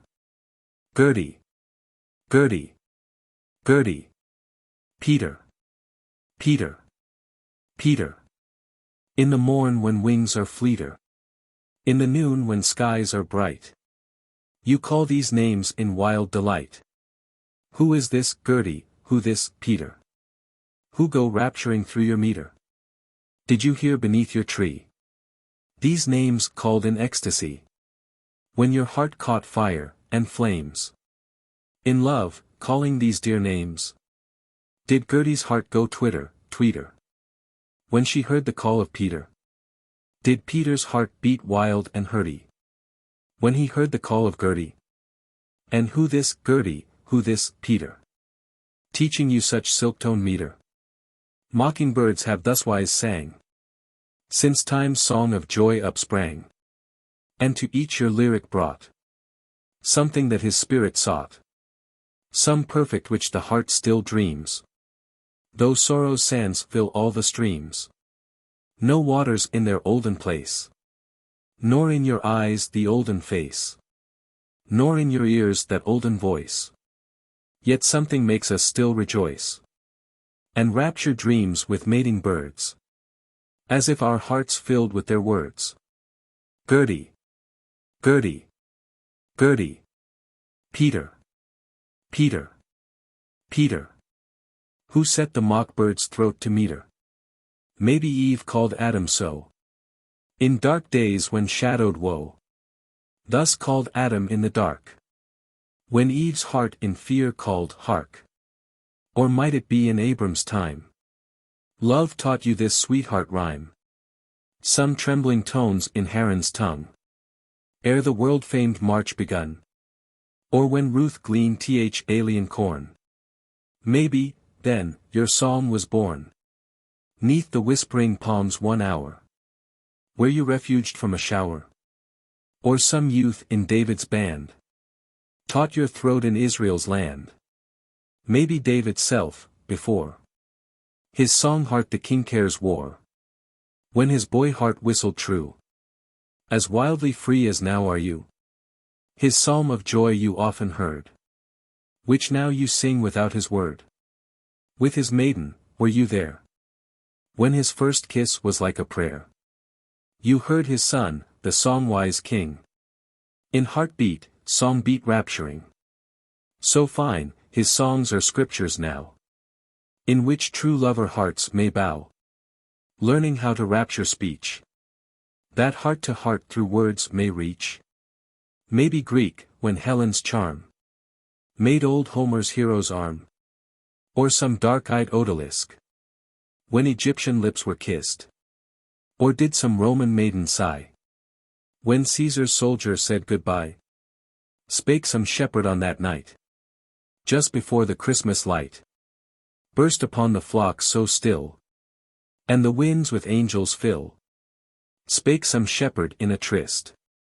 Just before he saw babe Christ. Maybe she, the Magdalene. Ere the ways of shame were seen. Heard and said 'neath purpling vine. These sweet, holy words of thine. Did she find, Christ cleansed and pure. Him whose words were thy throat's lure. And did they both together then tell the Christ's love for all men? Or some Christian's true heart call? Ere the martyr's cup of gall pressed the lips by love caressed. Which unto death the Christ confessed. Or later, with the centuries gone. Your song, in a Castilian dawn. Raptures to a red, red rose. And Columbus stronger grows. For his journey far away. Within his heart your brave, bright lay. Wept black eyes in sun-bright Spain. When dared his crew the unknown main. Those sorrow tones you're calling now. Your rippling wave sounds from his prow. We almost hear the whistling sails. In your wild song which never fails. Of courage which can travel far. To bring a joy back from a star. Or bring the moon's remotest beam. To build in joy a Jacob's dream. O'er which the song-glad angels go. To bring the smiles of heaven below. That hearts which pillow on hard stone may have a song for every moan. Did they hear you in that breeze? Blowing o'er uncharted seas. Remembering, then, the night-eyed maid. In whose smile all fears were laid. Perhaps your lure was on the wave. The first call that the new world gave. As fate urged him on and on. Into that splendid glory drawn. Wherein a new world was his gift. In which our starry flag can lift. Proclaiming all men equal, free. A world of brothers, yet to be. Oh, 'twere fine, if we but knew. 'Twas your song hailed that brave crew. Columbus' ears enraptured by. Your song flights in this new sky. By your welcome to this shore. Which welcomes exiles evermore. All song tongues your singing span. You a true American. With welcome for all alien feet, who with freedom here would meet. Did doe eyes in joyous France to such words in rapture dance, giving that charmed land its grace, where each face, a lover's face, sets the heart to music's notes, as they thrill from bird-sweet throats. Did Lafayette from your free wings catch the psalm which freedom sings, as he hearkened to your cheer, growing dearer and more dear, till upon our country's soil he nobly wrought in battle toil, that our flag might float as free as your song flights in his tree. But my questions lose their way. You sing what tender lovers say, not of wars and war's alarms. Yours the songs of woman's charms, your tones silk-fitting rosy lips, from which the kissing lyric slips, when he limped along the trail, that his wild men might not fail of the sacrament which saves and lights the shadowed way of graves. Did the halt monk, thinking how his Saint Francis on the bough gathered all the gracious birds, preached to them the gospel's words, still his earnest heart to hear your lover calls sing out their cheer, and for one heartbeat clean forgot the Christ fervor of his thought, hearing words that thrilled his soul, ere he wore the hallowed stole, among red roses there in Spain, where he'll never walk again. But these tongues you cannot speak, Hebrew, Latin, Spanish, Greek. 'Tis an Anglo-Saxon tongue. Your name-calls are sweetly sung. If from Saxon land you hail, not the Mayflower was your sail, but some daring cavalier loved your song and brought you here. Fervid, knightly, militant, still his heart your raptures chant, and from his sorrows maybe came your minors, wavering like flame, which marked the ashes that remain, when wild men have burned and slain. In your tones the southern tongue, chivalry forever young, love the only noble theme, when we're waking, when we dream. But your secret still allures. Whence came those sweetheart names of yours? You, the American of birds, you are singing English words. So where Shakespeare's tongue we speak, there your secret we must seek. But your name, that tells it all. Changes to your tongue befall, and you can speak each language new, or sing the last light wind that blew. You hearken, and new gossipings are music scattered by your wings. You overhear and feel no shames, and call out loud the lovers' names. In some dear later days you heard this you sing in true love's word. I think that in our wars some year your throat was taught these words so dear, when Grants and Lees were names of dread, where billowed fields with sweetheart dead. Your Peter, Peter, there you learned, as Gertie, Gertie to him yearned. It was a time when sorrow rent full many a heart of sweet content. 'Twas beneath sweet southern pines they walked softly on the spines, while you, silent, on your nest, heard these names, and all the rest, which passioned from their lips that time. You caught their name-calls in your rhyme. E'en that night, 'neath star-bright skies, your joy-song sang their sweet goodbyes. You're an emigrant, as we other states our birth states be, and we bring out memories here, bright with smile, or darked with tear. So in California's sun sings your song, back there begun. But do you know, O song heart brave, that Peter's in an unknown grave, where the Rappahannock flows, no more fearing war's dread blows, and not a mound to mark the place where went out his sweetheart face, and not a bough where some songmate might his hero deeds relate, and recall in bird-sweet lay how called he Gertie's name that day, and Gertie grieved where the lagoons sluggish gulf warred with their tunes. And with breaking heart grew old. Waiting for her soldier bold. Dying lonely, lonely past. Calling, Peter, to the last. Where she's resting no one notes. Save your songmates with sweet throats. Do you know? Is that the note? Which sometimes saddens from your throat. And makes my heart slow down a throb. And my words hush in a sob. That's the Gertie, that's the Peter. Who go rapturing through your meter. Since within your song they live. Where skies such sunny brightness give. Maybe in the sky of skies. Love calls, hearing love's replies. Through some angel mocking bird. All the earth old sweetness heard. Gertie. Peter. Still as dear. As when called their love names here. So our thoughts, as your fleet wings. Above the dark earth lightly springs. Think that skies of brightness say. Love is love for I and I. And this Gertie and this Peter. Gentles love through angel meter. Which the grace of God outrhymes. Calling, calling endless times. When, Gertie, Peter, you so lift. As if the very stars you'd sift. Down to their souls to voice their bliss. Oh mockingbirds, do you know this? A jolly good friendship is better than all. A Ballade. By Henry Mead Bland. You may travel in China, Luzon, or Japan. Or lodge on the plains of the ultimate West. You may lounge at your ease on a rich divan. And drink of red wine at a king's behest. Then lie by the hour in slumberous rest.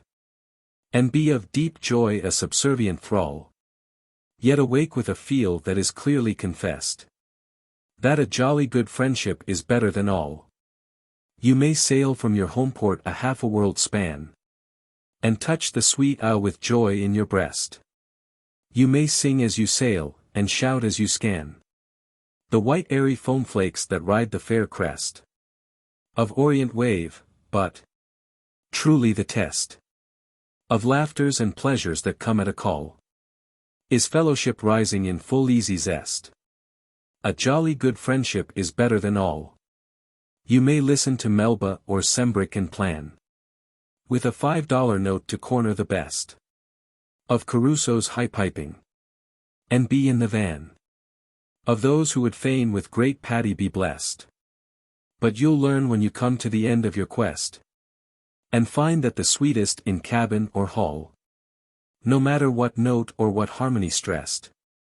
The lilt of good friendship is better than all. Envoi. I, rarer than any rare vintage e'er pressed. For banquetier merry or bold bacchanal. I, better than nectar e'er dream of or guessed. A jolly good fellowship is better than all. The Trailman. Lines written in 1909 in honor of John Muir. By Henry Mead Bland. A spirit that pulses forever like the fiery heart of a boy. A forehead that lifts to the sunlight and is wreathed forever in joy.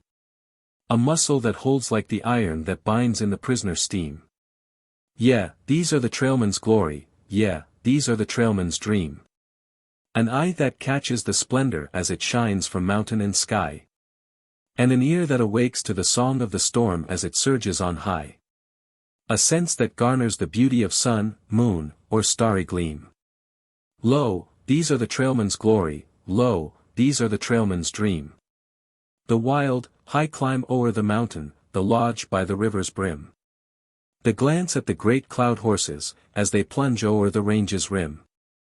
The juniper's balm for the nostril, the dash in the cool trout stream. Yeah, these are the trailman's glory, yeah, these are the trailman's dream. The ride up the wild river canyon where the wild oats grow breast high. The shout of the quail on the hillside, the turtle dove flashing by. An eve round the fragrant fire, and the tales of heroic theme. Lo, these are the trailman's glory, lo, these are the trailman's dream. The Hymn of the Wind. By Howard V. Sutherland. I am the wind, whom none can ever conquer. I am the wind, whom none may ever bind. The one who fashioned ye. He, too, has fashioned me. He gave to me dominion o'er the air. Go where ye will, and ye shall ever find me singing, ever free. Over land and over sea. From the fire-belted tropics to the poles. I am the wind. I sing the glad spring's coming. I bid the leaves burst forth and greet the sun. I lure the modest bloom from out the soil-sweet gloom. I bid the wild bird leave the drowsy south. My loves are violets, by my pure kisses won. They spring from earth, and smile, all innocent, the while. I woo them in the aisles of pensive woods. I am the wind. From dew-pearled heights of wonder, I fall like music on the listening wheat. My hands disturb its calm, till, like a joyous psalm, its swaying benediction greets the sky. I kiss the pines that brood where seldom falls the solace of the light, and the hushed voice of night soothes the awed mountains in their somber dreams. I am the wind. I see enorme creations, starring the vault above ye, and below, where bide the seraphim, in silent places dim. I pass, and tell your coming in the end. Omniscient I, eternal, and I know the gleaming destiny that waits ye, being free, when ye have passed the borderline of death. I am the wind, the Lord God's faithful servant. Twixt earth and sky I wander, and I know His sign is ever found. The blue-veiled earth around, as on the furthest spheres that whirl in space. All things are His, and all things slowly go through manifold degrees of marvelous mysteries. From life to highest life, from highest life to Him. I am the wind. I know that all is tending to that bright end. And ye, through years of toil, shall reach at last the height where freedom is, and light. And ye shall find new paths that still lead up. Be free as I, be patient and have faith. And when your scroll is writ, and God shall pass on it, ye need not fear to face Him, He is love. Drifting. By Thomas Buchanan Reed. My soul today is far away, sailing the Vesuvian Bay. My winged boat, a bird afloat, swims round the purple peaks remote. Round purple peaks it sails and seeks blue inlets and their crystal creeks, where high rocks throw through deeps below a duplicated golden glow. Far, vague and dim, the mountains swim, while on Vesuvius' misty brim, with outstretched hands, the grey smoke stands, o'erlooking the volcanic lands. Here Ischia smiles o'er liquid miles, and yonder, bluest of the isles, calm Capri waits her sapphire gates, beguiling to her bright estates. I heed not, if my rippling skiff floats swift or slow from cliff to cliff. With dreamful eyes, my spirit lies under the walls of paradise. Under the walls, where swells and falls the bay's deep breast at intervals. At peace I lie, blown softly by a cloud upon this liquid sky. The day, so mild, is heaven's own child, with earth and ocean reconciled. The airs I feel around me steal, are murmuring to the murmuring keel. Over the rail, my hand I trail, within the shadow of the sail. A joy intense, the cooling sense, glides down my drowsy indolence. With dreamful eyes, my spirit lies where summer sings and never dies. Veiled with vines, she glows and shines among her future oil and wines. Her children, hid the cliffs amid, are gamboling with the gambling kid, or down the walls, with tipsy calls. Laugh on the rocks like waterfalls. The fisher's child, with tresses wild, unto the smooth, bright sand beguiled, with glowing lips, sings as she skips, or gazes at the far-off ships. Yon deep bark goes, where traffic blows, from lands of sun to lands of snows. This happier one, its course is run, from lands of snow to lands of sun. O happy ship, to rise and dip, with the blue crystal at your lip. O happy crew, my heart with you sails, and sings anew. No more, no more. The worldly shore upbraids me with its loud uproar. With dreamful eyes, my spirit lies under the walls of paradise. John Anderson, My Joe. By Robert Burns. John Anderson, my Joe, John. When we were first acquaint, your locks were like the raven, your bonny brow was brent. But now your brow is belled, John. Your locks are like the snaw, but blessing on your frosty pow. John Anderson, my Joe. John Anderson, my Joe, John. We climb the hill together, and many a canty day, John. We've had why ain't on either. Now we maun totter down, John. But hand in hand we'll go, and sleep thegither at the foot. John Anderson, my Joe. Recessional. By Rudyard Kipling. God of our fathers, known of old, Lord of our far-flung battle line, beneath whose awful hand we hold dominion over palm and pine. Lord God of hosts, be with us yet. Lest we forget, lest we forget. The tumult and the shouting dies. The captains and the kings depart. Still stands thine ancient sacrifice, an humble and a contrite heart.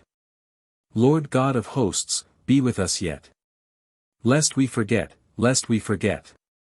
Far called, our navies melt away. On dune and headland sinks the fire. Lo!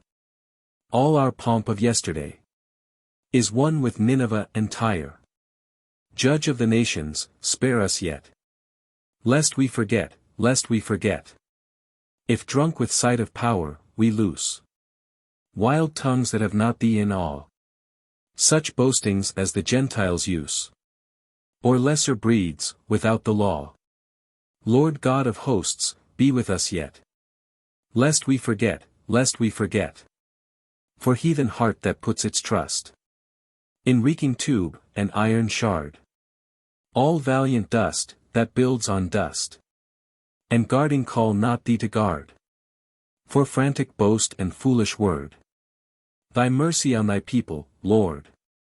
My country. By Robert Whitaker. My country is the world, I count. No son of man my foe. Whether the warm life currents mount, and mantle brows like snow, or red or yellow, brown or black. The face that into mine looks back. My native land is Mother Earth. And all men are my kin. Whether of rude or gentle birth. However steeped in sin. Or rich, or poor, or great, or small. I count them brothers, one and all. My birthplace is no spot apart. I claim no town nor state. Love hath a shrine in every heart. And wheresoe'er men mate, to do the right and say the truth, love evermore renews her youth. My flag is the star-spangled sky, woven without a seam, where dawn and sunset colors lie, fair as an angel's dream. The flag that still, unstained, untorn, floats over all of mortal born. My party is all humankind. My platform brotherhood. I count all men of honest mind, who work for human good, and for the hope that gleams afar. My comrades in this holy war. My heroes are the great and good, of every age and clime. too often mocked, misunderstood, and murdered in their time. But spite of ignorance and hate, known and exalted soon or late. My country is the world. I scorn no lesser love than mine, but calmly wait that happy morn, when all shall own this sign, and love of country as of clan shall yield to worldwide love of man. Somewhere adown the years. By Robert Whitaker. Somewhere adown the years there waits a man, who shall give wings to what my soul has said, shall speak for me when I am mute and dead, and shall perfect the work I but began. What matter, therefore, if my word today falls on unwilling ears, finds few to praise, since some mere child, in his incipient days, that word may win to walk a prophet's way, and he, of greater gift, more favored state, shall speak to thousands where I speak to one, shall do the work that I would fain have done, help to that fortune at my lonely gate. Perchance some Saul of Tarsus, hating me, and hating mine while yet misunderstood, stung by my word shall some day find it good, and bear it broadcast over land and sea. Or some Saint Augustine, of careless mien, giving himself to sensuous pleasures now, shall catch the glory from his mother's brow, that in some word of mine her soul hath seen. Nay, but I claim no honor as my own. That is not equally the goal for all, who run with truth, and care not though it fall, that they must sometimes run with her alone. God will not suffer any word to fail, that is not uttered for the hour's success. No word that has in it the power to bless, shall lack the means to make it of avail. Who speaks the people's will shall some day find voices to bear it to the people's will. However potent be the present ill, they who assail it are tomorrow's kind, and that tomorrow shall uphold their cause, who fell not for the plaudits of today. Those who are reckoned rebels in their day are always makers of tomorrow's laws. Our present skeptics voice tomorrow's faith. Today's disturbers bring tomorrow's peace. 'Tis they who dare to die who win release for all their fellows from the fear of death. Serenade. By Henry Wadsworth Longfellow. Stars of the summer night, far in your azure deeps, hide your golden light. She sleeps. My lady sleeps. Sleeps. Moon of the summer night, far down yon western steeps, sink in silver light. She sleeps. My lady sleeps.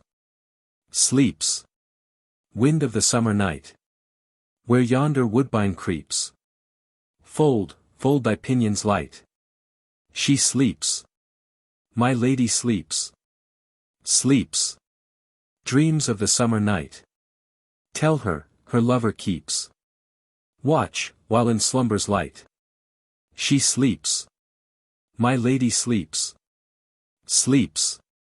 The Brookside. By Richard Monckton Milnes. I wandered by the brookside. I wandered by the mill. I could not hear the brook flow. The noisy rill was still. There was no burr of grasshopper, no chirp of any bird, but the beating of my own heart was all the sound I heard. I sat beneath the elm tree. I watched the long, long shade. And, as it grew longer, I did not feel afraid. For I listened for a footfall. I listened for a word. But the beating of my own heart was all the sound I heard. He came not, no, he came not. The night came on alone. The little stars sat one by one, each on his golden throne. The evening wind passed by my cheek. The leaves above were stirred. But the beating of my own heart was all the sound I heard. Fast, silent tears were flowing, when something stood behind. A hand was on my shoulder. I knew its touch was kind. It drew me nearer, nearer. We did not speak one word. For the beating of our own hearts was all the sound we heard. The Spinning Wheel Song. By John Francis Waller. Mellow the moonlight to shine is beginning. Close by the window young Eileen is spinning. Bent o'er the fire, her blind grandmother, sitting, is groaning, and moaning, and drowsily knitting. Eileen, Cora, I hear someone tapping. 'Tis the ivy, dear mother, against the glass flapping. Eileen, I surely hear somebody sighing. 'Tis the sound, mother dear, of the summer wind dying.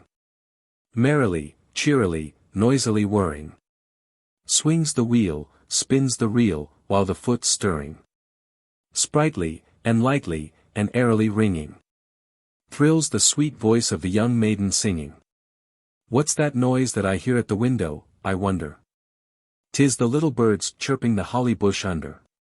What makes you be shoving and moving your stool in, and singing all wrong that old song of the Coolin'? There's a form at the casement, the form of her true love. And he whispers, with face bent, I'm waiting for you, love. Get up on the stool, through the lattice step lightly. We'll rove in the grove while the moon's shining brightly. Merrily, cheerily, noisily whirring, swings the wheel, spins the reel, while the foot's stirring. Sprightly, and lightly, and airily ringing, thrills the sweet voice of the young maiden singing. The maid shakes her head, on her lip lays her fingers. Steals up from her seat, longs to go, and yet lingers. A frightened glance turns to her drowsy grandmother. Puts one foot on the stool, and spins the wheel with the other. Lazily, easily, swings now the wheel round. Slowly and lowly is heard now the reel sound. Noiseless and light to the lattice above her.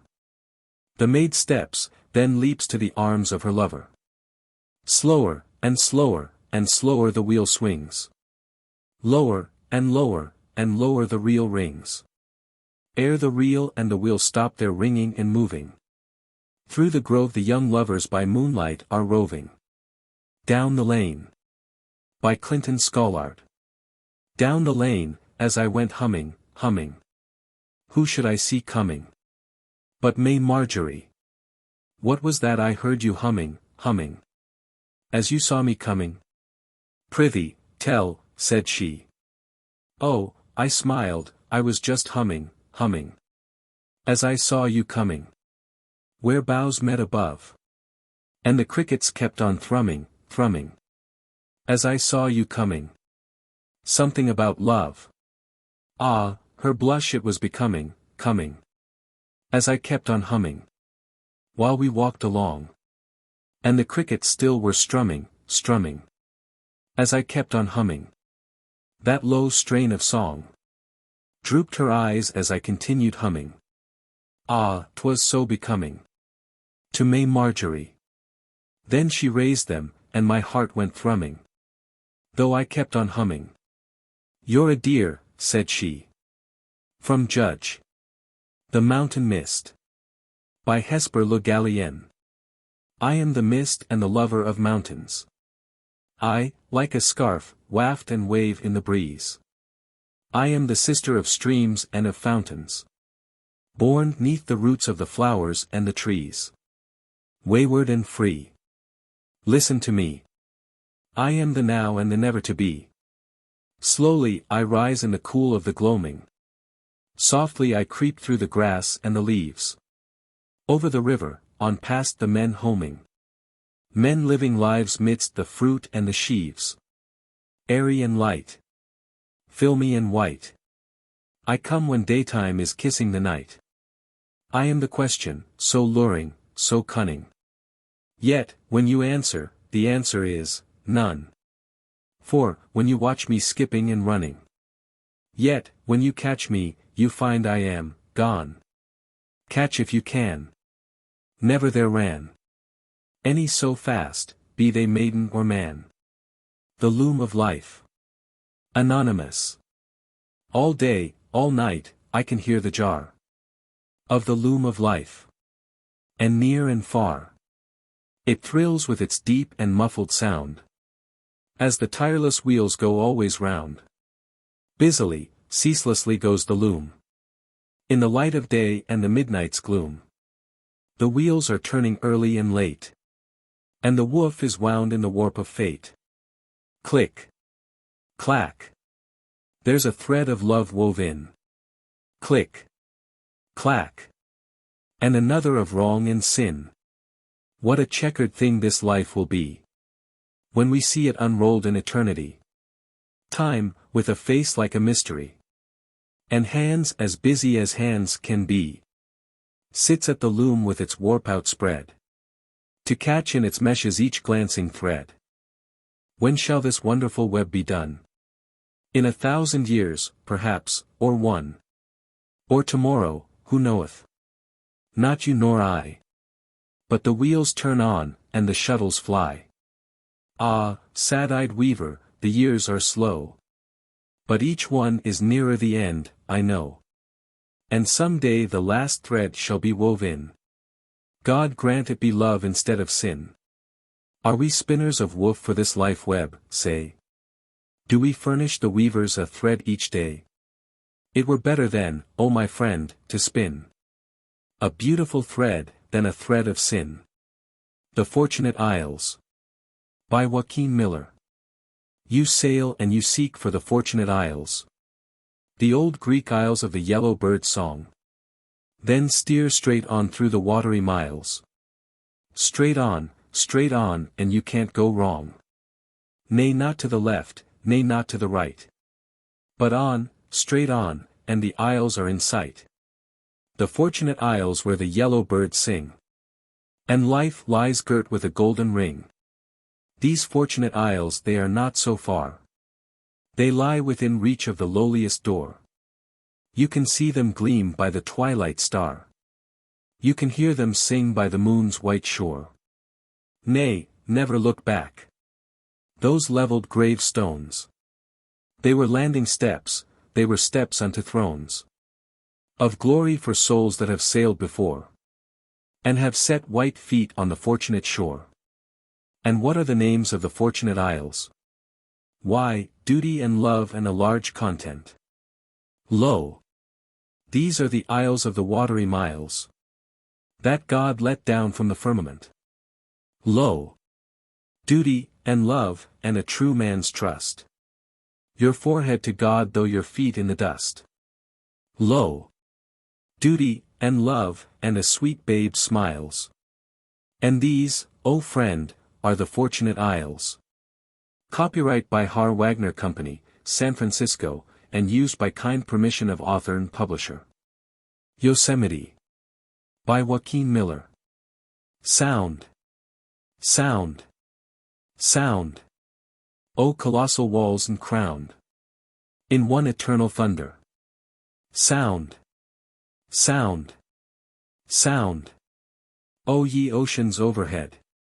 While we walk, subdued in wonder. In the ferns and grasses, under. And beside the swift Merced. Fret. Fret. Fret. Streaming, sounding banners, set. On the giant granite castles. In the clouds and in the snow. But the foe he comes not yet. We are loyal, valiant vassals. And we touch the trailing tassels. Of the banners far below. Surge. Surge. Surge. From the white Sierra's verge.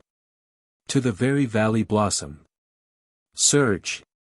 Surge. Surge. Yet the songbird builds a home. And the mossy branches cross them. And the tasseled treetops toss them. In the clouds of falling foam. Sweep. Sweep. Sweep. O ye heaven-born and deep. In one dread, unbroken chorus. We may wonder or may weep. We may wait on God before us. We may shout or lift a hand. We may bow down and deplore us. But may never understand.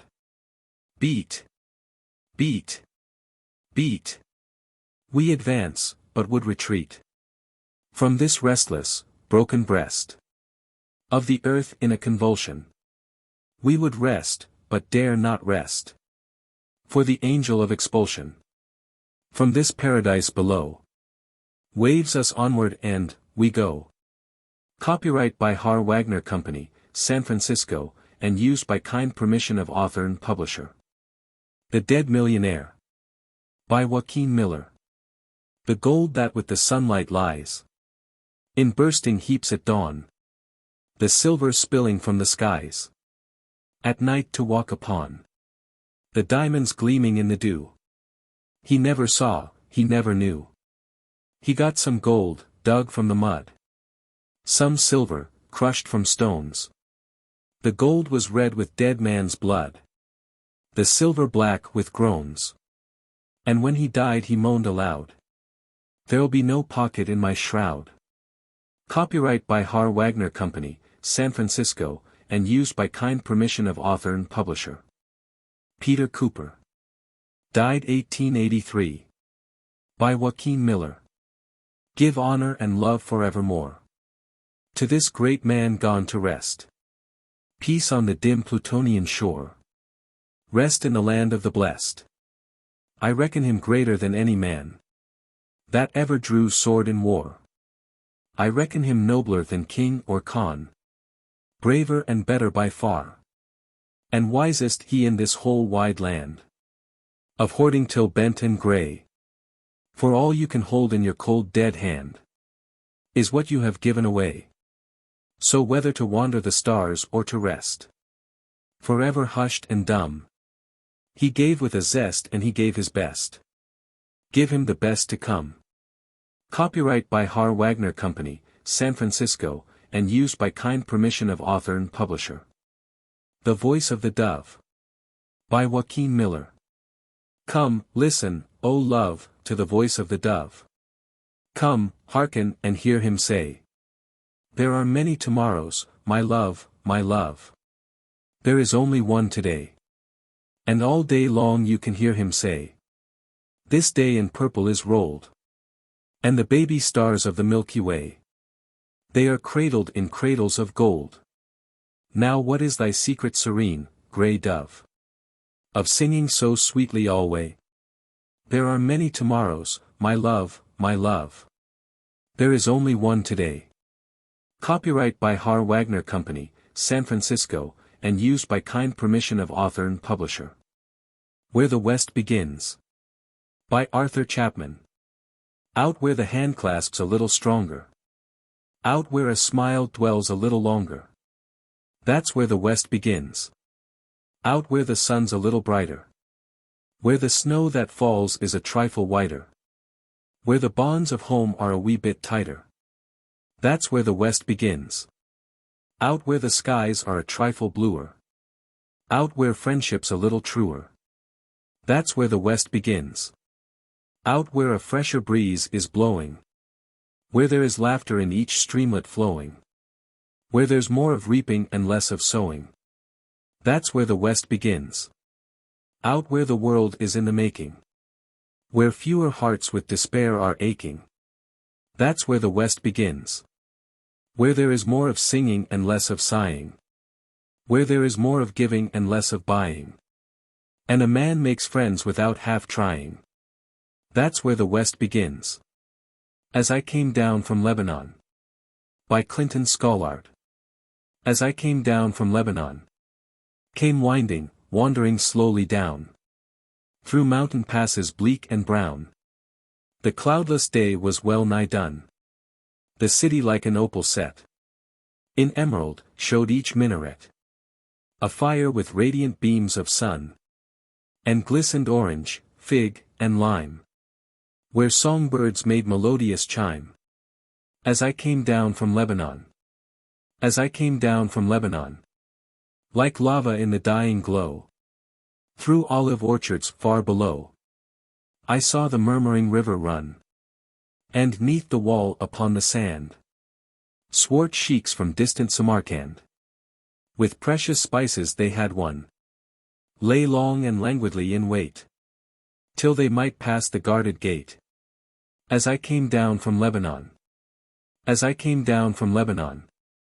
I saw strange men from lands afar. In mosque and square and gay bazaar. The magi that the Moslem shun. And grave effendi from Stamboul. Who sherbet sipped in corners cool. And, from the balconies Aaron. With roses, gleamed the eyes of those. Who dwell in still seraglios.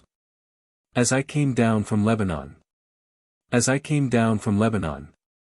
The flaming flower of daytime died.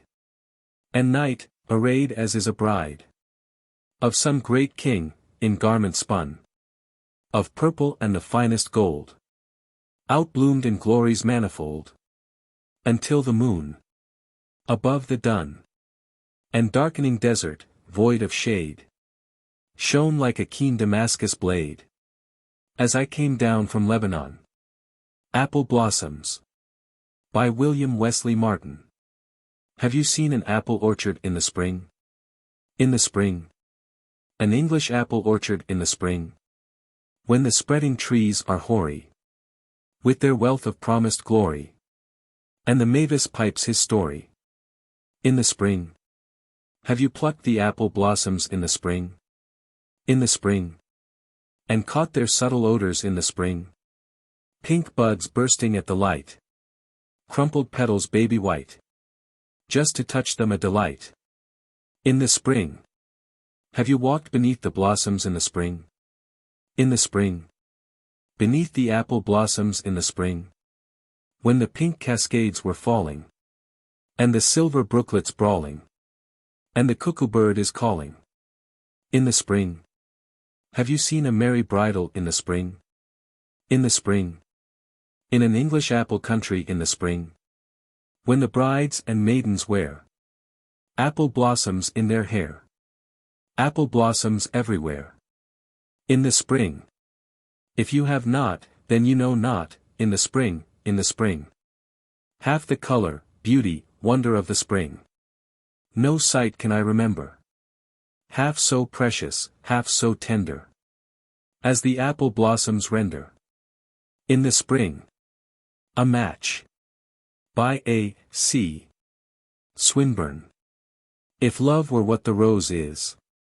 And I were like the leaf. Our lives would grow together. In sad or singing weather. Blown fields or flowerful closes. Green pastures or grey grief. If love were what the rose is. And I were like the leaf. If you were queen of pleasure. And I were king of pain. We'd hunt down love together. Pluck out his flying feather. And teach his feet a measure. And find his mouth a rein. If you were queen of pleasure. And I were king of pain. The Brook and the Wave. By Henry Wadsworth Longfellow. The brooklet came from the mountain. As sang the bard of old. Running with feet of silver. Over the sands of gold. Far away in the briny ocean. There rolled a turbulent wave. Now singing along the sea beach. Now howling along the cave. And the brooklet has found the billow. Though they flowed so far apart. And has filled with its freshness and sweetness that turbulent bitter heart. Indirection. By Richard Riaff. Fair are the flowers and the children, but their subtle suggestion is fairer. Rare is the rose-burst of dawn, but the secret that clasps it is rarer. Sweet the exultance of song, but the strain that precedes it is sweeter. And never was poem yet writ, but the meaning outmastered the meter. Never a daisy that grows, but a mystery guideth the growing. Never a river that flows, but a majesty scepters the flowing. Never a Shakespeare that soared, but a stronger than he did enfold him. Nor ever a prophet foretells, but a mightier seer hath foretold him. Back of the canvas that throbs the painter is hinted and hidden. Into the statue that breathes the soul of the sculptor is bidden. Under the joy that is felt lie the infinite issues of feeling. Crowning the glory revealed is the glory that crowns the revealing. Great are the symbols of being, but that which is symboled is greater. Vast the create and beheld, but vaster the inward creator. Back of the sound broods the silence, back of the gift stands the giving. Back of the hand that receives thrill the sensitive nerves of receiving. Space is as nothing to spirit, the deed is outdone by the doing. The heart of the wooer is warm, but warmer the heart of the wooing. And up from the pits where these shiver, and up from the heights where those shine. Twin voices and shadows swim starward, and the essence of life is divine. Copyright by Funk and Wagnalls Company, New York, and used by kind permission. Life and Love. By Richard Riaff. There is something to live for and something to love. Wherever we linger, wherever we rove. There are thousands of sad ones to cheer and sustain. Till hopes that were hidden beam o'er them again. There is something to live for and something to love. For the spirit of man is like garden or grove. It will yield a sweet fragrance, but still you must toil. And cherish the blossoms, and culture the soil. There is something to live for and something to love. 'Tis a truth which the misanthrope ne'er can disprove. For though thorns and thistles may choke up the flower, some beauty will grace the most desolate bower.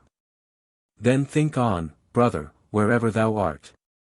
Let the life be for men and the love for the heart. For know that the pathway which leads us above is something to live for and something to love. Copyright by Funk and Wagnalls Company. New York, and used by kind permission. Song of Spring. By Richard Riaff. My heart goes forth to meet the spring. With the step of a bounding roe. For it seems like the touch of a seraph's wing. When the pleasant south winds blow. Oh, I love the loveliness that lies in the smiling heart of May. The beauty throbbing in violet eyes.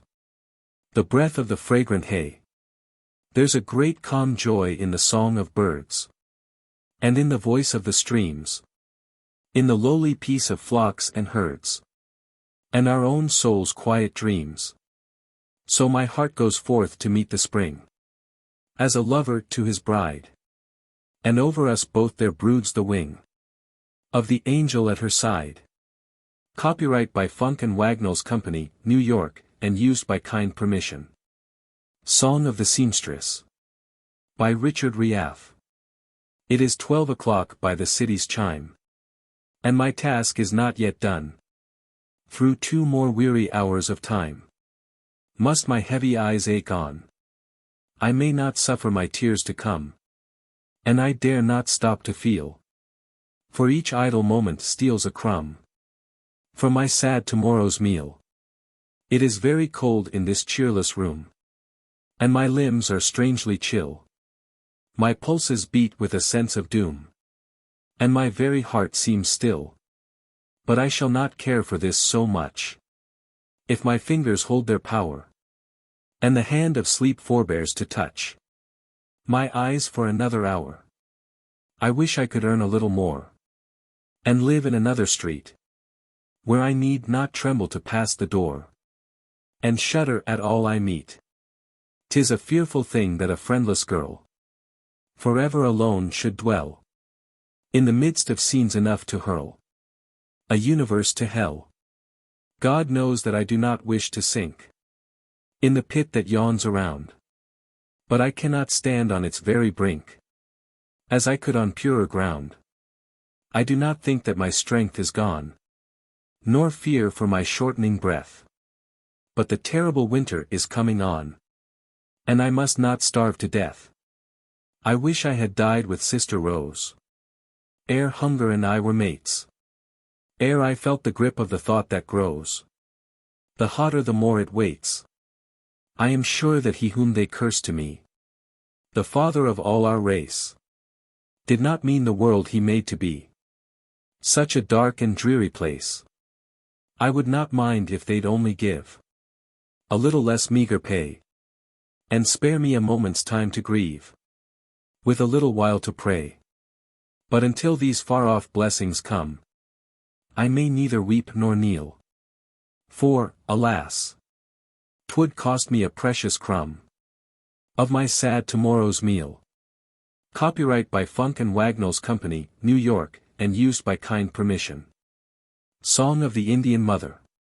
By James Gowdy Clark. Gently dream, my darling child. Sleeping in the lonely wild. Would thy dreams might never know clouds that darken mine with woe. Oh!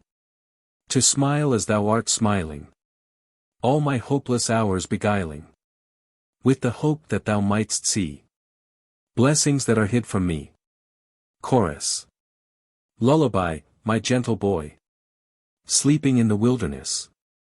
Dreaming in thy childish joy of a mother's fond caress. Lullaby, lullaby. Sleep, while gleams the council fire, kindled by thy hunted sire, guarded by thy God above. Sleep and dream of peace and love. Dream not of the band that perished from the sacred soil they cherished, nor the ruthless race that roams o'er our ancient shrines and homes. Sleep, while autumn glories fly 'neath the melancholy sky, from the trees before the storm, chased by winter's tyrant form. Oh!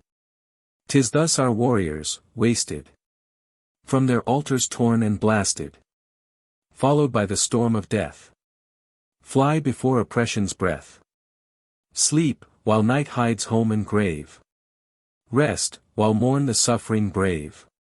Mourning as thou, too, wilt mourn through the future, wild and worn, bruised in heart, in spirit shaken, scourged by man, by God forsaken, wandering on in war and strife, living still, yet cursing life.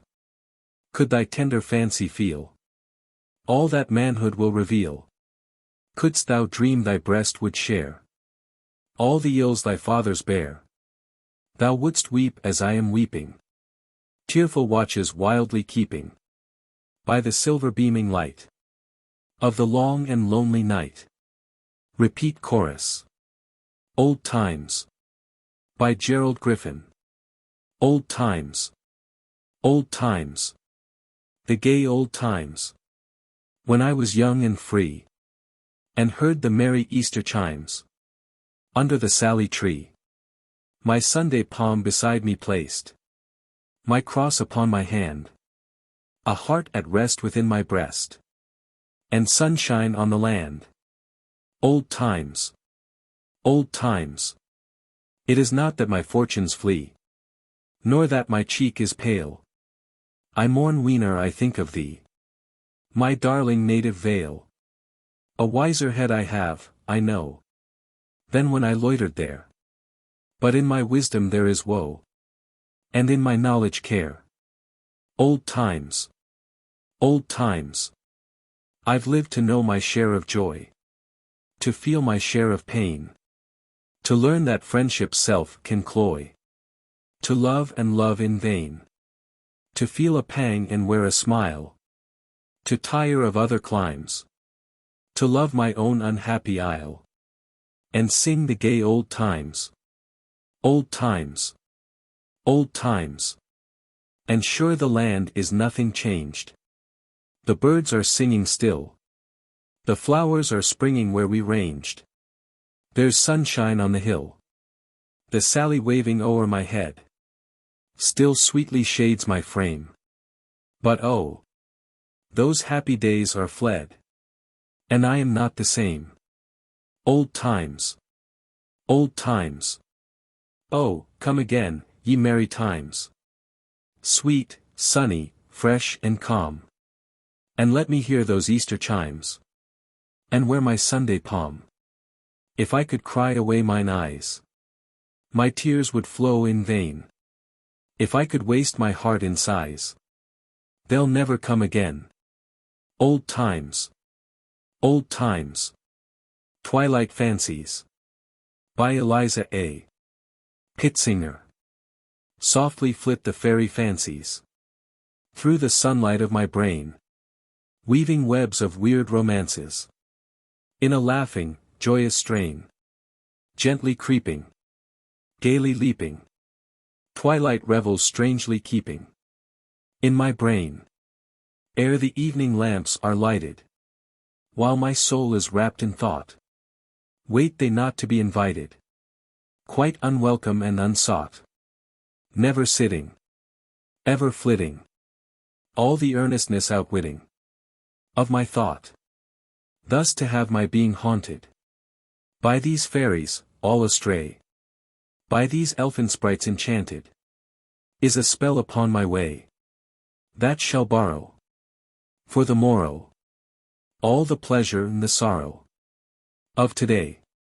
In my hours of quiet musing, by these phantoms thus caressed, I have lost the right of choosing, as I ought, my favored guest. Uninvited. Often slighted. Come they when the lamps are lighted. For a guest. Thus they come, the fairy fancies. Laughing, flitting through my brain. Weaving webs of weird romances. In a wayward, joyous strain.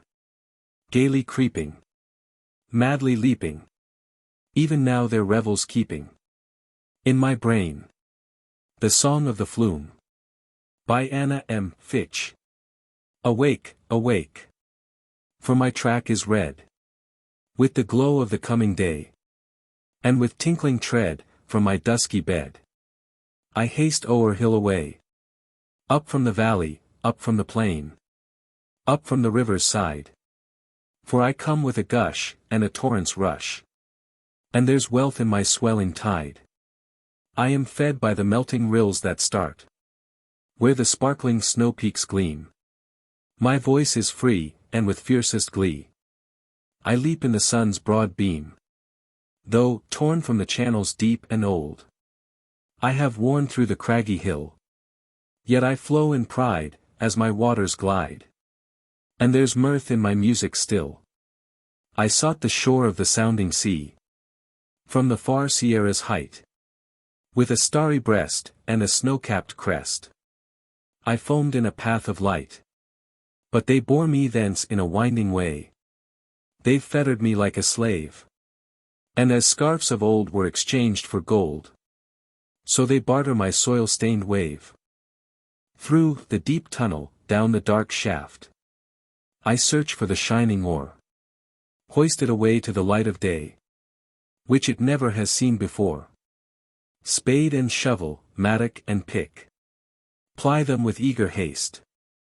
For my golden shower is sold by the hour, and the drops are too dear to waste. Lift me aloft to the mountain's brow. Fathom the deep, blue vein. And I'll sift the soil for the shining spoil. As I sink to the valley again, the swell of my swarthy breast shall bear pebble and rock away. Though they brave my strength, they shall yield at length. But the glittering gold shall stay. Mine is no stern and warrior march. No stormy trump and drum. No banners gleam in my darkened stream. As with conquering step I come. But I touch the tributary earth, till it owns a monarch's sway. And with eager hand, from a conquered land, I bear its wealth away. Awake, awake. There are loving hearts in the lands you've left afar. There are tearful eyes in the homes you prize, as they gaze on the western star. Then up from the valley, up from the hill, up from the river's side. For I come with a gush, and a torrent's rush. And there's wealth in my swelling tide. The West. By Annie Elizabeth Cheney.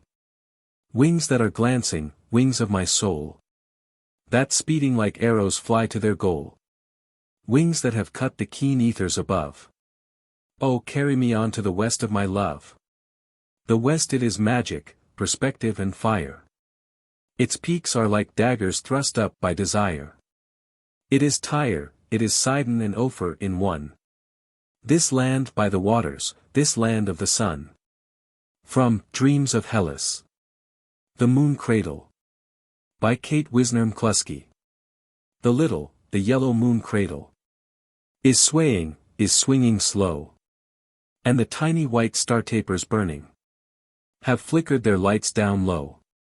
The night has the cloud curtains ready. She is holding them draped on her breast. For the dear little, queer little babe in the moon will have sunk to rest in the west.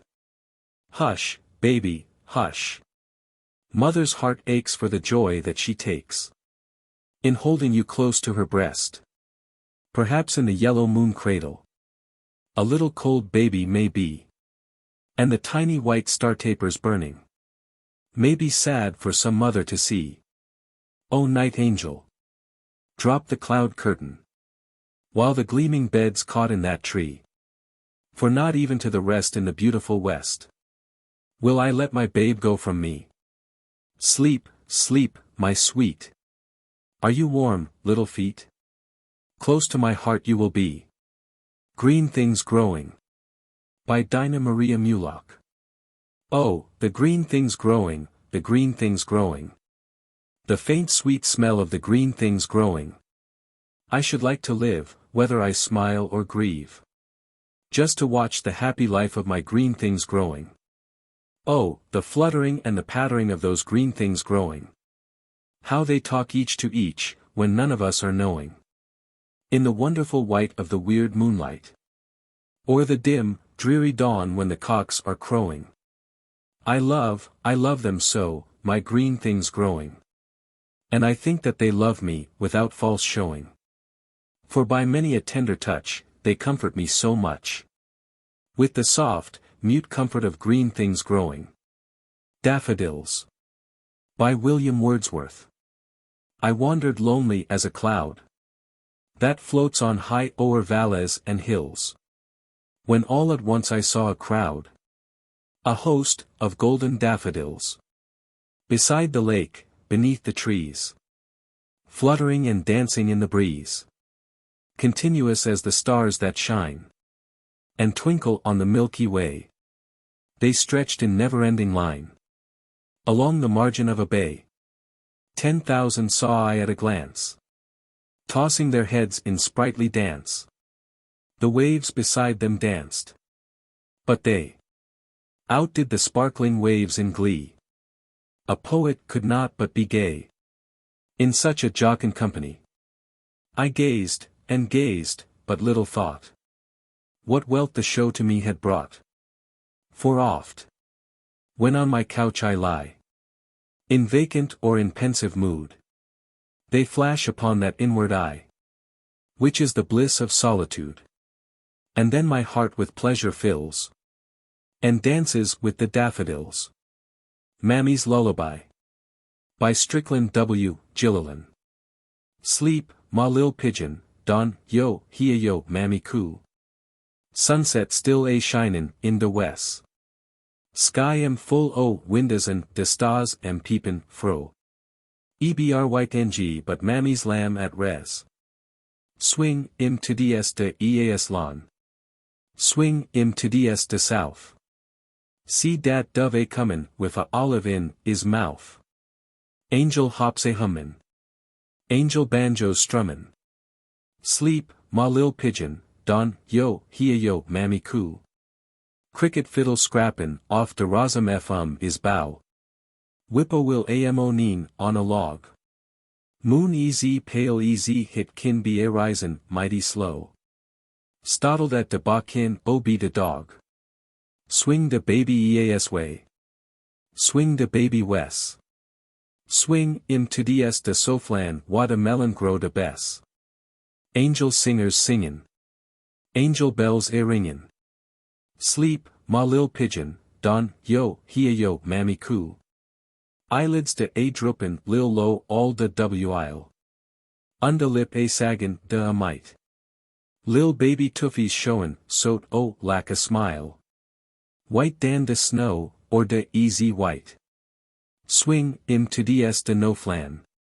Swing im to des de eas. Woolly cloud a comin' fot wrap im in is fleece. Angel band a playin'. What dat music sayin'?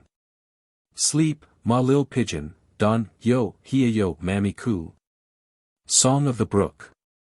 By Alfred Tennyson. I come from haunts of coot and hern. I make a sudden sally, and sparkle out among the fern, to bicker down the valley. By 30 hills I hurry down, or slip between the ridges. By 20 thorps, a little town, and half a hundred bridges. Till last by Philip's farm I flow, to join the brimming river. For men may come and men may go, but I go on forever. I chatter over stony ways, in little sharps and trebles. I bubble into eddying bays, I babble on the pebbles. With many a curve my banks I fret, by many a field and fallow, and many a fairy foreland set, with willow weed and mallow. I chatter, chatter, as I flow, to join the brimming river. For men may come and men may go, but I go on forever. I wind about and in and out, with here a blossom sailing, and here and there a lusty trout, and here and there a grayling, and here and there a foamy flake, upon me as I travel, with many a silvery water break. Above the golden gravel, I draw them all along, and flow, to join the brimming river. For men may come and men may go, but I go on forever. I steal by lawns and grassy plots, I slide by hazel covers, I move the sweet forget-me-nots, that grow for happy lovers. I murmur under moon and stars, in brambly wildernesses. I linger by my shingly bars, I loiter round my cresses. I slip, I slide, I gloom, I glance, among my skimming swallows. I make the netted sunbeams dance, against my sandy shallows. And out again I curve and flow, to join the brimming river. For men may come and men may go, but I go on forever. Meadowlarks, by Ina Coolbrith. Sweet, sweet, sweet. Oh, happy that I am. Listen to the meadowlarks across the fields that sing. Sweet, sweet, sweet. Oh, subtle breath of balm. Oh, winds that blow, oh, buds that grow, oh, rapture of the spring. Sweet, sweet, sweet. Oh, skies, serene and blue, that shut the velvet pastures in, that fold the mountain's crest. Sweet, sweet, sweet. What of the clouds ye knew? The vessels ride a golden tide, upon a sea at rest. Sweet, sweet, sweet. Who prates of care and pain? Who says that life is sorrowful? O life so glad, so fleet. Ah! He who lives the noblest life finds life the noblest gain. The tears of pain a tender rain to make its waters sweet. Sweet, sweet, sweet. Oh, happy world that is. Dear heart, I hear across the fields my maytelling pipe and call. Sweet, sweet, sweet. O world so full of bliss. For life is love, the world is love, and love is over all.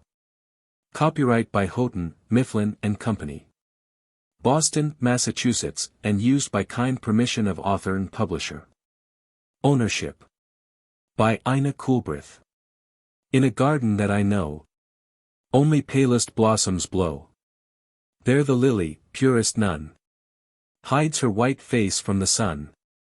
And the maiden rosebud stirs, in a garment fair as hers. One shy bird, with folded wings, sits within the leaves and sings.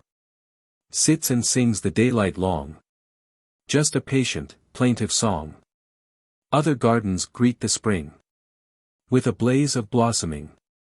Other songbirds, piping clear, chorus from the branches near. But my blossoms, palest known, bloom for me and me alone. And my bird, though sad and lonely, sings for me, and for me only. Copyright by Houghton, Mifflin and Company. Boston, Massachusetts, and used by kind permission of author and publisher. California. By Annie Elizabeth Cheney. There are lands where the poppies are golden, where the skies are a rapture in blue, where the breezes on roses are stealing. But land of my love, what of you?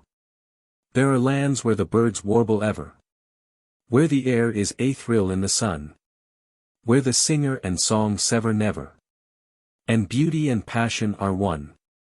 There are lands where the pine and the palm tree, the rose and the lily are fair, where color is married to music. But magic, thy magic, oh where? There are lands where the hills silver-crested flash far on a foam-glittering sea, where winter weds amorous summer. But land of my love, what of thee? Thy heart like thy poppy is golden. Thy story is writ in a gleam. Thy magic like wine it is olden, and hid in the web of a dream. When the padre and poet had found thee, thy bells with a prophecy told. For duty loved beauty, and round thee the fabric of romance was rolled. The veil with the snow peak above her, through ages in sunlight has lain. Here art fondles nature, a lover, forever in shine or rain. There is fire where the poppy is dreaming, and romance in woman's large eyes. There is splendor where sunbeams are streaming from the far, lucid vault of thy skies. And the stars and the moon look in wonder on thy mountains and ocean and vale. From azures too tender for thunder, too clear for the lightning of gale. There are lands drunk with summer and beauty, but none, magic country, like thee, where the palm and the pine, love and duty, are friends from the hills to the sea. From Dreams of Hellas, in Blossom Time, by Ina Coolbrith. It's oh my heart, to be out in the sun and sing, to sing and shout in the fields about, in the balm and the blossoming. Sing loud, O bird in the tree. O bird, sing loud in the sky. And honey bees, blacken the clover beds. There is none of you glad as I. The leaves laugh low in the wind. Laugh low, with the wind at play. And the odorous call of the flowers all entices my soul away. For oh but the world is fair, and oh but the world is sweet. I will out in the gold of the blossoming mold, and sit at the Master's feet. And the love my heart would speak, I will fold in the lily's rim. That lips of the blossom, more pure and meek, may offer it up to him. Then sing in the hedgerow green, O thrush. O skylark, sing in the blue. Sing loud, sing clear, that the king may hear. And my soul shall sing with you. From Songs from the Golden Gate. Copyright by Houghton, Mifflin and Company, and used by kind permission of author and publisher. Why? By Madge Morris Wagner. Why is it we grasp at the shadow that flits from us swift as thought, while the real that mocketh the shadow stands in our way unsought? And why do we wonder, and wonder, what's beyond the hilltops of thought? Why is it the things that we sigh for are the things that we never can reach? Why, only the sternest experience a lesson of patience can teach? And why hold we so careless and lightly the treasures that are in our reach? Why is it we wait for the future, or dwell on the scenes of the past, rather than live in the present, hastening from us so fast? Why is it the prizes we toil for, so tempting in fancy's mold cast, prove, when to our lips we have pressed them, only apples of Sodom at last? And why are the crowns, and the crosses, so wondrous unequally classed? Ask it, ye, over and over. Let the winds waft your question on high, till memory wanes with the ages, till the stars in eternity die.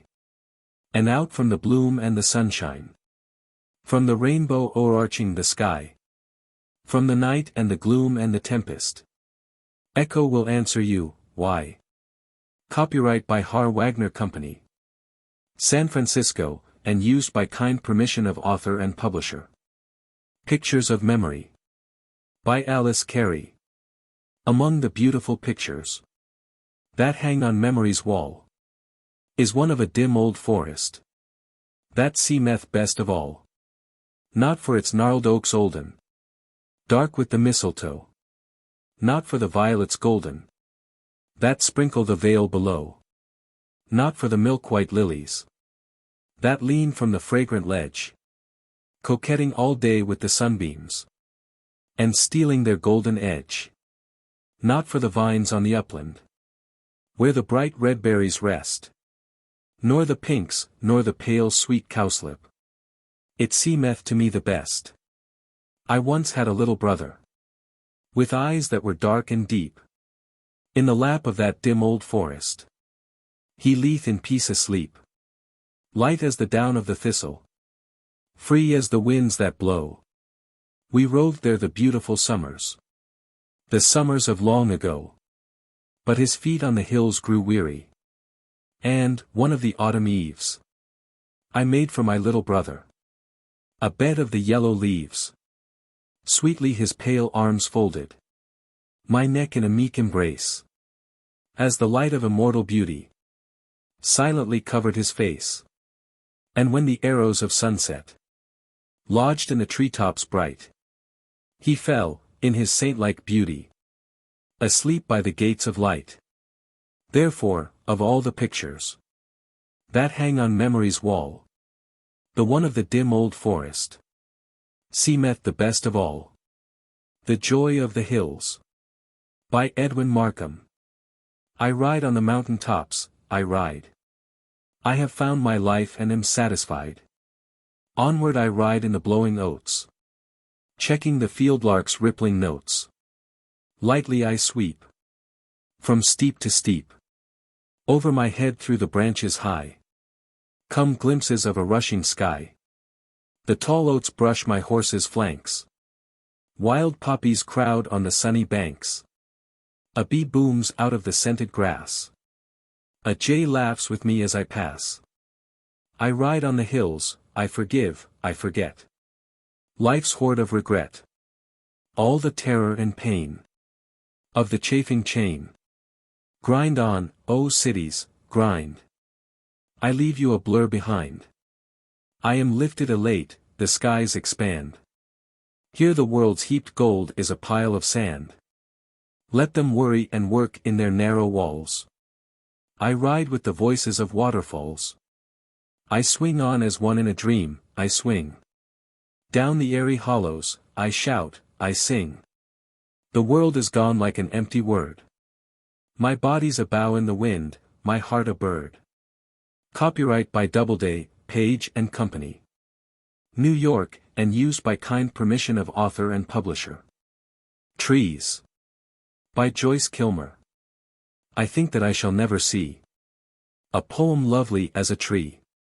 A tree whose hungry mouth is pressed against the earth's sweet flowing breast. A tree who looks at God all day and lifts her leafy arms to pray.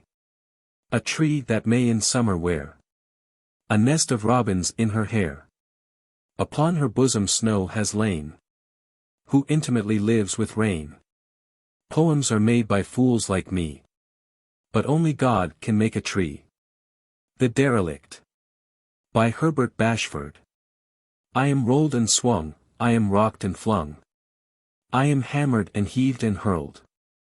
I am tossed and wheeled, I am blown and reeled, and battered about the world. On the pushing tide I ride and ride, or loiter and loaf at ease, with never a care, through foul or fair. I follow the foaming seas. Men come not nigh when they pass me by, for they fear me, every one. As I cleave the grey of the dawning day, or drowse in the summer sun, past unknown isles, for miles and miles, I wander away to where the iceberg lifts and the salt spray drifts in the freezing Arctic air. I steal by the bars when the flame-winged stars have swarmed in the upper blue, and the glow and shine of the drenching brine like white fire burns me through. I haunt as a ghost the rock-girt coast, where the bell buoy loudly rings, and the breakers leap to the mighty sweep of the night wind's sable wings. I shake and moan, I creak and groan, in the wrathful tempest when the old sea raves and digs deep graves. For the jolly sailor men. What matters time or what the clime? To a vagrant of the sea. To live or die, oh, naught care I. There is no port for me. Copyright by Har Wagner Company, San Francisco, and used by kind permission of author and publisher. Child of My Heart. By Edwin Markham. Child heart. Wild heart. What can I bring you? What can I sing you? You who have come from a glory afar. Called into time from a secret star. Fleet one. Sweet one. Whose was the wild hand? Shaped you in childland. Framing the flesh with a flash of desire. Pouring the soul as a fearful fire. Strong child. Song child. Who can unravel all your long travel? Out of the mystery, birth after birth. Out of the dim worlds deeper than earth. Mad thing. Glad thing. How will life time you? How will God name you? All that I know is that you are to me. Wind over water, star on the sea. Dear heart. Near heart. Long is the journey. Hard is the tourney. Would I could be by your side when you fall. Would that my own heart could suffer it all. Copyright by Doubleday, Page and Company, New York, and used by kind permission of author and publisher. Mandalay. By Rudyard Kipling. By the old Moulmein Pagoda, looking eastward to the sea. There's a Burma girl A7, and I know she thinks of me. For the wind is in the palm trees, and the temple bells they say. Come you back, you British soldier, come you back to Mandalay. Come you back to Mandalay. Where the old flotilla lay. Can't you hear the paddles chunkin' from Rangoon to Mandalay? Oh, the road to Mandalay. Where the flyin' fishes play. And the dawn comes up like thunder outer China, crossed the bay. Ere petticut was yaller and little cap was green. And name was Supiolat, just the same as Thebaw's queen. And I seed fust a smokin' of a whackin' white cheroot. And a wastin' Christian kisses on an eat hen idol's foot. Bloomin' idol made o' mud. What they called the great god bud. Plucky lot she cared for idols when I kissed where she stood. On the road to Mandalay. When the mist was on the rice fields and the sun was droppin' slow. She'd get little banjo and she'd sing Kullalolo. With arm upon my shoulder and cheek ag in my cheek. We uster watch the steamers and the hathies pillin' teak. Elephants a pillin' teak. In the sludgy, scudgy creek. Where the silence that EVU was arf afraid to speak. On the road to Mandalay. But that all shoved behind me, long ago and fur away. And there ain't no buses runnin' from the bank to Mandalay. And I'm learnin' in London what the 10-year sodger tells. If you've heard the East A Callan, why, you won't EED nothin' else. No. You won't EED nothin' else. But them spicy garlic smells. And the sunshine and the palm trees and the tinkly temple bells. On the road to Mandalay. I am sick wastin' leather on these gutty pavin' stones. And the blasted Hengelish drizzle wakes a fever in my bones. Though I walk with 50 oozemaids outer Chelsea to the Strand. And they talk a lot lovin', but what do they understand? Beefy face and grubby hand. Law. What do they understand? I've a neater, sweeter maiden in a cleaner, greener land. On the road to Mandalay. Ship me somewhere east of Suez, where the best is like the worst. Where there aren't no 10 commandments, and a man can raise a thirst. For the temple bells are Callan, and it's there that I would be. By the old Moulmein Pagoda, lookin' lazy at the sea. On the road to Mandalay. Where the old flotilla lay. With our sick beneath the awnings when we went to Mandalay. Oh, the road to Mandalay. Where the flyin' fishes play. And the dawn comes up like thunder outer China, crossed the bay. Gold. By Arthur Guiterman. Mead of the Twaller, flame of the sea. Such were the names of your poets for me. Metal of Mammon, curse of the world. These are the libels your preachers have hurled. Dug from the mountainside, washed in the glen. Servant am I or the master of men. Steal me, I curse you, earn me, I bless you. Grasp me and hoard me, a fiend shall possess you. Lie for me, die for me, covet me, take me. Angel or devil, I am what you make me. Falsely alluring, I shimmer and shine.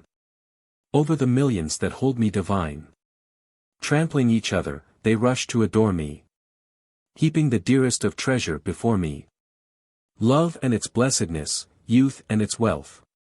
Honor, tranquility, innocence, health. Buying my favor with evil and pain. Huge is the sacrifice, poor is the gain. Naught but my effigy, passionless, cold. God of a frenzied idolatry, gold. Gold. By Thomas Hood. Gold. Gold. Gold. Gold.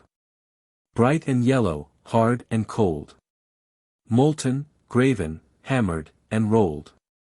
Heavy to get, and light to hold. Hoarded, bartered, bought, and sold. Stolen, borrowed, squandered, doled. Spurned by the young, but hugged by the old. To the very verge of the churchyard mold. Price of many a crime untold. Gold. Gold. Gold. Gold. From Miss Kilmansegg. An Old Woman of the Roads.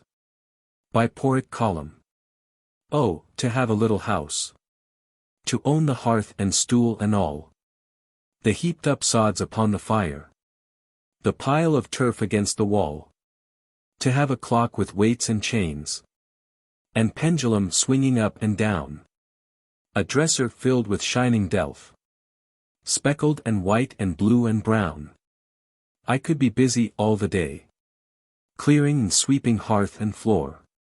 And fixing on their shelf again. My white and blue and speckled store. I could be quiet there at night. Beside the fire and by myself. Sure of a bed, and loath to leave. The ticking clock and the shining delph. Och! But I'm weary of mist and dark. And roads where there's never a house or bush. And tired I am of bog and road. And the crying wind and the lonesome hush. And I am praying to God on high.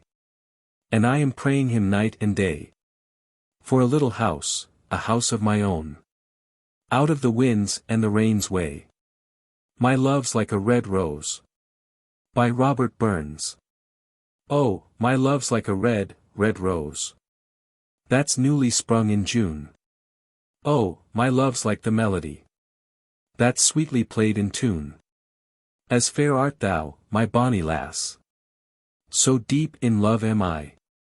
And I will love thee still, my dear. Till all the seas gang dry. Till the seas gang dry, my dear. And the rocks melt with the sun. I will love thee still, my dear. While the sands, oh, life shall run. And fare thee weel, my only love. And fare thee weel a while. And I will come again, my love. Though it were 10,000 mile. Oh, my love's like a red, red rose. That's newly sprung in June. Oh, my love's like the melody. That's sweetly played in tune. Intimations of Immortality. By William Wordsworth. Then sing, ye birds, sing, sing a joyous song. And let the young lambs bound. As to the tabor's sound. We in thought will join your throng. Ye that pipe and ye that play. Ye that through your hearts today. Feel the gladness of the May. What though the radiance which was so bright. Be now forever taken from my sight. Though nothing can bring back the hour. Of splendor in the grass, of glory in the flower. We will grieve not, rather find. Strength in what remains behind. In the primal sympathy. which having been, must ever be. In the soothing thoughts that spring out of human suffering. In the faith that looks through death. In years that bring the philosophic mind. And O ye fountains, meadows, hills and groves, forebode not any severing of our loves. Yet in my heart of hearts I feel your might. I only have relinquished on delight to live beneath your more habitual sway. I love the brooks, which down their channels fret, even more than when I tripped lightly as they. The innocent brightness of a newborn day is lovely yet. The clouds that gather round the setting sun do take a sober coloring from an eye that hath kept watch o'er man's mortality. Another race hath been, and other palms are won. Thanks to the human heart by which we live. Thanks to its tenderness, its joys and fears. To me the meanest flower that blows can give thoughts that do often lie too deep for tears. L'Allegro. By John Milton. Haste thee, nymph, and bring with thee jest and youthful jollity, quips and cranks and wanton wiles, nods and becks and wreathed smiles, such as hang on Hebe's cheek, and love to live in dimples sleek, sport that wrinkled care derides, and laughter holding both his sides. Come, and trip it, as ye go, on the light fantastic toe, and in thy right hand lead with thee the mountain nymph, sweet liberty. And, if I give thee honor due, mirth, admit me of thy crew, to live with her, and live with thee, in unreproved pleasures free. From Il Penseroso. By John Milton. Oft, on a plat of rising ground, I hear the far-off curfew sound, over some wide-watered shore, swinging slow with sullen roar. Or, if the air will not permit, some still removed place will fit, where glowing embers through the room teach light to counterfeit a gloom. The Lotus Eaters. By Alfred Tennyson. The lotus blooms below the barren peak. The lotus blows by every winding creek. All day the wind breathes low with mellower tone, through every hollow cave and alley lone. Round and round the spicy downs, the yellow lotus dust is blown. We have had enough of action, and of motion we rolled to starboard, rolled to larboard, when the surge was seething free, where the wallowing monster spouted his foam fountains in the sea. Let us swear an oath, and keep it with an equal mind, in the hollow lotus land to live and lie reclined, on the hills like gods together, careless of mankind. For they lie beside their nectar, and the bolts are hurled far below them in the valleys, and the clouds are lightly curled round their golden houses, girdled with the gleaming world, where they smile in secret, looking over wasted lands. Blight and famine, plague and earthquake, roaring deeps, and fiery sands. Clanging fights, and flaming towns, and sinking ships, and praying hands. But they smile, they find a music centered in a doleful song, steaming up, a lamentation in an ancient tale of wrong. Like a tale of little meaning, though the words are strong. Chanted from an ill-used race of men that cleave the soil, sow the seed, and reap the harvest with enduring toil. Storing yearly little dews of wheat, and wine, and oil, till they perish and they suffer, some, 'tis whispered, down in hell. Suffer endless anguish, others in Elysian valleys dwell, resting weary limbs at last on beds of asphodel. Surely, surely, slumber is more sweet than toil, the shore, than labor in the deep mid-ocean, wind and wave and oar. O rest ye, brother mariners, we will not wander more. Home, wounded. By Sidney Dobell. Blare the trumpet, and boom the gun. But, oh, to sit here thus in the sun. To sit here, feeling my work is done, while the sands of life so golden run. And I watch the children's posies, and my idle heart is whispering, bring whatever the years may bring. The flowers will blossom, the birds will sing. And there'll always be primroses. The Minaret Bells. By William M. Thackeray. Tink-a-tink, tink-a-tink. By the light of the star. On the blue river's brink. I heard a guitar. I heard a guitar. On the blue waters clear. And knew by its music that Salim was near. Tink-a-tink, tink-a-tink. How the soft music swells. And I hear the soft clink of the minaret bells. Springtime. By Leonard G. NATTKEMPER. Maytime, springtime. Oh, let us steal away. Springtime's love time. So let us go today. Oh. The dawn, while dew is on, awakes a fragrant breeze. It fills my room with rich perfume. From snow-white locust trees. Across the grain there floats a strain of ancient witchery. A robin's throat hath freed a note of rarest ecstasy. And while he sings, within me springs an echo to his lay. But how can words e'er match this bird's sweet song of spring, I pray? Such noonday dreams by babbling streams. There's nothing to compare. Soft zephyrs blow where waters flow, entangling my hair. In shady nooks, fond lover looks, in eyes as blue as skies. And her reply, though quaint and shy, is what true love implies. So Maytime, springtime. Now let us steal away. Springtime's love time. And let us go today. A Singing Lesson. By Jean Ingelow. A nightingale made a mistake. She sang a few notes out of tune. Her heart was ready to break. And she hid away from the moon. She wrung her claws, poor thing. But was far too proud to weep. She tucked her head under her wing. And pretended to be asleep. A lark, arm in arm with a thrush, came sauntering up to the place. The nightingale felt herself blush. Though feathers hid her face, she knew they had heard her song. She felt them snicker and sneer. She thought this life was too long, and wished she could skip a year. Oh, nightingale, cooed a dove.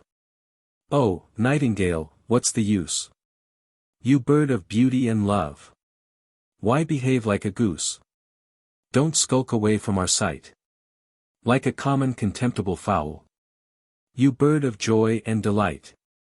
Why behave like an owl? Only think of all you have done. Only think of all you can do. A false note is really fun. From such a bird as you. Lift up your proud little crest. Open your musical beak. Other birds have to do their best. But you need only speak. The nightingale shyly took her head from under her wing. And giving the dove a look, straightway began to sing. There was never a bird could pass. The night was divinely calm. And the people stood on the grass to hear that wonderful song. The nightingale did not care. She only sang to the skies. Her song ascended there. And there she fixed her eyes. The people who listened below, she knew but little about. And this tale has a moral, I know. If you'll try to find it out. Moral. Never give up, always look up. Cheer the discouraged. Strive for heavenly applause. Care not for the praise of men, but for the praise of God. The Wolves of the Sea. By Herbert Bashford. From dusk until dawn they are hurrying on. Unfettered and fearless they flee. From morn until eve they plunder and thieve. The hungry, white wolves of the sea. With never a rest, they race to the west. To the Orient's rim do they run. By the berg and the flow of the Northland they go. And away to the isles of the sun. They wail at the moon from the desolate dune. Till the air has grown dank with their breath. They snarl at the stars from the treacherous bars of the coasts that are haunted by death. They grapple and bite in a keen, mad delight, as they feed on the bosom of grief. And one steals away to a cave with his prey, and one to the rocks of the reef.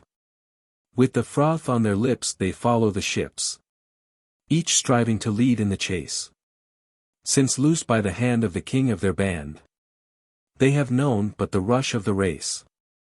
They are shaggy and old, yet as mighty and bold as when God's freshest gale set them free.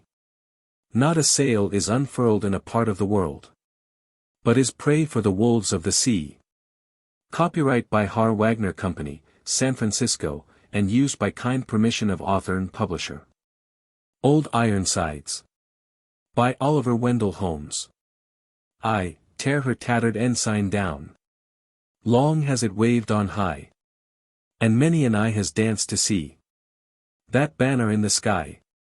Beneath it rung the battle shout, and burst the cannon's roar. The meteor of the ocean air shall sweep the clouds no more. Her deck, once red with heroes' blood, where knelt the vanquished foe, when winds were hurrying o'er the flood, and waves were white below, no more shall feel the victor's tread, or know the conquered knee.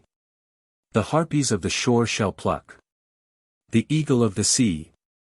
Oh, better that her shattered hulk should sink beneath the wave. Her thunders shook the mighty deep, and there should be her grave. Nail to the mast her holy flag, set every threadbare sail, and give her to the god of storms, the lightning and the gale. Columbus. By Joaquin Miller. Behind him lay the grey Azores, behind the gates of Hercules. Before him not the ghost of shores, before him only shoreless seas. The good mate said, now must we pray, for lo, the very stars are gone. Brave Admiral, speak, what shall I say? Why, say, sail on. Sail on. And on. My men grow mutinous day by day. My men grow ghastly wan and weak. The stout mate thought of home, a spray of salt wave washed his swarthy cheek. What shall I say, brave Admiral, say? If we sight naught but seas at dawn, why, you shall say at break of day. Sail on. Sail on. Sail on. And on. They sailed and sailed, as winds might blow, until at last the blanched mate said, why, now, not even God would know. Should I and all my men fall dead, these very winds forget their way. For God from these dread seas is gone. Now speak, brave Admiral, speak and say. He said, sail on. Sail on. And on. They sailed, they sailed. Then spake the mate. This mad sea shows his teeth tonight. He curls his lip, he lies in wait, with lifted teeth, as if to bite. Brave Admiral, say but one good word. What shall we do when hope is gone? The words leapt like a leaping sword. Sail on. Sail on. Sail on. And on. Then pale and worn, he kept his deck, and peered through darkness. Ah, that night! Of all dark nights! And then a speck. A light. A light. A light. A light. It grew, a starlit flag unfurled. It grew to be time's burst of dawn. He gained a world, he gave that world its grandest lesson, on. Sail on. Copyright by Har Wagner Company. San Francisco, and used by kind permission of author and publisher. Daybreak. By Robert Browning.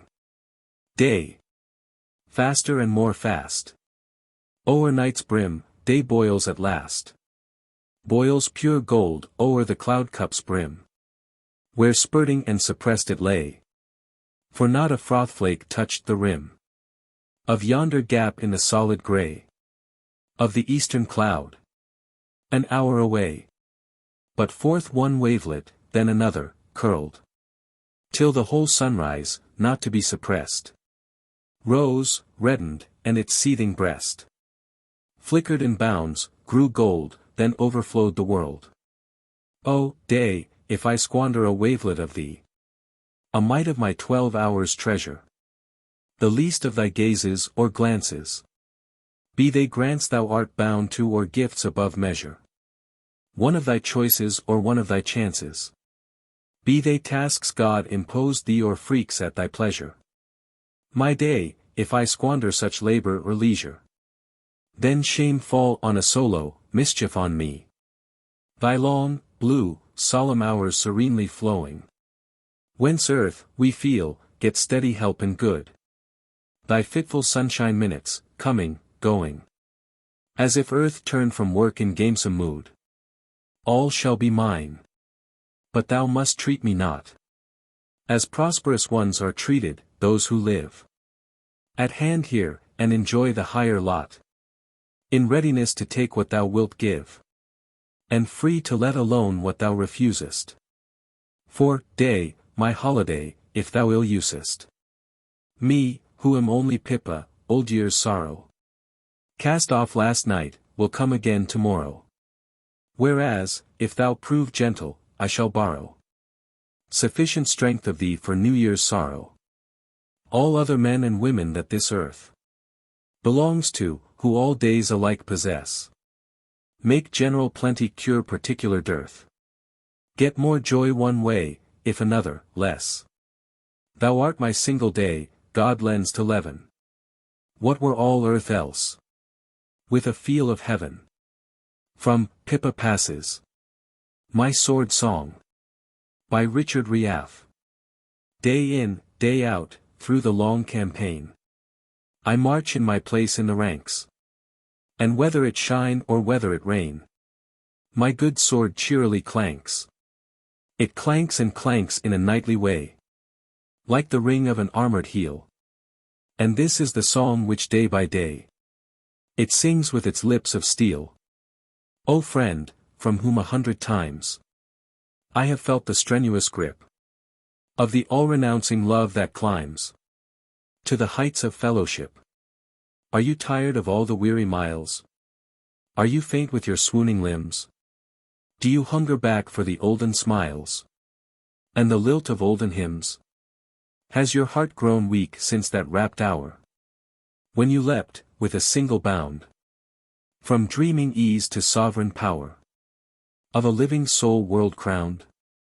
Behold, the aloes of sacrifice are better than radiant wine, and the bloody sweat of a cause like this is an agony divine.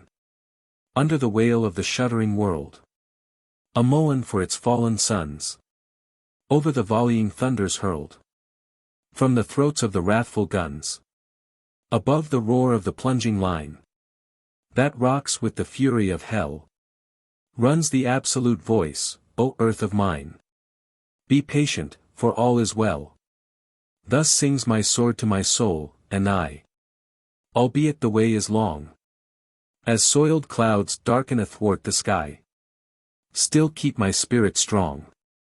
Whether I live, or whether I lie on the stained ground, ghastly and stark, beyond the carnage I shall descry God's love shines across the dark. Copyright by Funk and Wagnalls Company, New York, and used by their kind permission. Labor. Anonymous. Toil swings the axe, and forests bow. The seeds break out in radiant bloom. Rich harvests smile behind the plow, and cities cluster round the loom, where towering domes and tapering spires adorn the vale and crown the hill. Stout labor lights its beacon fires, and plumes with smoke the forge and mill. The monarch oak, the woodland's pride, whose trunk is seamed with lightning scars, toil launches on the restless tide, and there unrolls the flag of stars. The engine with its lungs of flame, and ribs of brass and joints of steel, from labor's plastic fingers came, with sobbing valve and whirling wheel. 'Tis labor works the magic press, and turns the crank in hives of toil, and beckons angels down to bless industrious hands on sea and soil. Here sun-brown toil, with shining spade, links lake to lake with silver ties, strung thick with palaces of trade, and temples towering to the skies. The Arrow and the Song.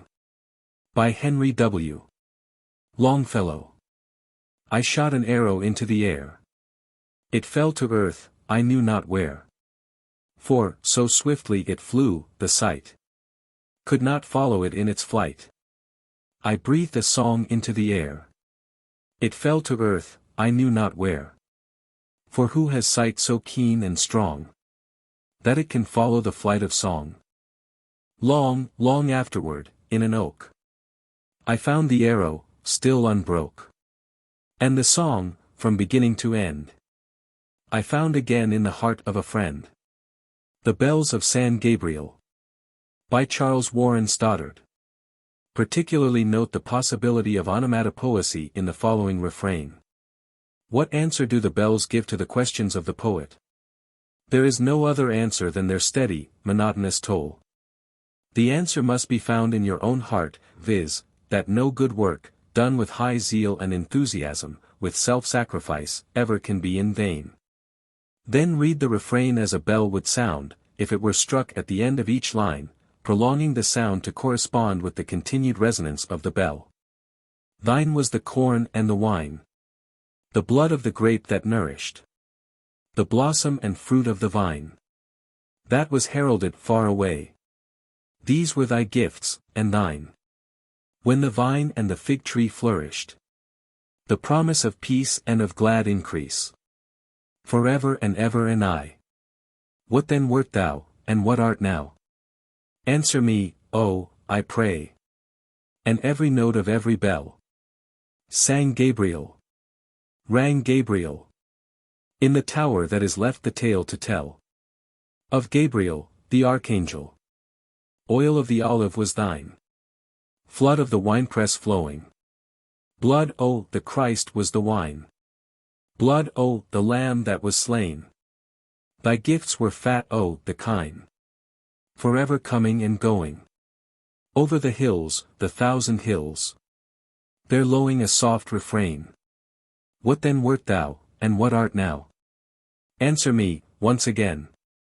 And every note of every bell sang Gabriel, rang Gabriel, in the tower that is left the tale to tell of Gabriel, the archangel. Seed, oh, the corn was thine, body of him thus broken, and mingled with blood, oh, the vine, the bread and the wine of life. Out of the good sunshine, they were given to thee as a token, the body of him, and the blood of him, when the gifts of God were rife. What then wert thou, and what art now? After the weary strife, and every note of every bell sang Gabriel, rang Gabriel, in the tower that is left the tale to tell of Gabriel, the archangel. Where are they now, O bells? Where are the fruits, O, the mission garnered, where no one dwells? Shepherd and flock are fled o'er the Lord's vineyard swells. The tide that with fell perdition sounded their doom and fashioned their tomb, and buried them with the dead. What then wert thou, and what art now? The answer is still unsaid. And every note of every bell sang Gabriel, rang Gabriel, in the tower that is left the tale to tell of Gabriel, the archangel. Where are they now, O tower? The locusts and wild honey? Where is the sacred dower that the bride of Christ was given? Gone to the builders of power, the misers and minters of money, gone for the greed that is their creed. And these in the land have thriven. What then wert thou, and what art now? And wherefore hast thou striven? And every note of every bell sang Gabriel, rang Gabriel, in the tower that is left the tale to tell of Gabriel, the archangel. Copyright by John Lane, New York, and used by kind permission. A Welcome to Alexandra. March 7, 1863. By Alfred, Lord Tennyson. Sea King's daughter from over the sea, Alexandra. Saxon and Norman and Dane are we. But all of us Danes in our welcome of thee, Alexandra. Welcome her, thunders of fort and of fleet. Welcome her, thundering cheer of the street. Welcome her, all things youthful and sweet. Scatter the blossoms under her feet.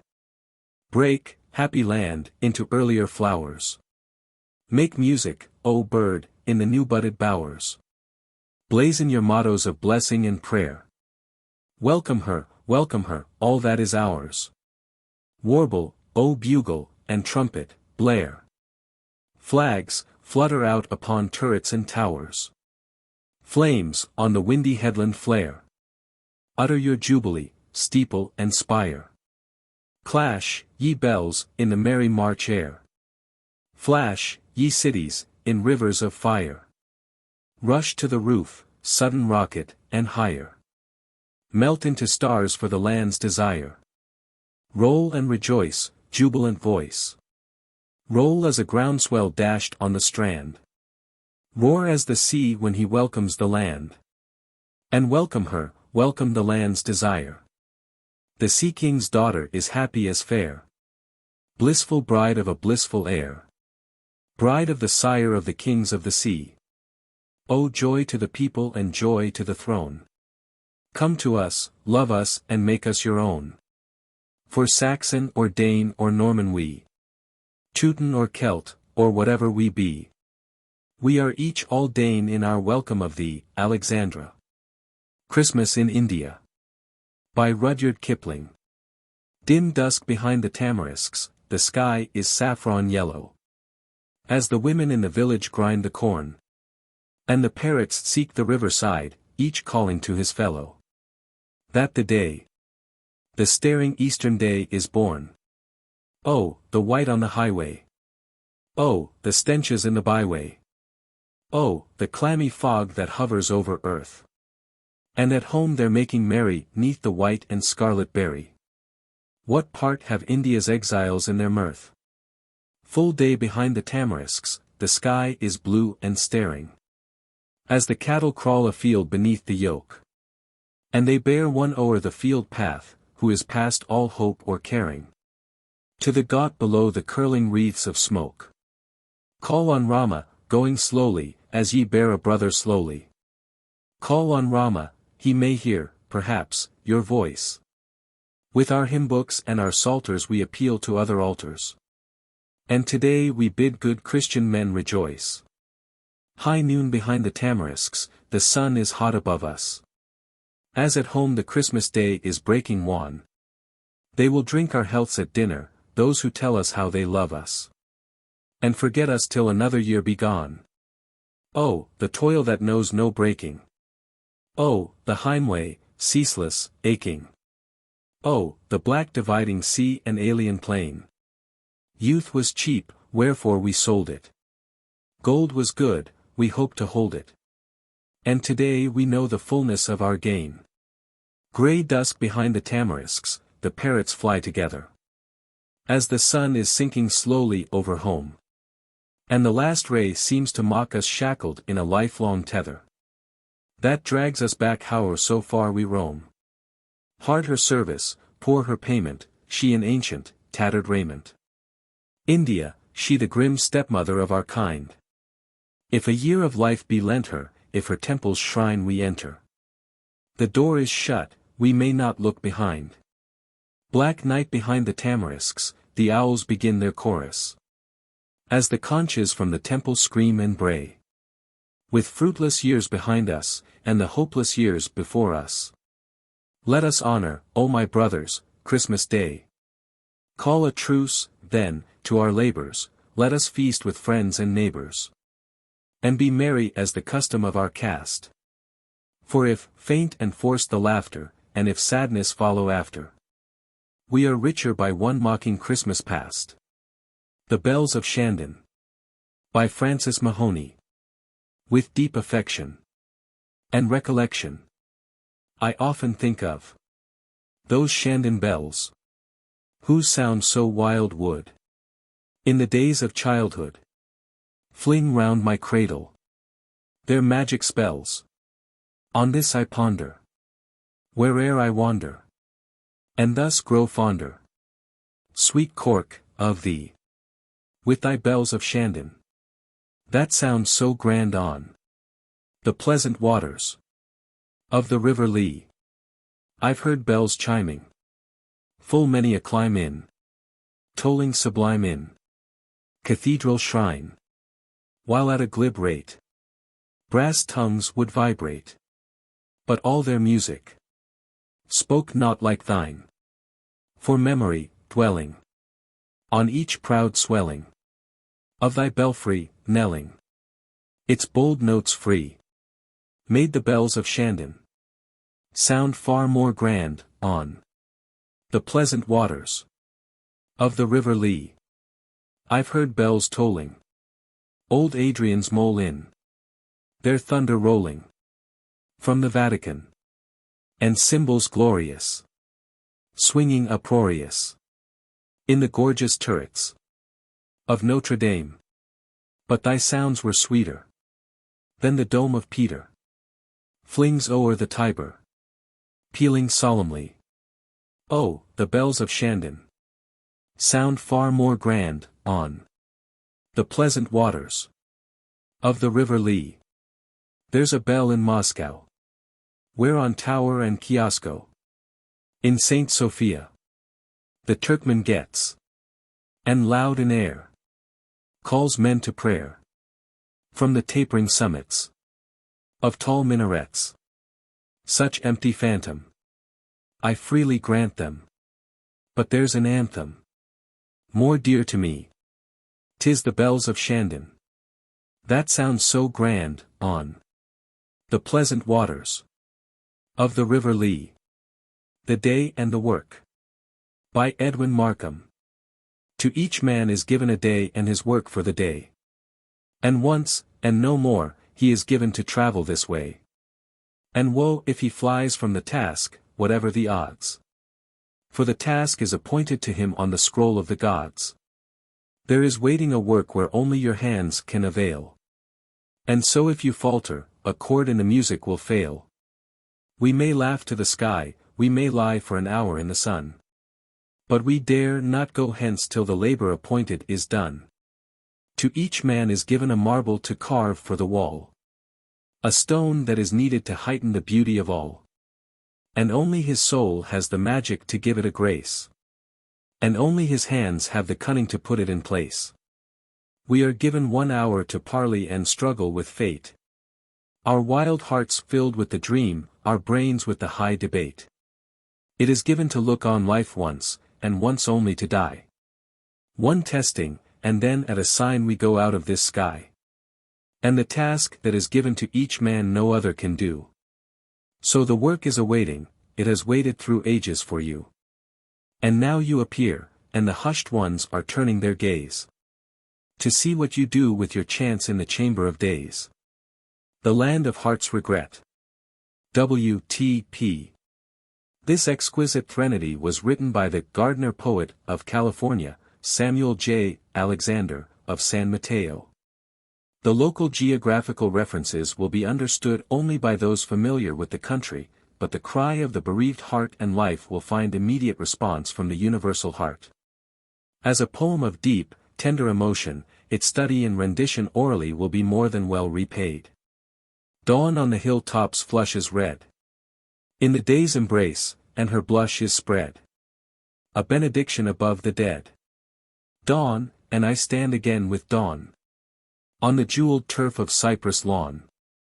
Grief led my feet, by reverence shod. Into the presence of the God. The gentle God, who, compassionate, welcomes life's beggars within his gate.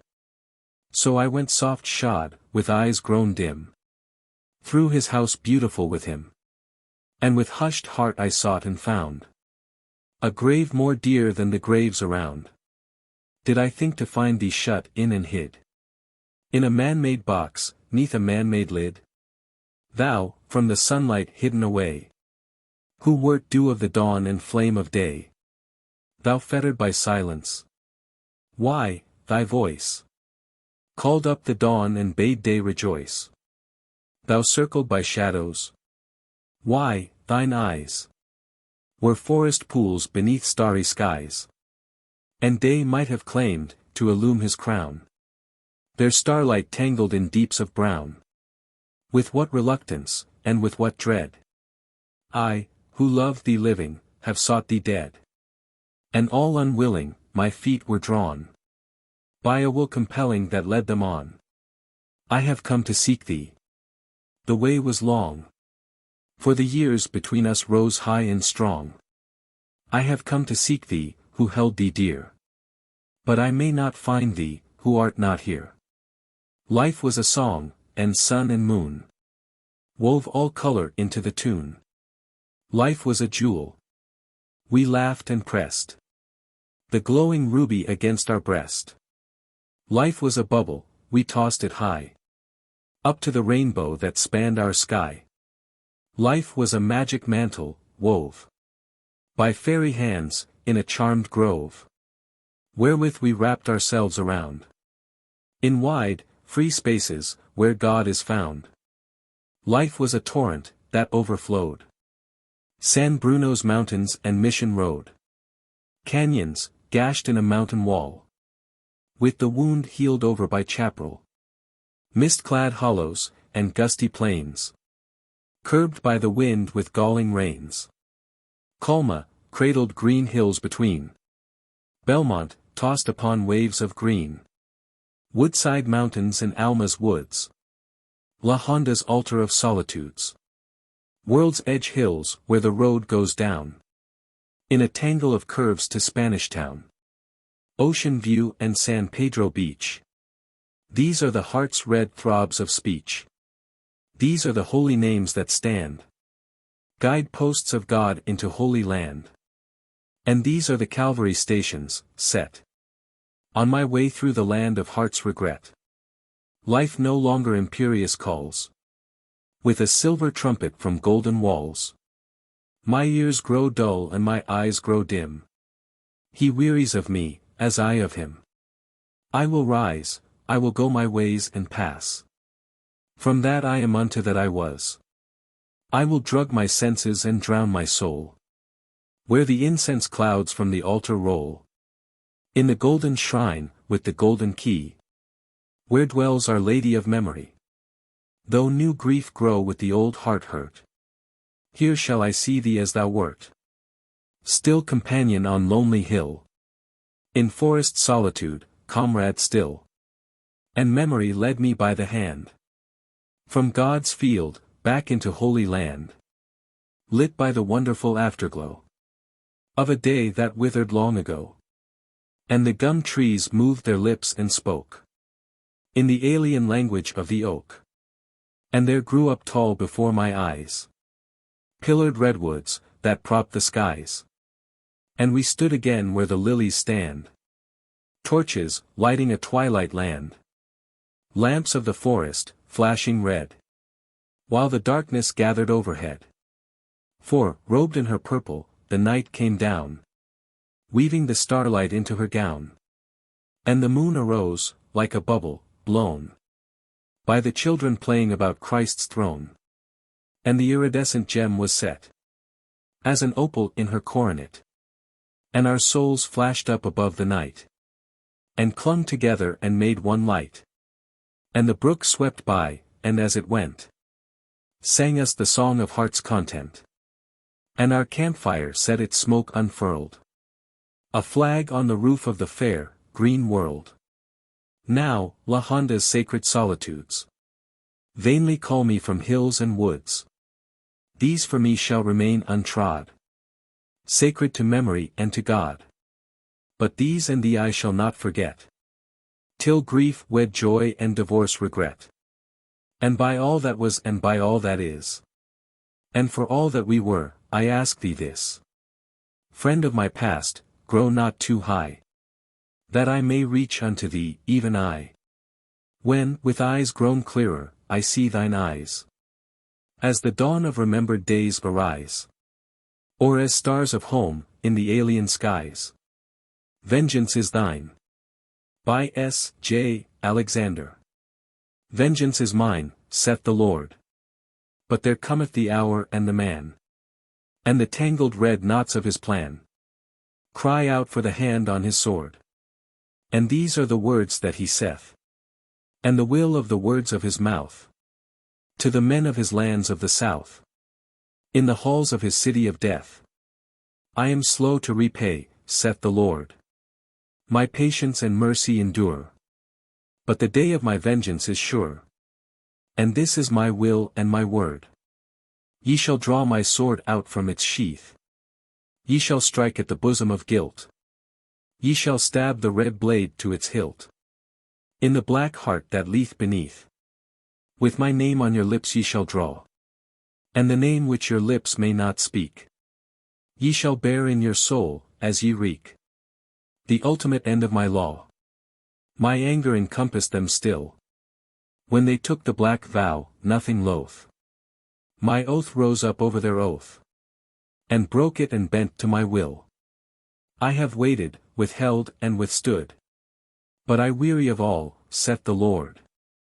And the cup of my anger, long stored. Ye shall spill on the spillers of blood. To a February butterfly. By S. J. Alexander. Rainbow that flasheth by. Flower that fleeth. Sunshine from summer sky. Jewel that dieth. Winter still lingers near. Ruthlessly cruel. Why hast thou entered here? Flower and jewel. Out of what tropic sky? Camest thou, gleaming. Thrilled with a purpose high. Psyche-like dreaming. Now, in thy poverty. Dost thou inherit? Orchids of memory. Palms of the spirit. Wings of the butterfly. Soul of the poet. Drenched from a dripping sky. Scorned from below it. Broke on fate's torture wheel. Shattered asunder. We, who are winged, feel God's lightest thunder. Soul of the butterfly. Bravely wayfaring. Teach me, that even I reach to thy daring. Now with our wings unfurled. Go we together. Out of this sodden world. Into fair weather. The God's Cup. By S. J. Alexander. The sun God gave his radiant gift. In a clay cup, whose flaw and rift. With many a blur and many a stain. Cried out to him, and cried in vain. For a fair vase of porcelain. Men looked at it before they quaffed. The gods wine in its depths, and laughed. The thing's old-fashioned, quite antique. The cup, in truth, was Attic Greek. A cup, one could not say a vase. Made for base uses of the base. But if they pressed their lips to drink, all heaven trembled on the brink. Like molten jewels, welling up. From the deep measure of the cup. And in the glamour of the spell. God's silence became audible. The soundless music of the spheres rang through the ringing in their ears. They heard the hum of Attic bees. Upon Hymettus, and the seas rose up, white-lipped, with dripping hair. To teach the secret of despair. Yet more. Their ravished vision saw all glory flash above the flaw that men esteem as nature's law. While fancy, wiser, sees the fates sit spinning at the ivory gates, from whence divine illusion gives the evanescent gift that lives. So, swept on swelling waves of sound, in seas of rapturous music drowned. So, tossed from height to upper height of the gods' mountain peaks of light. With trembling lip and gasping breath, they drank his radiant life and death. And deemed a jewel half divine. The cup that held the sacred wine. The wine, in its too potent strength, ate through the fragile clay at length. The cup fell broken to the ground. The god laughed at the ruined round. His wine was spilt on every side. And men said, the poet died.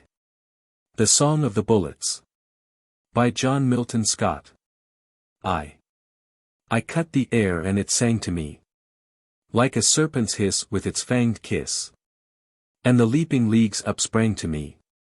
But I passed them all with the battle's call. As with maddening joy I screamed. The death which the wrathful warrior dreamed. The mad red death which the warrior dreamed. I sing. The wrathful warrior's song. Then ping. 'Tis the wrathful warrior's wrong. I read in the heart of the foe. Fulfilling the warrior's woe. But this I see before I go. A beauty blackening battles show. Pictures of home in heart and brain. That blot and blank in my war's refrain. Home among vines and green fields. Cattle and horses and sheep. Husband and wife in the joy of their life. Children that play, children that pray. On the bosom of babe and its lullabied sleep. Sleep. My baby, sleep. Christ is the shepherd of his sheep. And lambs like you to his heart he folds. And safely holds, all safely holds. Till the dark night dies in the arms of day. When he kisses my lamb awake to play. Sleep. My baby, sleep. 'Neath a Belgian sky sang this lullaby. But why do the children cry? As the husband true bids a brave goodbye. Oh, why do the children and women weep? As the war woes over their gladness creep. Oh, this red. Oh, this blood I have shed. When from rifles of warriors I leap. And the pictures grow dim, and the pictures grow blank. But the weeds on this field will grow poison and rank. SIEP. The blood runs apace, and gone is the face. Of baby and wife. Of love and of life. SIEP. When from rifles of warriors I leap. This is why sweet children cry. And wives and mothers vainly weep. 2. I tear the air, and its fine silk rips. As my kill song sings from the rifle's lips. I destroy air joy which the glad birds sing. When in love and life the winds they wing. Theirs is a song of love and life. Mine is a snarl of hate and strife. The mad red snarl of hate and strife. I sing. The wrathful warrior's song. Then ping. 'Tis the wrathful warrior's wrong. I read in the heart of the foe. Fulfilling the warrior's woe. But this I see before I go. A beauty blackening battles show. Pictures of home in heart and brain. That blot and blank in my war's refrain. A school, a teacher and pupils bright. Lessons and laughter and play. Girls and boys in their schoolday joys. Maid and youth in their search for truth. Then home in the shades of the rounded day. Sleep. My baby, sleep. Christ is the shepherd of his sheep. And lambs like you to his heart he folds. And safely holds, all safely holds. Till the dark night dies in the arms of day. When he kisses my lamb awake to play. Sleep. My baby, sleep. In the German tongue this sleep song sung. But why do the children cry? As the husband true bids a brave goodbye. Oh, why do the women and children weep? As the war woes over their gladness creep. Oh, this red. Oh, this blood I have shed. When from rifles of warriors I leap. And the pictures grow dim, and the pictures grow blank. But the weeds on this field will grow poison and rank. SIEP.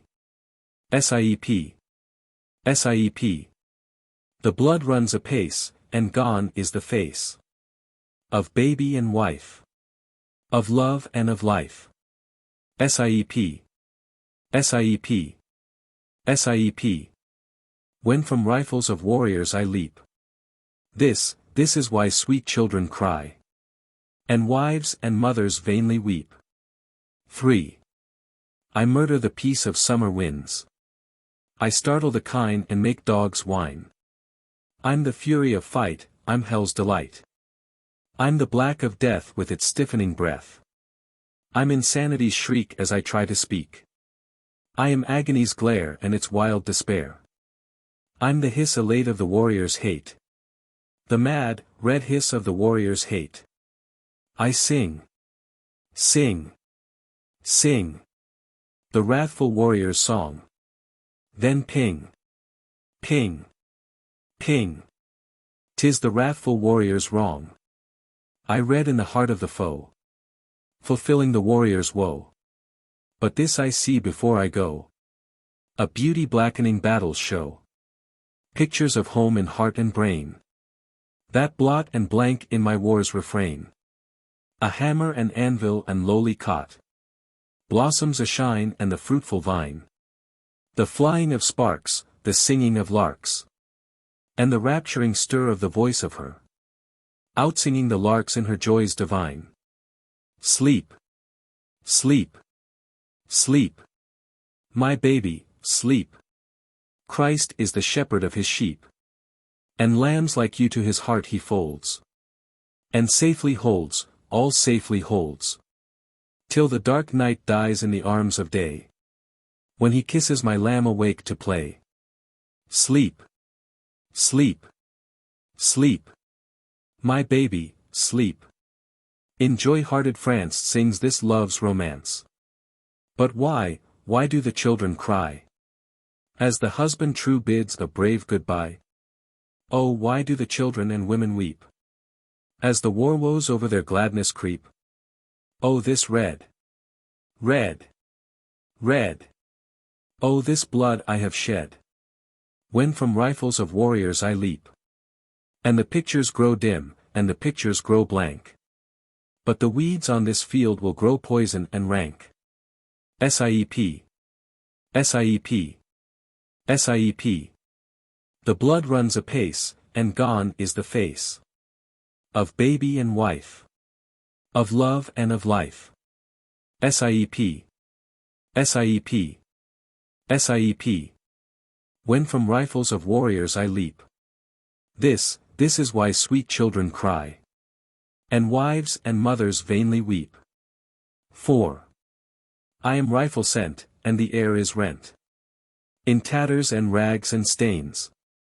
I burn my path of the warrior's wrath.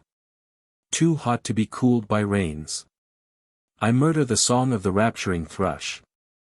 As I chant war's wrath with its ripping rush. The mad red wrath with its ripping rush. His is a song of love and life. Mine is a screech of hate and strife. I sing. Sing. Sing. The wrathful warrior's song. Then ping. Ping. Ping. 'Tis the wrathful warrior's wrong. I read in the heart of the foe.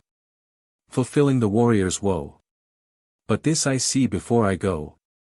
A beauty blackening battles show. Pictures of home in heart and brain.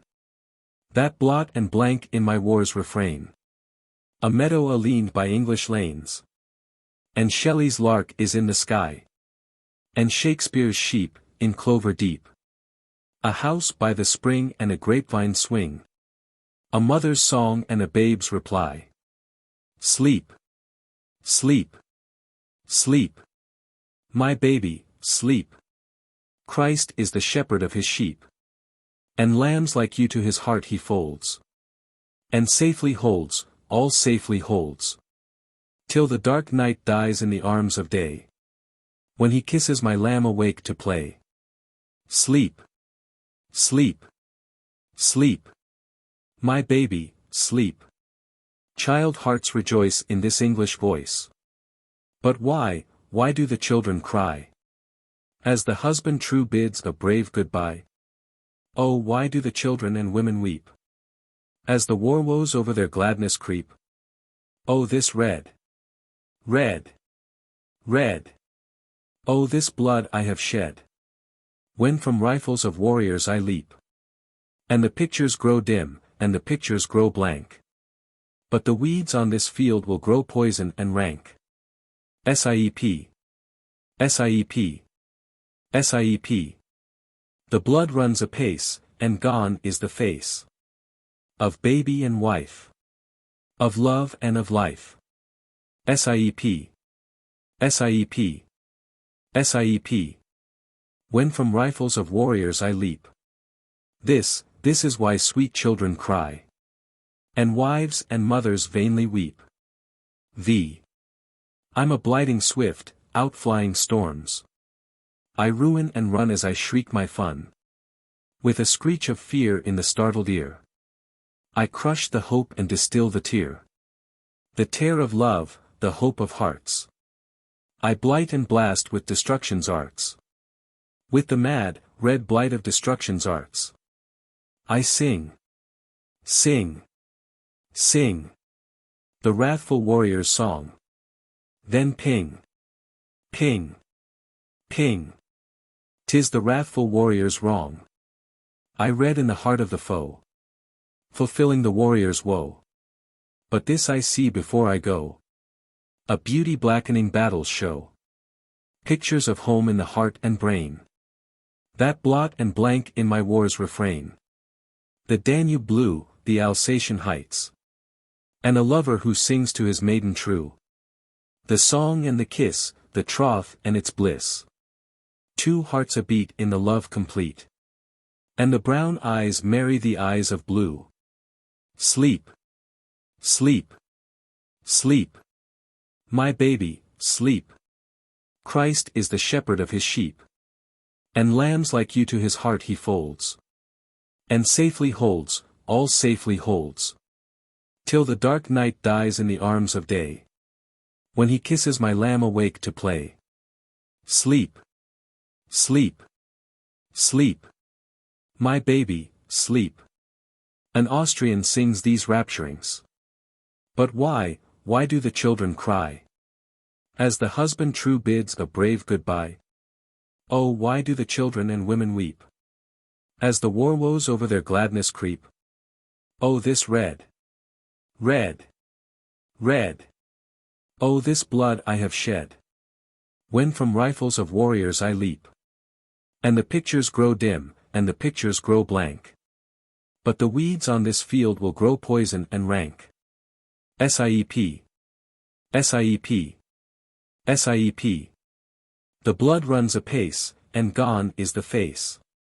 Of baby and wife. Of love and of life. SIEP. SIEP. SIEP. When from rifles of warriors I leap.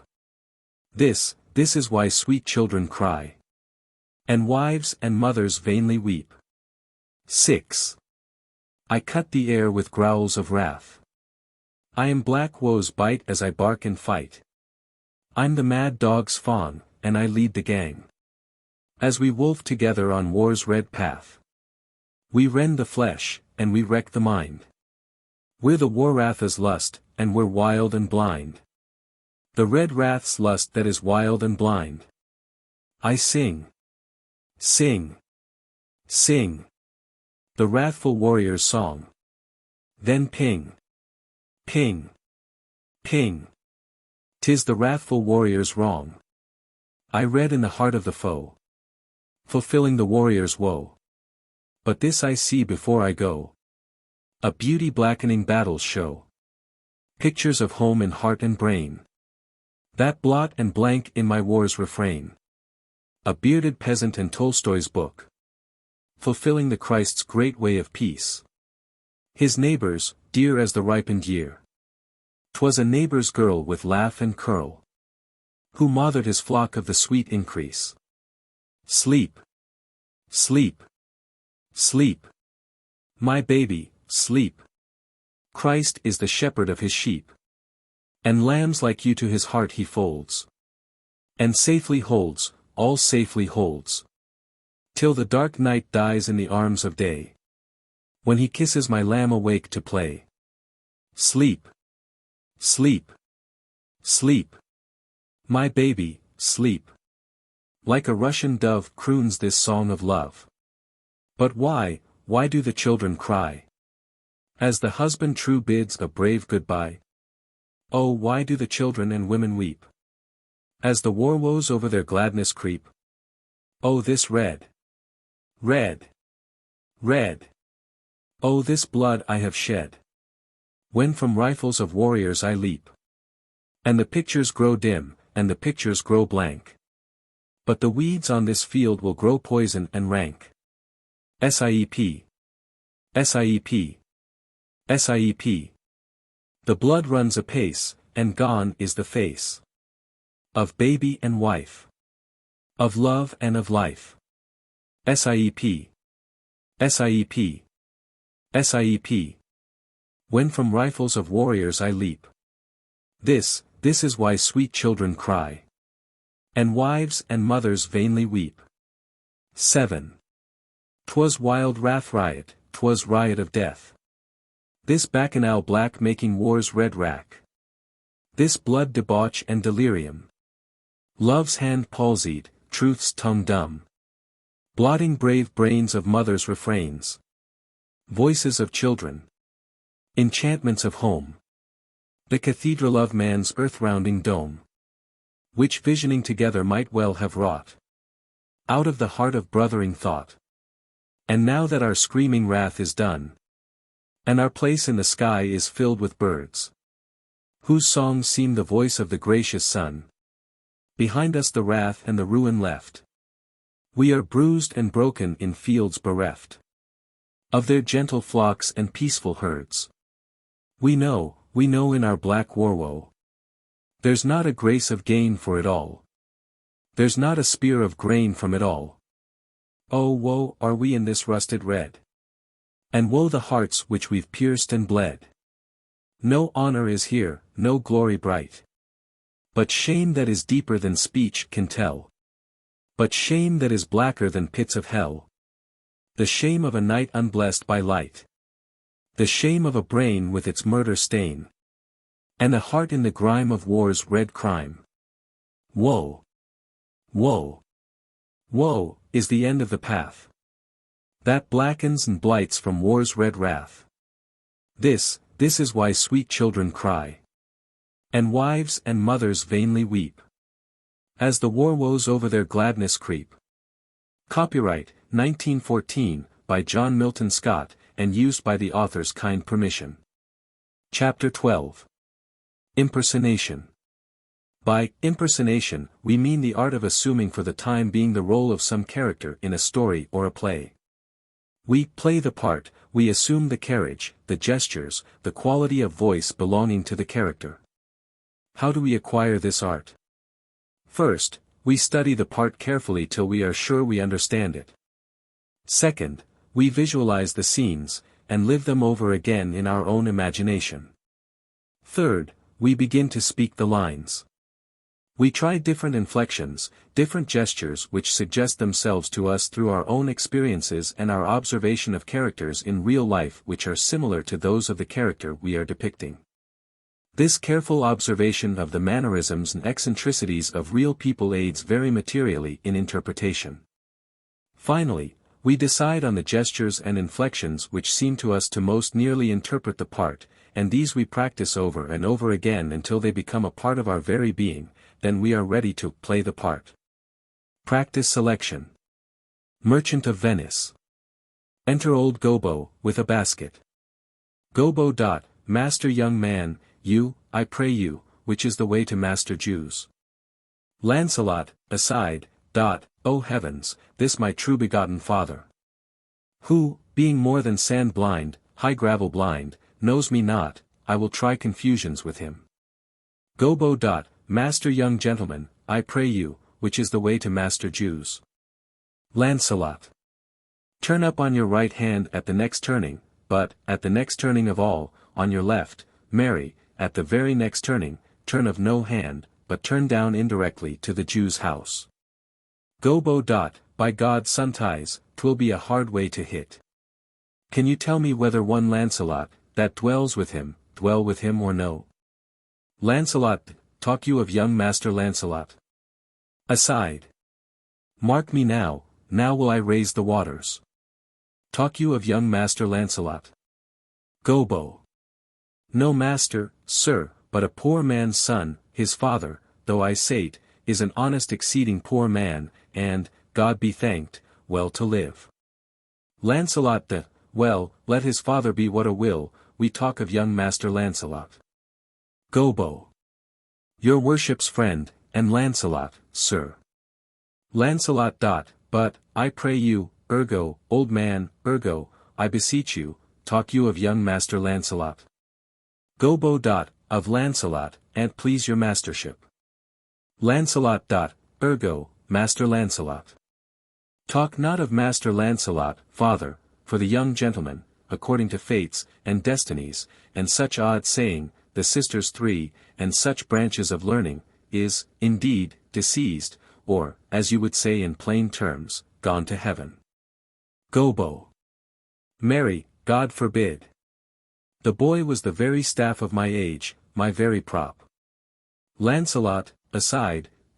Do I look like a cudgel or a hovel-post, a staff or a prop, do you know me, father? Gobo. Alack the day, I know you not, young gentleman, but, I pray you, tell me, is my boy, God rest his soul, alive or dead? Lancelot. Do you not know me, father? Gobo. Alack, sir, I am sand-blind, I know you not. Lancelot. Nay, indeed, if you had your eyes, you might fail of the knowing me, it is a wise father that knows his own child. Well, old man, I will tell you news of your son, give me your blessing. Truth will come to light. Murder cannot be hid long, a man's son may, but, in the end, truth will out. Gobo. Pray you, sir, stand up, I am sure you are not Lancelot, my boy. Lancelot. Pray you, let's have no more fooling about it, but give me your blessing, I am Lancelot, your boy that was, your son that is, your child that shall be. Gobo. I cannot think you are my son. Lancelot. I know not what I shall think of that, but I am Lancelot, the Jew's man, and I am sure Marjorie your wife is my mother. Gobo. Her name is Marjorie, indeed, I'll be sworn, if thou be Lancelot, thou art mine own flesh and blood.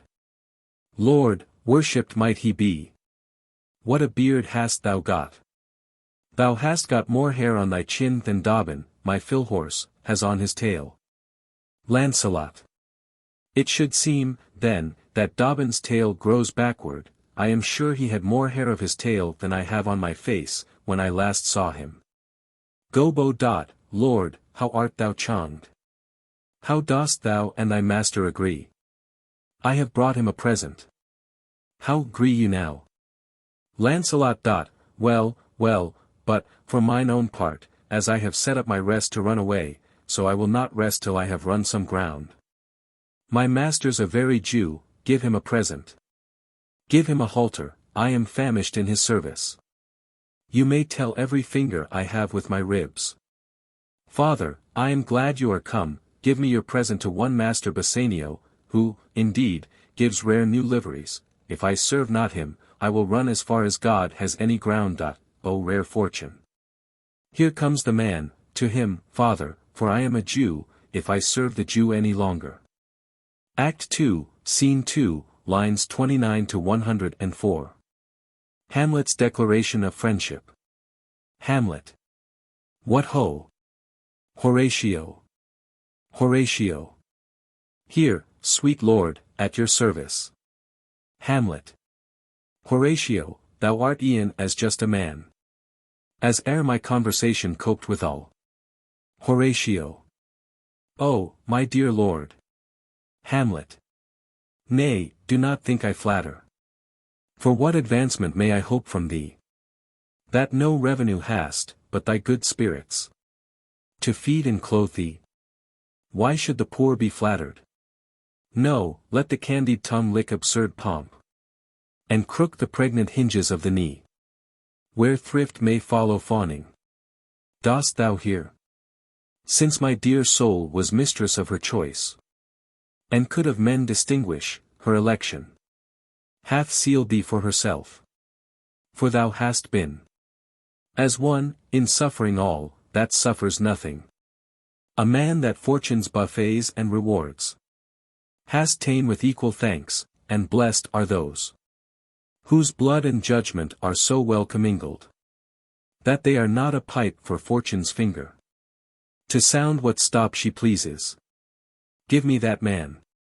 That is not passion's slave, and I will wear him in my heart's core, aye, in my heart of hearts, as I do thee. From Act 3, Scene 2. Othello's Apology. The speech calls for great dignity, ease, and power, in both speech and manner. Most potent, grave, and reverend signors, my very noble and approved good masters, that I have ta'en away this old man's daughter. It is most true. True, I have married her. The very head and front of my offending hath this extent, no more. Rude am I in my speech, and little blessed with the soft phrase of peace. For since these arms of mine had 7 years' pith, till now some 9 moons wasted, they have used their dearest action in the tented field. And little of this great world can I speak, more than pertains to feats of broil and battle. And therefore little shall I grace my cause in speaking for myself. Yet, by your gracious patience, I will a round unvarnished tale deliver of my whole course of love, what drugs, what charms, what conjuration, and what mighty magic. For such proceeding I am charged withal. I won his daughter. Her father loved me, oft invited me, still questioned me the story of my life. From year to year, the battles, sieges, fortunes that I have passed, I ran it through, even from my boyish days, to the very moment that he bade me tell it.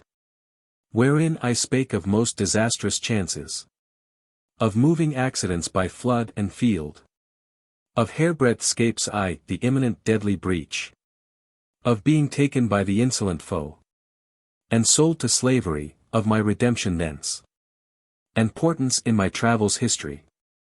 This to hear would Desdemona seriously incline, but still the house affairs would draw her thence.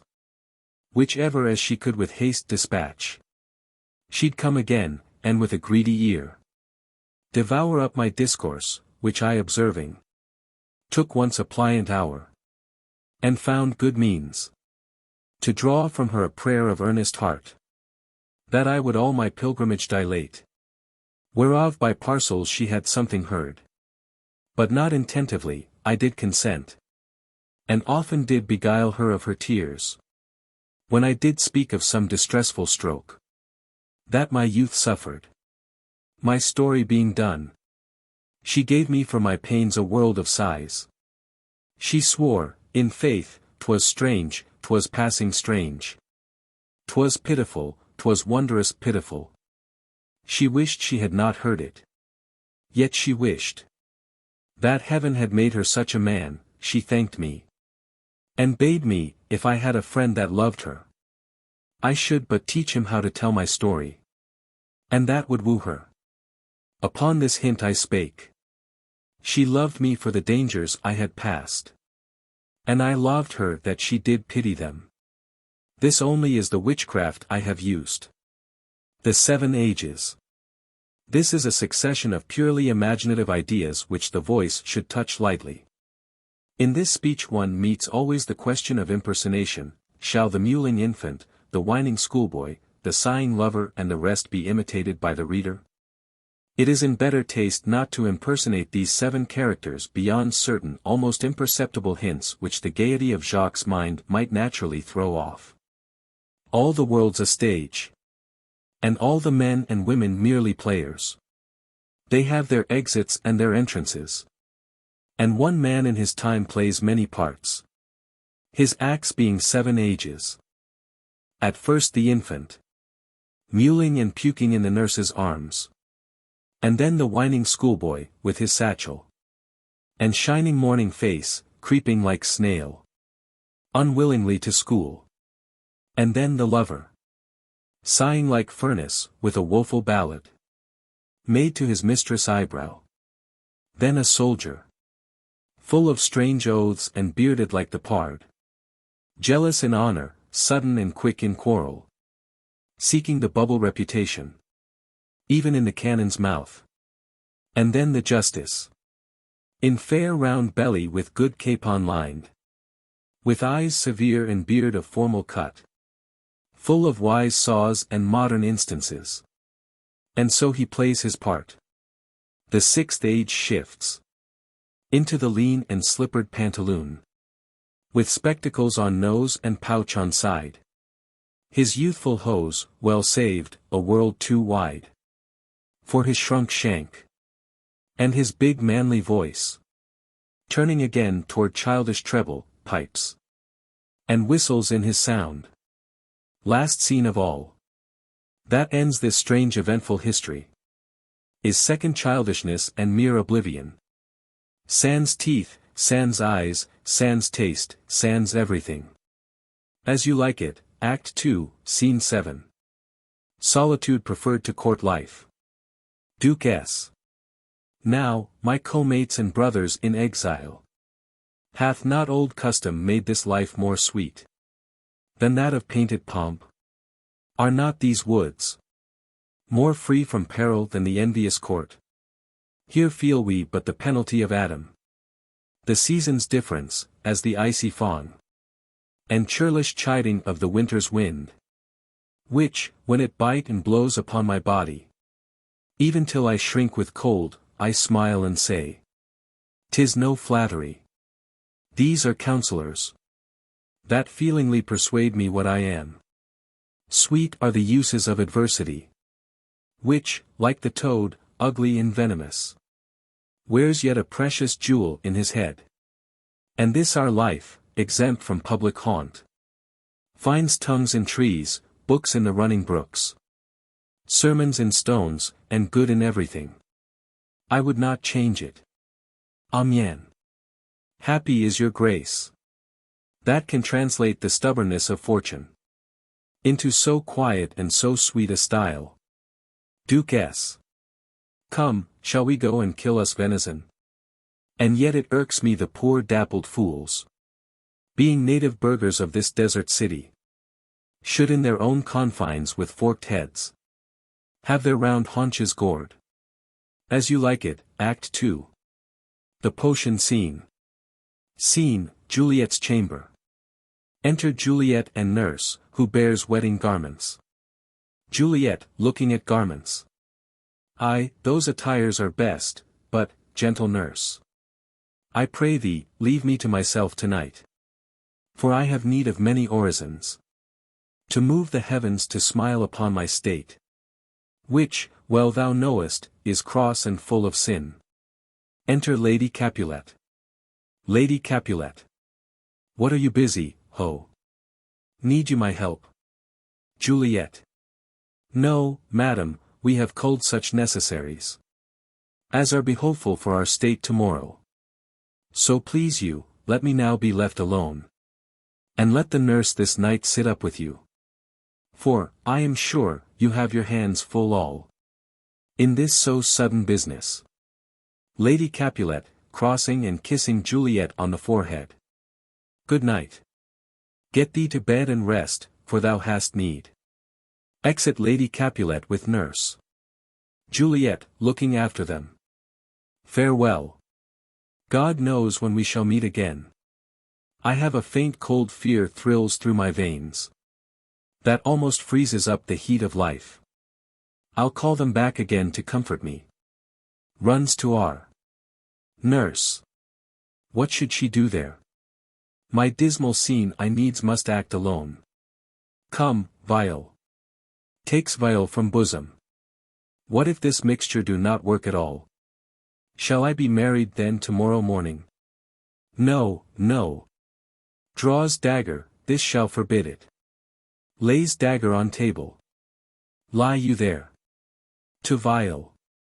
What if it be a poison, which the friar subtly hath ministered to have me dead? Lest in this marriage he should be dishonored. Because he married me before to Romeo? I fear it is. And yet, methinks, it should not. For he hath still been tried a holy man. Puts vial in bosom. How if, when I am laid into the tomb, I wake before the time that Romeo come to redeem me? There's a fearful point. Shall I not then be stifled in the vault, to whose foul mouth no healthsome air breathes in, and there die strangled ere my Romeo comes?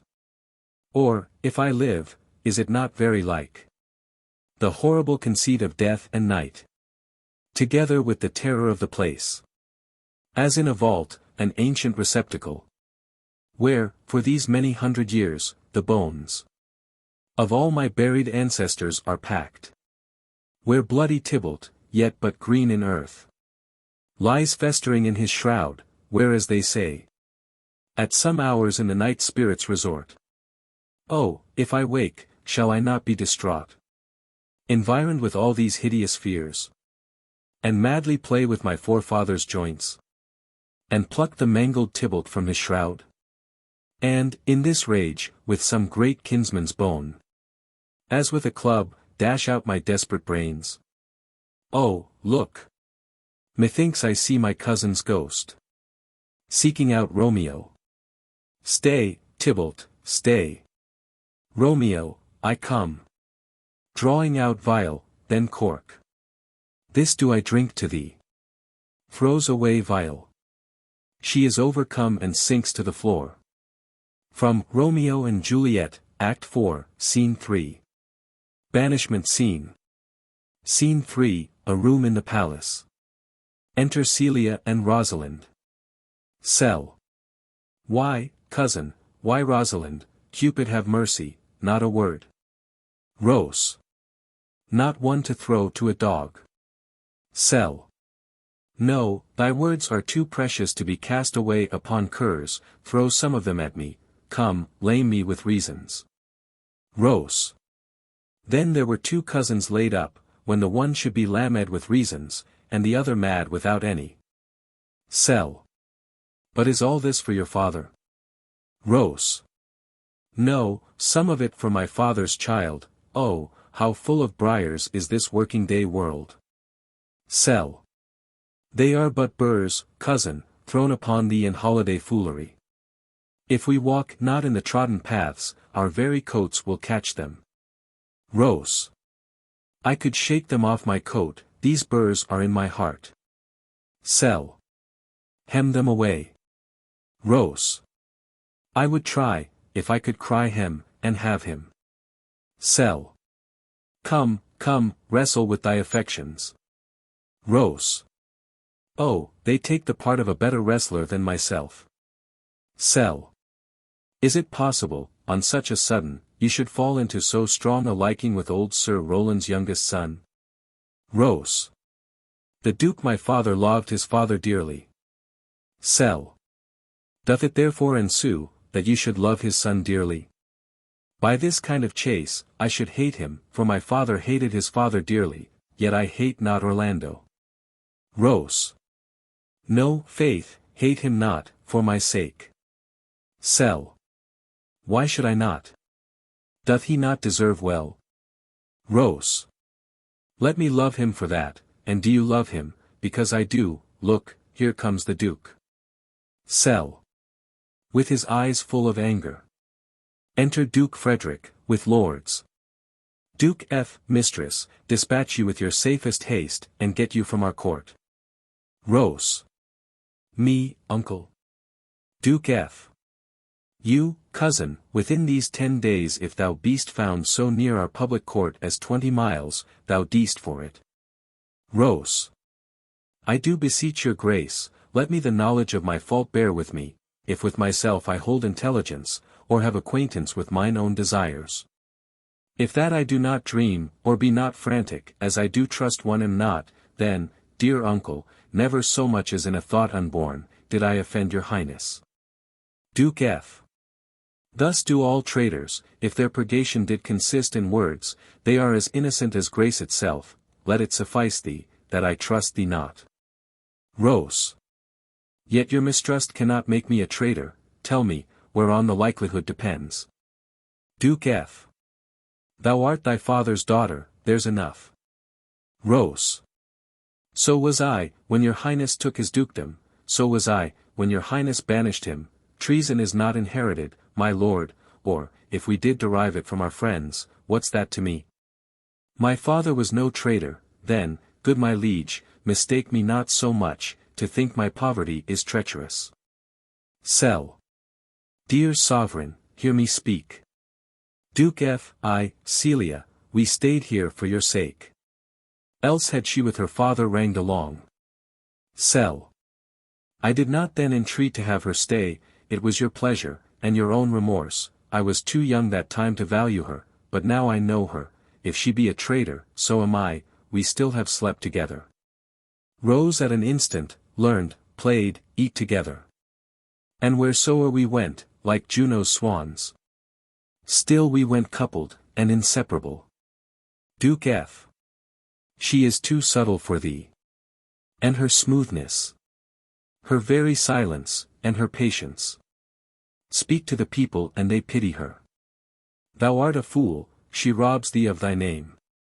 And thou wilt show more bright, and seem more virtuous. When she is gone, then open not thy lips. Firm and irrevocable is my doom. Which I have passed upon her, she is banished. Sell.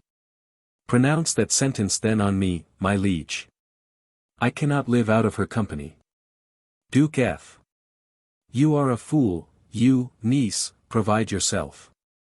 If you outstay the time, upon my honor. And in the greatness of my word, you die. Exeunt Duke Frederick and lords. Sell. O my poor Rosalind, whither wilt thou go? Wilt thou change fathers? I will give thee mine. I charge thee, be not thou more grieved than I am. Rose. I have more cause. Sell. Thou hast not, cousin. Perithe, be cheerful, know'st thou not, the Duke hath banished me his daughter. Rose. That he hath not. Sell. No. Hath not. Rosalind lacks then the love which teaches thee that thou and I art one. Shall we be sundered? Shall we part, sweet girl? No, let my father seek another heir. Therefore devise with me, how we may fly. Whither to go, and what to bear with us. And do not seek to take your charge upon you. To bear your griefs yourself, and leave me out. For by this heaven, now at our sorrows pale. Say what thou canst, I'll go along with thee. Rose. Why, whither shall we go? Sell. To seek my uncle. Rose. Alas, what danger will it be to us? Maids as we are, to travel so far. Beauty provoketh thieves sooner than gold. Sell. I'll put myself in poor and mean attire. And with a kind of umber smirch my face. The like do you, so shall we pass along. And never stir assailants. Rose. Were it not better? Because that I am more than common tall. That I did suit me in all points like a man. A boar spear in my hand, and in my heart. Lie there what hidden woman's fear there will. We'll have a swashing and a martial outside. As many other mannish cowards have. That do outface it with their semblances. Sell. What shall I call thee when thou art a man? Rose. I'll have no other worse than Jove's own page. And therefore, look you, call me Ganymede. But what will you be called? Sell. Something that hath a reference to my state. No longer Celia, but Aliena. Rose. But, cousin, what if we essayed to steal the clownish fool out of your father's court? Would he not be a comfort to our travel? Sell. He'll go along o'er the wide world with me. Leave me alone to woo him, let's away. And get our jewels and our wealth together. Devise the fittest time, and safest way, to hide us from pursuit that will be made. After my flight, now go we in content to liberty, and not to banishment. From As You Like It, Act 1. Corydon. By Thomas Bailey Aldrich. Scene, a roadside in Arcady. Shepherd. Good sir, have you seen pass this way a mischief straight from market day? You'd know her at a glance, I think. Her eyes are blue, her lips are pink. She has a way of looking back over her shoulder, and alack, who gets that look one time, good sir, has naught to do but follow. Pilgrim. I have not seen this maid methinks, though she that passed had lips like pinks. Shepherd. Or like two strawberries made one by some sly trick of dew and sun. Pilgrim. A poet. Shepherd. Nay, a simple swain that tends his flocks on yonder plain. Naught else I swear by book and bell. But she that passed you marked her well. Was she not smooth as any bee that dwells here, in Arcady? Pilgrim. Her skin was the satin bark of birches. Shepherd. Light or dark? Pilgrim. Quite dark. Shepherd. Then 'twas not she. Pilgrim. The peaches sighed. That next the sun is not so dyed as was her cheek. Her hair hung down like summer twilight falling brown. And when the breeze swept by, I wist her face was in a somber twist. Shepherd. No, that is not the maid I seek. Her hair lies gold against her cheek. Her yellow tresses take the morn like silken tassels of the corn. And yet brown locks are far from bad. Pilgrim. Now I bethink me this one had a figure like the willow tree, which, slight and supple, wondrously inclines to droop with pensive grace, and still retain its proper place. A foot so arched and very small, the marvel was she walked at all. Her hand in sooth, I lack for words. Her hand, 5 slender snow-white birds. Her voice, though she but said, God speed, was melody blown through a reed. The girl pan changed into a pipe, had not a note so full and rife. And then her eye, my lad, her eye, discreet, inviting, candid, shy, an outward ice, an inward fire, and lashes to the heart's desire. Soft fringes blacker than the slow. Shepherd. Good sir, which way did this one go? Pilgrim. So he is off. The silly youth knoweth not love in sober sooth. He loves, thus lads at first are blind. No woman, only womankind. I needs must laugh, for by the mass, no maid at all did this way pass. Part 4. Oratoric reading and the art of public speech. Discussion of forceful speech in making history.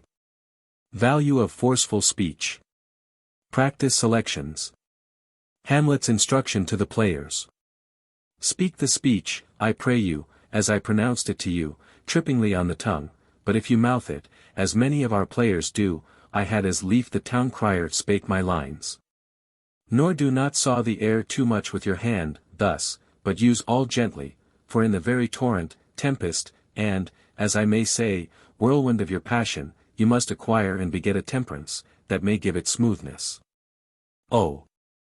It offends me to the soul to hear a robustious periwig-pated fellow tear a passion to tatters, to very rags, to split the ears of the groundlings, who, for the most part, are capable of nothing but inexplicable dumb show and noise. I would have such a fellow whipped for o'erdoing termagant, it out Herod's Herod. Pray you avoid it. Shakespeare. Chapter 13. Oratoric Reading and the Art of Public Speech.